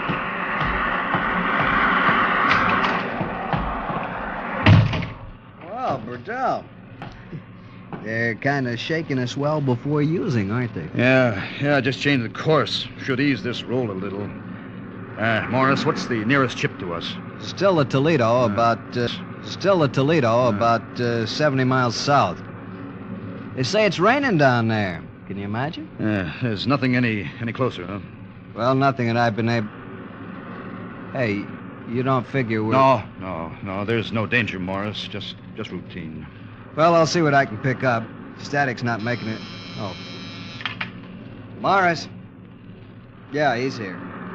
It's for you. Thanks. Bedell speaking. Driscoll, sir. Yeah? McGilvery just called. Wants permission to put all pumps to work on the bilge. On the bilge? What for? Says we're making water from somewhere. He's got 40 inches in the stokehole. It's probably coming from that forward hold. But as soon as Eberly gets the bulkhead closed, we'll be able to... Wait a second. Hold on. Myro just came in. What'd you find out? Mr. Eberly needs more men, sir. Some of those big crates shifted. They knocked out most of the forward bulkhead. Knocked out? Mr. Driscoll. Yes, sir. Call the captain and ask him to meet me on the bridge immediately.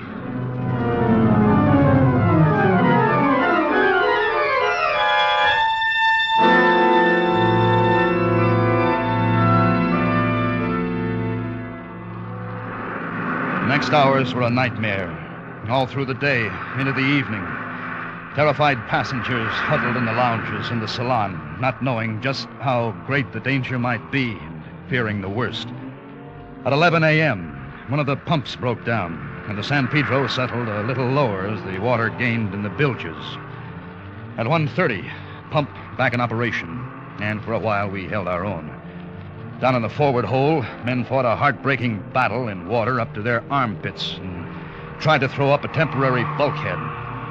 At 5:15, a heavy sea crashed through the steward's pantry, and 6 men vanished overboard in a smother of foam. All night long, we fought the sea and lost the battle foot by foot. The strange list to port grew worse.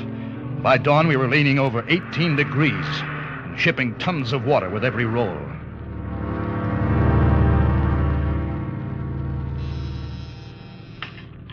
Driscoll here. Right. All right, hold on. Mr. Bradell. What is it, Driscoll? McGilvery on the phone, sir. Says he's had to pull the fire in one boiler. He's going to in the second one. Wants to know if you'll reduce speed to steerage way. Otherwise, he hasn't got steam enough for the pumps. All right. Tell him yes. McGilvery, Bradell says okay. Take it now. 1/3 speed. All right, Helm. Speed to 1/3. Aye, sir. Confound it, sir. Captain ought to be here in the bridge. Been in this cabin for the last 4 hours. He's got no business to stay That'll there. do, Mr. Driscoll. Oh. Yes, sorry, sir. Forget it. You're right at that. We haven't got much time to make up our minds. Well, how are the passengers, Marlowe? Fair morale, sir. The stewards are trying to keep them calm. They're all in life preservers. Yeah, the way we're heeled over, we can't use the starboard boats now. And in another hour, there won't be enough steam for the winches on the port side. Well...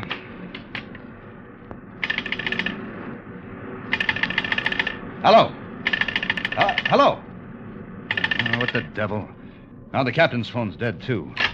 Myro. Yes, Mr. Riddell? Go down to the captain's cabin. Ask him to come up. Yes, sir. We can't chance it any longer, Driscoll. At least we can start a call out while the captain's on his way here. Right. Morris here. Riddell on the bridge. You still sending CQ? Yes, sir. Repeats in 5 minutes. You picked up anything? The Toledo. There's a canard liner 100 miles north. Yeah, that's not much help. How bad off are we, sir? Bad enough you can start sending an SOS now. Give me position on anything you pick up and stand by for further orders. Right, sir. This is it, then. Well, what else, Mr. Driscoll? It may be too late as it is. Mr. Riddell. Yes, Myro? The captain, sir. He's in his bunk, dead. Good Lord. Well, he was right then. Men get old. Machines wear out. I think he's been dead for some time, Mr. Riddell. Probably so. Myro, did you ever get that port cabin door open? Didn't have any chance, sir, but what difference does it make now? None, I guess. I just wondered. All right, Mr. Driscoll. Yes, sir. Put a general order on the PA. Emergency. All officers stand by boat stations, prepare to abandon ship. Yes, sir. Now? Go ahead. Attention. All officers stand by boat stations. Prepare to abandon ship. All officers stand by boat stations. Prepare to abandon ship. All officers stand by boat stations.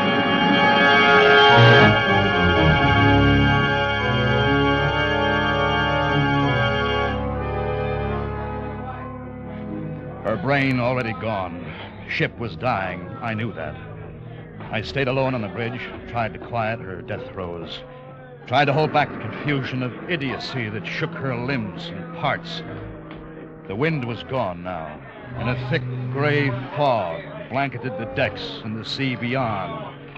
Boats were lowered and swallowed up in it, one by one. Some of them lowered poorly to spill their human freight into the hungry, wet mouth of the sea. We were low in the water, down at the head. Already the bows were awash. But suddenly I noticed that the strange list of port was no longer with us. Why, we were floating level. And then for no sane reason, I wondered if the changed angle had let the door of number 7 cabin swing open. I left the bridge and hurried forward.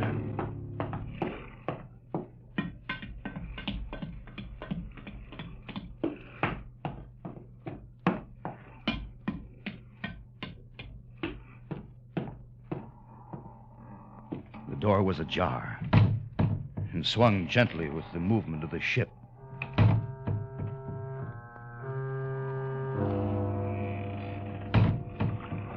Pushed it open and stepped into the cabin. It was empty. In the air was a strange, dry, musty smell, like old flowers long pressed in the pages of a book. At that moment, I turned, and the water was moving slowly toward me up the passageway. I heard Myro shout the order for casting off the last boat. I left the cabin, ran for the bridge.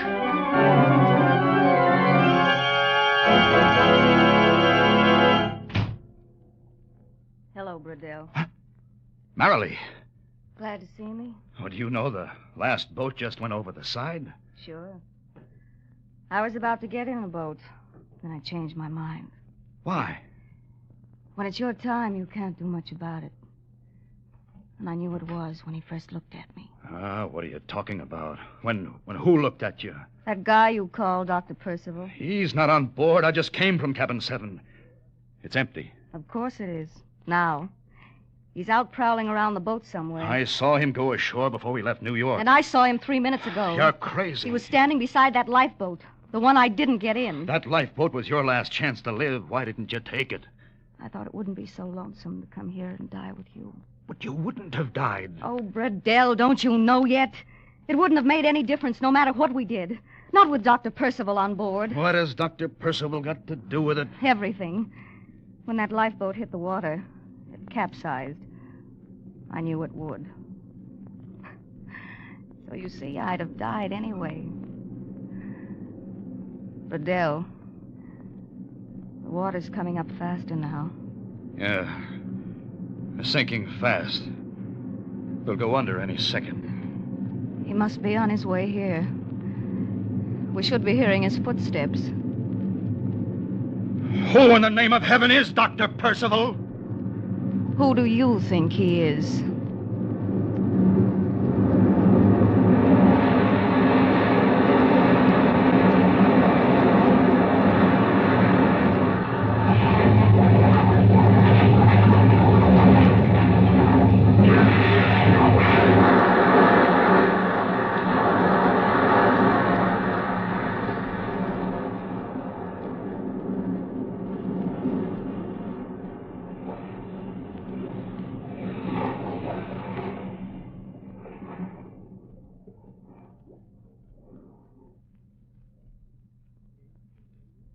Escape is produced and directed by Norman MacDonald. Tonight, we have brought you SS San Pedro by James Gould Cousins, adapted for radio by Les Crutchfield, with editorial supervision by John Dunkel. Featured in tonight's cast were John Daner and Charlotte Lawrence, with Jeff Corey, Don Diamond, Harry Bartell, Larry Dobkin, and Jay Novello. Special music by Ivan Ditmars. Next week. You were standing in the light of an arc lamp by a cathedral in Mexico City, looking at a body lying in the grass. And then a great fear comes over you, and you wonder if you are a haunted man.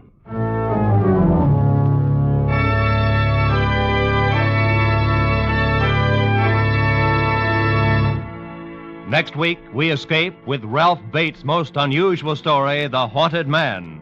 Good night, then, until this same time next week, when once again we offer you Escape.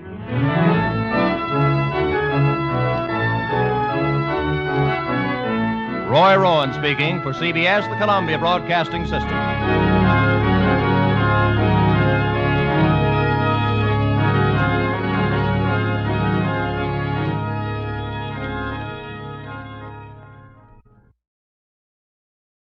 America's airwaves shine a little brighter thanks to our friends at CBS. And now, ladies and gentlemen, let's see if you're ready for tonight's radio quiz.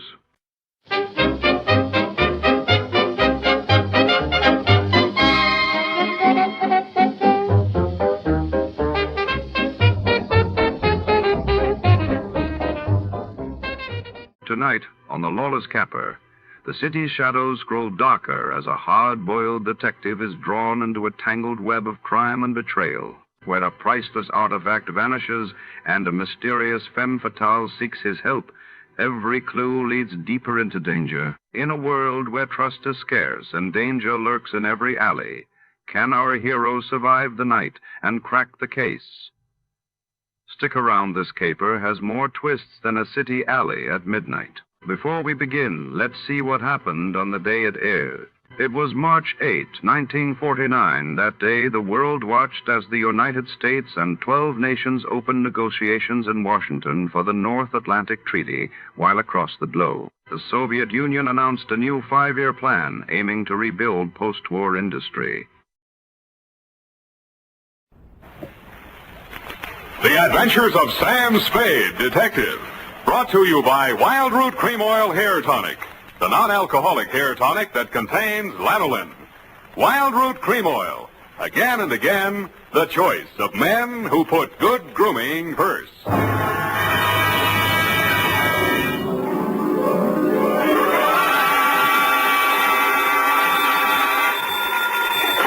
Sam Spade Detective Agency. Hey, it's me, Sammy the Spade. Sam, it's not true, is it? Every word of it. What? That you've been consorting with unsavory characters? Well, she was a savory enough girl, Effie, although a crook. Well, according to the paper, she's practically a murderess. Not to mention that she's dancing the Roomba with you. That's a lie. There's a picture of you.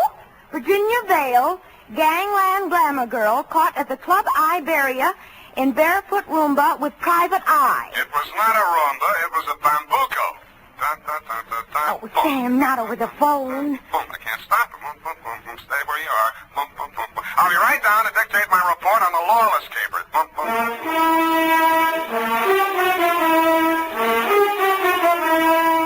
Dashiell Hammett, America's leading detective fiction writer and creator of Sam Spade, the hard-boiled private eye, and William Spear, radio's outstanding producer-director of mystery and crime drama, join their talents to make your hair stand on end with the adventures of Sam Spade.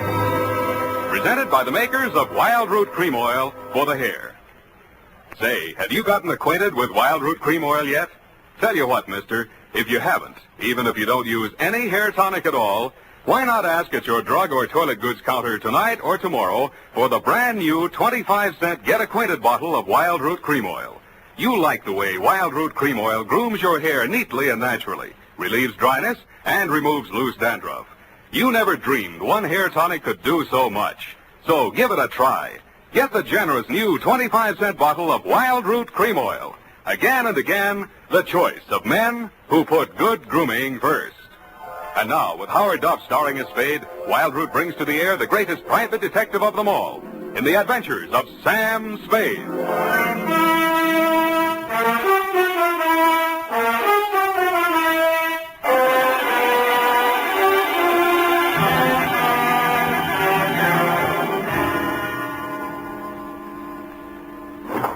I think I'm getting it, Eric. You even lost your shoes. Ready, sweetheart? Yes, Sam. No questions? No, Sam. That picture in the paper doesn't mean a thing, Effie. There was nothing between Virginia and me. Just wasn't room. Well, that bambuco, you know, that's the way we dance it. Authentic. Sam, I troubled to call my girlfriend, Edna Mae Schwartz, who is an instructor at Arthur Murray's. Mm-hmm. I quote, "The partners exchange graceful nods in the center of the dance floor and then separate. Well, as the senorita provocatively leads the pursuing caballero through a series of gay whirls, turns, and figures." There you see, provocative. But he never catches her, Sam. Well, I had my shoes off. That gave me the advantage. You know best, Sam. Well, that clears that up. Date? August 29th. I will give the date. Fill it in. That still doesn't explain your operating on the wrong side of the law. Down, Effie. This goes to John M. Lawless. A known gangster. What else? From Samuel Spade, license number 137596. Dun, dun, dun, dun, dun. Boom. Well, thank you, Effie. Subject, Joe Morales. Dear Johnny, you hired me yesterday morning, but the real start of it was back in 45. Flashback. San Francisco was just recovering from VJ Day, and crime was practically at a standstill because your number one competitor in the West Coast mobs had just been rubbed out, and you were on trial for same.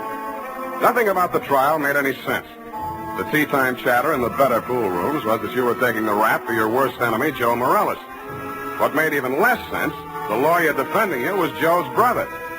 So I wasn't a bit surprised to receive your check for $25, together with an invitation to be in the third row of the courtroom when the jury returned the verdict. I was.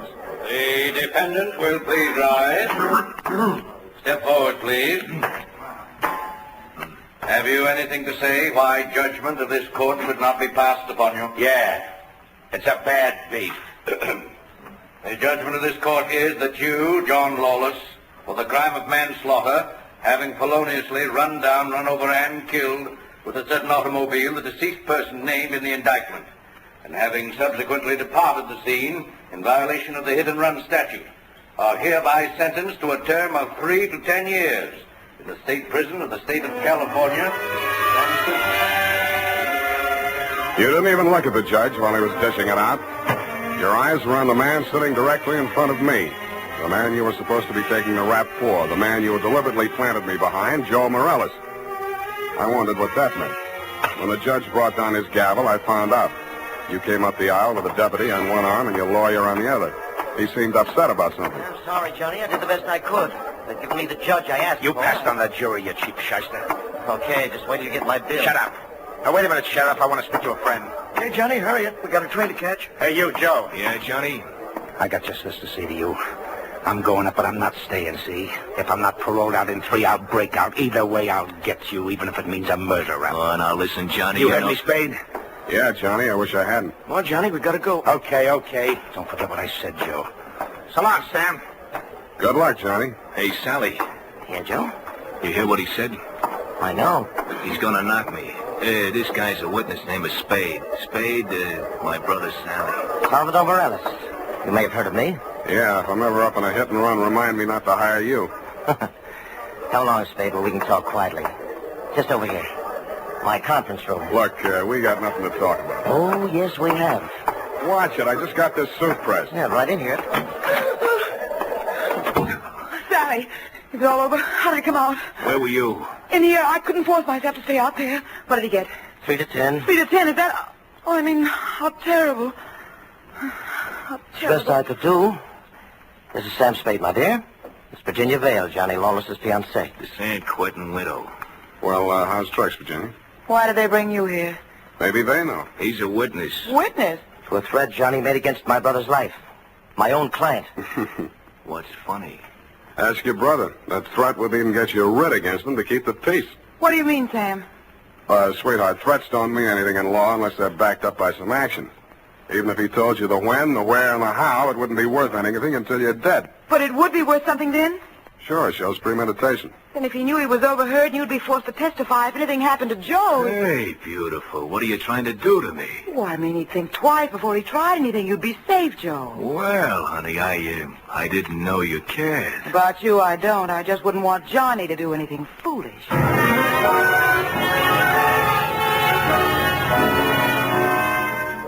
End of flashback. That was 3 years ago. A lot of big news has broken since then, but the only items that interested you in San Quentin were printed on the inside pages of the local press. Item: Virginia Vale, your fiancée, got herself engaged to Joe Morales, your worst enemy. And item: Salvador Sally Morales, your mouthpiece, had taken over your mob. Which brings us up to yesterday morning. Yeah? That you, Sam? Who's this? Johnny Lawless, remember me? No. I was hoping you'd say that. Look, Sam, I got a job for you. Call Peeper Breen. He may need it bad enough. I've got no contacts in the mobs anymore. This is clean. How clean? A chance to save an innocent man from the gas chamber. Well, There's $1,000 in it for you. Wait till I get a pencil. Now, what was the address? The Alma Arms on Pine Street near Jones. Yeah? Buzz me 3 times. 1 long, 2 short. And make sure there's no one on your tail. Got it. I was not tailed. I found your name on the bell panels, buzzed 1 long and 2 short, and the automatic lock clicked me in. You were waiting 1 flight up in the open door of your apartment. You didn't say anything, just made sure it was me, motioned me inside, locked the door, and led me back to a bedroom. Well, there it is, Sam. Mm-hmm. Joe Morales. Dead about 3 hours, I'd say. 4 slugs, chest, shoulder, and head. Looks like amateur work at professional lengths of the belly, or did you mean it to look like an amateur job? Would I be sap enough to drop him in my own apartment? Besides, he's my lawyer's brother, and I might need Sally again. Why did you call me? Well, you heard what I said to Joe after the trial. Who told you that, Virginia? Yeah, but she didn't have to. Didn't I ask you to sit there? Oh, that's one thing that worries me. Look, let's go in the other room, huh? I feel like a drink. Well, here's my pitch, Sam. I checked out of San Quentin yesterday morning. I didn't have a mark against me. The warden himself put my case before the parole board. He called me the ideal prisoner. Shall we dance? Okay, Sam, okay, but a man can change a lot in 3 years. So can a woman. Virginia met me at the gate and we drove into the city. We didn't have a thing to say to each other. The way I felt by the time the ride was over, Joe could have her and welcome. I had other plans. Such as? Well, the parole board was getting me a job with a mining firm, a surveyor. I took a course up at Quentin. You seriously expect me to swallow this line of guff? Listen, you don't get fat making a living on the mace. Take half of these guys you hear telling the world what wonders they are at puffing boxes, knocking over joints, and the rest of the lays. Yeah, not half of them make 3 meals a day at it. Then what chance has a guy without a regular racket? And, brother, that's me. I'll buy that for now. Let's talk about that dead body. All right. Well, I I called Joe on the phone this morning, see, and I told him to meet me here at 3 this afternoon. I wanted to tell him, forget about what I said about how I was going to get him. Not that I wanted to write off that rap I took for him. But if he was scared, he might come gunning for me. I might have to break parole to defend myself. About Virginia, like I told you, we got nothing to talk about. Yeah, it was beautiful while it lasted. So he was due here at 3, huh? Huh? Yeah. I was held up. As a matter of fact, I was with my lawyer at the time. Sally? Yeah, I phoned the building and told the superintendent to let Joe in, and then I got here about 4:15. But I didn't find him till just before 6 when I called you, Sam. How come? Well, I just didn't look in the bedroom. I figured he got tired waiting and left, you know. Yeah. Mm-hmm. Well, look, Johnny, assuming your story is true, and if it isn't, you ought to be ashamed of yourself. Who do you think did it? Well, that depends on why. If it was somebody gunning for him, it would depend on what's going in the mob since I've been in Clinton. You know more about that than I do. If it was somebody trying to frame me... What do you mean, trying? Hey, wait a minute. I got a phone homicide. You must have known that when you called me. Yeah, that's why I ripped the wires out. That's cute. That's very cute. Oh, that makes you look real good. Look, Sam, look. I'm not asking you to do anything extracurricular. Sure, you have to yell cop, but you'll do it over a pay station downstairs. And by the time anybody can get back up here, that stiff will be out. It will. Well, how's that going to be done? I got a friend in the undertaking business. Met him up at Quinton. He just installed a new crematorium. You should have called him first. I did, but I can call him off. You're stir-happy. Look, Sam, how about it, huh? So the cops come in tonight, tomorrow. Who cares? Not Joe, the weather he'll keep. What do you say, Sam? What do you say? I say you're probably bluffing, that you got no way of getting rid of the stiff, but on the outside chance that you might not be bluffing, I'll swing along with you for a couple of hours. If I don't turn up anything by then, the deal is off. Okay, that's fair enough. Yeah, but this isn't... Hey! Sorry, I gotta do it.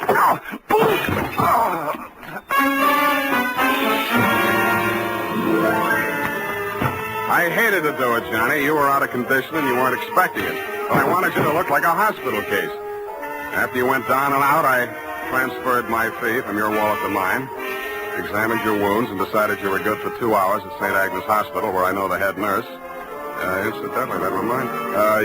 So without further delay, I toted you downstairs, threw you into a taxi, and delivered you to the ambulance entrance. That's when I remembered that I had forgotten one thing. I hadn't given you a chance to call off your alleged undertaker friend. I was sure that part of your story was bluff, but just to make sure, I rushed back to your apartment in less time than it takes the average undertaker to back his hearse out of the garage, I thought. When I got there, I wasn't so sure. The apartment had been tidied up, ashtrays emptied, glasses put away. They'd even vacuumed the rug. The blood-stained bedspread had been removed, and with it, the corpus delicti. I found myself humming an old tune. I ain't got no body.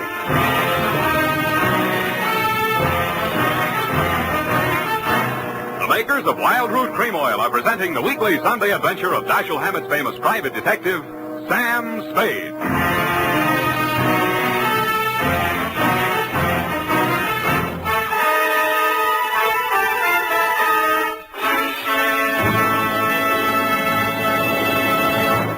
Now, here's important news on good grooming. If you want the well-groomed look that helps you get ahead, socially and on the job, listen. Recently, thousands of people from coast to coast who bought Wild Root Cream Oil for the first time were asked, how does Wild Root Cream Oil compare with the hair tonic you previously used? The results were amazing. Better than 4 out of 5 who replied said they preferred Wild Root Cream Oil. Remember, non-alcoholic Wild Root Cream Oil contains lanolin. It grooms the hair naturally, relieves dryness, and removes loose, ugly dandruff. So if you want your hair to be more attractive than ever before, get the generous new 25-cent size of Wild Root Cream Oil, America's leading hair tonic, on sale at all drug and toilet goods counters. It's also available in larger economy bottles and a handy new tube. Get Wild Root Cream Oil. Again and again, the choice of men who put good grooming first. By the way, smart girls use Wild Root Cream Oil, too. And mothers say it's grand for training children's hair.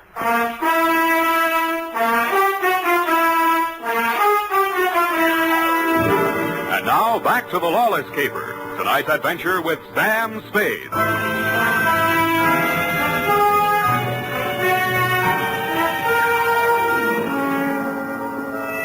most murder cases, there are too many suspects, too many motives, and too many clues from the very beginning. I'd been on this one 3 hours, and I succeeded in turning up no suspects, no clues, and the most shameful thing of all, I had lost the body of the victim. I consoled myself with the thought that he was in no condition to tell me anything anyway. But then neither were you, Johnny. You'd checked out of the hospital, no forwarding address. But in a gin mill down in the Mission, I found a character with the unlikely name of Porky Grout. Porky is theoretically alive and will tell all he knows about anybody, which is plenty, but 2 fingers of rye. I gave him a handful. Easy. Joe Morales mob. Yeah. They dusted this town. They moved to Las Vegas 5-6 months ago. How come Joe stayed in San Francisco? Oh, him and his brother had a beef with each other. That's Sally Morales, the lawyer? Yeah, the mouthpiece. Not too close. What was it all about? Oh, that dame, Virginia Vale. After she and Joe framed Johnny Lawless on that hit-and-run job, they disagreed on methods of administration. Not so close. So she and Sally team up. And Sally uses his business connections to pull off this big combine, you see? Yeah, I heard of it, Las Vegas. How do I get to Sally? My throat's dry. I can't hardly talk. Hey, Riley, put out the bottle. And bring an air wick. That's right. Oop! Easy, I'll help you. Great, huh? Great stuff. Not too close. Now, when do you want to get to him? Tonight? Right now. Let me see now. The dame don't dance to nothing but rumba music, and she don't drink nothing but imported French champagne. Yeah. Furthermore, she don't go nowhere where she don't get her picture taken. And he don't dare take a drink in a place that pays him protection. Well, this being after hours, there's only approximately one place they could be at. That's the Iberia out on Van Ness. Thank you and good night, Porky Grout. If your friends won't tell you, I will. Please don't bother to answer.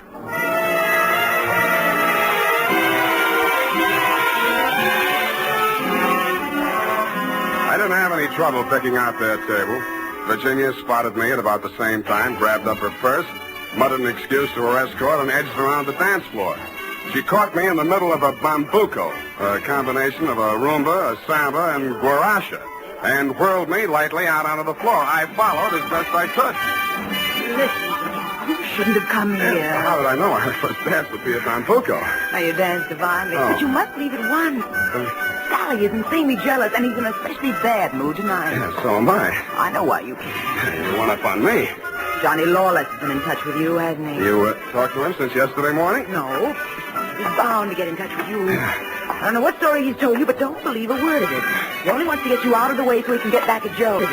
He only wants to get you out of the way so he can get back at Joe. Still thinks Joe framed him into San Quentin. Now, you can stop worrying about Joe. Sam, what are you... He's dead, if that's news to you. I think you'd better talk to Sally after all. Come on. Well, I was just getting the hang of it.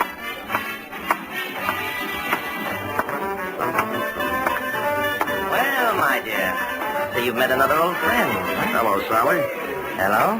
Sit down, Spade. Thanks. Sally. Huh? Sam says Joe is dead. Joe? Murdered? Yeah.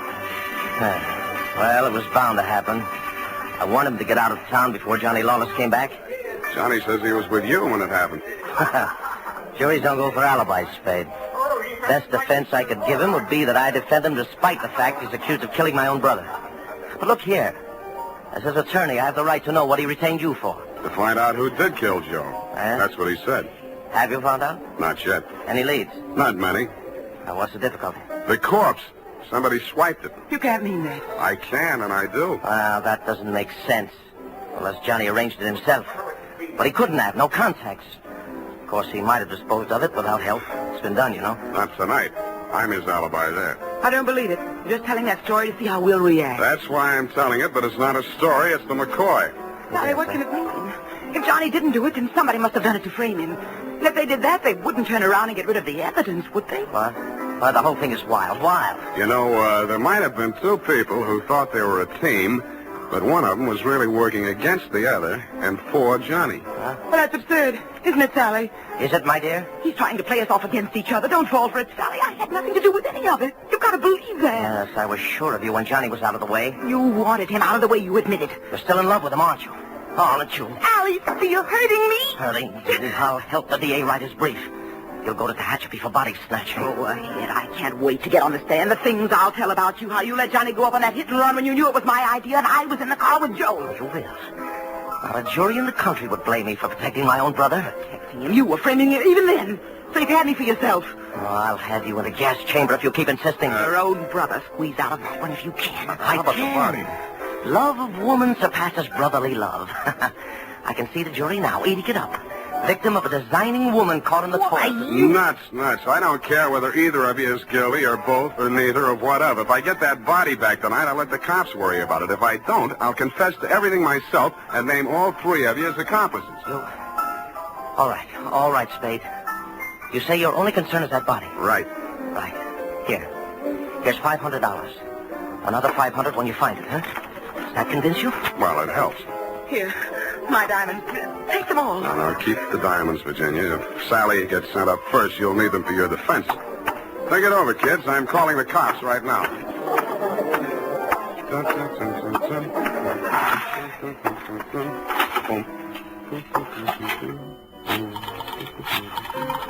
guess 1 foot back.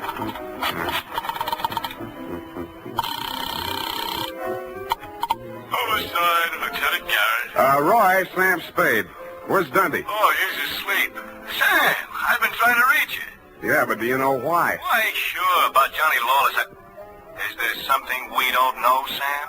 Well, I'll come down and give you a statement. It's about Joe Morellis. Well, what about him? Well, he got knocked off, and somebody lifted the corpse. Oh, Sam, nobody lifted it. Then who did? We picked it up, Sam, right after you called us. Right after... Oh, yeah. Yeah, what time was that? Let's see, I got it here. 20 minutes past 6. Lose your watch? That ain't all. What's that, Sam? Call you back. What's up, Sally? Come on. Come out of there.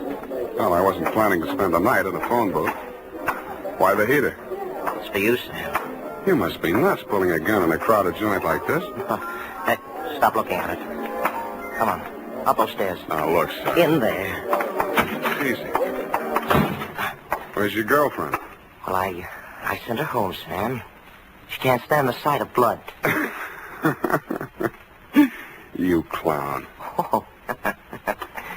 You were pretty funny, too, when you made that phone call. I didn't believe you'd go through with it. What makes you think I'm interested in that old rap? Johnny's already done the time for it. Joe can't talk, and I don't want to. I don't care what you want. It's what I want. That's what counts. Does it? You wanted Virginia? You got it. Oh, not the point. Just doesn't sound good. Salvador Morellis' sweetheart going up on a murder rap. Well, you trimmed it down to manslaughter for Johnny Lawless, and she's enough prettier to rate an acquittal, or are we talking about the same killing? You think Virginia killed Joe Morellis, don't you? Why? Because she seems so anxious to pin it on Johnny Lawless. Well? Well, nothing. Only I've got a score to settle with Johnny Lawless myself, you see. He left me out in a limb with that body smash. If I can pin the killing on him, I got a story for the cops. Now, show how smart you are. Shoot me. I fully intend to. Now, look. Hold it, Sally. Hello, Johnny. Hey, you can do it yourself, Johnny. I was going to do it for you, but you can do it I don't get it. He's trying to pin that murder on you, Johnny. Like you pinned that old hit and run on me? But it's not the same, Johnny. Joe's killing is worth life if you're lucky. I never had much luck. Let him have it, Johnny. What have you got to lose? Well, you want me to... No. Step back, Sally. Okay. He dead? Yeah. You planned it different, didn't you, Johnny? Yeah, but I might as well get two for the price of one. Yeah, I planned it different, but I don't seem to care anymore. Well, then you won't need that. Huh? Sorry, Johnny. By the way, I'd like to thank you for keeping me in the clear. How come? That phone call you made the homicide using my name. Without that, I might be going up with you. How'd you figure it? Nobody but you had anything to gain by making that body seem to disappear. You knew I wouldn't check with the police till I'd made a try at locating it on my own. You knew I'd use the disappearance as a handle to shake what I could out of Sally and Virginia. You knew they'd suspect each other because I had you alibied at the time of the body snatch, and that would start them screaming accusations at each other. Did they say enough to send them up? Yeah. Yeah, I don't know how much will stick, but enough. They both admit Joe did that hit-and-run job I was sent up for? He and Virginia together. So she was with him. 3 years ago, I wouldn't have wanted to know that. Now it sounds good.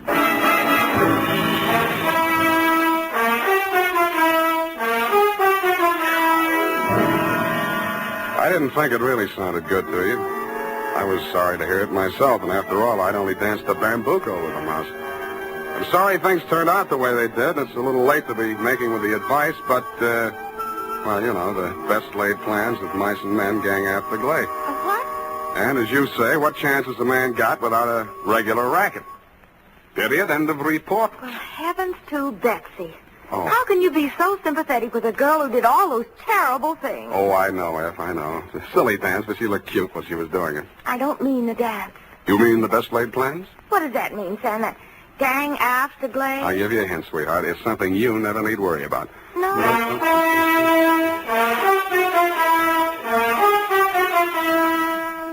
Here's why, men. Here's why Wild Root Cream Oil is again and again the choice of men who put good grooming first. Wild Root Cream Oil grooms the hair neatly and naturally without giving it that plastered-down look.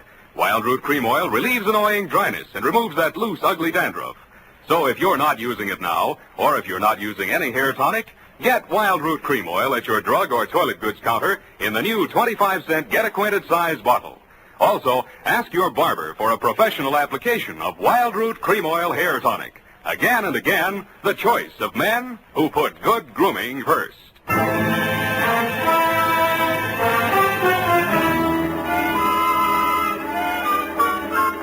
here it is, Sam. My, terribly confusing. I sensed that somehow. Who was that hit-and-run victim? Well, they named that dance after him, George L. Bambuco. I don't believe it. Sam, what does it mean? What does it mean? You know. Gang after glay? Snafu. Oh, why didn't you say so? Darling, yes. Good night, Sam. Good night, sweetheart.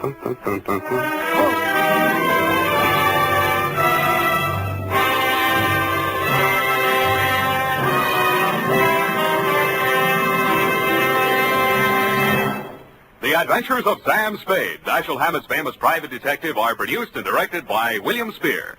Sam Spade is played by Howard Duff. Lorene Tuttle is Effie.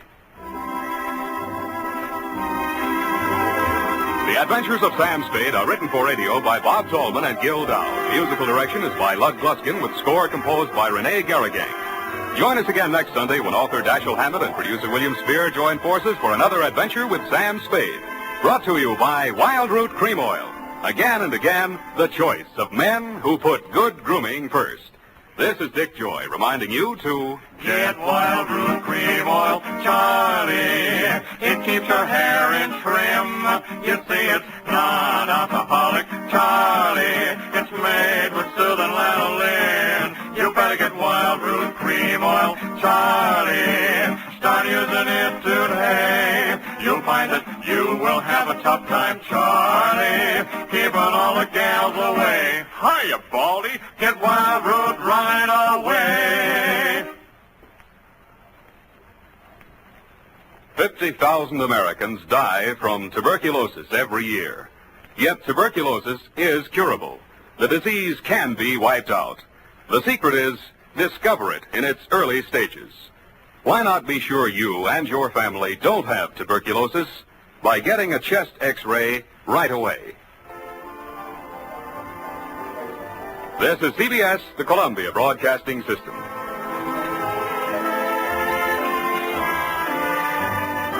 Our sincere thanks go out to the wonderful network at CBS. And now, dear listeners, let's put your knowledge of the airwaves to the test.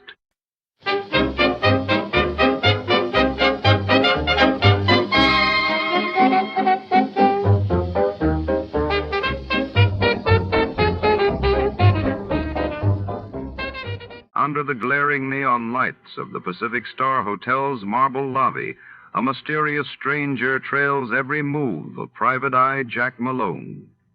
It's Los Angeles, autumn 1949, a city where secrets pile up faster than cigarette ash. as Jack investigates a series of cryptic messages left in room 312. Shadows lengthen and the line between hunter and hunted blurs.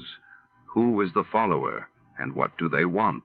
The answers lie behind polished counters and hushed conversations in the heart of L.A.'s most infamous hotel. Before, to start, let's see what happened the day it was aired. It was October 21st, 1949. That day, the world was gripped by news of the first-ever women's long jump world record set in Prague, while in New York. The United Nations General Assembly convened critical talks on nuclear disarmament amid rising Cold War tensions. You, finding life rather dull, dreaming again of exotic places, wishing you were somewhere else, we offer you Escape.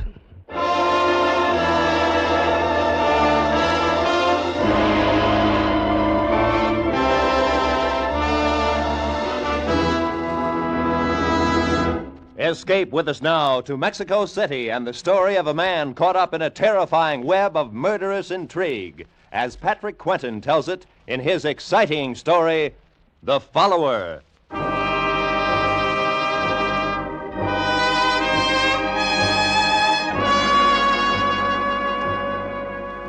My name is Lytton, Mark Lytton. I'm a petroleum engineer just back from 3 months in Venezuela. I hadn't cabled my wife that I was coming home to New York because I wanted to surprise her. We'd only been married 2 weeks, Ellie and I, before I went on the trip, and well, I was crazy to get back to her.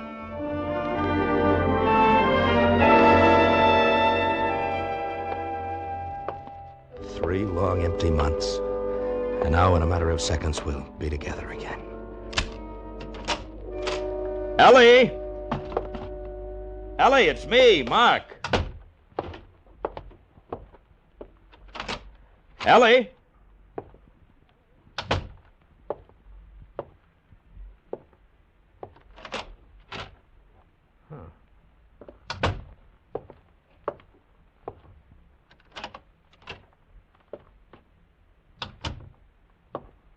Ellie, are you here? Oh, let's cut out the comedy. Hey, who are you? What's the matter?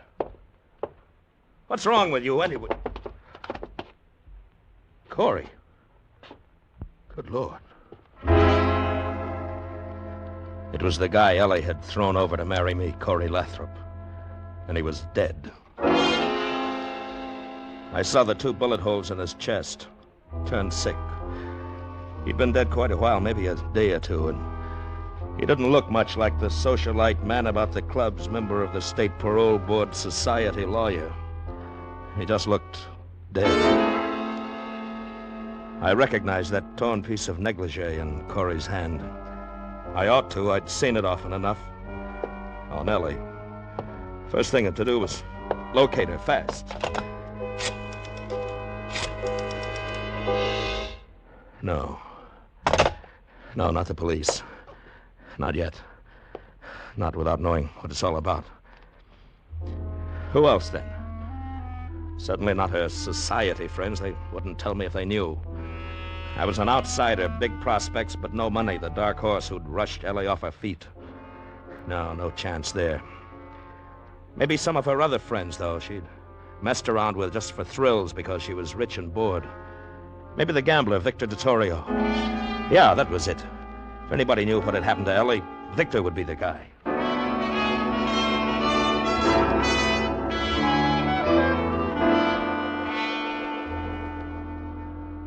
You've really beat the odds, Mr. Lytton.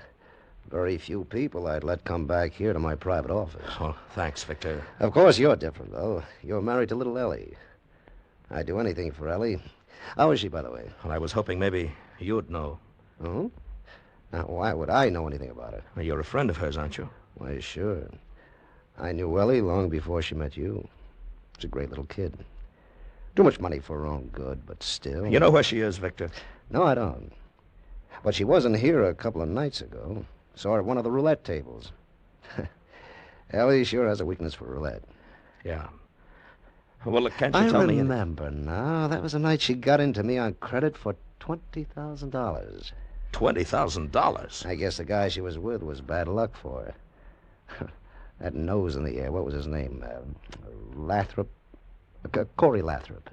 Lathrop? Yes, somebody ought to smash that guy. He's just too good to live. Yeah. Yeah. Look, Victor, about that money Ellie lost. Oh, don't worry your head about it, Mr. Liddon. Ellie's a friend of mine. She'll pay when she gets the dough. These little cafe cookies understand gambling, how it works and all. They always pay off. Every one of them pays in the end.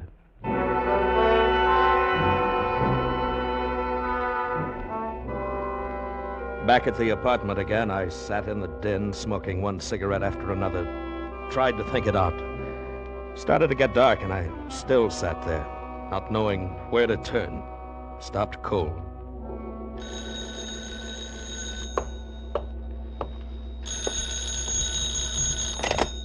Hello?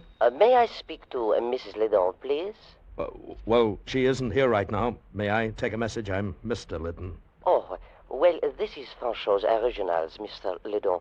We have those 2 new suits ready to send out, and I find a note here with him. It is a request to forward the suits by air mail to Hotel Granada, Mexico City. Mexico City? Oui. Mrs. Liddon evidently telephoned the message, but I did want to confirm the address. Is that correct, Mr. Liddon? Hotel Granada, Mexico City? Yes, that's right. She flew down there for a few days. Ah, nice. I do hope she enjoys her trip. Well, I'm sure she will. Goodbye. Mexico City. So that's where she'd gone. Well, whatever the game, I was sure of one thing. I was on her side, win, lose, or draw. And that meant following her on the next plane south to Mexico City. From the airport, I phoned the police, told them where they'd find Corey's body, and hung up.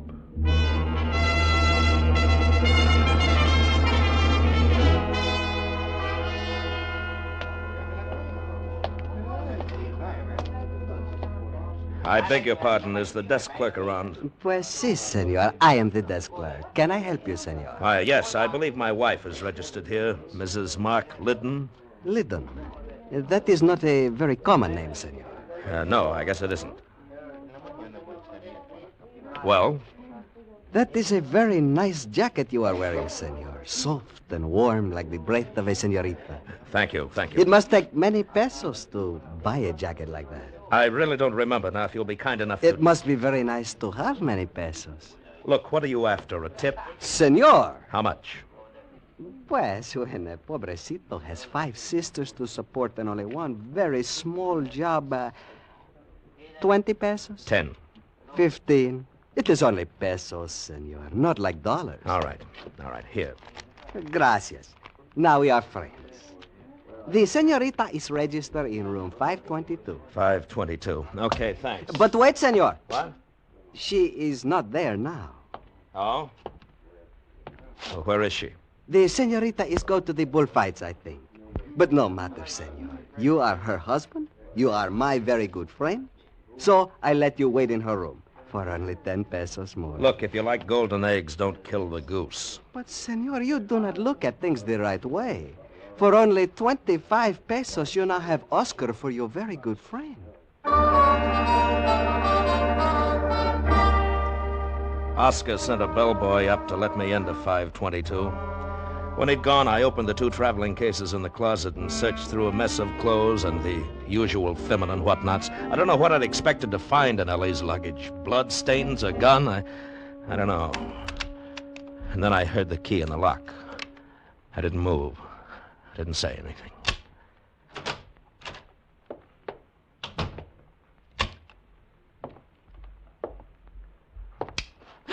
Ellie, baby, who the devil are you? I could ask the same question, and with a lot more reason, too. Will you get out now, or shall I call the manager? Now, look, there must be some mistake here. There certainly is. This is room 522, and my wife's clothes are in those bags You've there. been going through my things? Your things. Not unless you happen to be Mrs. Mark Liddon. That's exactly who I happen to be. Oh, now, wait a minute, honey. I'm Mark Liddon. Oh, please, that's a real old one, and I'm just not in the mood. I'm Mark Liddon no matter what, and you're impersonating my wife. I'm Mrs. Mark Liddon, and you're trying to impersonate my husband. Now get out, or so help me, I'll phone the manager. Wait, let me make a call first. It just so happens I know the Spanish words for police and American embassy. You wouldn't. I wouldn't, huh? Hello? Wait, no, don't. Okay. Now, what's the game? Where's Ellie? I don't know, Mr. Liddon. I've never met your wife. I was desperate, that's all, and when the chance came along, I took it. What chance? What were you desperate about? Well, I'd come down here for a week and got stuck. I didn't know you needed papers to get back across the border, proof of citizenship, I mean. You see, I've lived in New York all my life, but I was born in Czechoslovakia. Go on. Well, I was broke, too. I didn't know what to do. That's when I ran into this bartender, George, and he fixed everything up. Fixed it up? How? Well, he said this Mrs. Liddon, your wife, had just got in from the States and wanted to disappear for a few days.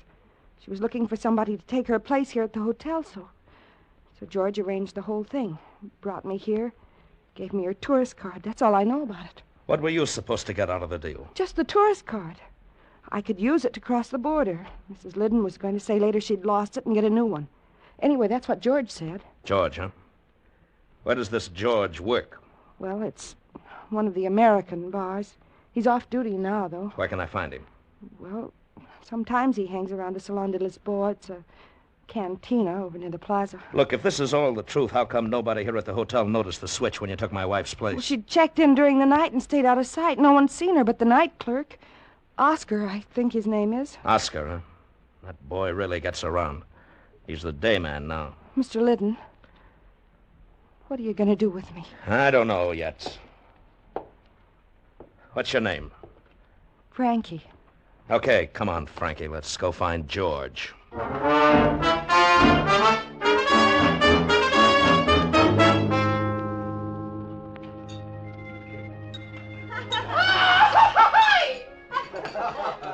There he is, Mr. Liddon. He just came in. The short blonde guy. Looks like a Benham rooster. Yes. George! Over here, George! Cocky and tough. I know the type. George, we've been waiting here for you. Huh? I was beginning to think maybe you'd been called back to work No. at the bar. No, I'm off duty. This is Mr. Liddon, George. Mr. Mark Liddon from New York. Oh.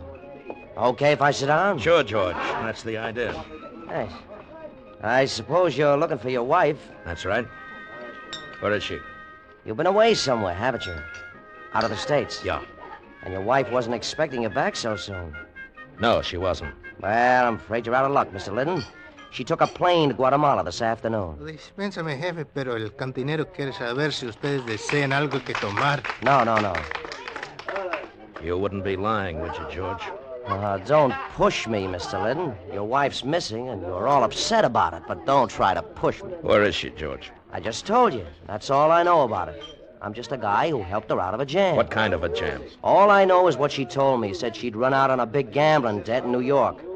And they were sending a gunman after her. She had to get away. You see, that's where I came in, Mr. Liddon. She wanted someone to take her place here, cover up her trail. How did she get out of Mexico when you got her tourist card? She had a passport with her. She didn't need the card. I see.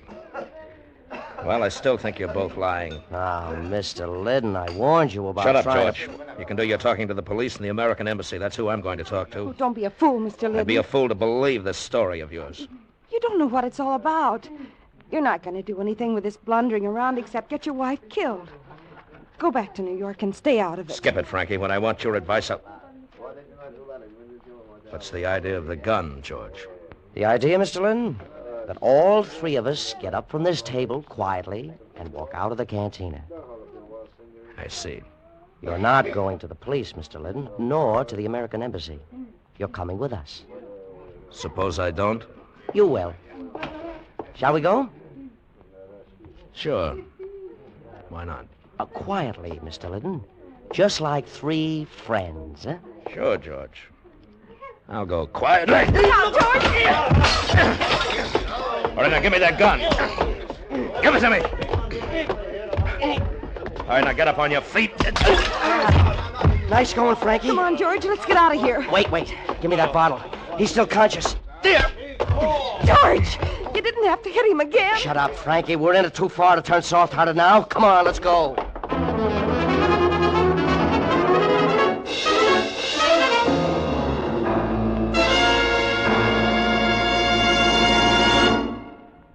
Escape, under the direction of Norman MacDonald, returns in just a moment. The Book of Etiquette loses a lot more pages tonight when Jack Benny tries to ingratiate himself with the suave, oh-so-social Ronald Coleman's. Yes, Ronnie and Benita will be Jack's guests on CBS tonight. And on the Charlie McCarthy Edgar Bergen Comedy Hour, Charlie will try to enlist in the Air Force and end up as a skywriter advertising pumpernickel bread. Red Skelton, Amos and Andy, Corliss Archer, and Eve Arden as our Miss Brooks will also be on hand on most of these same CBS stations with their famous brands of CBS Sunday night comedy. And now, back to Escape.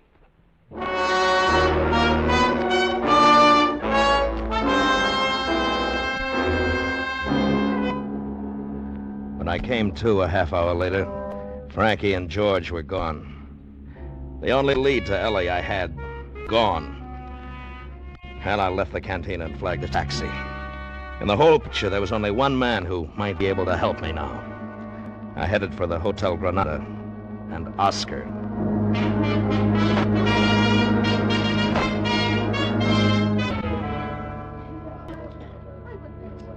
Too bad, too bad. It is most unfortunate that you have such a very bad accident, senor.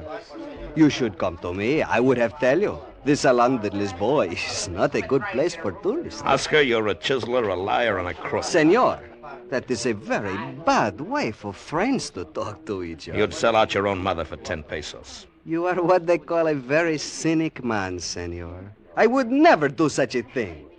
Not for 10 pesos. Why didn't you tell me there was another woman living here posing as my wife? But you are her husband, senor. And one must be very careful with husbands. Oscar, I've played along with you as far as I'm going to. I think it's time you talked the whole thing over with the police. The police? Senor, now you are not speaking like a friend. And just when I was going to tell you about something for free.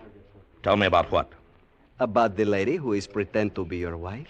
She has come here while you are gone. What? She reads a telegram which is come for Mrs. Liddon. Then she has checked out of the hotel. I didn't think she had the nerve to come back here. Maybe you like to know what the telegram is said, huh?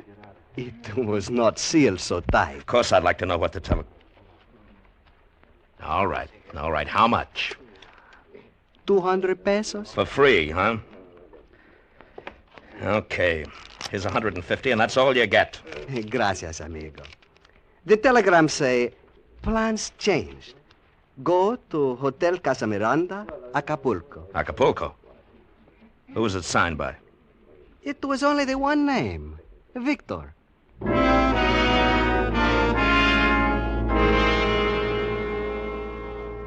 I hit my first lucky break in Acapulco. I came in from the airport and went to the Casa Miranda Hotel.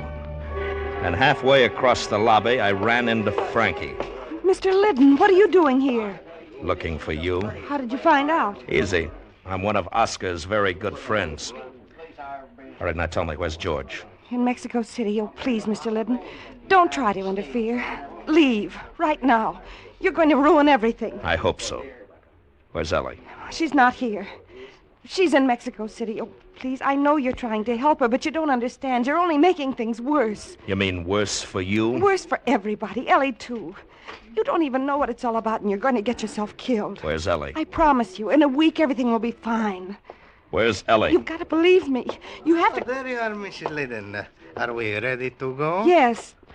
Yes, I'm ready anytime, Senor Gallus. Very well. Aren't you going to introduce me, darling? Introduce you? Yes. Why, yes.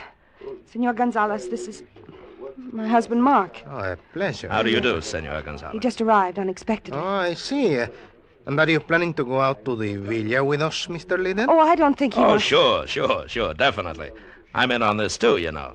You know what is involved, then? Well, naturally. The little woman always tells me everything. And you have no objections? Well, if it's all right with her, it's all right with me. Oh, you are a very broad-minded man, Mr. Liddon. Shall we go?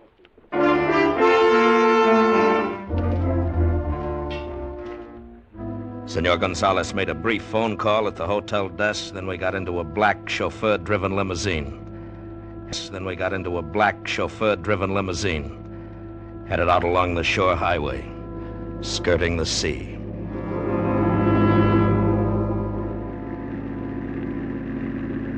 About 3 miles out of town, we turned into a private roadway, stopped in front of a large Spanish villa. I regret the necessity of asking you to wait here on the veranda for a few minutes, Mr. Liddon. But I believe it is better that you don't come down to the boathouse with us. Aye, sure, that's fine. Just make yourself comfortable, Mr. Liddon. This shouldn't take long. All right.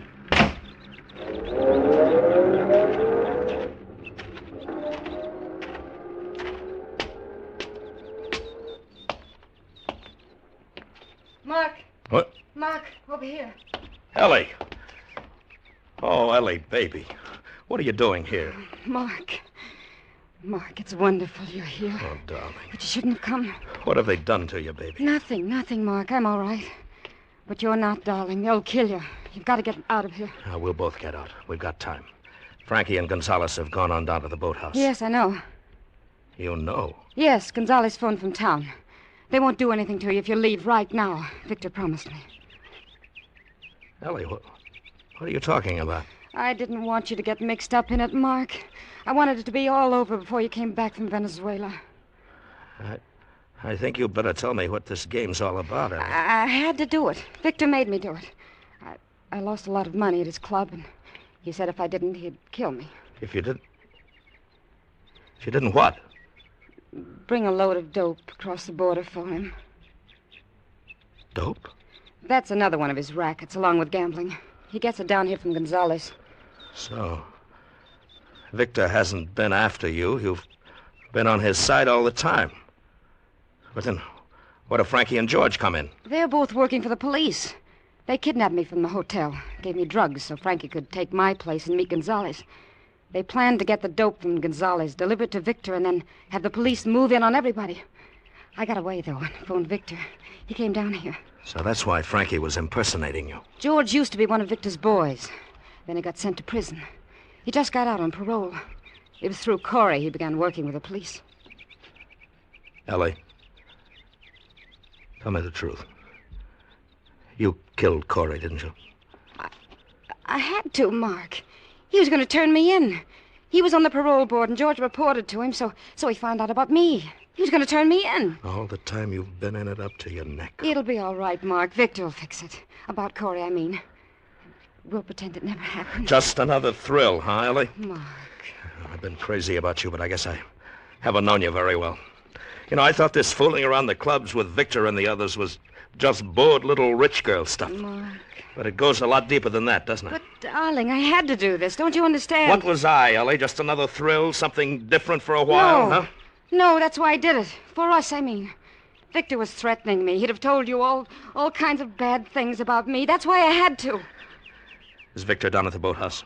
Yes. What are they going to do to Frankie? I don't know. They're going to kill her, aren't they? Why, I suppose. I don't know. What's the difference anyway? Who cares? She doesn't matter.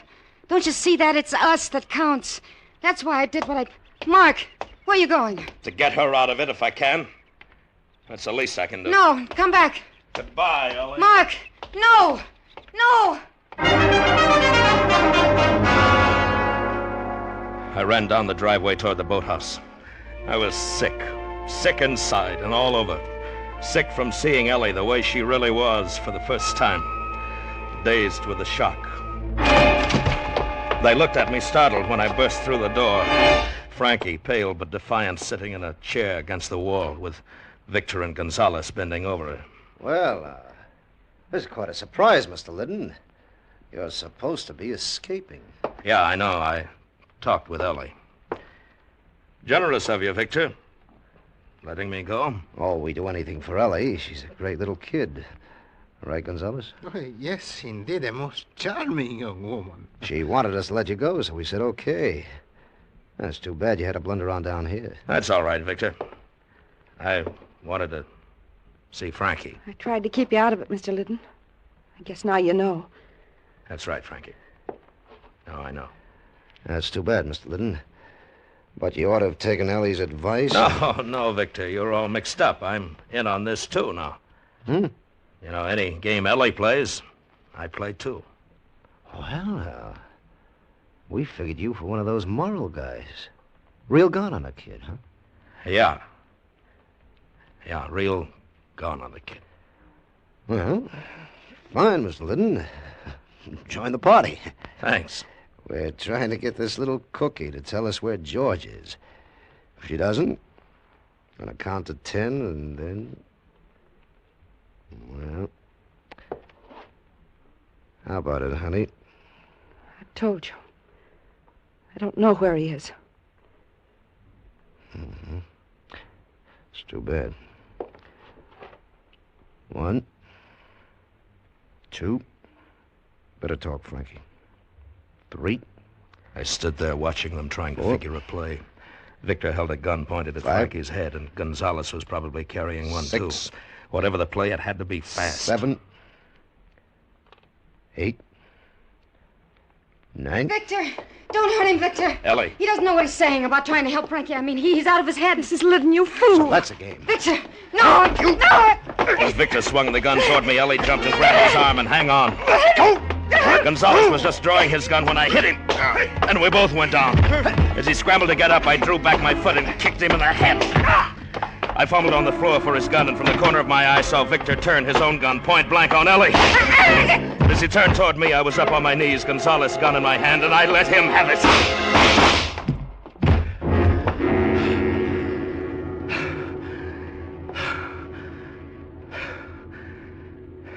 Are you all right, Mr. Liddon? Yes, Frankie. I'm all right. Mark.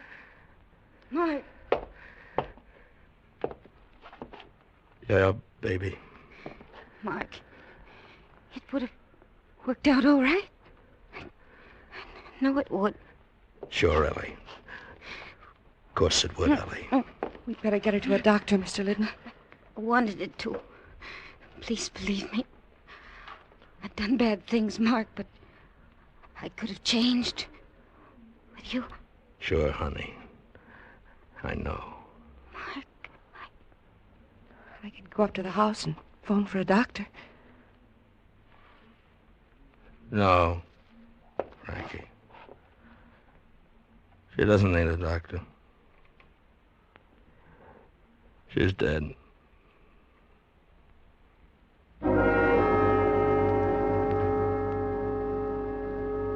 Well, that was it. Whatever Ellie was, whatever she'd done, I'd loved her more than anything else in the world. A love like that becomes a part of you. And even when it gets diseased, has to be cut out. It leaves a deep wound. Takes a long time to heal. If I'd known more about it, I may have acted differently. She might still be alive. I don't know. But as it was, I'd done the only thing I could. I'd followed her. I'd followed her clear to the end.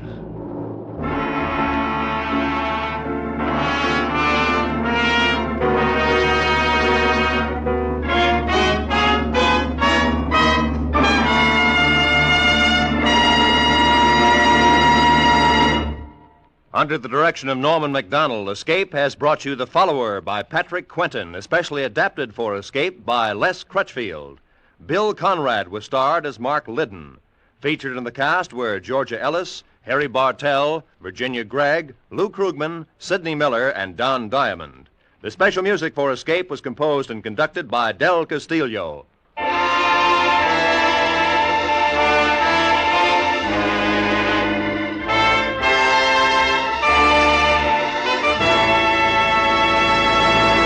In just a moment, we're going to ask you to stay tuned for Bill Goodwin and $1 a Minute. But that reminds us that starting next Sunday, $1 a Minute will move back a half hour and be heard on most of these same CBS stations at this time. That is, the time you've been listening to Escape today.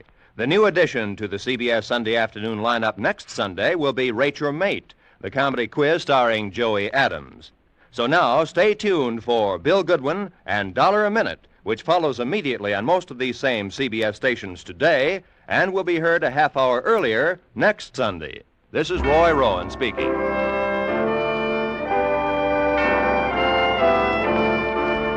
This is CBS, the Columbia Broadcasting System.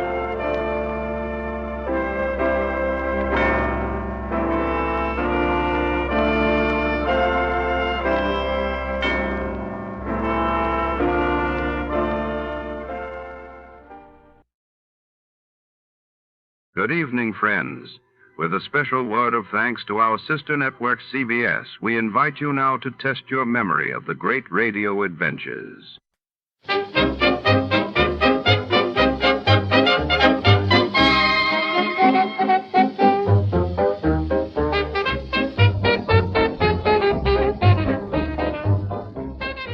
In the shadow-draped streets, a solitary detective walks into the night, drawn by a summons from a woman whose past is as mysterious as the city itself.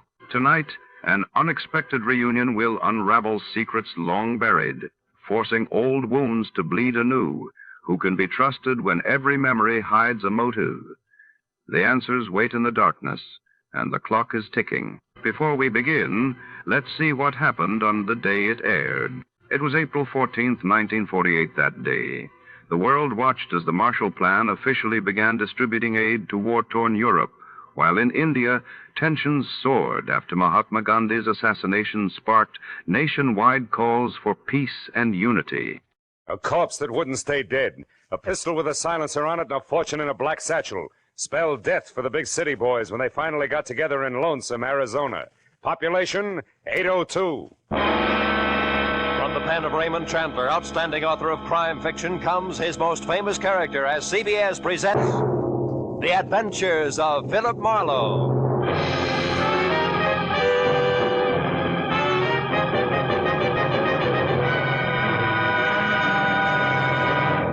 And now, with Gerald Moore, starred as Philip Marlowe, we bring you tonight's exciting story, The Lonesome Reunion.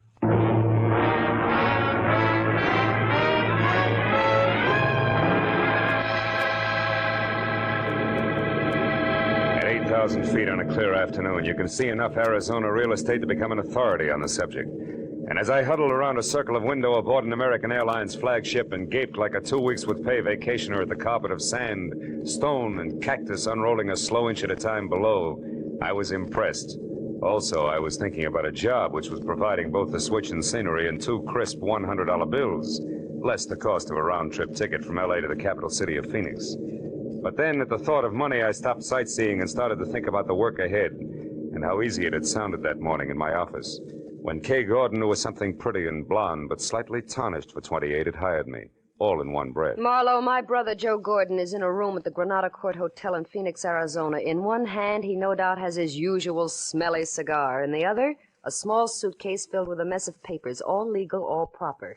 You fly there, pick up the suitcase, fly back. For that, $200 cash. Yes or no? Yes, on one condition. The papers, do I get to see them? If I look, I go. All right, you look. Good, I go. Goodbye. That was the way it had started an hour after breakfast. Lunch was alone and at the airport. Then it would wait until I'd seen Mr. Joe Gordon, a man who was willing to pay a lot for a little. My plane dropped out of the sky over Phoenix gently at 3. At 3:15, I was in room 111 of the Granada Hotel and only 36 smelly inches away from the usual cigar. The man behind it was heavy, pale, and maybe 40. And like his sister, Joe Gordon was overbearing in a hurry. This, Marlowe, is the bag. These, the papers. Stocks, bonds, and mortgages. In themselves, worthless to anyone else. They're non-negotiable. But as information to my competitors, they're priceless. Satisfied? More or less. Meaning what? Exactly what is your line, Mr. Gordon? Oh, I'm a broker. One who bets on long shots. When they come in, I don't like to split with the boys who sit on their hand. Anything else? Yeah. I've got some time to kill before I fly back. Do I take the bag now or later? You take the bag now, Marlowe. Okay. And, don't let go of it until you're with my sister in L.A. I'm paying you money to stay away from my enemies, not to shop for trinkets. Oh, and, incidentally, my enemies also play rough. So watch your step and act smart. Real smart.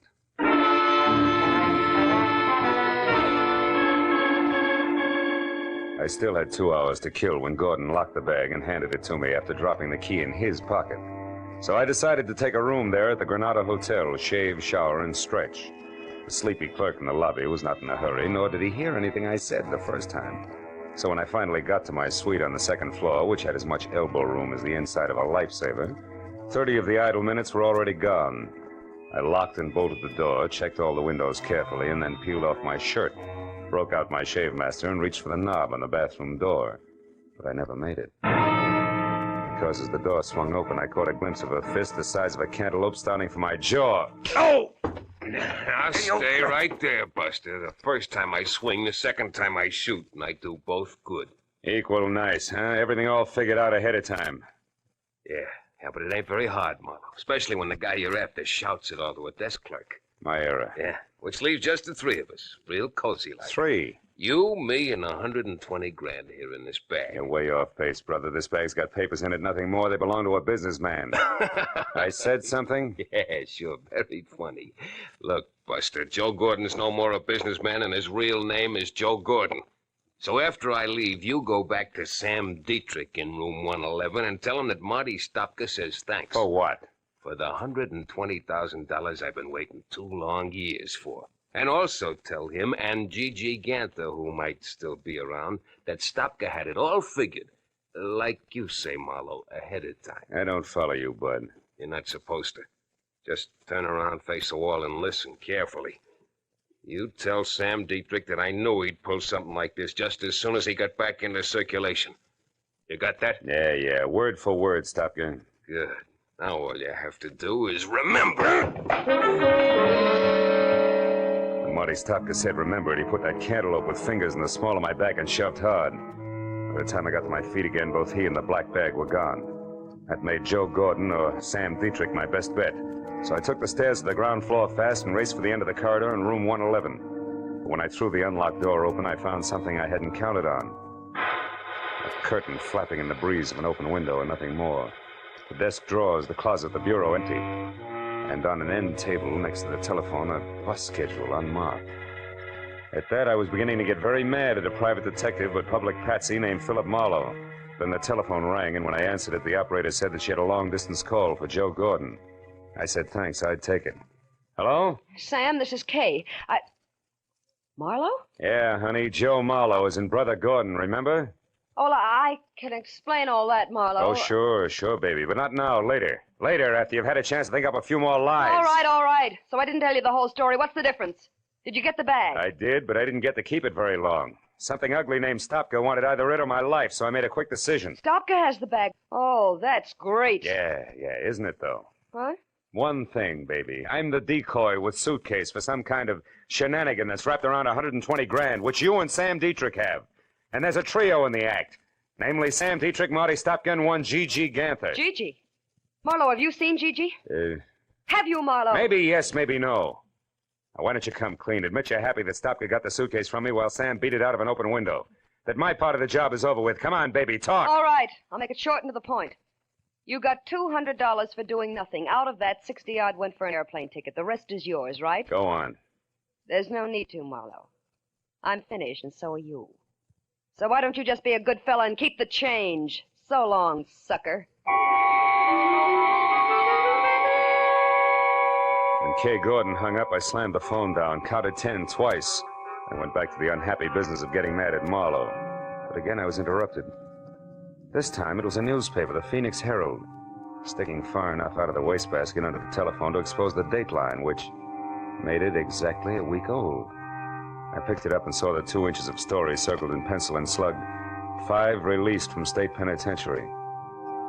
Sam Dietrich, 41 of Los Angeles, who was arrested in Lonesome, Arizona for the armed robbery of a general store in February 1947, also was released today.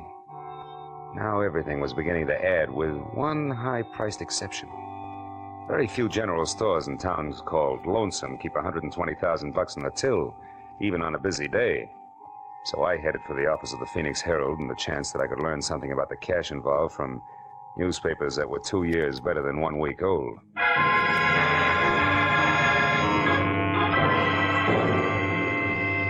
Minutes later, I was in the back shop of the Herald receiving facts willingly supplied by a sandy-haired linotype operator with a sad face who had never heard the word forget. That's right, mister. It was the Second National Bank and Land Company here in town. Held up at 1:10 p.m., February 7, 1947, by three men who took $120,000 in unmarked cans, 20s, and 50s. One was badly wounded in running gunfight, but they all got away clean. No arrests, no suspects? Other than the usual rigmarole of trying to pin the job on every two-bit stick-up man hauled in the next 6 months, no. Anything else? No, thanks. I don't think... Say, wait a minute. Lonesome, Arizona, that unmarked bus schedule. Tell me, do you happen to know where something called Lonesome is? And if so, how a guy could get there if he doesn't have a car? Sure. It's 87 miles west of here, and the bus will do the trick. But not anymore today. Oh. The only bus left an hour ago. Now, young fella, you tell me something. What in Sam Hill is Lonesome and a bus departure got to do with a bank robbery was pulled 2 years ago? Where I stand right now, Dad, I can't say. But when I get to Lonesome, ask me again. I may have the answer for you.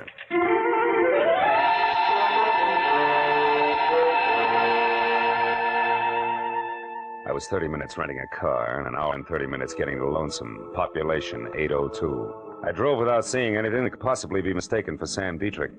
And I was about to turn back when I saw something that brought my right foot down hard on the brake. It was a brand new green Nash standing outside a motel. California license plate. I got out of my car and got a look at the registration card wrapped around the steering wheel. It said Catherine E. Gordon. The motel only had 3 cabins that showed any light. The first belonged to the manager and the second to Kay. Close to an open window, I saw the man Kay was talking to. He was an ex-convict and part-time broker named Sam Dietrich. All right. So Marlowe knows he was set up for Marty Stopka. Who cares? We're here, and so far Stopka isn't. And if and when he does show, we'll be gone. But the real black bag's safe in our hands. Yes, but what about Gigi, Sam? I told you Marlowe mentioned his name. And I told you to forget it. Marlowe must have been swinging in the dark. Gigi can't be alive, Kay. He was badly hurt when Stopka and I got clear of the bank. But why wasn't his body found? I don't know, Kay. I've told you that 1,000 times. Now, look, honey, why don't you just relax and think of us a little, huh? Gigi's dead, baby. There's only you and me. Sam, you know how I feel about that. I love Gigi. It's the only reason I'm helping you. I don't want anything to do with this money. I only want to know for sure about Gigi. Okay. Hey, did you get a line on Leland Mills, the name that was on that mailbox 2 years ago? Yes. He owns the place and lives there alone. A once-upon-a-time small ranch on the last block in town, coming apart at the seams. What about Mills himself? He's an old duffer, maybe 50. Lives close to the fireside, day in and day out. Good. That means I can handle him without any trouble. And now, look, baby, it's 7 now. At 9, this town will be fast asleep, and at 10, I'll take care of everything. So, why don't you just curl up there on the couch and think about nice things? Oh, nice things like what? Well, like the money I hid at Leland Mills' place 5 hours after the boys and I took that bank. The $120,000 that's soon going to be back here with me where it belongs. Dad, I took my cue and left because one Leland Mills was a man to be forewarned while 10 o'clock was still 3 hours away. I was 10 minutes finding his place, which was on the edge of town, and another 2 locating the doorbell, which was the kind you pull to start a bunch of jingling inside. It was 3 pulls later before the door creaked slowly open, and what had to be Leland Mills stood in front of me. He was shaggy, gray hair curling on the sides of his neck, a face with 1,000 crisscrossed wrinkles and dirty old clothes. Everything I'd expected with one exception. Gripped firmly in both hands and pointed directly at my head was a long rifle. Who are you? Mr. Mills? Maybe. Well, I'm a private detective named Philip Marlowe, also someone who knows that there's $120,000 in cash hidden here on your grounds. $120,000? To the penny, yes. 2 years ago, Mr. Mills, a Phoenix bank was robbed by 3 toughs named Dietrich, Stopka, and Gigi Ganther. Gigi? That's a queer name. It's not important, old man, but this is. Now, somehow or other, that stolen money was hidden here, in or around your place. And tonight, one of those men is due back to collect. That, of course, means trouble for you. You think we should call the law? No, not yet. If we play it smart, we can get the dough spotted first in at least one of the 3. All right, Mr. Marlowe. If you're sure of what you're saying, I only hope you are. Oh, I'm sorry about this gun here. I don't like poachers on my land. Yeah, we all have our pet peeves. Now, Mr. Mills, I want you to sit tight till I get back, and no matter what happens, don't open that door for anyone. Have you got that? Yep. Where are you going? To town. Check on the only 2 things that can possibly give us any unexpected trouble. One a nasty man named Marty Stopka, and the other a guy I've never even seen. The elusive Mr. Gigi Ganther.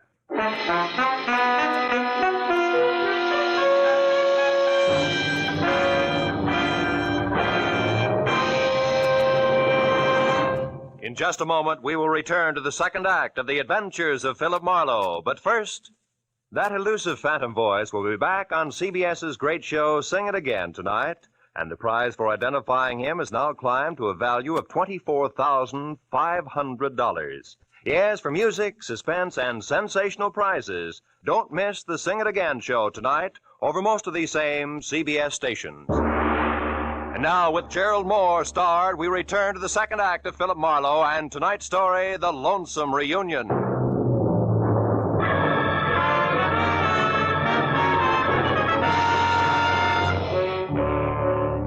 I left Leland Mills standing in the doorway and worried my way back to town. If Stopka and Gigi Gantha had no more trouble getting to Lonesome than I did, a reunion about as quiet as a truckload of hot dynamite was due to take place any minute.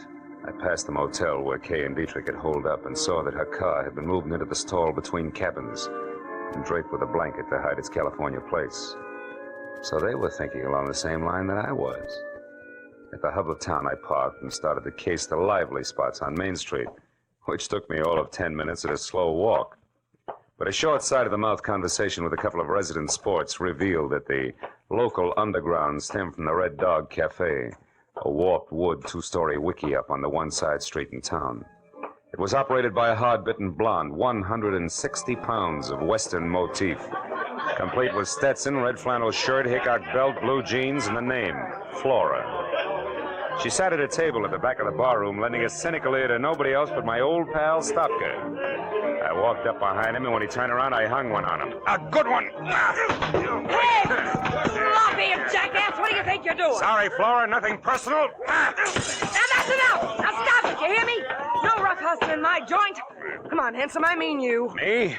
Why, Flora, how can you say that? I just came in to ask my old pal here some questions, that's all. Here we go, pal. Come on, sit up in that chair. Okay, leave me alone. See, Flora? It's the only way Stopka here knows how to start a conversation. Bring him another beer, will you? His old one got spilled. Sure, bright boy. When he see that you dude tourists leave your beefs outside next time. Now, look, Stopka, I want to know what happened 2 years ago on that highway out here. You guys split up, didn't you? You better talk, Stopka. All right, we split up. The heat was on bad, and Gigi was half dead already from a cop slug in his back. Dietrich had all the dough, right? What do you think? I left him and Gigi off outside of town. I took the car to try to suck the cops away from him. We were supposed to meet later. But you kept going to save your own hide, didn't you? Certainly. It's going to pay off, sucker. You'll see. Uh-huh. Since the money was never found, you figured Dietrich hid it around here, and he's coming back to dig it up. Is that it? Keep guessing, Shamus. Maybe we ought to loosen your jaw again, Stopka. Oh, you too! Now turn loose of him, handsome, and by Sadie, I'll plug you. Well, a real genuine 44. What museum just swiped that from, Flora? Never mind. Got a legal right to defend the peace and quiet of my joint, and after 22 years in this dodge, I know how to do it. Now, I asked you nice once, now I'm telling you. You, get out. That back door there. Yeah, sure, I'll go, sister. Thanks for nothing. Hey, wait a minute, Flora. Don't let that lug get away. Shut up. Now, you sit down right there and count up to 50. Then you leave by the front, quietly. Okay, you win. 1, 2, 3... Flora, look out, he's back. What? Sorry, Eddie. You buzzard bait. I'll leave this cannon on the back steps. So long, Flora. I beat it out the back door and into an alleyway between the shacks. Stopka was still in sight, but walking fast, and when I took after him, he saw me and started to run. There was a hard, flat sound, like someone striking wet sand with a hammer.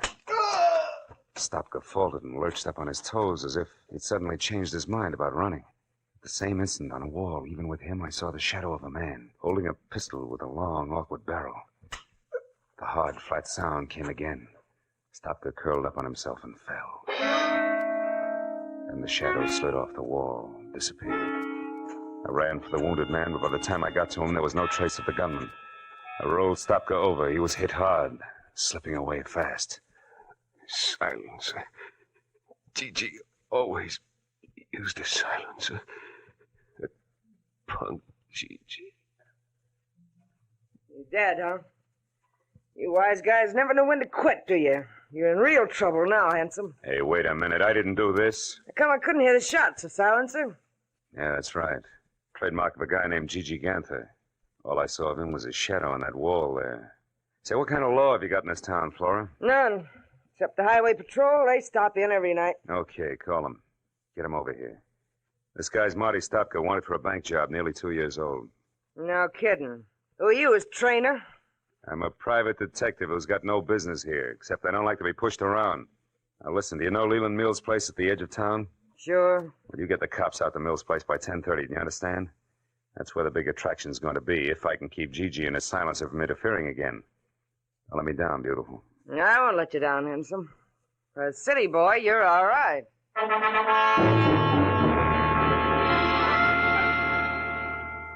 I stuck to a back road and drove with my lights out until I was a good, safe distance beyond Leland Mill's ranch.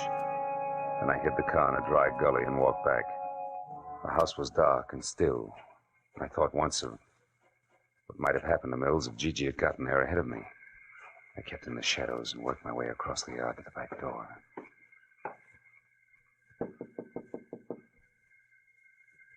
Who's there? Marlowe, open up. I was beginning to worry. It's pretty near 10 o'clock. Yeah, I know. Seen anybody so far? No. Nope, not a soul. Been watching close, too. Did you find them men, that G, that Stopka? Yeah. Stopka's dead and his killer's due to show up here any time now. Oh. We're going to have our hands full. Wait a minute, is that a car? Sure sounds like one. Yep. There, you can just make it out. Turned in down by the culvert and stopped. Yeah. I think a man got out. Yeah, there he goes, across the field there behind your shed. It's Dietrich. I'm going out now, Mills. You stay here. No, I'm going too. That fellow's heading right for my water tank. All right, he's heading for your water tank. Don't get excited. You'll tip our mitt. Now get this, Mills. You've got to stay here and watch for Gigi. He's bound to show up, and when he does, you better have that rifle of yours handy because he's a killer. Do you understand? Yep. Sure, I understand. Don't worry, Marlowe. I'll keep my eyes open. Don't you worry about a thing.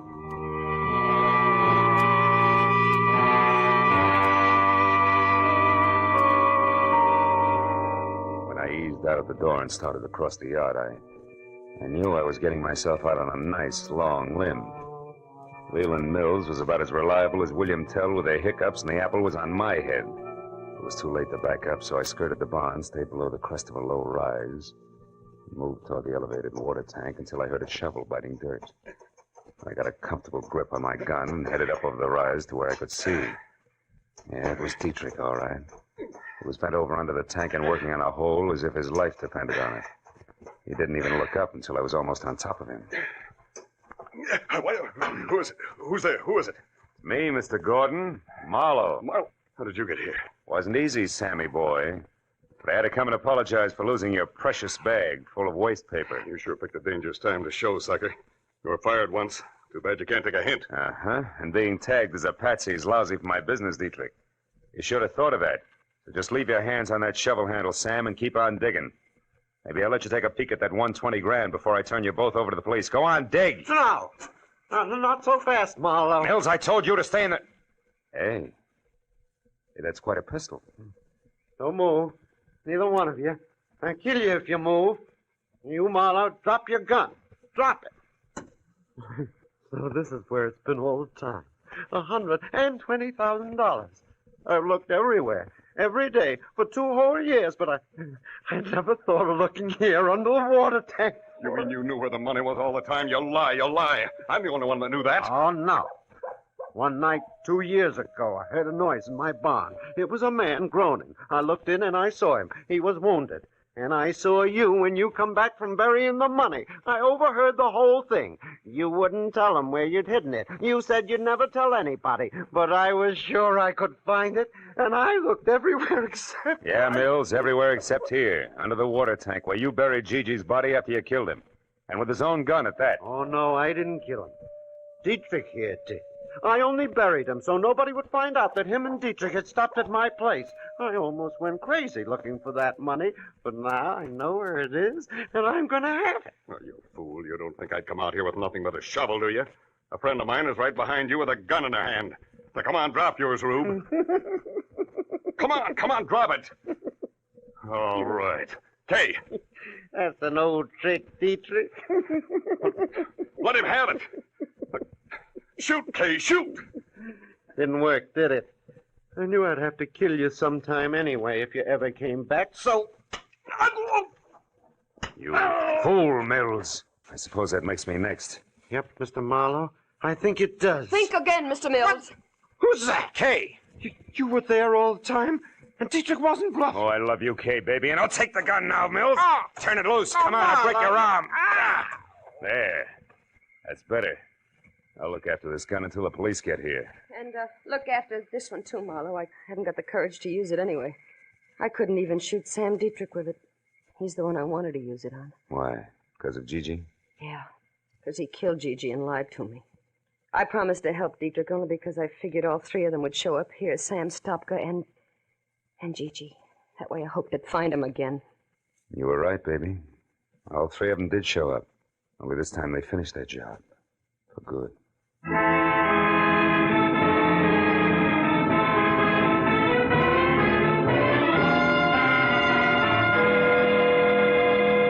It was 10:30 on the nose when we got back to the house. And the highway patrol had just pulled up. So the question and answer period started, and by the time it was over, all the field work finished up. 4 hours plus had gone by. It took some fast conversation and a lot of promises to stay handy, but finally, Kay was left with me. After all, her only real mistake had been falling in love with the wrong kind of a guy. When the last patrol car drove away, the desert was suddenly very still. The stars were small and sharp in the clear sky. The air was cold. Maybe that was why Kay Gordon trembled. Marlowe, I'm sorry about all this. I got you into it, remember? Mm-hmm. You also got me out of it, Kay. Well, I can forget about Gigi, now that I know for sure what happened. And all because of a jerk named Leland Mills. No, Mills was a desperate guy, Kay. After he buried Gigi, he just about went nuts trying to find the money. When he finally realized Dietrich was the only one who could lead him to it, he shot Stopka and would have killed anybody else. Keep him from interfering with Dietrich until he uncovered the hiding place. You know, in a way, Marlowe, it was a horrible trick of fate.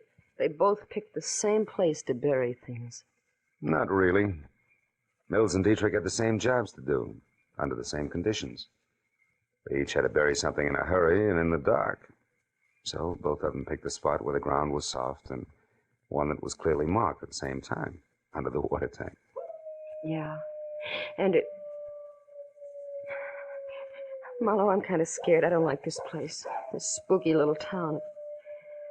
It's the end of nowhere. Yeah. I wouldn't be caught dead here myself. Let's go, baby. I walked Kay to her car, started her safely on her way. So long, sucker. She waved once, then drove down the road and out of sight without looking back. Soon even the sound of the motor was gone. A long night, and a strange reunion. And now 2 lonely lights were the only sign of life in lonesome Arizona. I stood on the empty highway for a few minutes and listened to the immense quiet of the desert. Then I went back to my rented car and headed for Phoenix and a plane for home.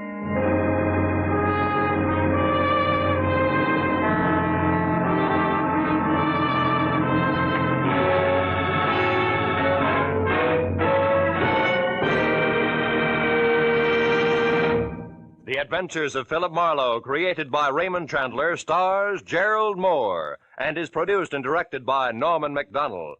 Script is by Mel Donnelly, Robert Mitchell, and Gene Levitt. Featured in the cast were Joan Banks, Edgar Barrier, Virginia Gregg, Jeff Chandler, Bill Boucher, and Jack Crucian. The special music is by Richard Orant. Be sure and be with us again next week when Philip Marlowe says...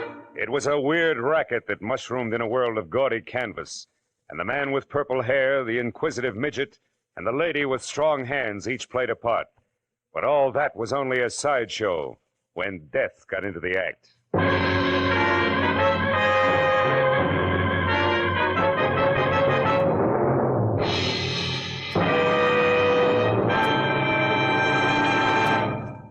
Across the nation, communities and the parents of Boy Scouts are observing Boy Scout Week, agreeing with the boys themselves that adventure, that's scouting.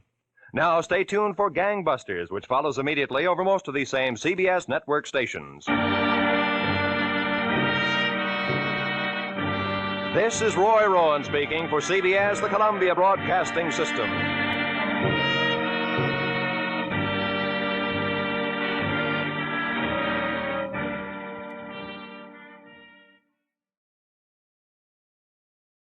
Before we continue tonight's excitement here on Escape Radio, we'd like to thank our friends over at CBS. And now, a quick quiz for our loyal listeners.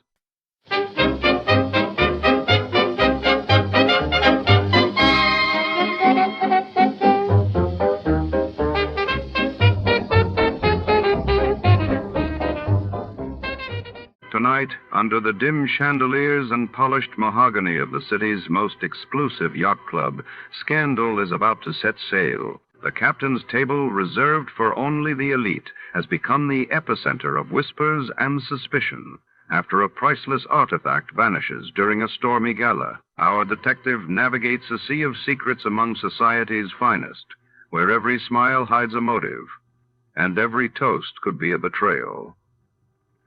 Will the truth surface before the night is over? Before to start, let's see what happened the day it was aired. It was March 14th, 1952, that day. The world learned of the acceleration of nuclear negotiations between the United States and the Soviet Union, while in London the great smog billowed in early, causing alarm and citywide disruptions. Johnny Dollar. Mr. Dollar, this is Barton H.B. Hollister at Greater Southwest Insurance Company. Oh, not Hollister in Phoenix, Arizona. That's right. Oh, here we go again. What was that, sir? Nothing at all. Just go right ahead. Yes. Now, Mr. Dollar, I want you to arrange airplane transportation for yourself out here immediately. Oh, you do, huh? What's your problem? You are to protect the life of one of our clients. Now, Mr. Hollister. His name is Henry Kirkham, and I shall expect you out here in Arizona without delay. Now, wait just a minute. Let me be perfectly honest about this. Please do. I have never liked, do not now like, and never will like these bodyguard assignments. As far as I'm concerned, they're for the birds. I beg your pardon. What's more, you have a whale of a good police department out there in Phoenix, and if somebody needs protection, why not call on them? Mr. Dollar. Yes? Did I say that Mr. Kirkham lives here in Phoenix? No, I guess you didn't. And did I, in any way, imply that you wouldn't be paid most handsomely for this service? Oh? Like maybe how much? A sizable extra consideration if you can turn whoever is threatening our client's life over to the proper authorities. Is that so? Yes. Well, Mr. Hollister, you have just struck a very responsive chord. Yes, I thought I would. So I'll expect you here immediately. Well, it's pretty late in the day, but if I can get a night flight, maybe I'll see you first thing in the morning. Not before? I'll look into the plane schedules. Yes, I suggest that you do. But first, why don't we discuss just how much this extra fee Goodbye, is? Mr. Dollar. What? I said goodbye, Now, sir. wait a minute, I'll Mr. be expecting you. But unless we can agree... hello? Hello? Okay, friend. Just wait till you see my expense account.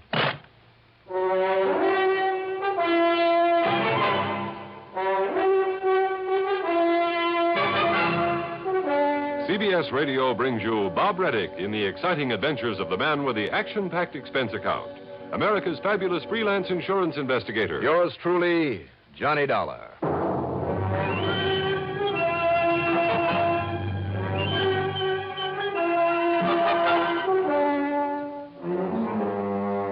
Expense account submitted by Special Investigator Johnny Dollar to the Greater Southwest Insurance Company in Phoenix, Arizona. Following is an account of expenses incurred during my investigation of the Captain's Table matter. Up till now, I had always managed to avoid any assignments from Barton H.B. Hollister. He was an egotistical, finicky, penny-pinching stuffed shirt who always demanded rather than asked, had no patience for anybody else's opinion. Still, I had no other assignment at the moment, and he had promised an extra fat fee. So, expense account item 1, $4 and... No, let's get this thing started right. Call it $6 even for a cab to Bradley Field. Item 2, $150.70 plane fare, plus $10 for incidentals. As promised, it was early next morning by the time we circled for a landing at the Phoenix Sky Harbor Airport. Item 3, well, let's say $5 for a cab into the office on Adams Street. The day was young, the weather clear, people along the way were bright and cheerful, and I felt pretty good myself. But Mr. Barton H.B. Hollister, wow. All right now, Dollar, where have you been? Sit down. Where have I been? I might have known this would happen. Sit down, I said. Do you mind telling me what you had for breakfast? What I had for breakfast? Well, it's obvious that something has got you all upset. Quite true, you have. I phoned Mr. Kirkham last night and told him you'd be here right away. I took the first plane I could get. Well, you're too late. Too late for what? A few hours after I told him you were on your way, Henry Kirkham was found dead. No kidding. Didn't need your protection, eh? I didn't say that, Mr. Hollister. You certainly implied as much. All I said But was... that's neither here nor there now. The simple fact is that Henry Kirkham, insured by our company for over $70,000, has been murdered. Or has committed suicide. Oh, now I get the picture. What do you mean? You hope I can prove it was suicide. Of course. Then this company of yours won't have to pay off the insurance. Over $70,000. You said that. There's far more to this matter, Mr. Dollar. Like what? The police apparently believe it was murder. Well, if they can prove it, you're stuck. Wait, please. The only suspect they're holding is a man by the name of Walter Pinkley, who happens to be Henry Kirkham's beneficiary. Well, then what's your problem? If he did kill Mr. Kirkham and they can prove it, you certainly don't have to pay him the insurance. You're quite right. The money will go to whatever other person or persons are entitled to it under the laws of succession. But now, bear this in mind. Go on. Walter Pinkley is also one of our policy holders. That's interesting. So if he did commit this murder, as the police suspect, and he goes to the gas chamber... You're stuck with the payment on his policy, too. Exactly. If it was suicide, you pay nobody. Right. But if it was murder, you stand to pay off on both of them. Correct. Well, the police must have some reason for thinking it was murder. Oh, yes, they have. Well, then, if you don't mind, I'll pack up and head on back to Hartford. No, Mr. Dollar, you won't. Well, give me one good reason why I should get into a hassle with the police. I have assigned you to this investigation, and I have agreed to pay your expenses out here. Plus a nice fat bonus, remember? I remember. But that doesn't mean I have to accept the job. You'd rather absorb the cost of your trip out here yourself and the return fare? Oh, now, just a minute. Very well. Now, rent yourself a car at our company's expense and get over to Tuttle immediately. Okay. All right. You win. Who is Tuttle? Tuttle is not a who, it's a where. It's a small town, 30 or 35 miles north and east of here, where this murder, or this suicide, occurred. I suggest you contact the police first. His name is Alfred Appleby. His name? Then see the people at the Yucca Flower Rest Home. That's where both Kirkham and Pinkley lived. Rest home? Yes, it's a small, exclusive place on the outskirts of that little town, mostly for people with lung trouble. Okay. Good. Now, Mr. Hollister. Yes, my boy. Now that you've roped me into this thing... Well, hardly roped. That extra fee that we were talking about. If you can show that Kirkham was a suicide, thus saving us from having to pay out all that insurance, and I understand you're very good at this sort of thing. When it's justified. Well, of course. And I'm sure we understand each other. How much, Mr. Hollister? Prove it was suicide. $1,000. Only $2,000 for saving you all that money. All right. $1,500. And what if I find that Pinkley did it? And we have to pay on both policies? Well, there'll be no extra fee then, of course not. But as I say, if it was suicide, and you can convince the police of it... $2,000. Now, Dollar. Or shall I hitchhike my way on back to Hartford? Very well, $2,000. In either case. Yes, in either case. Now get to work. You know, Hollister, a little urging, and you're not such a tight-fisted old coot at that. I beg your pardon. Granted. Item 4, $50 deposit on a rental car. I drove north through Glendale and Cave Creek, and then east and a bit south of the town of Tuttle. There were a couple of general stores, one of them closed, a gas station, and a rickety old one-story building marked City Hall. That's where I stopped. And believe it or not, it's only occupant in a small corner room with bars on the door. That's right, young man. My name is Walter Pinkley. The police chief, who is also the mayor, has gone out to the rest home again. Well, I'm Johnny Dollar, Mr. Pinkley. I represent the company that insured the life of Mr. Henry Kirkham. Oh, poor Henry. Oh, it's a terrible thing. Terrible thing. Pretty terrible for you, sir, if you killed him. Now, isn't that the most absurd idea, Mr. Dollar, putting me in jail this way? Is it? But I suppose that policeman, that Chief Appleby, feels he has to point to someone as a suspect. Why did he pick on you, sir? Well, after all, Mr. Dollar, I was the only one to have visited with him there at his cottage at the rest home last night. And I'd told everybody I was going to spend the evening with him. I mean, everybody at the captain's table. Why did you call on Mr. Kirkham? Because he was my friend. Henry was the only one who appreciated my ability as a composer. A composer of what, Mr. Pinkley? Why, here. Let me show you. Here now. Do you see? This is the new concerto I'm working on. This will be my finest musical composition. Concerto. You understand music, Mr. Dollar? Well, not enough to appreciate this, I'm afraid. Oh, that's too bad. So few people do, and now that Henry is gone. By the way, did you know that he left all of his insurance to me? So I understand. That was wonderfully sweet of him. And now I'll be able to buy a piano for my little cottage and compose and compose and compose. I wonder. Oh, there's no need to wonder about it at all, Mr. Dollar. I shall. Just how much do you know about the circumstances of Mr. Kirkham's death? Well, not very much, I'm afraid. You see, I went round to his cottage after supper last night. Why, sir? Well, Henry'd been worried about something of late. I don't know exactly what. He never told me, in spite of our friendship. Had he any other good friends there at the rest home? With all the petty jealousies and the people just sitting round getting annoyed at each other over nothing at all? No, Henry and I were the only real friends. I see. All the rest of them, well, I don't want to use the word hate, but, well, if it weren't for the almost magical curative properties of the air and the climate. Touch of lung trouble, you know. Now, Mr. Pinkley... As long as I stay here, I feel just fine. And so do the others. Yeah, well, now... It's added at least 10 years to my life. I'm sure it has. But, as I started to say, it was about 8 o'clock when I dropped in to visit Henry, and we looked over some of my music and talked and had a gay old time. Sounds like a ball. Now, tell me, at what time did you... But even so, he was, well, depressed and worried. Mr. Pinkley? Yes. What time did you leave Mr. Kirkham? Well, I guess about 10 o'clock. He said he had to write a very important letter in case... In case of what, Mr. Pinkley? Well, I'm not quite sure, but during supper he had mentioned that someone was coming to see him. He'd had a phone call that someone was coming to see him to help him, I think. And in case that someone didn't arrive in time...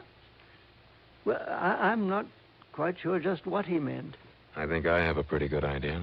Then this morning, when they found him lying there in his cottage with that horrible pistol beside him, Mr. Dollar, I never dreamed that Henry would commit suicide. Suicide? Surely you don't think that anyone would have killed him? Not even you? Good heavens, no. When he was always so nice to me and changing his insurance to me and all. Well, apparently somebody thinks you did it. Oh, they'll find out. They'll find out, don't you worry. And meantime, it's so nice and peaceful here in this jail, and I can work all undisturbed on my concerto. I've been working 4 years on it, Mr. Dollar, and in another 4 or 5 years, Mr. Pinkley, I sincerely hope you'll be around long enough to finish it. What? What did you say? Nothing. I'll see you later.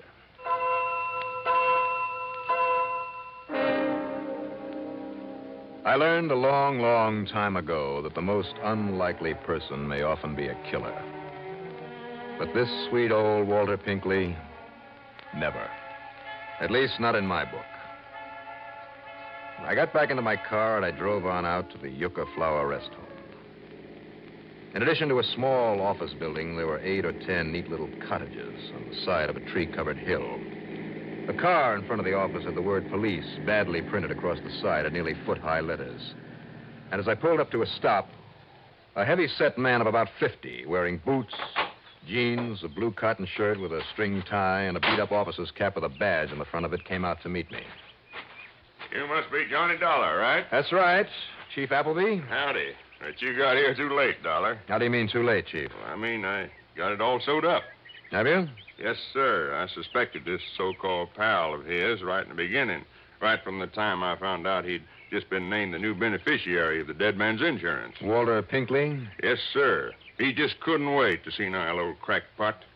Didn't realize that trying to make it look like suicide might cancel out that insurance. Why do you think it was Pinkley? Think, Doc. Think. Well, that was only beginning. Now I know. You see, now I got what you'd call uncontroversial proof.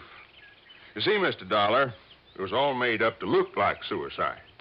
I mean, in there all by himself, just laying there in the middle of the floor, shot right through the right temple, real close up, like as if he'd done it himself. Well, now, Chief. Yeah, and the old-fashioned 32 H&R there beside him, like as if it fell out of his hand. Did you check that gun for fingerprints? Not a sign of any prints on it anywhere. Now, you know he'd have to have his own prints on it if he'd done it himself. Yeah, I guess it would. Only one note to have been in to see him last night was that old Walter Pinkley, right? Well, now, Chief, that still doesn't prove that... But what Pinkley didn't figure on was that Kirkham was already scared of him, that he'd sent for you. And Pinkley also didn't know that sometime last night Kirkham wrote you a letter just in case. Chief, I have reason to believe he wrote that after Mr. Pinkley... Now, wait now. Just let me finish, huh? Go ahead. This letter was there on his desk, and, well, I got to admit I didn't take a look at it until a few minutes ago, but here, look at it for yourself. See? Pins the murder on Pinkley and nobody else. Read it. I mean, if you can, that handwriting's kind of old-fashioned. Mr. Johnny Dollar, honored sir. So is the salutation, Chief. Huh? A bit old-fashioned. Honored sir. Yeah, real formal. There is within this place one who would avenge himself upon my life. How do you like that language? Sounds like an old Shakespearean actor. Well, that's exactly what he was, an old ham actor. Now, let's see now. Nor have I been remiss in my endeavor to assuage the passion that manifestly has provoked his wish for my demise. It means he tried to talk this other one out of trying to kill him. Yeah, fine. Thanks, Chief. But, alas, I had made it only too clear I could no longer abide his ridiculous Concertos? Concertos, that's what he meant. Well, maybe so, but it's spelled Concetettos. Concertos. Well, it's that handwriting. He meant concerto. He couldn't stand that concerto anymore. It's all that old Pinkley ever talked about. But go on. And so, because of my resentment over his stupid concertos... concerto. All right, concerto, whatever it is. He seeks revenge. Yeah. Unless he seek to destroy me ere you come to afford me protection, I tell you now that his name... turn it over. But hark, there sounds a knock upon my door. I shall finish this anon.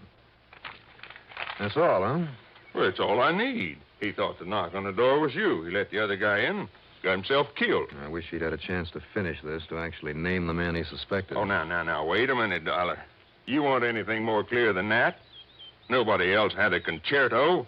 Pinkley's guilty, and that's that. Maybe. Well, sure he is. The others at the captain's table, Pinkley said. What's that? They all knew I was coming here, so if one of them wanted to kill him, he knew he'd have to do it right away. Sure, and one of them was Pinkley. Same group of 5 at that same table. 3 meals a day, week after week, year after year. 5, huh? Who are the others? Did you check on that? Oh, I sure did. They were the only ones that would know the most about not only Kirkham, but Walter Pinkley, too. Well, who are they, those five, the other three besides Kirkham and Pinkley? An old lady named Miss Sarah Sanderson, man who calls himself Captain Howard, another old fella named David Hesher. Well, get them together, Chief. I want to talk to them. What for? As long as we know who did it. Just as a favor. All right. Anything you say. Something had suddenly rung a bell. I picked up a dictionary in the office. I looked up a word in it, and then took it along to meet the group, one at a time, in one of the little cottages. Mrs. Sanderson, in her late 70s, was a sweet little soul who was so unnerved that all she did was cry during the interview. Old David Hesher, his mind failing, well, he was no help at all. But Captain Eustace Howard... Well, I certainly don't find anything mysterious about this case, Mr. Dollar.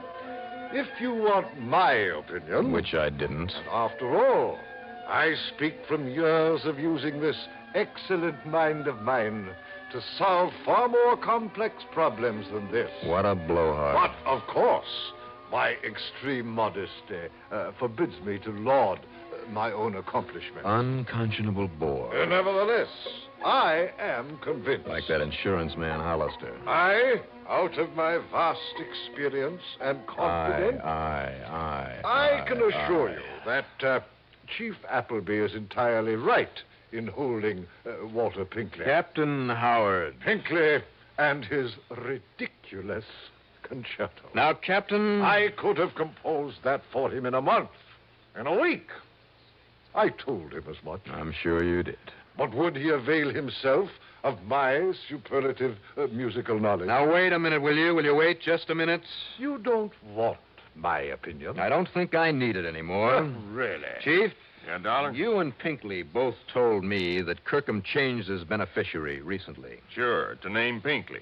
Which I maintain explains why Walter Pinkley killed him. Just hold it, Captain, please. Very well, very well. Chief, who was the beneficiary before? It was this very group of people, Dollar. Mrs. Sanderson, David Hesher, and the captain here. And, of course, Pinkley, too. It was to be split up equal. Well, and that's it. Well, what is? These other people were cut off by the chain. And I assure you, Mr. Dollar, to me, that made no difference. Oh, be quiet, will you? Really? Tie that fact in with the letter, Chief. So that letter pins it on Pinkley, and that's that. Didn't you wonder why the killer left the letter on Kirkham's desk? He must have seen it. I am convinced that Pinkley overlooked it in his excitement over what he'd done. Well, I am convinced that the killer misread that letter the same as we did, that he left it there because he felt sure it would convict old Pinkley. And you, Captain, and this dictionary prove it. Well, I don't get you, Dollar. I am certain that I don't. That word, concetto. Only what he meant was concerto. No, that's just the point. Because do you know what concetto means? It's an old-fashioned Italian word that means conceit. Huh? Unusual term, but so are a lot of others in that letter. Well, sure. Concetto means conceit. So add them up. When the beneficiary was changed, this silly, conceited old Captain Howard here was cut off. I beg your pardon. Along with a couple of others. But I doubt if they cared. Only the captain did. Now, see here. He didn't like the snub that it implied. Any more than he liked being turned down by Pinkley over that music, so he had to get even. Mr. Dollar. If he could make it look like suicide, he not only would get even, but nobody would get that insurance. So he knocked off Kirkham and set it up that way, and I'll bet he made sure that Kirkham's prints were on the gun. Keep talking, Dollar. But then he found the letter, that unfinished letter, and he thought that it put the finger on Pinkley. Now he could get even with both of them. I will not listen to such drivel. Take it easy, Captain. That's when he wiped the prints off the gun. Dollar! So only Pinkley would be suspect because of the letter, he thought. But the letter, talking about his stupid, ridiculous concetto, his conceit, gave him away. You thought the letter would clear you, Captain, but that was one big, fat mistake. Yeah. Very well. I killed Kirkham. That's all I wanted to hear. Just put on these cuffs. Oh, come now. Would you take me off, make me suffer, maybe die, like a common person, for the one very small mistake? Me, Captain Eustace Langhorne Avery Hard, me. Yeah, Captain. You.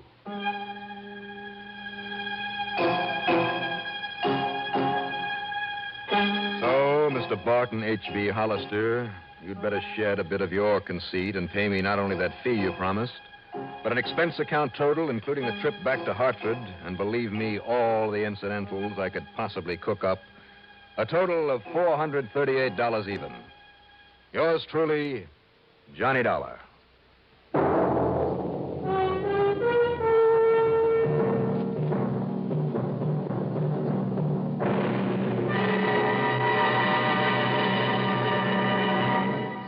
Now, here is our star to tell you about next week's story. Next week, the fog, closing in over a dark, abandoned pier in San Diego. A killer on the loose. Join us, won't you? Yours truly, Johnny Dollar.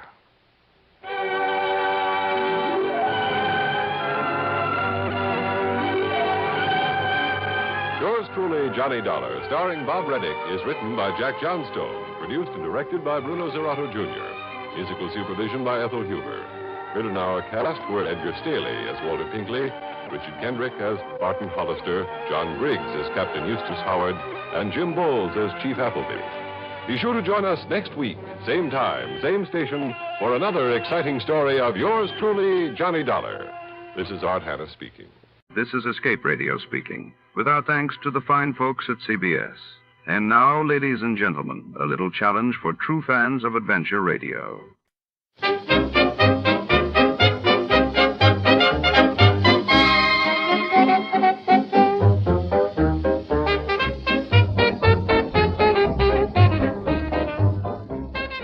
Tonight, the shadows lengthen in the back room of Madame Leclerc's infamous jazz club, nestled deep in the heart of Los Angeles' Chinatown, 1947. When a rare jewel, the fabled Cobra Serenade necklace, vanishes during a smoky midnight performance, suspicion coils around every patron. With danger lurking behind velvet curtains and every note played, our detective is drawn into a tangled web of deceit and music, where every clue slithers just out of reach. Sacred simmer, and not everyone will make it to the encore before to start. Let's see what happened the day it was aired. It was May 12, 1952, that day the world watched, as the United States detonated its first hydrogen bomb on Eniwetok, atoll heralding a new era of nuclear arms while in London. Princess Elizabeth opened the British Parliament for the first time since her father's death, marking a solemn turning point for the monarchy. Tired of the everyday routine? Ever dream of a life of romantic adventure? Want to get away from it all? We offer you Escape. Escape, designed to free you from the four walls of today for a half hour of high adventure. Escape, brought to you by your Richfield gasoline dealer and the Richfield Oil Corporation of New York, marketers of Richfield gasolines, motor oils, and other petroleum products. Look for the Richfield Eagle on the cream and blue pumps.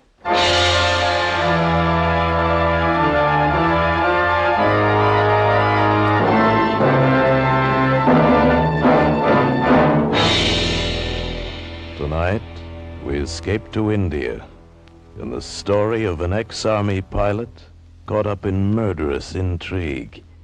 As Joel Murcott tells it in his exciting tale, Serenade for a Cobra. He's got to keep playing. He's got to keep playing that music, and I've got to listen. If he keeps it up long enough, I'll have a chance, but if he stops, I'm going to die. And he may stop. He may stop any minute because that's what he wants. He wants me to die.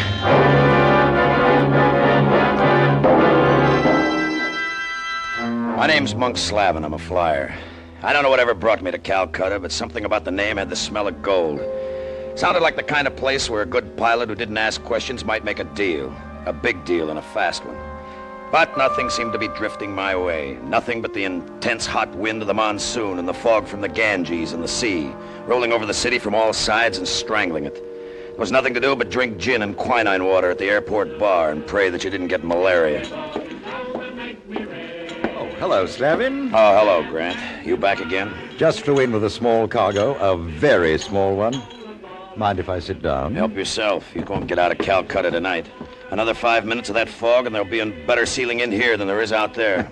You sound like the monsoon's getting on your nerves. What you need is a job. Doing what? Flying stinking hides down here from Kathmandu? You don't call that a job, do you? It's the best work I can get at the moment. Now, if I had a chap like you to handle the flights, I'd have time to dig up some new business. You don't have to dig it up, Grant. It's waiting for you. You used to ferry a lot of stuff in and out of China. Yes, but that was before the present situation. You could still make a buck out of China. A good fat profit anytime you wanted. I don't fly contraband. Oh, ethics, huh? If you care to call it that, yes. That's why you're starving with a lousy one-ship freight line. I could take offense at that, but I won't. You don't even have a ship, Slavin, and I'll wager you have very little cash. Well, that's a safe wager. You'd win. Why not be practical, old boy? I can offer you £100 a month and meals and quarters at the base at Kathmandu. You know, I don't know how I can resist this chance to become a millionaire, but I'll try. It's better than nothing. Cushy enough. 420 miles down, 420 back, and no flying over the hump. No thanks. Beg pardon, Mr. Grant. Oh, here's my mechanic. I have completed your errand, sir. Oh, that's fine, Jafar. I'll be right with you.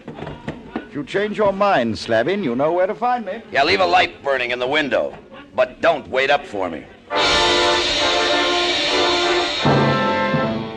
That's all I got. 2-bit offers from men like Grant. A beggar, just like the reformed beggar that followed him around. His native man, Jafar. A Hindu street faker who learned about planes at an RAF base during the war. Now Grant had him for a grease monkey and a radio operator at the base. You couldn't beat the British. They found a way to hang on. I reached for my half-empty glass, and there's another drink beside it, a full one. A drink I hadn't ordered. Is it permissible for a lady to buy the drinks? Permissible? It's a big, happy new custom. And thank the lady for me if you ever see her. The American flyer speaks sharply, like the eagle. But the poor eagle has no wings. You were going to fix that for me, baby, remember? You had big connections while I'm still sitting here waiting. My friends can use a flyer. But only if he has a plane. But just wait here. I'll go out and buy one. How come your hotshot connections can't afford a plane? It's not the case of affording. Planes are difficult to get. The license, the questions. The authorities are forever asking questions.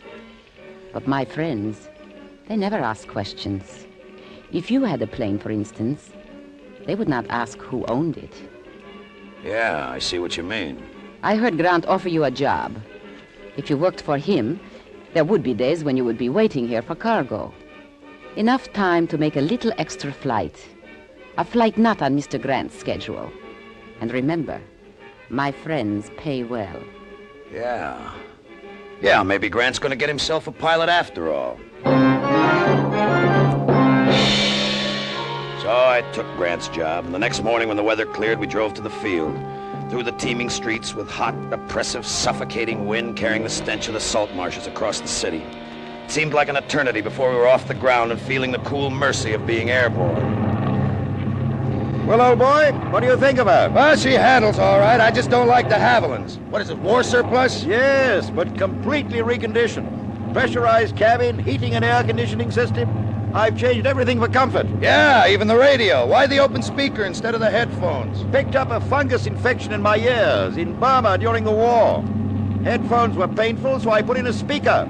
I thought the British philosophy about pain was grin and bear it. Only when we can't do anything about it, old boy. Oh, yeah, I see. What's our ETA? Hour and a half. How's your landing strip? We call the base Black Cat. Your plane identification is Red Kitten. The field's a bit like a waffle iron, so set her down as gently as you can. I'll treat her like she was my own, Grant. Just like she was my very own. Well, Kathmandu was no improvement on Calcutta. I could see it from the air as we came in. The ancient wooden buildings and the temples, thousands of them, but outnumbered by the throngs of humanity in the dirty streets. We barely hit the strip before the rain started again, brought in from nowhere by the wind. We were weathered down again at the stinking base outside the town, and that's when Jafar, the mechanic, started with the punji, a kind of a native flute.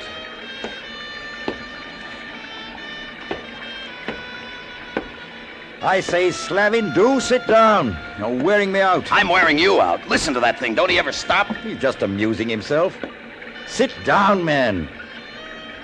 How about a hand of cards? How can I concentrate on cards while he's playing that thing? Can't you make him stop? I can't make him do anything. He's in his own hut, and, well, frankly, he's not bothering me. Well, he's bothering me. Why the slicker? Where are you going? Turn that thing off before it drives me nuts. Slavin, these Hindus are strange people. They resist pressure. I'd advise you to... Save it. Grease monkeys handle the same way in India as they do anywhere else. Slavin, be careful of that.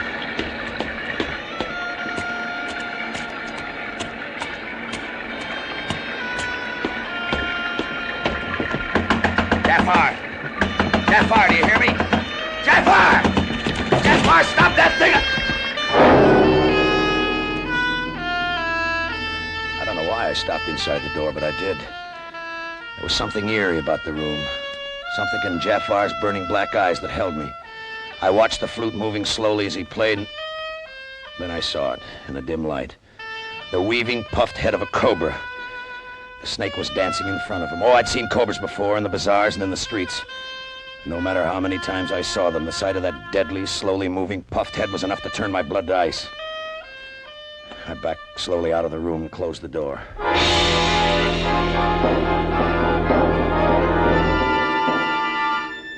He played it every night after that, every waking hour of the night, until I could hear it even in my sleep. The strange, whining dirge, bringing with it the memory of a weaving head of a snake. In clear weather, I could get away from it for a while, but it would be waiting for me when I got back. And in Jafar's eyes, there was a challenge. I could feel his hot stare burning into me as we worked on the plane. What's on your mind, Jafar? What do you keep staring at me for? Why did you change your mind, sir?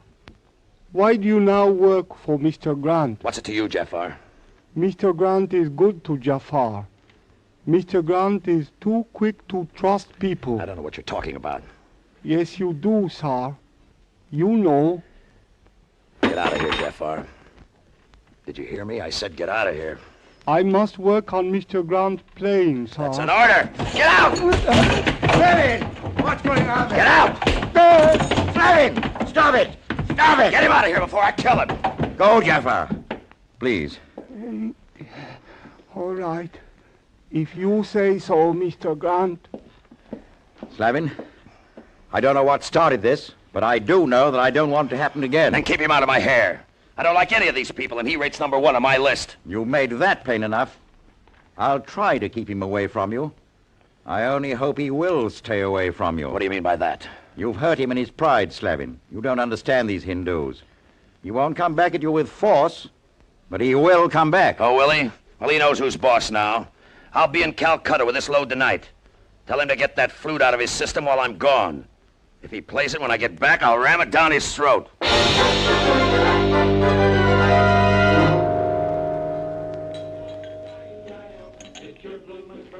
Aren't you going to buy me a drink? You don't make me any money, baby, so don't cost me any. But I am going to make you money. A lot of money. You better come up with it fast. My job looks temporary. Is tomorrow fast enough? Tomorrow I'm bringing another load of hides down from Kathmandu. I'm going back there tonight. Oh, that will fit in nicely.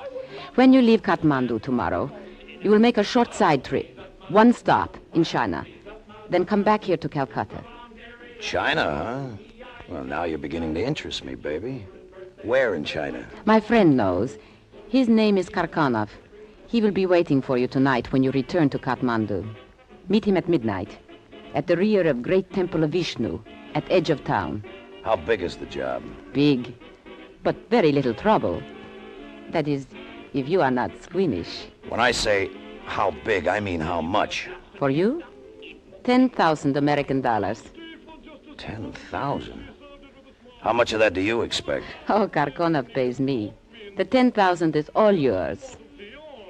Now will you buy me a drink? Yeah. Now I'll buy both of us a drink.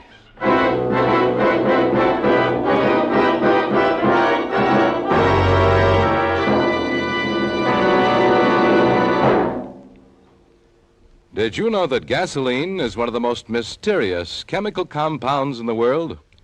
Gasoline can contain hundreds of different components, but one stands out for its remarkable antinought quality. It's xylene. Xylene is one of the highest antinought gasoline components ever discovered. And today, xylene is contained in every gallon of Richfield gasoline. Xylene and Richfield gasoline helps give your car that quick surge of knock-free power. And you feel the silent power of Xylene when you zip up a long hill. Moreover, your Richfield dealer offers you a choice of 2 great Richfield gasolines with Xylene. Richfield High Octane at regular price for motors of average compression. And Richfield Ethyl for motors of highest compression. Let your Richfield dealer help you decide which Richfield gasoline is best for your car. Stop where you see the Richfield Eagle and the cream and blue pumps. Get the gasoline that contains one of the highest anti-knock components known to science. Get Richfield gasoline with Xylene. And now we return you to Escape. $10,000. Enough to get out of the trap. I can go back to the States on that, buy my own plane, pick up my own spots for a smart deal. I thought of it all the way back to Kathmandu. This would be my last night in that hole. My last night. Black Cat. Calling Black Cat. This is Red Kitten calling Black Cat, over. Red Kitten, this is Black Cat. Go ahead. ETA 15 minutes. Visibility poor. How is it there? Poor, but all right for landing, sir. Light landing fields on all corners of the field. Flares, you hear me? Mr. Grant has already left to do that, sir. Good. Would you like some music, sir? What do you mean, music? My music, sir.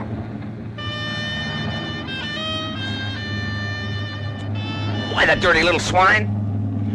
He's just trying to needle me, but I wouldn't let him. I couldn't afford it now. Just this one night, I could forget anything thinking about that.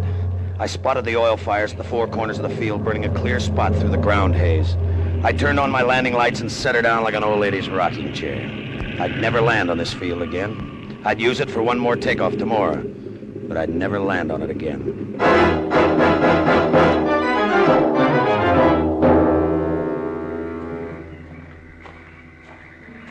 Turn off your flashlight, Mr. Slevin. Karkanov? Where are you? On the steps of the temple. No. Don't flash the light. Keep it off, please. Ah, you are very prompt, Mr. Slevin. $10,000 worth. What time do you expect to take off tomorrow? I'm scheduled to leave for Calcutta at noon. Excellent. As you have been told, I want you to go into China. Well, that's vague. It's a big country. Inner Mongolia. It's just south of the city of Suchao. Ooh, that's about 1,000 miles in. 1,200. Here is a map. What's the deal? On the map is the location of a field. Not a regular air base, but good enough for a landing. You will time your landing for just before sundown. You will take off again almost immediate and return by night. Back over the hump at night, huh? That makes it interesting. It will be dull, really, as all well-planned things should be dull, but profitable. A countryman of mine named Leontovich will meet you when you land at Suchao. With him will be an old Chinese. They will return with you. Too hot for him up there? The old Chinese is a wealthy merchant. He will bring his wealth out with him. Through connections, we have arranged this escape for him. Look, there's something else you'll have to arrange. I don't carry enough fuel to get me to Suchao and back to Calcutta. You will be refueled. Nothing has been overlooked. Where do I contact you when I get back? When you land at Calcutta, taxi to the north end of the field. I will be there with automobile to pick up your passenger and his cargo. Passenger? You mean passengers, don't you? You said there'd be 2. Your man Leontovich and the old Chinese. Oh, a trifle I forgot to mention. They will both start back with you, of course, but the old Chinese will not complete the trip. You understand? Yeah, I understand. He disappeared into the darkness, and I started back to the field. The night was full of sound. Even the damp heat had a sound of its own, like nothing else in the world. But there was something else. Jafar, where are you?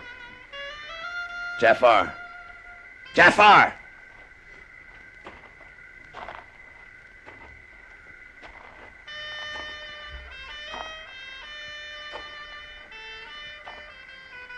Where are you, Jafar?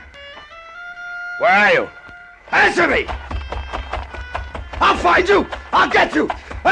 I'll get you, you dog! No, the devil. He's riding me. I can't afford to think about him now. I gotta think about tomorrow. Just get back to the field and think about tomorrow.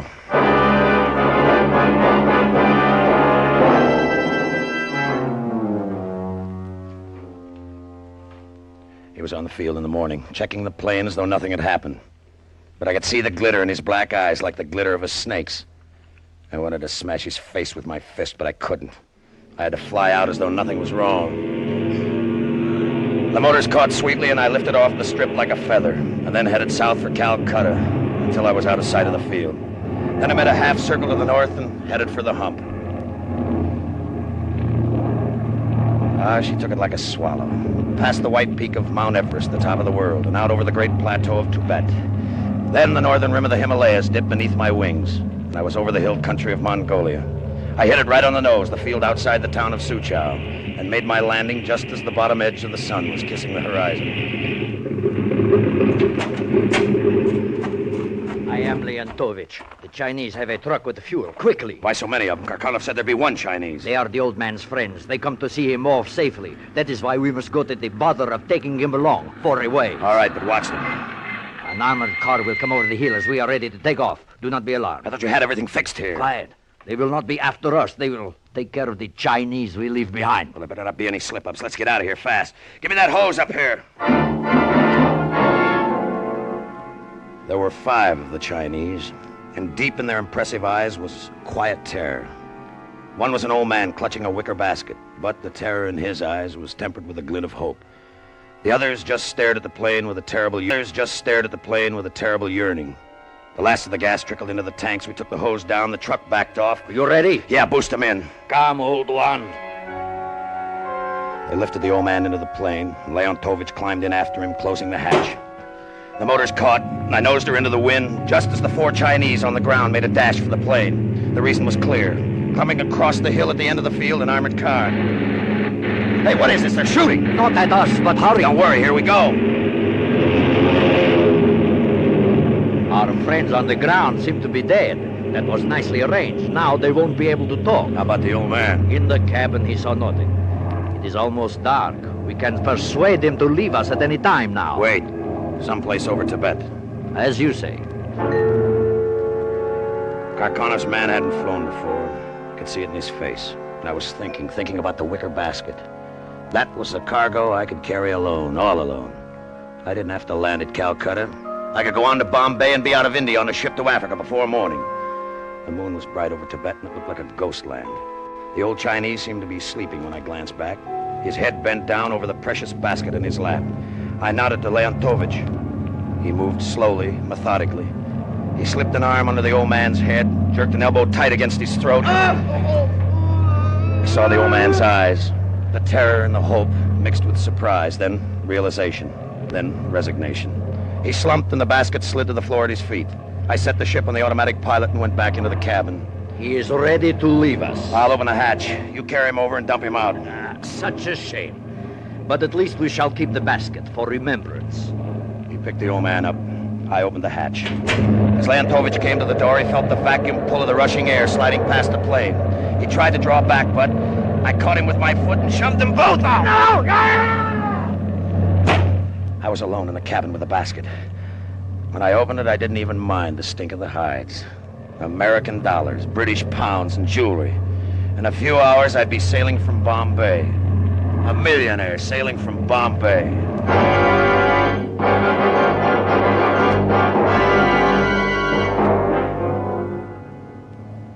Something was wrong. I felt it as I started back over the hump.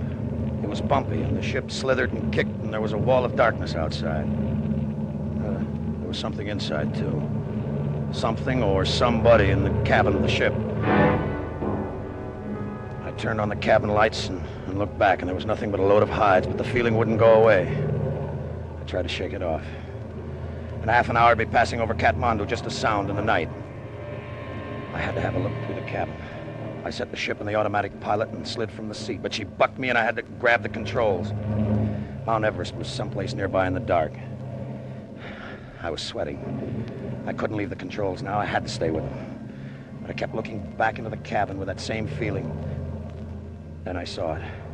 I saw something long and thin slithering across the hides. A loose rope. I tried to tell myself it was a loose rope, but a rope doesn't move like that. And the head lifted. The hooded head of a cobra. A cobra in the plane. Plane in the nearest base was Kathmandu, still 20 minutes away, and I couldn't take my hands off the controls. I flicked the radio switch. Black Cat. This is Red Kitten calling Black Cat. Come in, Black Cat. Red Kitten calling. Come in, Black Cat. Over. Black Cat to Red Kitten. It is a surprise to hear from you, sir. You should be in Calcutta, sir. You know where I am, you devil, you filthy little devil. Has my pet awakened? He wants to be fed, sir. The cobra is very mean when he is not fed. You put him in the plane. The sting of the cobra kills swiftly, Mr. Slavin. What can I do? Jafar, I'm begging you. What can I do? Nothing, sir. There's nothing you can do. I could help you, He's getting closer. Please, he's getting closer, please. Please! You do not like my music, sir. Music? A serenade on the flute might distract him, but you do not care for the flute. Play it! For heaven's sake, man, play it! He's only 6 feet away from me.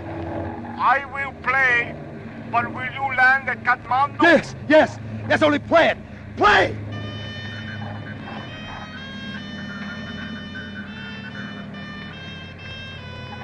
The snake came closer. That ugly hooded head, spreading and raising and weaving in time with the music coming over the radio. It was only 2 feet away. Death only 2 feet away, and if Jafar stopped playing, he'd strike.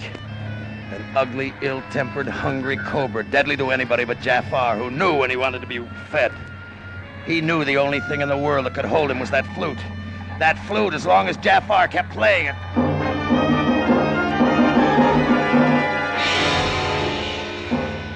I was over the hump.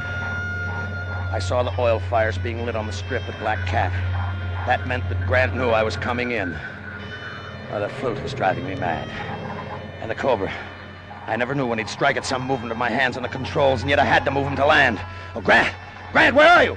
I'm here, Slavin. Please, give me landing instructions. Please, Grant! When you hit the strip, taxi over to the operations shack as close as you can get. Jafar can keep the flute going. We'll open the hatch and try to distract the snake. Maybe we can get you out. Make him keep playing, Grant. Make him keep playing! We're coming out to watch your landing. I have the police with me, Slavin. Your friends in Calcutta have already been arrested on Jafar's information. I made my approach to the strip. The head of the snake never stopped weeping. I could see Grant and the police in the light of the oil fires. I cut the motors, dropped down at the edge of the field. Another minute. If Jafar could just keep playing another minute. I was ready to set her down. The ground was right under the wings. And then the flute stopped! Happy landing, Jafar! Jafar, he bit me!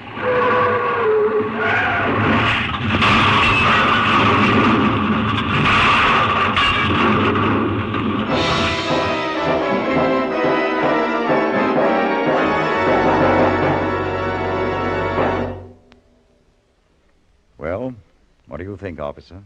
Will he live? Oh, bad crash. Afraid not. Too bad about your plane. Oh, it's insured. I'll get another. Oh, you might possibly get the money and the jewels, too, if nobody claims them. I doubt if anybody will. No matter. I only want what is my own. Well, Jafar, I'm afraid I shall have to arrest you. Why, sir? There is no law that says I must play my flute. No, but you deliberately put the snake in the plane. The snake lies there dead, sir. Have you examined it? It is not poisonous. The poison sac and the fangs I removed long ago. Oh, you mean the snake couldn't have hurt him? He couldn't have been killed by that snake any more than he could have been shot by an unloaded gun. I did not harm him, sir. My people do not use violence. It is against our belief. I see, there's a strange one. No matter how long I'm out here, I'll never understand him. Neither will Slavin, I'm afraid. You'd better cover him. He's dead.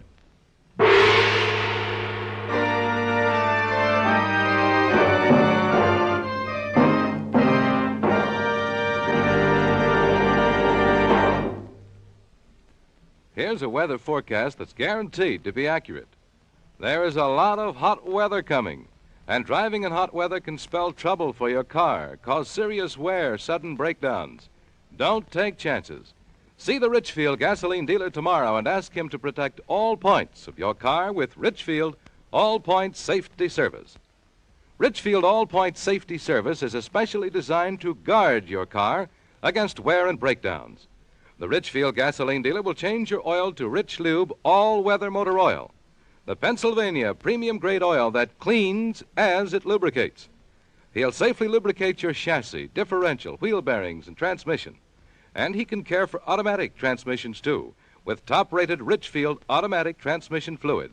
And finally, the Richfield dealer will safety check your car for all likely trouble spots.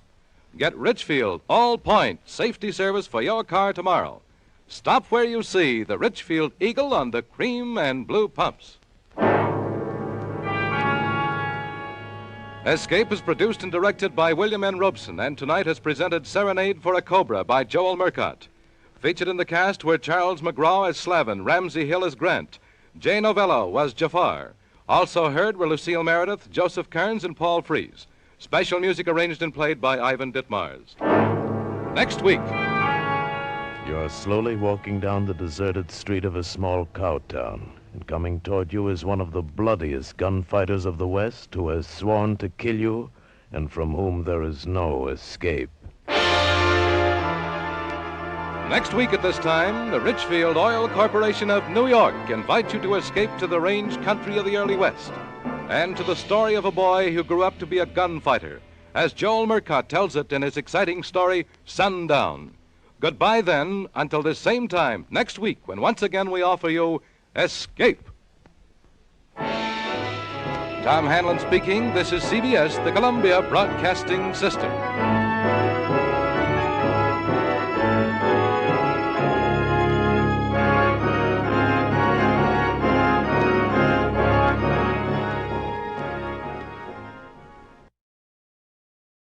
You're listening to Escape Radio with special thanks to our friends at CBS. Stay right there. The next episode follows a quick test of your radio knowledge.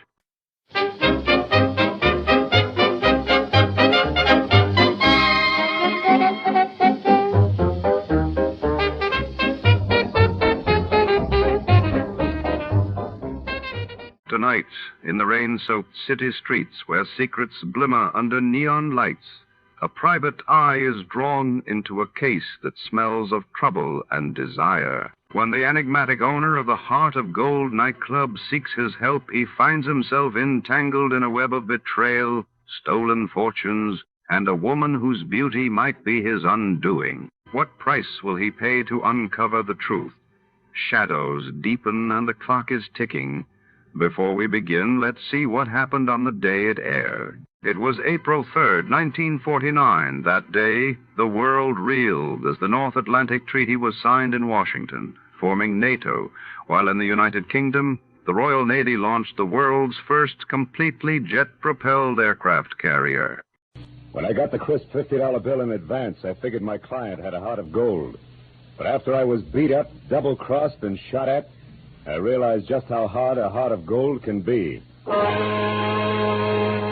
From the pen of Raymond Chandler, outstanding author of crime fiction, comes his most famous character as CBS presents The Adventures of Philip Marlowe.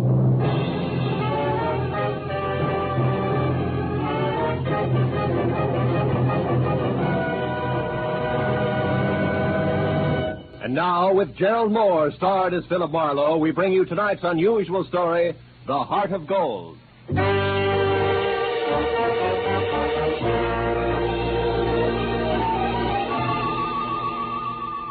I had spent the day trying to decide how to spend the day, and finally convinced myself Sunday afternoon was a good time to catch up with neglected bookkeeping. But I only got as far as the office door because a special delivery letter was stuck in the mail slot. I ripped it open and watched a crisp $50 bill flutter to the floor. Pinning it down with my toe, I turned to the letter, which was dated Saturday. Dear Mr. Marlowe, kindly investigate the party who lives at 1903 North Ogden Street to find out if his name is really Elliot Purdue and what his occupation is. Then please come to my residence at 5 tomorrow, Sunday. I live at the home of a friend, Arthur Stewart, 33 Lemonwood Drive in Bel Air. I sincerely hope that $50 will be a sufficient retainer. Truly yours, Helen Asher. Judging from the tone of her letter, it was obvious that Helen Asher didn't hire private detectives very often. Nevertheless, I glanced at my watch, which said I had to work very fast, and I headed for 1903 North Ogden. It turned out to be a small house near Selma Street. I got out of my car and walked up to the door.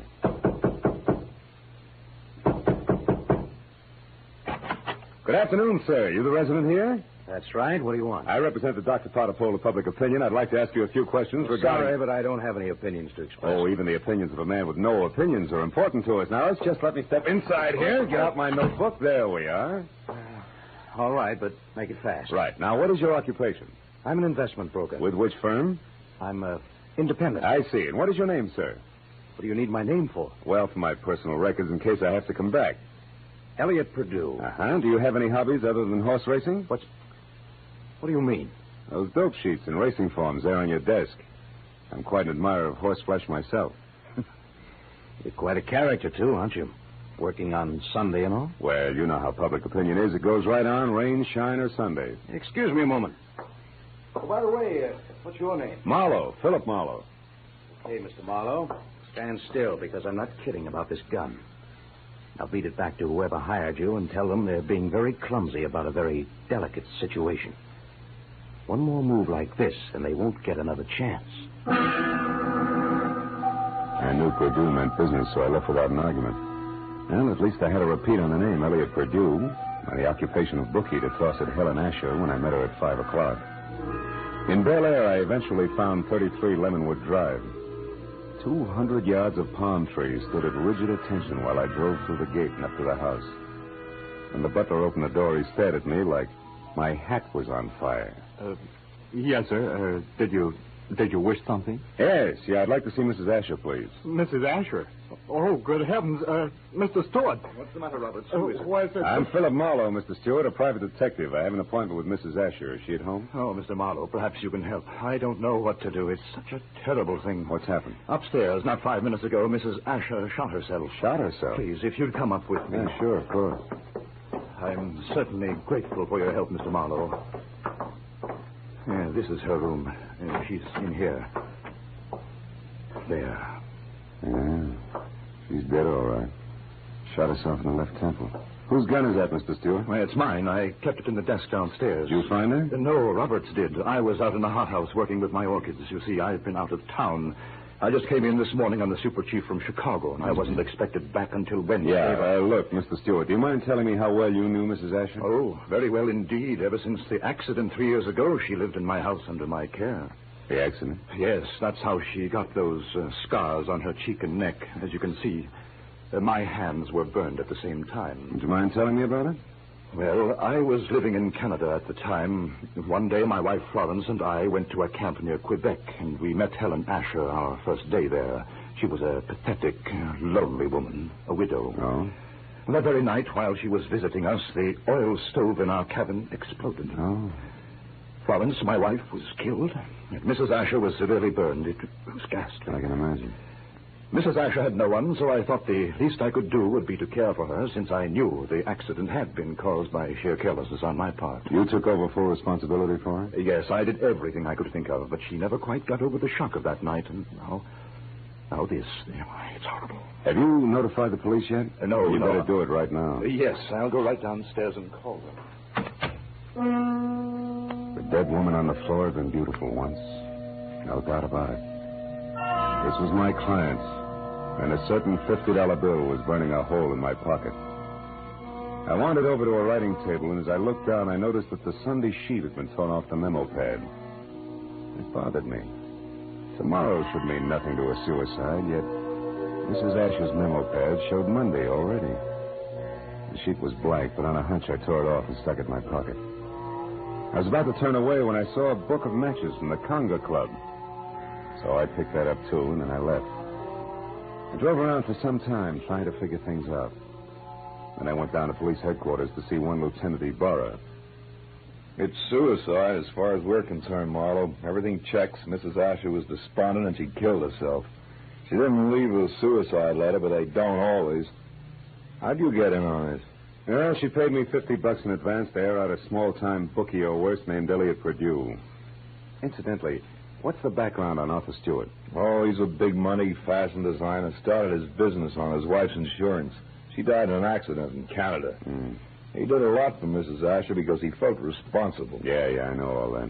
But was she left-handed? Did Stewart come in on the super chief this morning, and was it the butler that found the body? That's right. We checked it all. Ah. Hey, look, Phil, do you have any good reason to think this isn't suicide? No, not really. It's just that $50 in advance that bothers me, I guess. Oh, by the way, I've got a piece of paper I'd like the boys in the lab to run a test on, okay? Sure, Casey will fix you up. Marlowe, I figure suicide now, but I can always change my mind.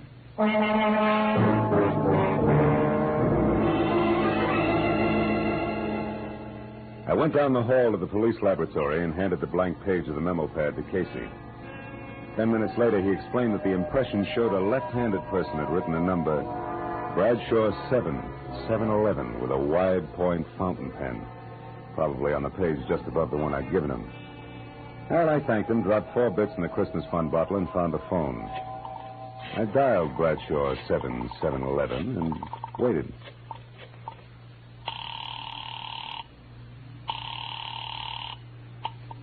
Hello? Hello? Who's this? The man in the moon. Come up and see me some other time. Hey, wait a minute. I like your voice. And besides, 711 is a very lucky number. Uh-huh. 3 passes in a row. But don't let it fool you, Jack. The answer is no dice. Goodbye. Yes, well?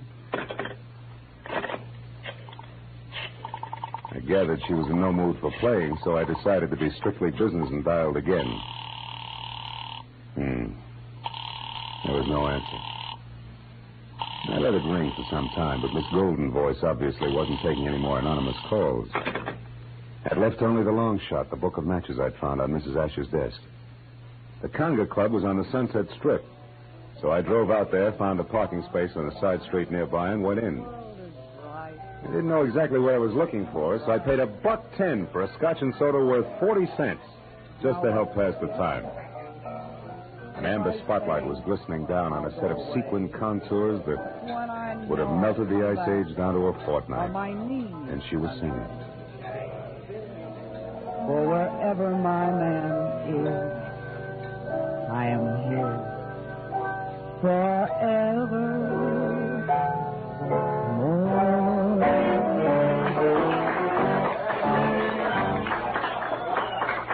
I knew it was Bonita, the Conga's featured songstress, and I knew something else, too.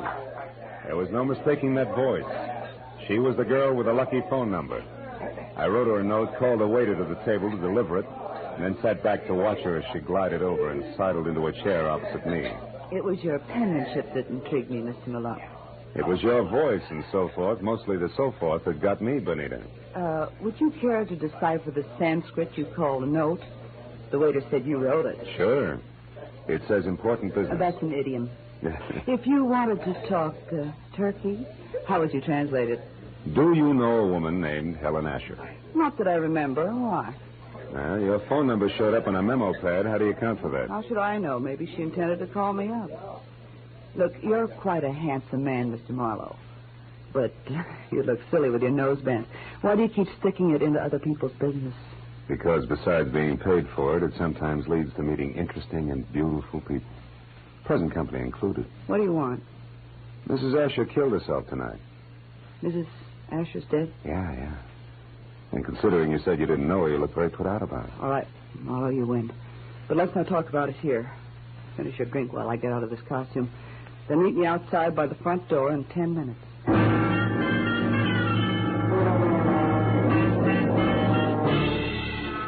When she headed for the back of the club, I headed for the front. I got out the door and down in my car just in time to see her leave by the stage entrance. She jumped into a yellow convertible, ripped down Sunset Boulevard, turned onto Doheny, and scraped to a halt in front of the Regent Apartments. At the door, a tall, sunburned man popped up from somewhere and intercepted her. It was Elliot Purdue. A short but hot argument took place, and apparently Purdue won, because they went in together. I found the name Benita Malone over the mailbox in number 5 and got to her apartment door just as the second round started. No, I haven't changed my mind, Elliot. I've been doing a little research since you threw me over, Benita. I've got you and your precious plans right here in the palm of my hand. What are you talking about? This little heart-shaped locket on this little golden chain. Let me see that. No. I'm not showing this trinket until just the right moment. Listen, Elliot, I don't know what's brewing in that slimy brain of yours, but get this, if you try to monkey with my life again, so help me, I'll kill you. Now, get out. Benita, would you be interested if I told you that I know Mrs. Asher's secret? And would you be interested if I told you that Mrs. Asher killed herself tonight? That slows you down, doesn't it, bright boy? Yes, but it doesn't stop me, beautiful. I'll be seeing you before you know it. I ducked into an alcove and heard Benita slam the door on Perdue's coattails as he left.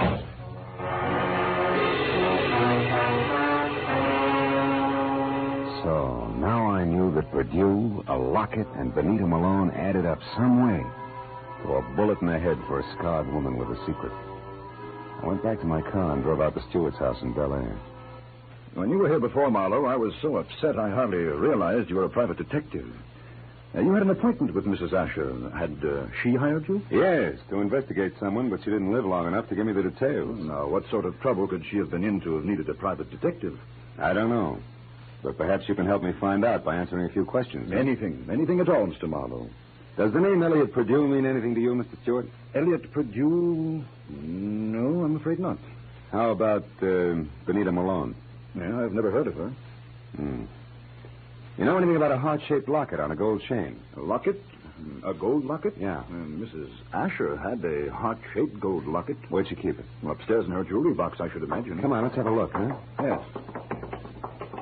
Right up these stairs here. This is her room, Marlowe.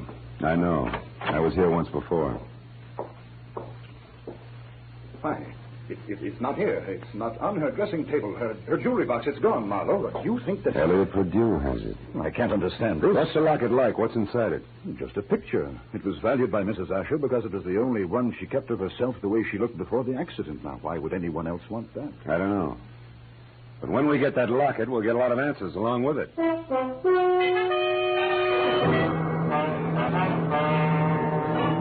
Now I was more convinced than ever that Elliot Perdue, Benita, and the late Mrs. Asher's secret were all dangling from the same chain that supported the gold locket. I said goodnight to Arthur Stewart and started back for Hollywood. But a moment later, I changed my mind and abruptly swung onto a shadowed side road and parked, lights out.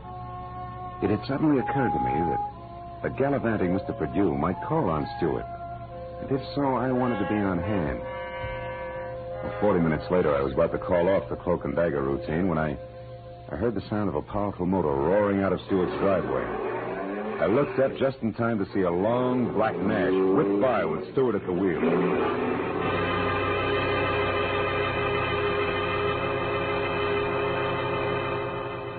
From the speed of the car, I was certain he wasn't going out for the morning papers. Decided to go back to the house and question the butler while I could have him to myself. Oh, why, no, Mr. Marlowe. I haven't any idea where Mr. Stewart went. I only know that he had a telephone call, after which he dashed out of the house highly upset.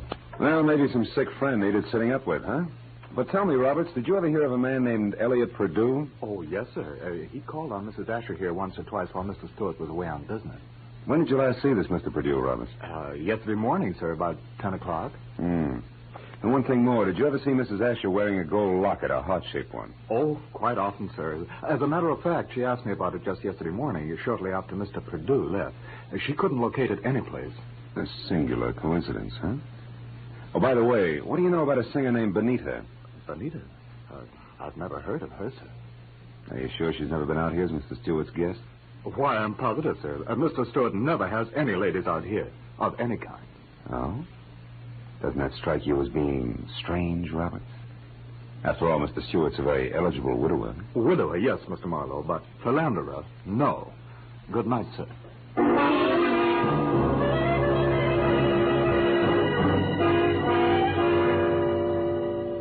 As I drove back to Hollywood, I tried to figure out where Arthur Stewart had gone.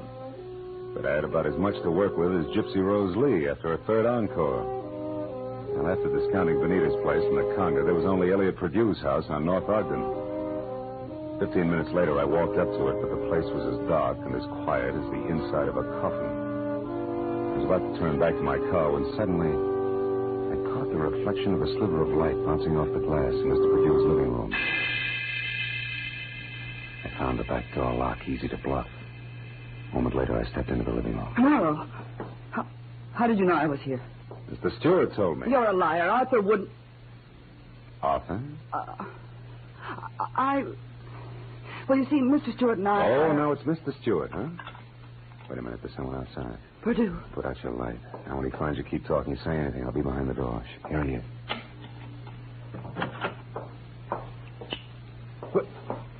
Well, Benita. What a waste of time, my dear. While you've been here rearranging my socks, I've been talking to your boyfriend with the locket safely tucked away right here in my breast pocket. How clever of you. How absolutely ingenious. It's a bit late for nasty words between us, Benita, because possession of you was part of the bargain I struck with Mr. Stewart. You see, what are you staring at? My big blue eyes, Perdue. Don't move or I'll blast you. You'll do nothing. Get the gun, Benita. Now, Perdue, we'll play some more. Now the gentleman's breast pocket. Ah, here it is, Benita. Safe and sound. Which is just the way I want it, Phil. What? My own gun. Why, you beautiful the locket, snake. Marlowe. Come on, I get nervous with one of these things in my hands. Throw it here. Thank you. Now, when I leave, Phil, don't come after me, because I'd hate to fill you full of little holes. Good night, dear.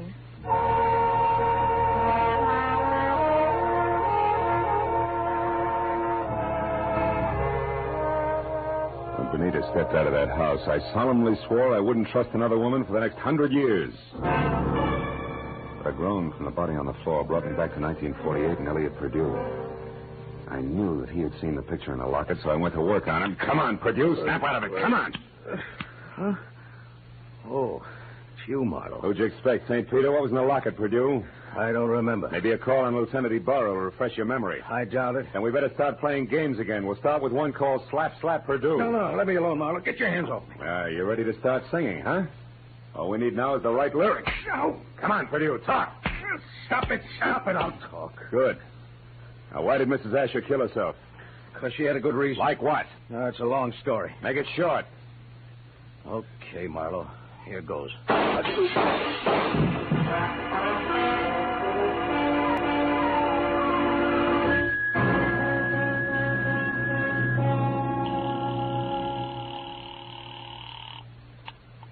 Lieutenant Ibarra speaking. Marlowe Ibarra has a 5-minute-old corpse lying in his living room at 1903 North Ogden. Name is Elliot Perdue. 3 shots through a closed window. I was lucky. Any description of the killer? No, none. Now, look, Ibarra, right now I'm going after a songbird named Benita Malone at the Regent Apartments on Doheny. Will you cover me there without sirens? Sure, Marlowe. I'll attend to it in person.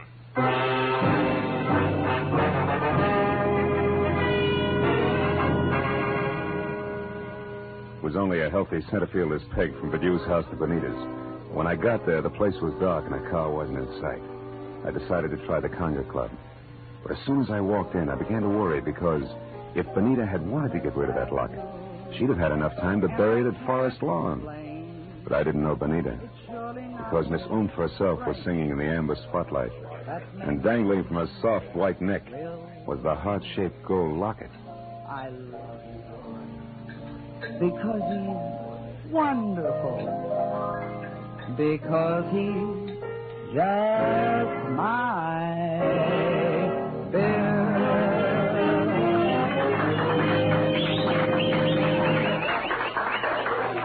When she caught my eye, she smiled like a maitre d', and the moment she was through with her song, she headed back in my direction. But before she got to me, I saw her give the high sign to an ape in a tuxedo. He looked at her and then across toward my table and left the room. I watched Benita glide across the floor in my direction. She was distinctly a thing of beauty. Well, Phil, what do you think of my singing? No, I'm just crazy about it. That and your jewelry. Especially that locket, family heirloom. Mm-hmm. It was more or less handed down to me, generation to generation. That's an old Spanish custom. Yeah, so I've been told. And I imagine tradition prohibits your parting with it, huh? That's right. Unless, of course, someone... Someone with oodles of money offers me lots of it in exchange. Then naturally I'd be obliged to part with it. I don't think you'd feel obliged to your mother on the second Sunday in May. Besides, I don't have oodles of money. Oh, you should have told me that earlier. Goodbye, good looking. Hey, wait a minute. We couldn't do any business in a minute. And don't follow me if you want to stay pretty.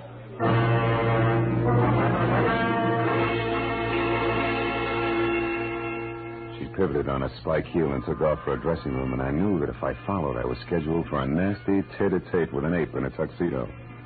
When I made the lower floor and saw that the long corridor to her room was empty, I knew the setup. The ape would be on the other side of the door waiting. Benita still had my gun, so I got the nearest substitute for a blackjack, a full bottle of Paul Masson champagne. Then I walked noisily down the corridor as far as her door and knocked. Turned the knob slowly, kicked the door open, and stood clear. It worked. The ape's hairy hand was wrapped around my gun, and it came down in an arc that was never interrupted. And that left him off balance. The ape hit the floor, and before Benita had a chance to close her mouth, I ripped the locket from her neck, picked my gun up, and ran. I didn't stop until I collapsed against the store window. Then I opened up the locket. 2 minutes ran out of me before I realized what was wrong with the picture. Then I knew. Arthur Stewart's home in Bel Air was my next stop.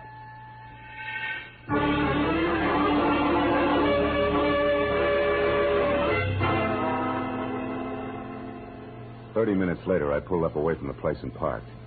And keeping in the shadows, I approached the house where only the library and an upstairs bedroom showed any light. The library had French windows. When I moved up close, I was startled by the sight of a figure going through Stewart's desk. I stepped into the room and found it was my little friend, Benita. I've got my own gun again, Benita. Bill. So, doing a little dusting, honey? Oh, don't be funny. I'm not trying to. How is it you're not upstairs helping Stewart pack? Because I've already finished packing, Mr. Marlowe, and don't turn around. That was well done, Benita. Oh, fine. Sucked in by a little decoy sprinkled with sequins. Don't mind the pose, Marlowe. Just toss your gun on the couch over there. Now. That's better. You know, Marlowe, I can't say that I'm very sorry for you. I don't expect condolences from a character who murdered a woman this afternoon and a man this evening. You killed Mrs. Asher? Yes, and that blackmailing scum put you as well. But both murders were very necessary, Benita. Even as Marlowe's here will be.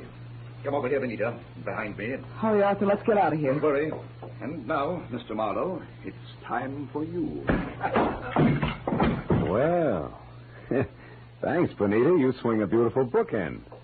You know, I had you figured all wrong. No, don't mention it, dear. I heard the cops coming anyway. You sweet child. We're in here, Ibarra, all of us. Oh, I figured you'd be out here when you didn't show up at that Songbird's place. Well, what's this? A little man on the floor with a large bump on his head is Arthur Stewart, the man who killed Elliot Perdue to keep him from telling me the truth about Mrs. Asher, and the man who killed her this afternoon.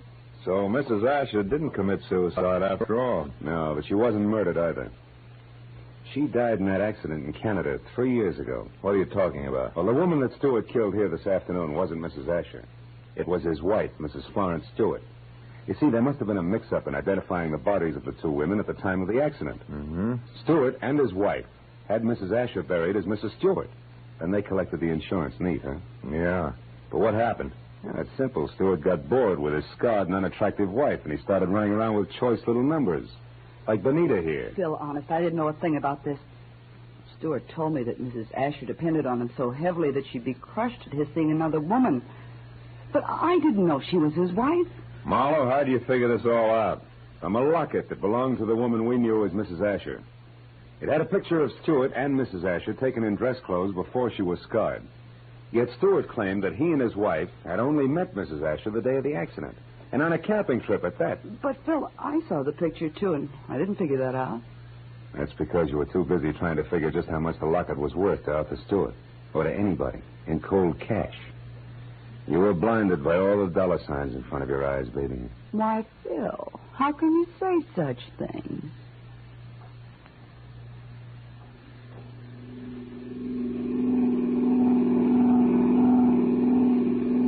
Now, Marlowe, just so I don't toss and turn all night, tell me just why you were hired in the first place.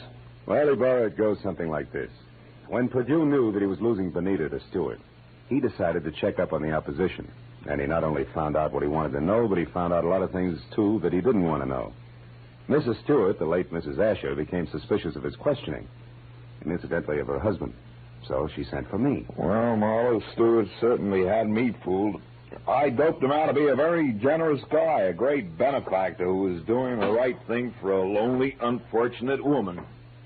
Yeah, looked like he had a heart of gold, all right. But a funny thing, Ibarra, in the end, it was this heart of gold, this locket here, that got him. Mind if I keep it? Not at all. You had a tough enough time getting hold of it. Good night, Phil.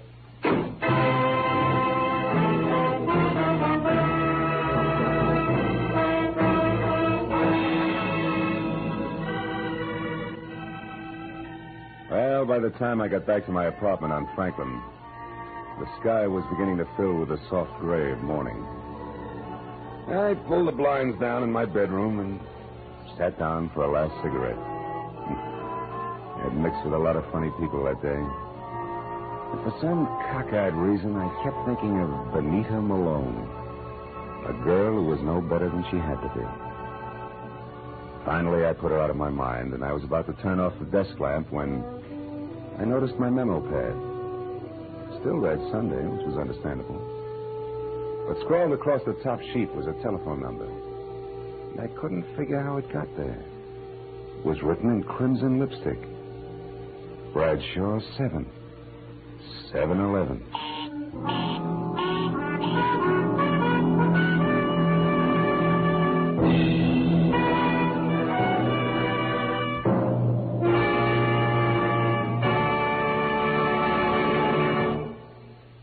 The Adventures of Philip Marlowe, created by Raymond Chandler, stars Gerald Moore and is produced and directed by Norman MacDonald. Featured in tonight's cast were Gloria Blondell, John Daner, Jack Moyles, and Ben Wright. Detective Lieutenant Ibarra was played by Jeff Corey. The special music was conceived and conducted by Richard Orant.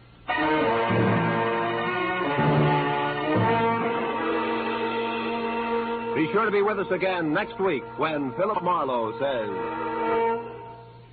They were all after it.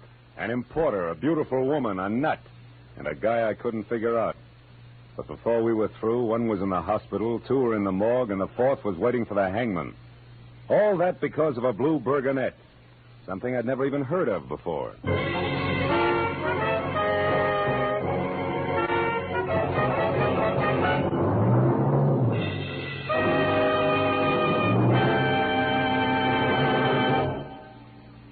Dr. Fabian, the ship's doctor in cabin B-13, tells a new story of danger in far ports tonight over most of the CBS network stations. Tonight's story, The Island of Coffins, is another original drama by John Dixon Carr, famed mystery writer. You can hear it when the ship's whistles sound outside cabin B-13.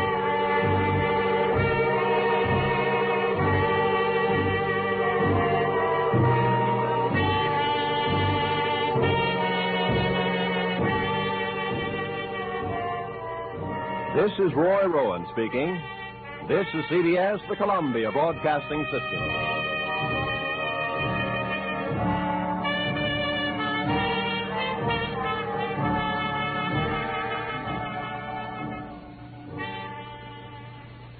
Our thanks this evening to America's own CBS.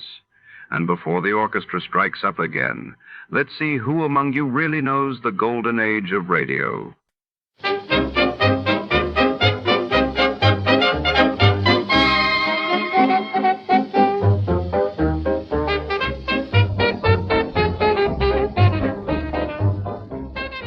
Before tonight's next adventure begins here on Escape Radio, we'd like to thank our friends at CBS.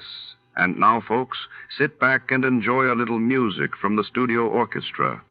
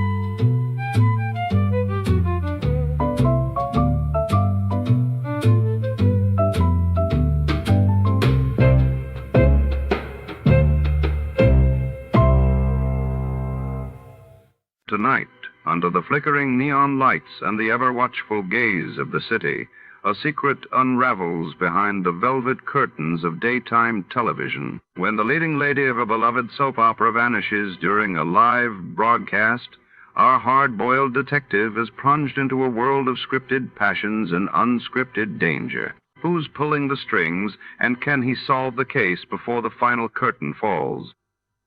Stay tuned for a tale where nothing is as it seems. Before we begin, let's see what happened on the day it aired. It was March 17, 1947. That day, the world witnessed Britain announcing the end of its mandate in India, setting the stage for independence, while in the United States, President Truman delivered a pivotal speech urging Congress to aid Greece and Turkey, marking the dawn of the Truman Doctrine. The National Broadcasting Company presents The Adventures of Sam Spade, Detective.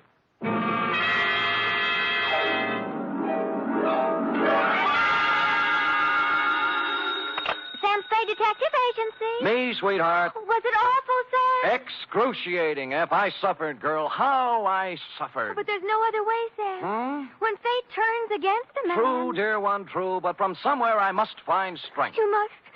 To pick up the shattered fragments of my life, to raise my eyes once again to the horizon and piece by piece put them together again. Sam! And the two of us, dear one, hand in hand, shall go marching down the years together. Oh, yes. Brace yourself, sweetheart. I'll try, Sam. Gather together the homely, humble tools of your trade. Find 6 dry handkerchiefs and prepare to greet me with a smile behind the tears. I'll be down before you can change stations with a report entitled The Soap Opera Caper.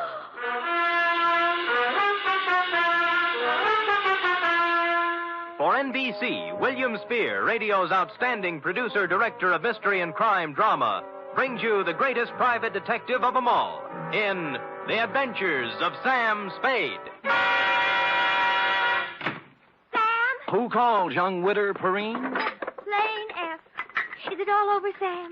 Is a soap opera ever over, dear one? Oh, but it's out on the phone like you... I know, but it's not the end. It's never the end. Pull up a chair now. Take a firm grip on pad, pencil, and your emotions. Got 'em? I'm at the ready, Sam. Good show. To Agatha Pilbeam, from Samuel Spade, license number 137596. Subject, the soap opera caper.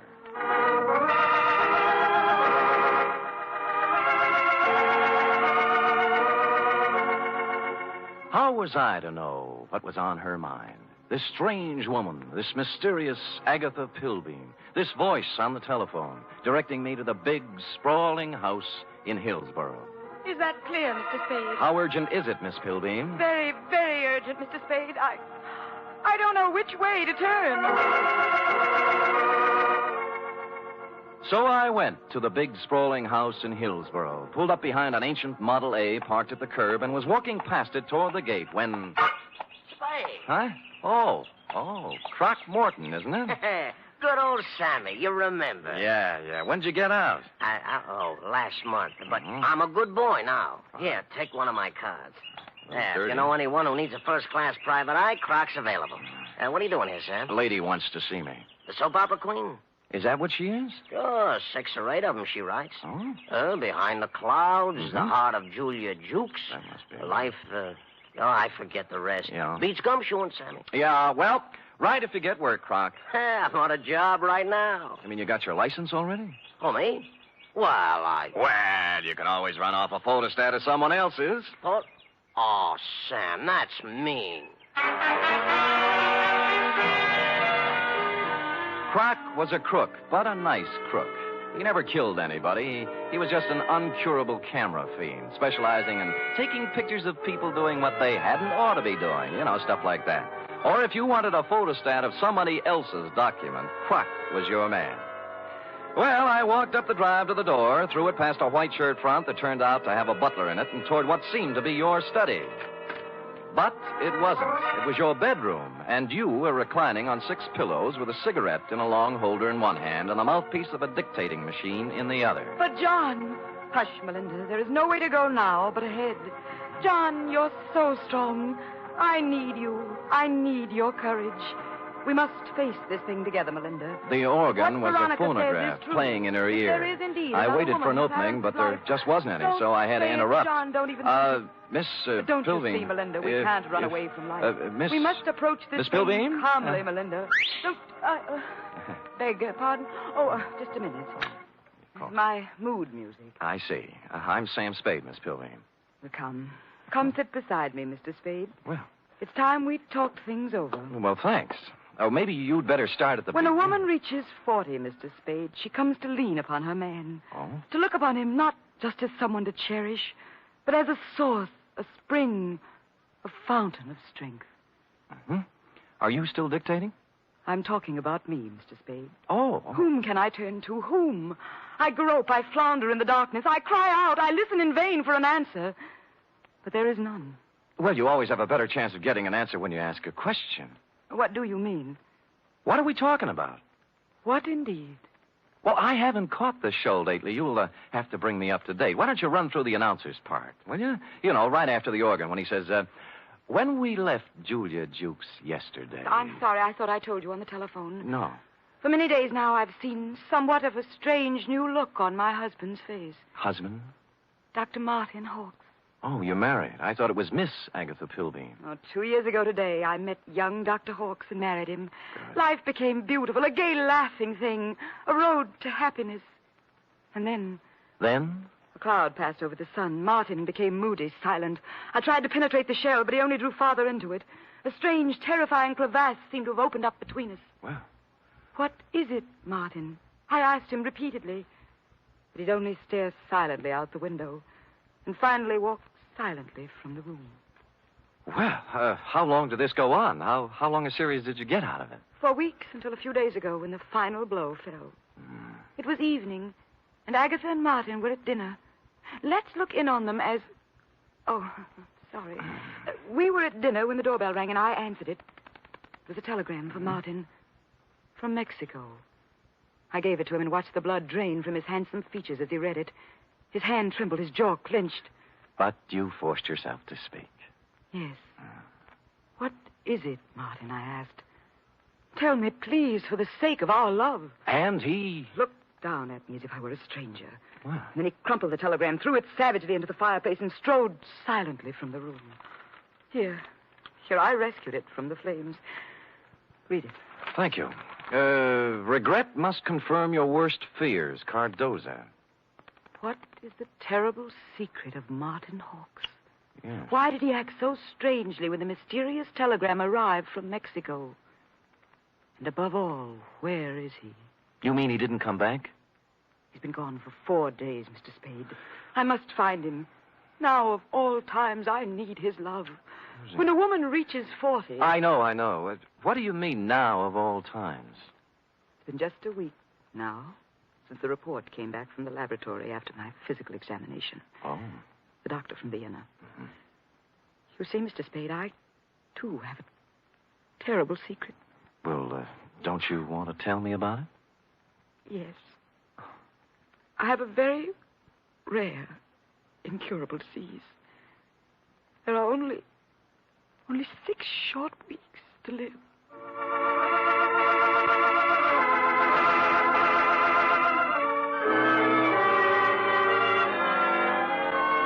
Well, less than an hour after his distressing interview with Agatha, our boy Sammy walked into the beautifully appointed office of young Dr. Hawkes at 450 Sutter to find his nurse, pretty young Nora Sheldrake, a new character, working at her desk in the reception room. In response to a question from Sammy, we hear Nora saying... I have no idea where Martin has gone, Mr. Spade, but I can tell you why. Tell me, Nora. Please feel free to tell me everything. It's that woman, Mr. Spade. Agatha? Yes, Agatha. Mm-hmm. She never understood Martin. She doesn't understand Martin. She never has tried to understand Martin. Do you hear me? She never has tried. I take it you don't care for Agatha Pilbeam. I hate her. Nora? I do. I hate her. She thinks her money can buy everything, even Martin. Well, it won't. She knows that now. Well, calm yourself, Nora. Try and think back now to the last time you saw Martin Hawkes. It was Monday. 4 days ago? Yes. The call came from some legal firm named Bennett and Hatch. Now, let me write that down. I switched the call into Martin. I was worried for him. I was concerned. I have to admit now I did a terrible thing. Ah, you listened in. I did. They told him his sister was in town, that she was working at some nightclub, and wanted to see him. What nightclub was this? Let me see. It was the Tortuga. Mm-hmm. What else? That's all. They hung up then, and Martin came out. I watched the blood drain from his handsome features. His hand trembled, his jaw clenched. Yes. I'm going out, Nora, he said. If I'm not back, don't worry. That's all. It was so like Martin.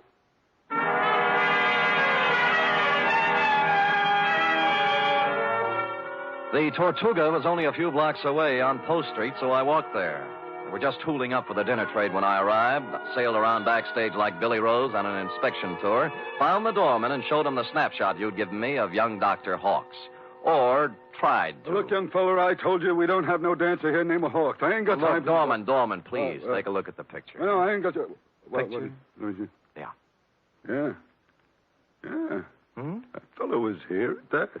Tuesday, Monday night it was. Well, who'd he come to see? Well, wasn't nobody named Hawks, mister. It was Beth Jardine. Well, bless you, Doorman, bless you. Bless you, too. Thank you.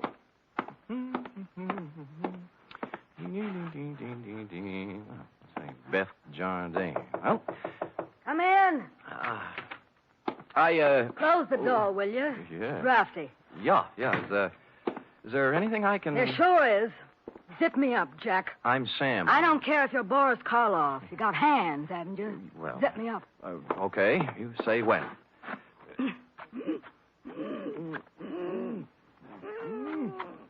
When? Can you breathe? Oh, no. You can't have everything. Ouch. Well... What's on your mind, Jack? Martin Hawks.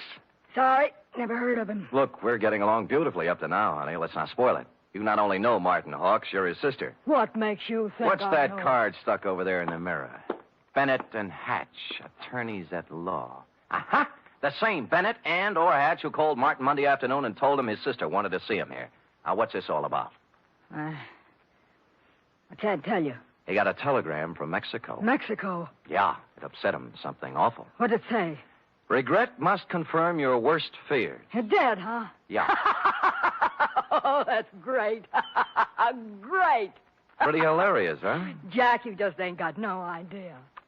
I got a piece of advice for you, Jack. Oh? Forget about Marty Hawks and live a long and useful life.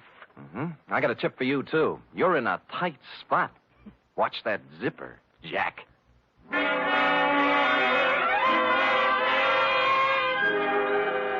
One of the heavier soap opera types, Beth was, with a throaty voice and the talent for besmirching reputations. What was the mysterious influence she wielded over young Dr. Hawks? How much did she know about his strange disappearance? What about the cryptic telegram from Mexico City? And what about dinner? The last question I could answer. I stopped at Schroeder's for sauerbraten and potato pancakes, ran into Larry Mahoney of Homicide, who was off duty, and we stopped in at a handy alley and bowled until 11. I was walking back down Market Street when I passed the Flood Building, which reminded me of the firm of Bennett and Hatch, who resided there. As a matter of fact, it looked like they were there right now, since the light was on behind the second-floor window with their name on it. Now, the sensible thing would have been to call around 9 in the morning, but as I seldom do sensible things, I hustled up the stairs and down the corridor to their office.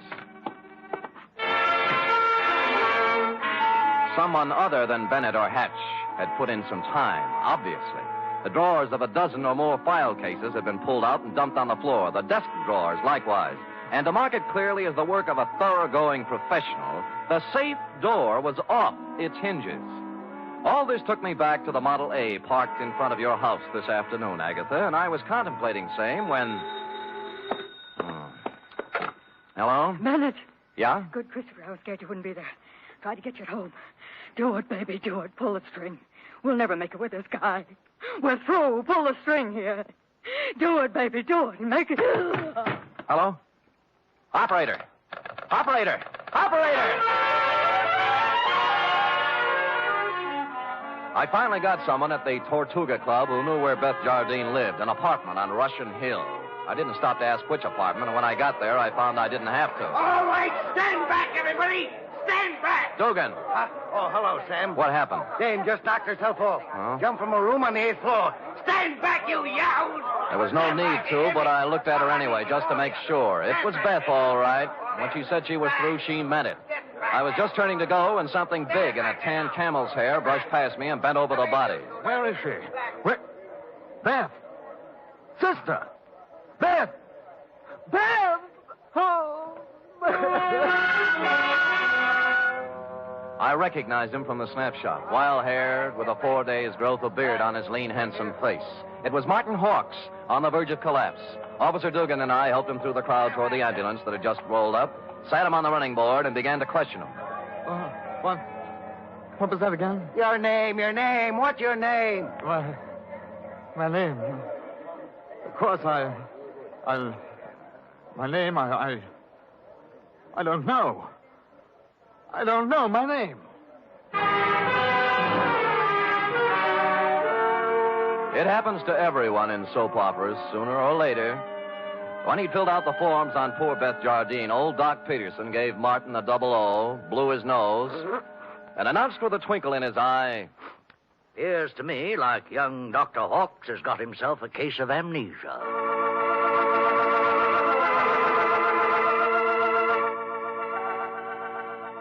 Will the mind of young Dr. Hawks come out of the fog? What does he know about the death of Beth? Was it murder? Or suicide? Or both? And what of the mysterious telegram from Mexico City? Will Agatha ever discover the terrible secret of young Dr. Hawks?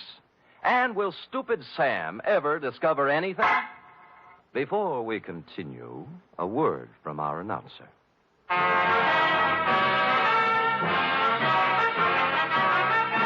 You are listening to the weekly adventure of radio's most famous detective, Sam Spade.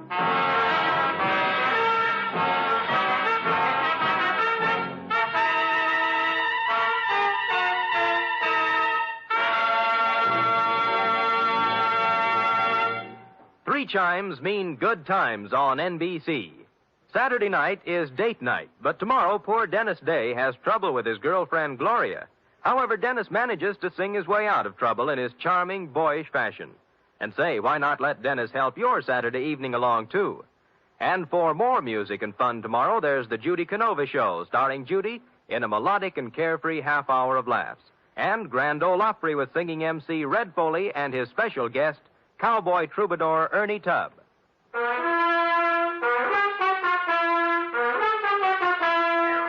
And now back to the soap opera caper, tonight's adventure with Sam Spade.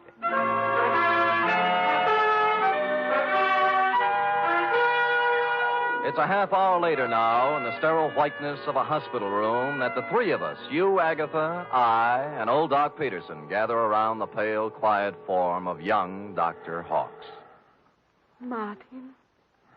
Martin, speak to me. Martin, darling. Who are you? Agatha, dear. Your own Agatha. Come, Agatha. Better leave him be for now. Doc, I can't go on. When a woman reaches... I know. You gotta be strong, Agatha. Sam, we better leave him be for now. Well, you're the doctor. Oh, Doc, what could have done this to Martin? Oh, shock sometimes. You don't mean... Yes, I'm afraid I do. Seeing his sister, then? Could be. Or sometimes it's just a matter of a body getting into such a fix his mind backs off and refuses to have any part of it. The wire from Mexico City. Huh? His terrible secret. The strange threat hanging over him and his sister. Driving one to suicide. And the other to this. Well...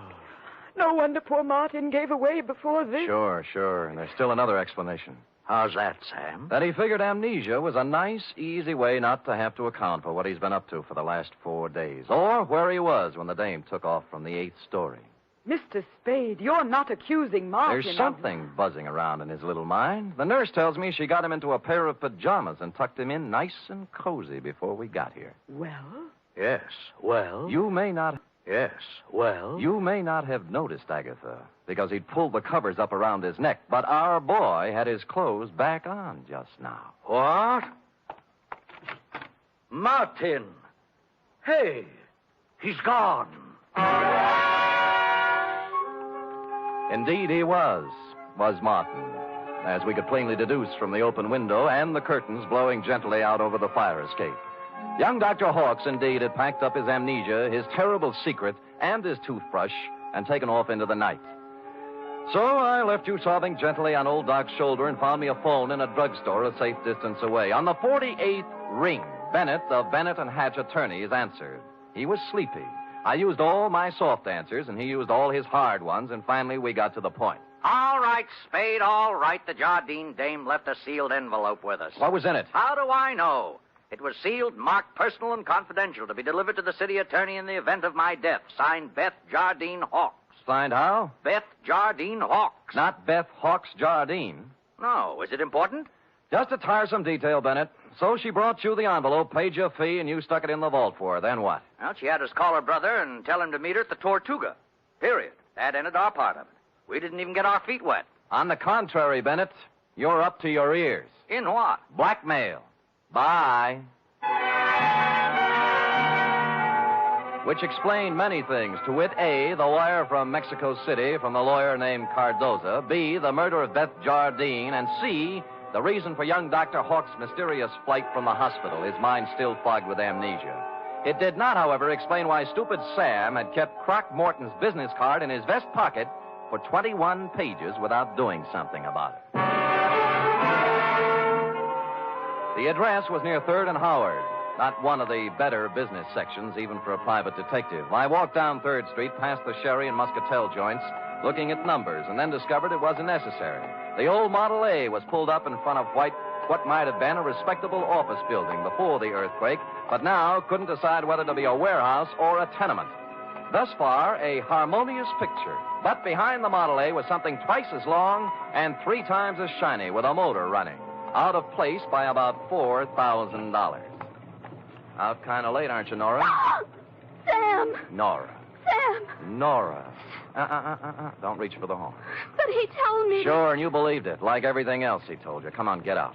I will not get out. Oh, but you will, or I'll pull you out by your pretty blonde hair. Now, come on. You... Oh! There, that's it. You can't do this to me, Mr. Spade. Nothing can stop Martin and me. We have our right to happiness. Uh-huh. Just the two of you. Chins up, eyes on the horizon. Let the dead past bury its dead. How can you joke It's no joke, believe me. You got taxi fare? Why? Because you're going to get in my cab, go home, put your hair up in curlers, and go to bed. After saying to yourself 1,000 times, what a lucky little girl you are that Martin Hawkes didn't shove you out a window, too. Now, scoot. Scoot! It was the kind of a dark stairway that made me yearn for the comfortable feel of a shoulder holster under my left arm.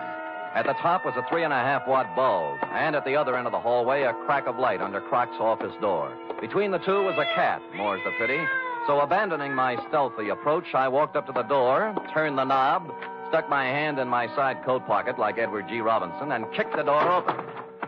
Croc was sitting at his desk behind a stack of bills. The closet door was just closing softly. Who was in the closet?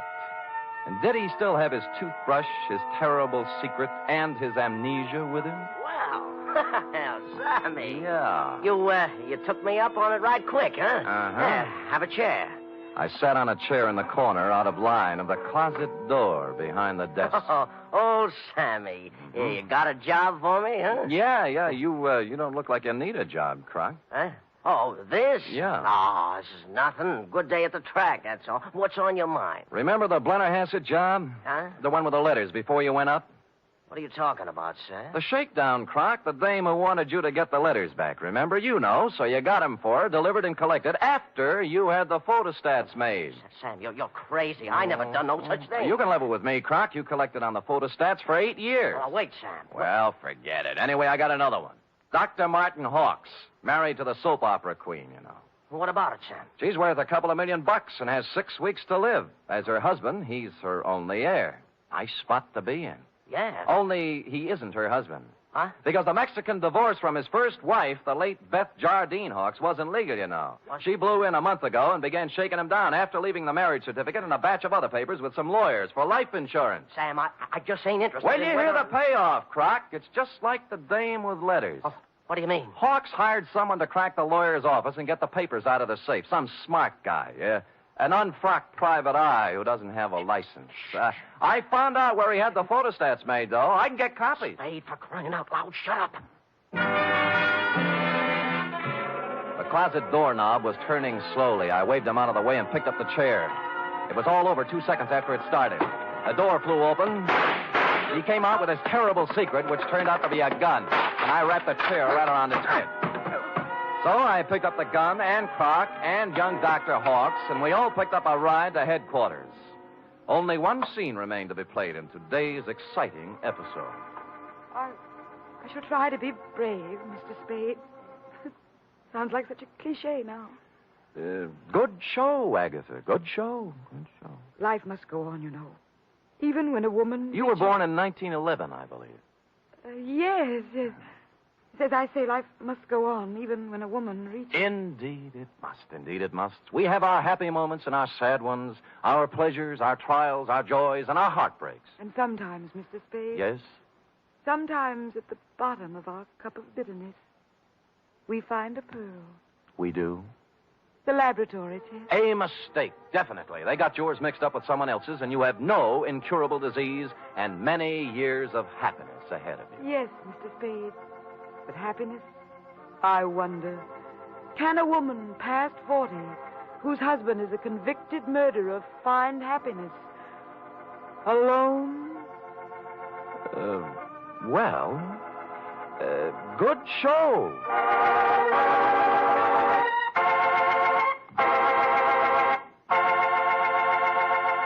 Period. End of opera. Oh, Sam. Uh-huh.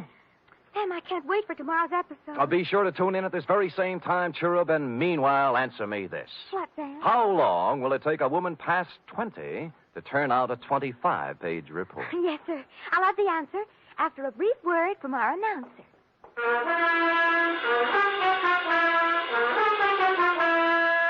3 chimes mean good times on NBC.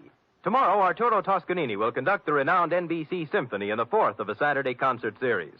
For tomorrow's 1-hour performance, celebrated Maestro Toscanini has chosen works by Debussy, Respighi, and Edward Elgar. You're invited tomorrow to the NBC Symphony and Toscanini.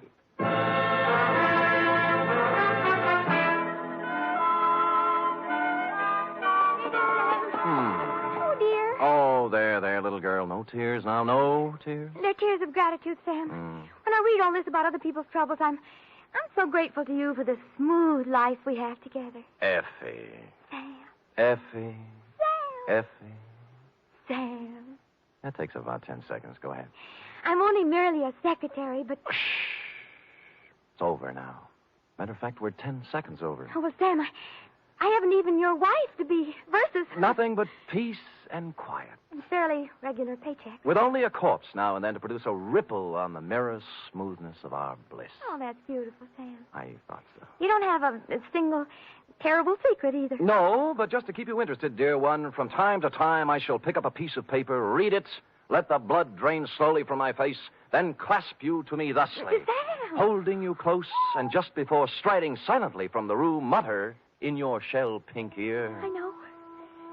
Good night, Sam. Good night, sweetheart.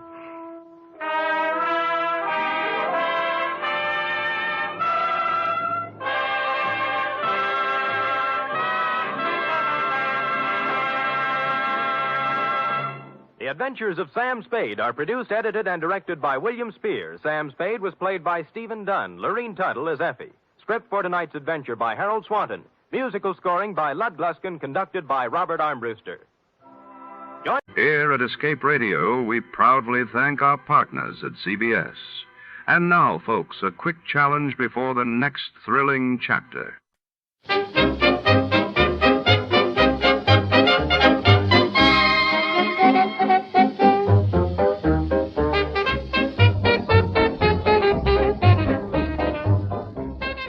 Tonight we follow the mysterious case of Robert of Huntingdon. In the heart of a shadowy Los Angeles antiquarian bookshop, midnight brings more than rare manuscripts, secrets, betrayal, and a name whispered in dread. Among dusty tomes and flickering gaslights, our detective hunts for a vanished ledger that could topple a dynasty. But every shadow hides a suspect, and every shelf conceals a clue. The stakes are high, and the clock is ticking before. To start, let's see what happened the day it was aired. It was March 10, 1958, and that day, Egypt and Syria formally united to create the United Arab Republic, while in Brussels, the Treaty of Rome took effect, marking the official birth of the European Economic Community. Tired of the everyday grind? Ever dream of a life of romantic adventure? Want to get away from it all?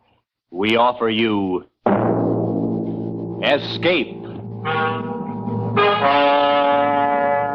Escape, designed to free you from the four walls of today for a half hour of high adventure.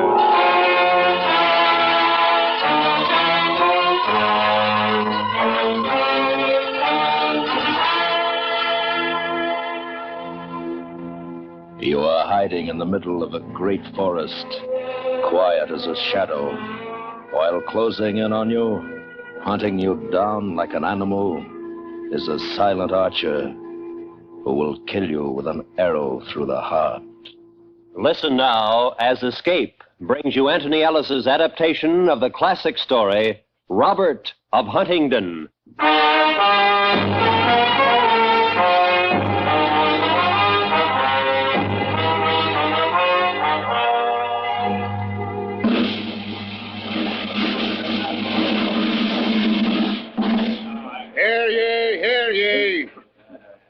Let it be known by all present that a sum of 100 pounds is placed upon the head of the outlaw, Robert of Huntingdon. And that an additional 50 pounds is to be the reward for whomsoever shall maim, kill, or capture the following. The felons Little John, Will Scarlett, Will Stutley, Nick Much, the friar known as Tuck, Gamble Gold, Eleanor Dale, Arthur of Bland, David Doncaster, Gilbert of the White Hand.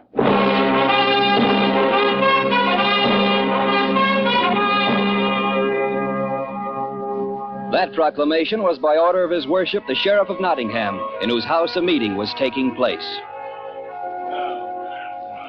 Robin Hood! Robin Hood! I'm sick of the sound of that name. Something's got to be done. It's gone too far. They shoot the king's deer in the king's forest. Why, they call it their forest. Nobody's safe anymore. Beggar, tinker, bishop, nobody. It's got to stop. Now, I want Sir Martin of Matlock to say a few words. He's offered his services in the name of the king and myself, Sir Martin.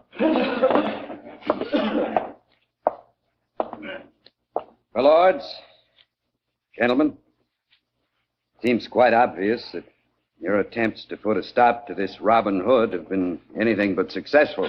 I've heard it said that more than once the sheriff himself has been tied backwards on an ass and sent trotting home.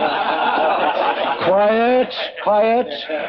We know all about that, Sir Martin. Do you mind getting to the point? All right. The point is that in Sherwood Forest there's a band of about 140 who fancy themselves the savior of the poor and the scourge of the rich. Well, that's an old story, and one I'm sure we've come to know pretty well. Any excuse for outlawry. Well, I propose to stop them. To gather a force of men, 100 mounted, 100 archers, and 100 foot soldiers, go into that forest and exterminate Robin Hood with the others once and for all. Wait. We can't afford to give you such an army without some kind of plan. And besides, most of our best men lie buried there as it is.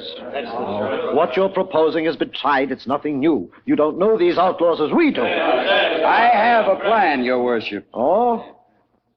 I'll go into the forest alone. Alone? These outlaws don't know me, and I think because of that, I'll be able to succeed.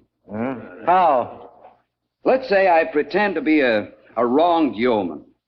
They take me in to become one of the band.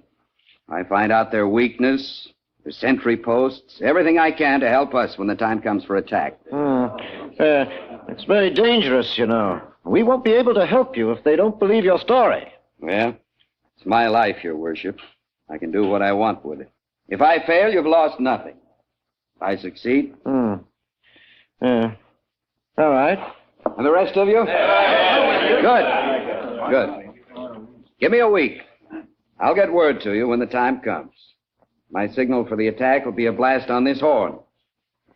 And now, my lords and gentlemen, I'll disguise myself as a poor but honest yeoman, foully wronged by his worship, the Sheriff of Nottingham.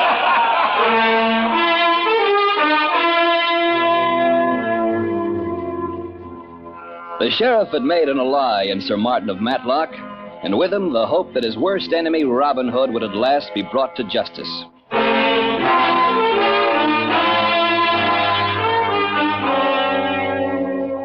In Sherwood Forest, two men dressed in Lincoln green sat lazily beside a brook. One tall, handsome, his cap set carelessly at an angle on his head, shading the eyes from the sun. The other man, a giant, at least 7 feet, and an ell or more around the waist, chewing and sucking at the marrow of an entire oxen thigh bone.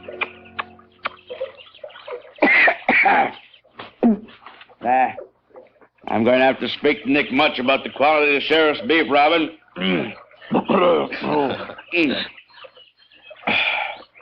Little John. And I've been thinking. Oh, sir. When was the last time the Sheriff of Nottingham came to Sherwood? I remember. It was when Nick Much and I brought him. Remember we tied him backwards? Yes, I remember. It's more than a year ago, wasn't it? Doesn't it seem strange to you? Strange? Yes. Well, no, dull, maybe. Life isn't the same without that nasty little toad to worry. Robin, you've got an idea. We go to Nottingham, huh? We could do it again. 20 men storm his house. No, I wasn't thinking of that. But, I have a feeling that something is wrong. He's up to something. I can feel it. The forest has been too quiet, and we haven't been bothered for a long time. I notice you're growing the beginning of a pot. Don't talk to me about pots, you great cumbersome hog. Little John. Wait a minute. What? Listen. To what? Someone's coming. Pick up your bow. Give me cover from the trees over there. I'll wait here. See who it is. Be careful, Robin.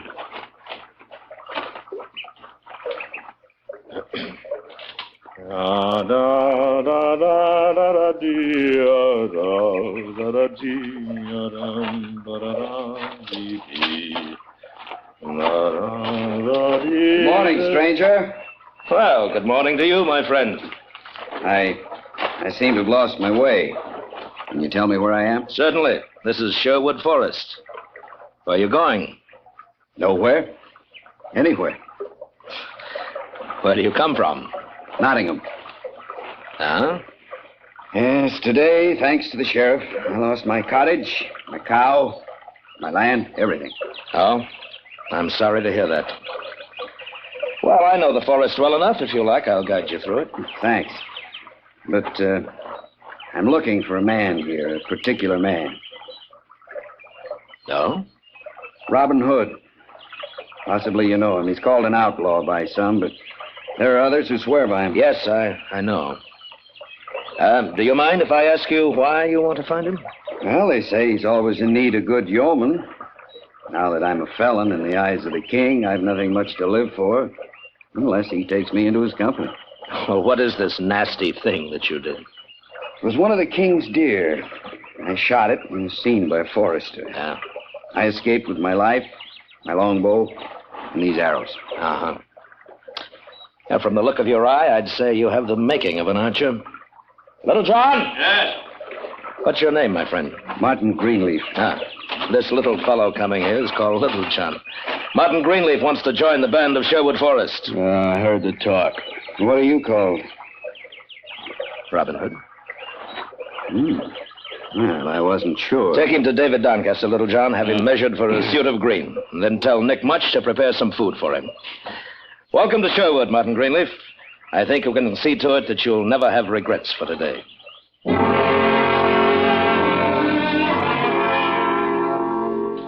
So, according to his plan, Sir Martin of Matlock was received with all the hospitality and kindness the outlaws could give. Only one looked on the newcomer with a jaundiced eye, Little John. Friar Tuck came upon the giant, sullenly whittling a shaving of wood. And what's the matter with you, little man, huh? A face like that is enough to make a bee's nectar sour. Now, why aren't you at table feasting with that newcomer, Martin? You fat friar. Huh? Go away. I didn't ask for your company. Oh, save us all. I don't like yours either. That's no answer to my question. All right, then. I don't like him. This Martin Greenleaf. Oh? I don't know why. Robin's too easy. He's a mark for a sad story. This fellow's told one, that's all. And if the story is true? If. I'd rather have found that out before inviting him to join us. You are a suspicious chap. Yeah, well, go on back and stuff yourself. I didn't ask you here. Where are you going, chap? To look for better company.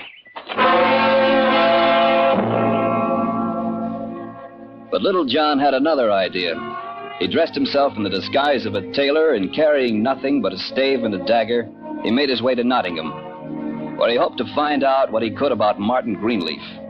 But luck wasn't with him, because he'd gone less than a mile beyond the forest when he was seen by 6 of the sheriff's henchmen. And because of his great height, they recognized him. I tell you it is. It's Little John. I've seen him before when we fought the outlaws in the forest.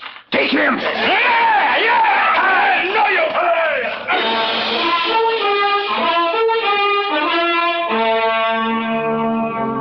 But the odds were too great, and finally Little John was taken prisoner into Nottingham, where he was locked in prison to await the sheriff's displeasure. It was Will Scarlet who heard the news from a friendly tinker and carried it to the outlaws. Robin! Quiet, all of you, quiet! Quiet! What's the matter, Will? Little John. Well, what about Little John? The sheriff's men took him by surprise. They've got him now, in Nottingham. Where? When? He was here a little while ago. That's all I can tell you.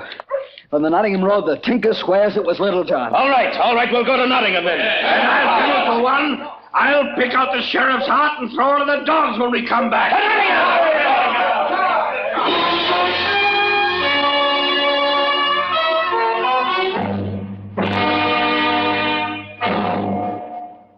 We will return to Escape and tonight's story, Robert of Huntingdon, in just a moment.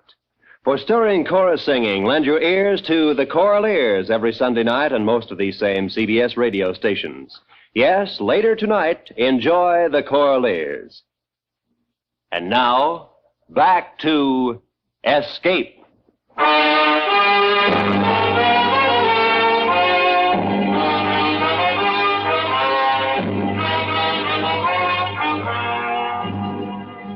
When Sir Martin of Matlock heard the news, he smiled. He hadn't expected things to work so well, so quickly. But also the suddenness of the event had taken him by surprise, and he had to find a way to warn the sheriff of Robin Hood's decision.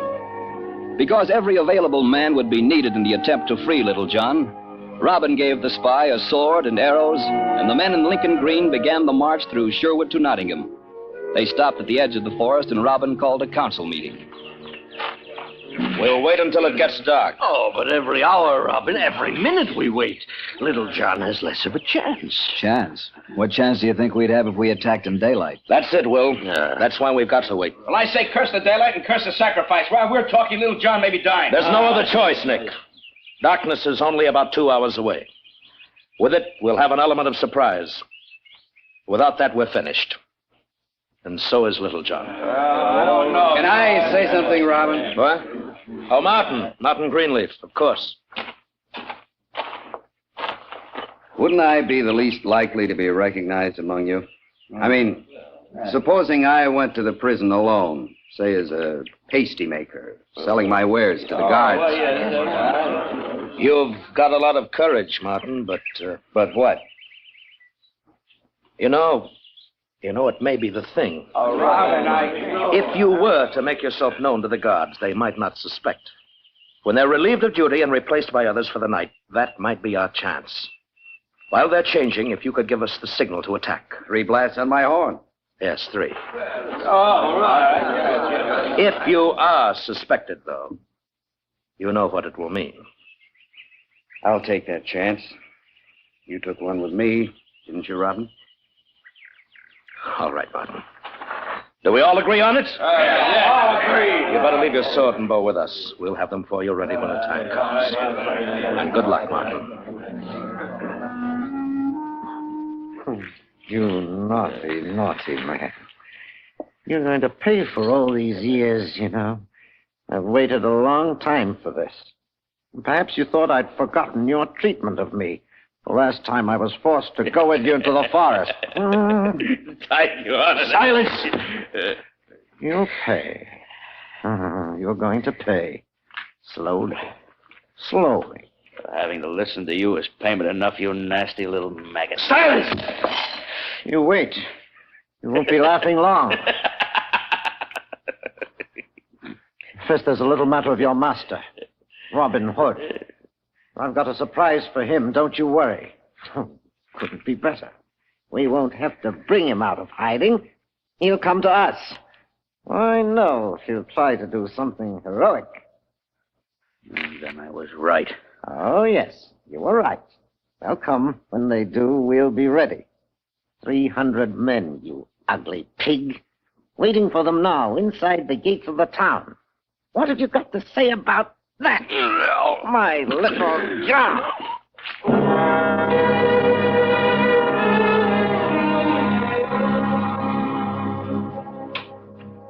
And at the edge of the forest, Robin and his men were also waiting. Each man silent with his own thoughts, and then the sun was gone from the sky. Robin stood a little apart, sharpening the blade of his dagger. Hey, Robin, yes? Oh, Friar Tuck. Robin, I've been thinking. Yes, there was something little John spoke to me about before he left us. Well, what was it? This Martin Greenleaf. Oh? Well, go on. Well, now, John didn't seem to know why, but he said he didn't like the man, didn't trust him. Now, that's strange for little John. Yeah. At first, I wondered about it. Then I forgot, and now I'm beginning to wonder again. Now, Martin's willingness to do what he's done. You know, it is possible that he is one of the sheriffs. No, I can't believe that. No. You've always been a good man, Robin. That's one of the reasons I joined you. I don't say I blame you if you thought his story was true. But at the same time, if it wasn't. If he was lying, then little John's capture is on my head. Yes. Why would he be so anxious to risk his life? He doesn't know little John. Why should he care that much? I should have spoken of this before. Yeah, and before I might not have listened, which is even more foolishness. Call the men together, Friar. We've got to decide about this. And they decided. There was no proof of Martin Greenleaf's wrongdoing, but the thought was planted and grew until the fears were shared by all of them. And then Robin made his plan. Meanwhile, at the sheriff's house, for there the lawmaker had gone to eat the evening meal, a servant entered, and close behind was Sir Martin of Matlock. Sir Martin, you've got word. Better than that. I've got their plan of attack. You mean they're coming now? At nightfall. Better and better. We're ready. I never dreamed of such quick results. When the guards are changed in the prison court tonight, that's the signal for attack. I'm to blow 3 times on my horn. Good. The archers will be posted on the prison wall. Yes, and pikesmen inside the gates. And once the outlaws are in... Those that haven't been killed by the arrows... The horsemen can finish. We've got him. We've got him.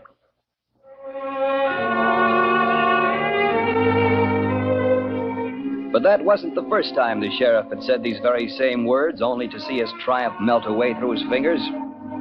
A little while later, as the last gleam of sunset was turning from gold to rust and clouds were tinged with purple, A ragged and forlorn figure was seen mingling with the soldiers inside the prison gates.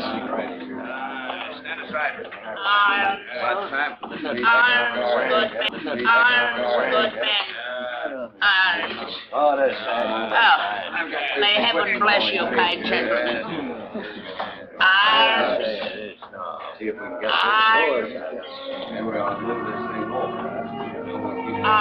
And slowly the beggar made his way closer and closer to the prison door. Then he was inside and sidling up to the guard who was watching the preparations in the court. Go on, get out of here. I haven't got anything for you. Get out. Kind sir, all I ask is that you... Don't make a sound or I'll cut your head off, and I mean it. Back. Get away from the door. All right, quickly. Take me to the dungeon where you're holding Little John. And remember one sound and you're going to be a very dead man.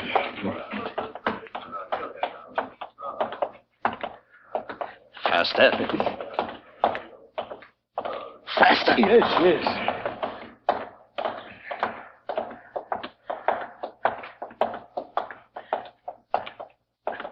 The key. Little John. Little John. That's you, Robin. Yes. Oh, man, this time I was certain I'd be dancing at the end of a rope. Not yet, little man. Guard the key to the chains. Hurry. Yes. We've got to get out before the prison gates are closed. There's only a minute. Pretty small odds. We've got to run like hares. Oh, give me a second to exercise. Oh, this is the dog who hit me while I was chained. Here, 1 second, Robin. No. Tilt your head, Master Foul Fellow. Drop more. There. Now, Robin, I'm ready.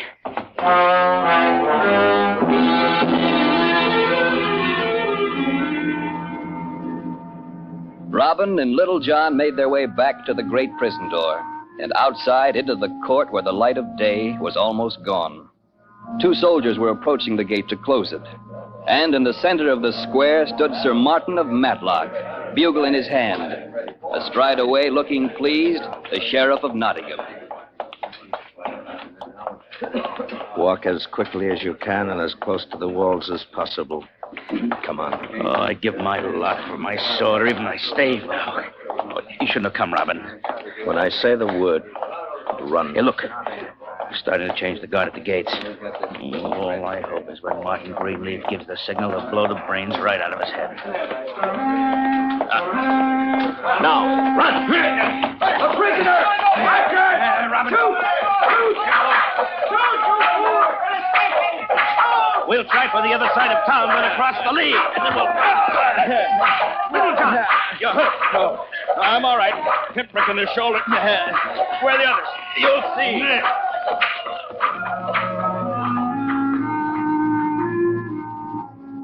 And because of the confusion, Robin and Little John escaped from Nottingham. And as he'd planned, Robin led the way across the lea to a long hedgerow some 200 rods from the town walls. And there they stopped because behind the brush was Robin's entire force. And each man had an arrow ready in his bow. Give me a sword, one of you, and a bow. Here, Little John. I had not much hope of giving them to you, but I brought them along in prayerful faith.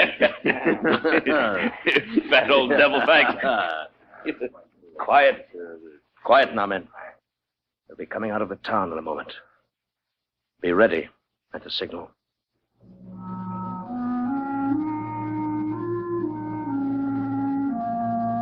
And moments later, they saw the mounted soldiers ride out. And behind them had run the pikesmen and archers, fanning out in a solid line.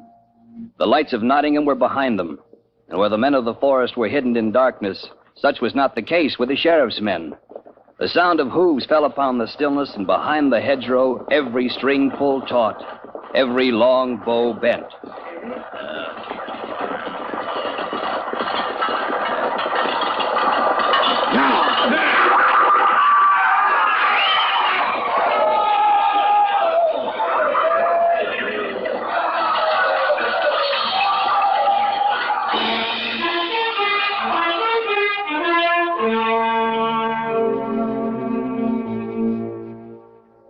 The slaughter was terrible. Almost every horseman had been unseated at the first volley, and the deadly cloud of arrows continued to fall steadily amongst the sheriff's army. And when finally, in complete defeat, the archers and pikesmen were falling back, the men in green with drawn swords charged and completed the rout. It was Robin who came upon Sir Martin of Matlock. This, Sir Martin, is for your treachery. This is for Little John. And this is for me.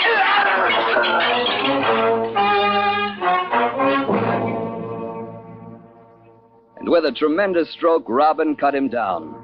The battle lasted only a few moments longer, and then on a signal from Robin, the men of Sherwood melted back into the darkness and the forest, leaving the field strewn with the sheriff's dead and hurt soldiers. Little John's wounded shoulder was attended to by Friar Tuck, as were the wounds of the others. And then a great merrymaking began, which lasted far into the night.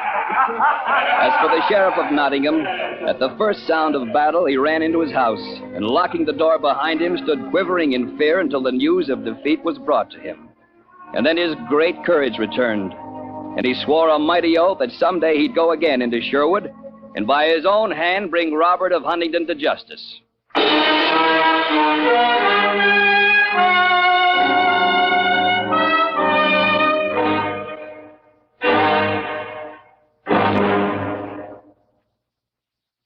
Under the direction of Norman MacDonald, Escape has brought you Robert of Huntingdon, adapted by Anthony Ellis, starring William Conrad as Robin Hood. Featured in the cast were Lawrence Dobkin, Edgar Barrier, and Herb Ellis, with Jack Crucian, Vic Perrin, John Stevenson, Harry Bartell, and Peter Leeds. Editorial supervision is by John Meston, and the special music for Escape is composed and conducted by Leith Stevens. Next week. You are standing at the entrance of a walled Arab town, while behind you, coming slowly through the night, are the shuffling footsteps of a blind beggar who will lead you into a harrowing world of darkness and terror.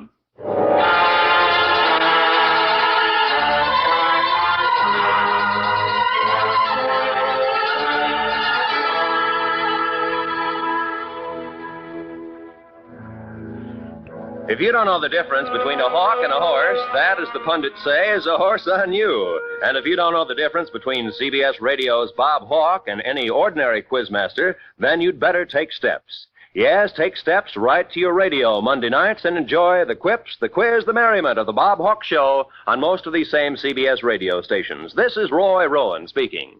And remember, America now listens to 105 million radio sets and listens most to the CBS Radio Network.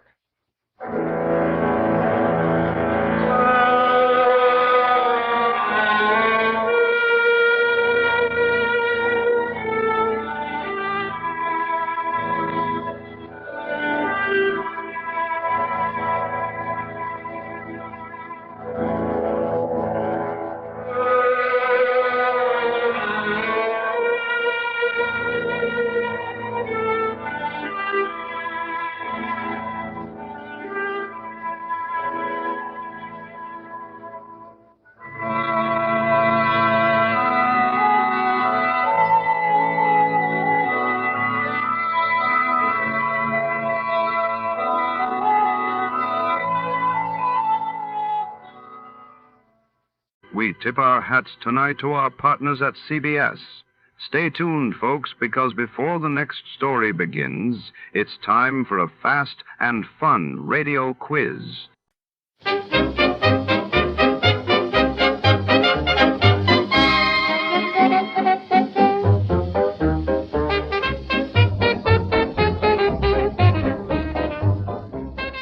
Tonight, under the shroud of midnight, a hard-boiled detective is drawn into a web of deceit and danger when a glamorous widow hires him to recover a priceless necklace. The tears of night, as secrets unravel and shadows deepen, nothing is what it seems.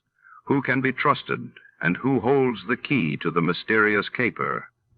Stay tuned for a tale where every clue could be your last. Before we begin, let's see what happened on the day it aired. It was January 7, 1971.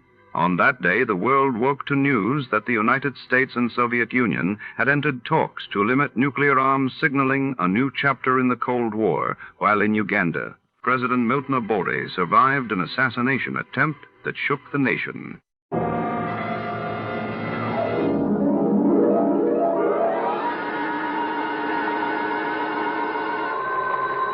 Sam Spade Detective Agency. Finitum est. Mr. Who? Finitum est. It is finished. Latin. Oh. Sam? What's left of me, sweetheart? Well, where are you? What happened? Who did it? Here, everything, and what? What?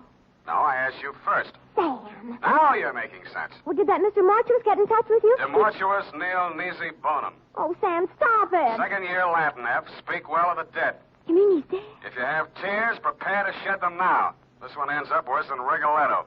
Have your extra handkerchief ready, get some organ music on the radio, and I'll be down to dictate my report on the Tears of Night Caper.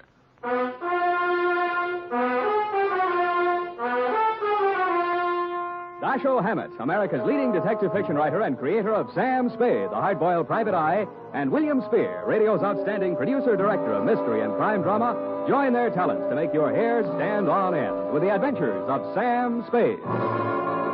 Presented by the makers of Wild Root Cream Oil for the hair. You know, just a little Wild Root Cream Oil in your hair can mean a world of improvement in your general appearance. Just try it and see. See how Wild Root Cream Oil Hair Tonic grooms your hair neatly and naturally, relieves dryness, and removes loose dandruff. Yes, you'll be glad to discover that just a few drops of Wild Root Cream Oil make a big difference. So if you've never tried it before, get the 25-cent Get Acquainted size and ask for it by name. Wild Root Cream Oil Hair Tonic. Again and again, the choice of men and women and children, too. And now, with Howard Duff starring as Spade, Wild Root brings to the air the great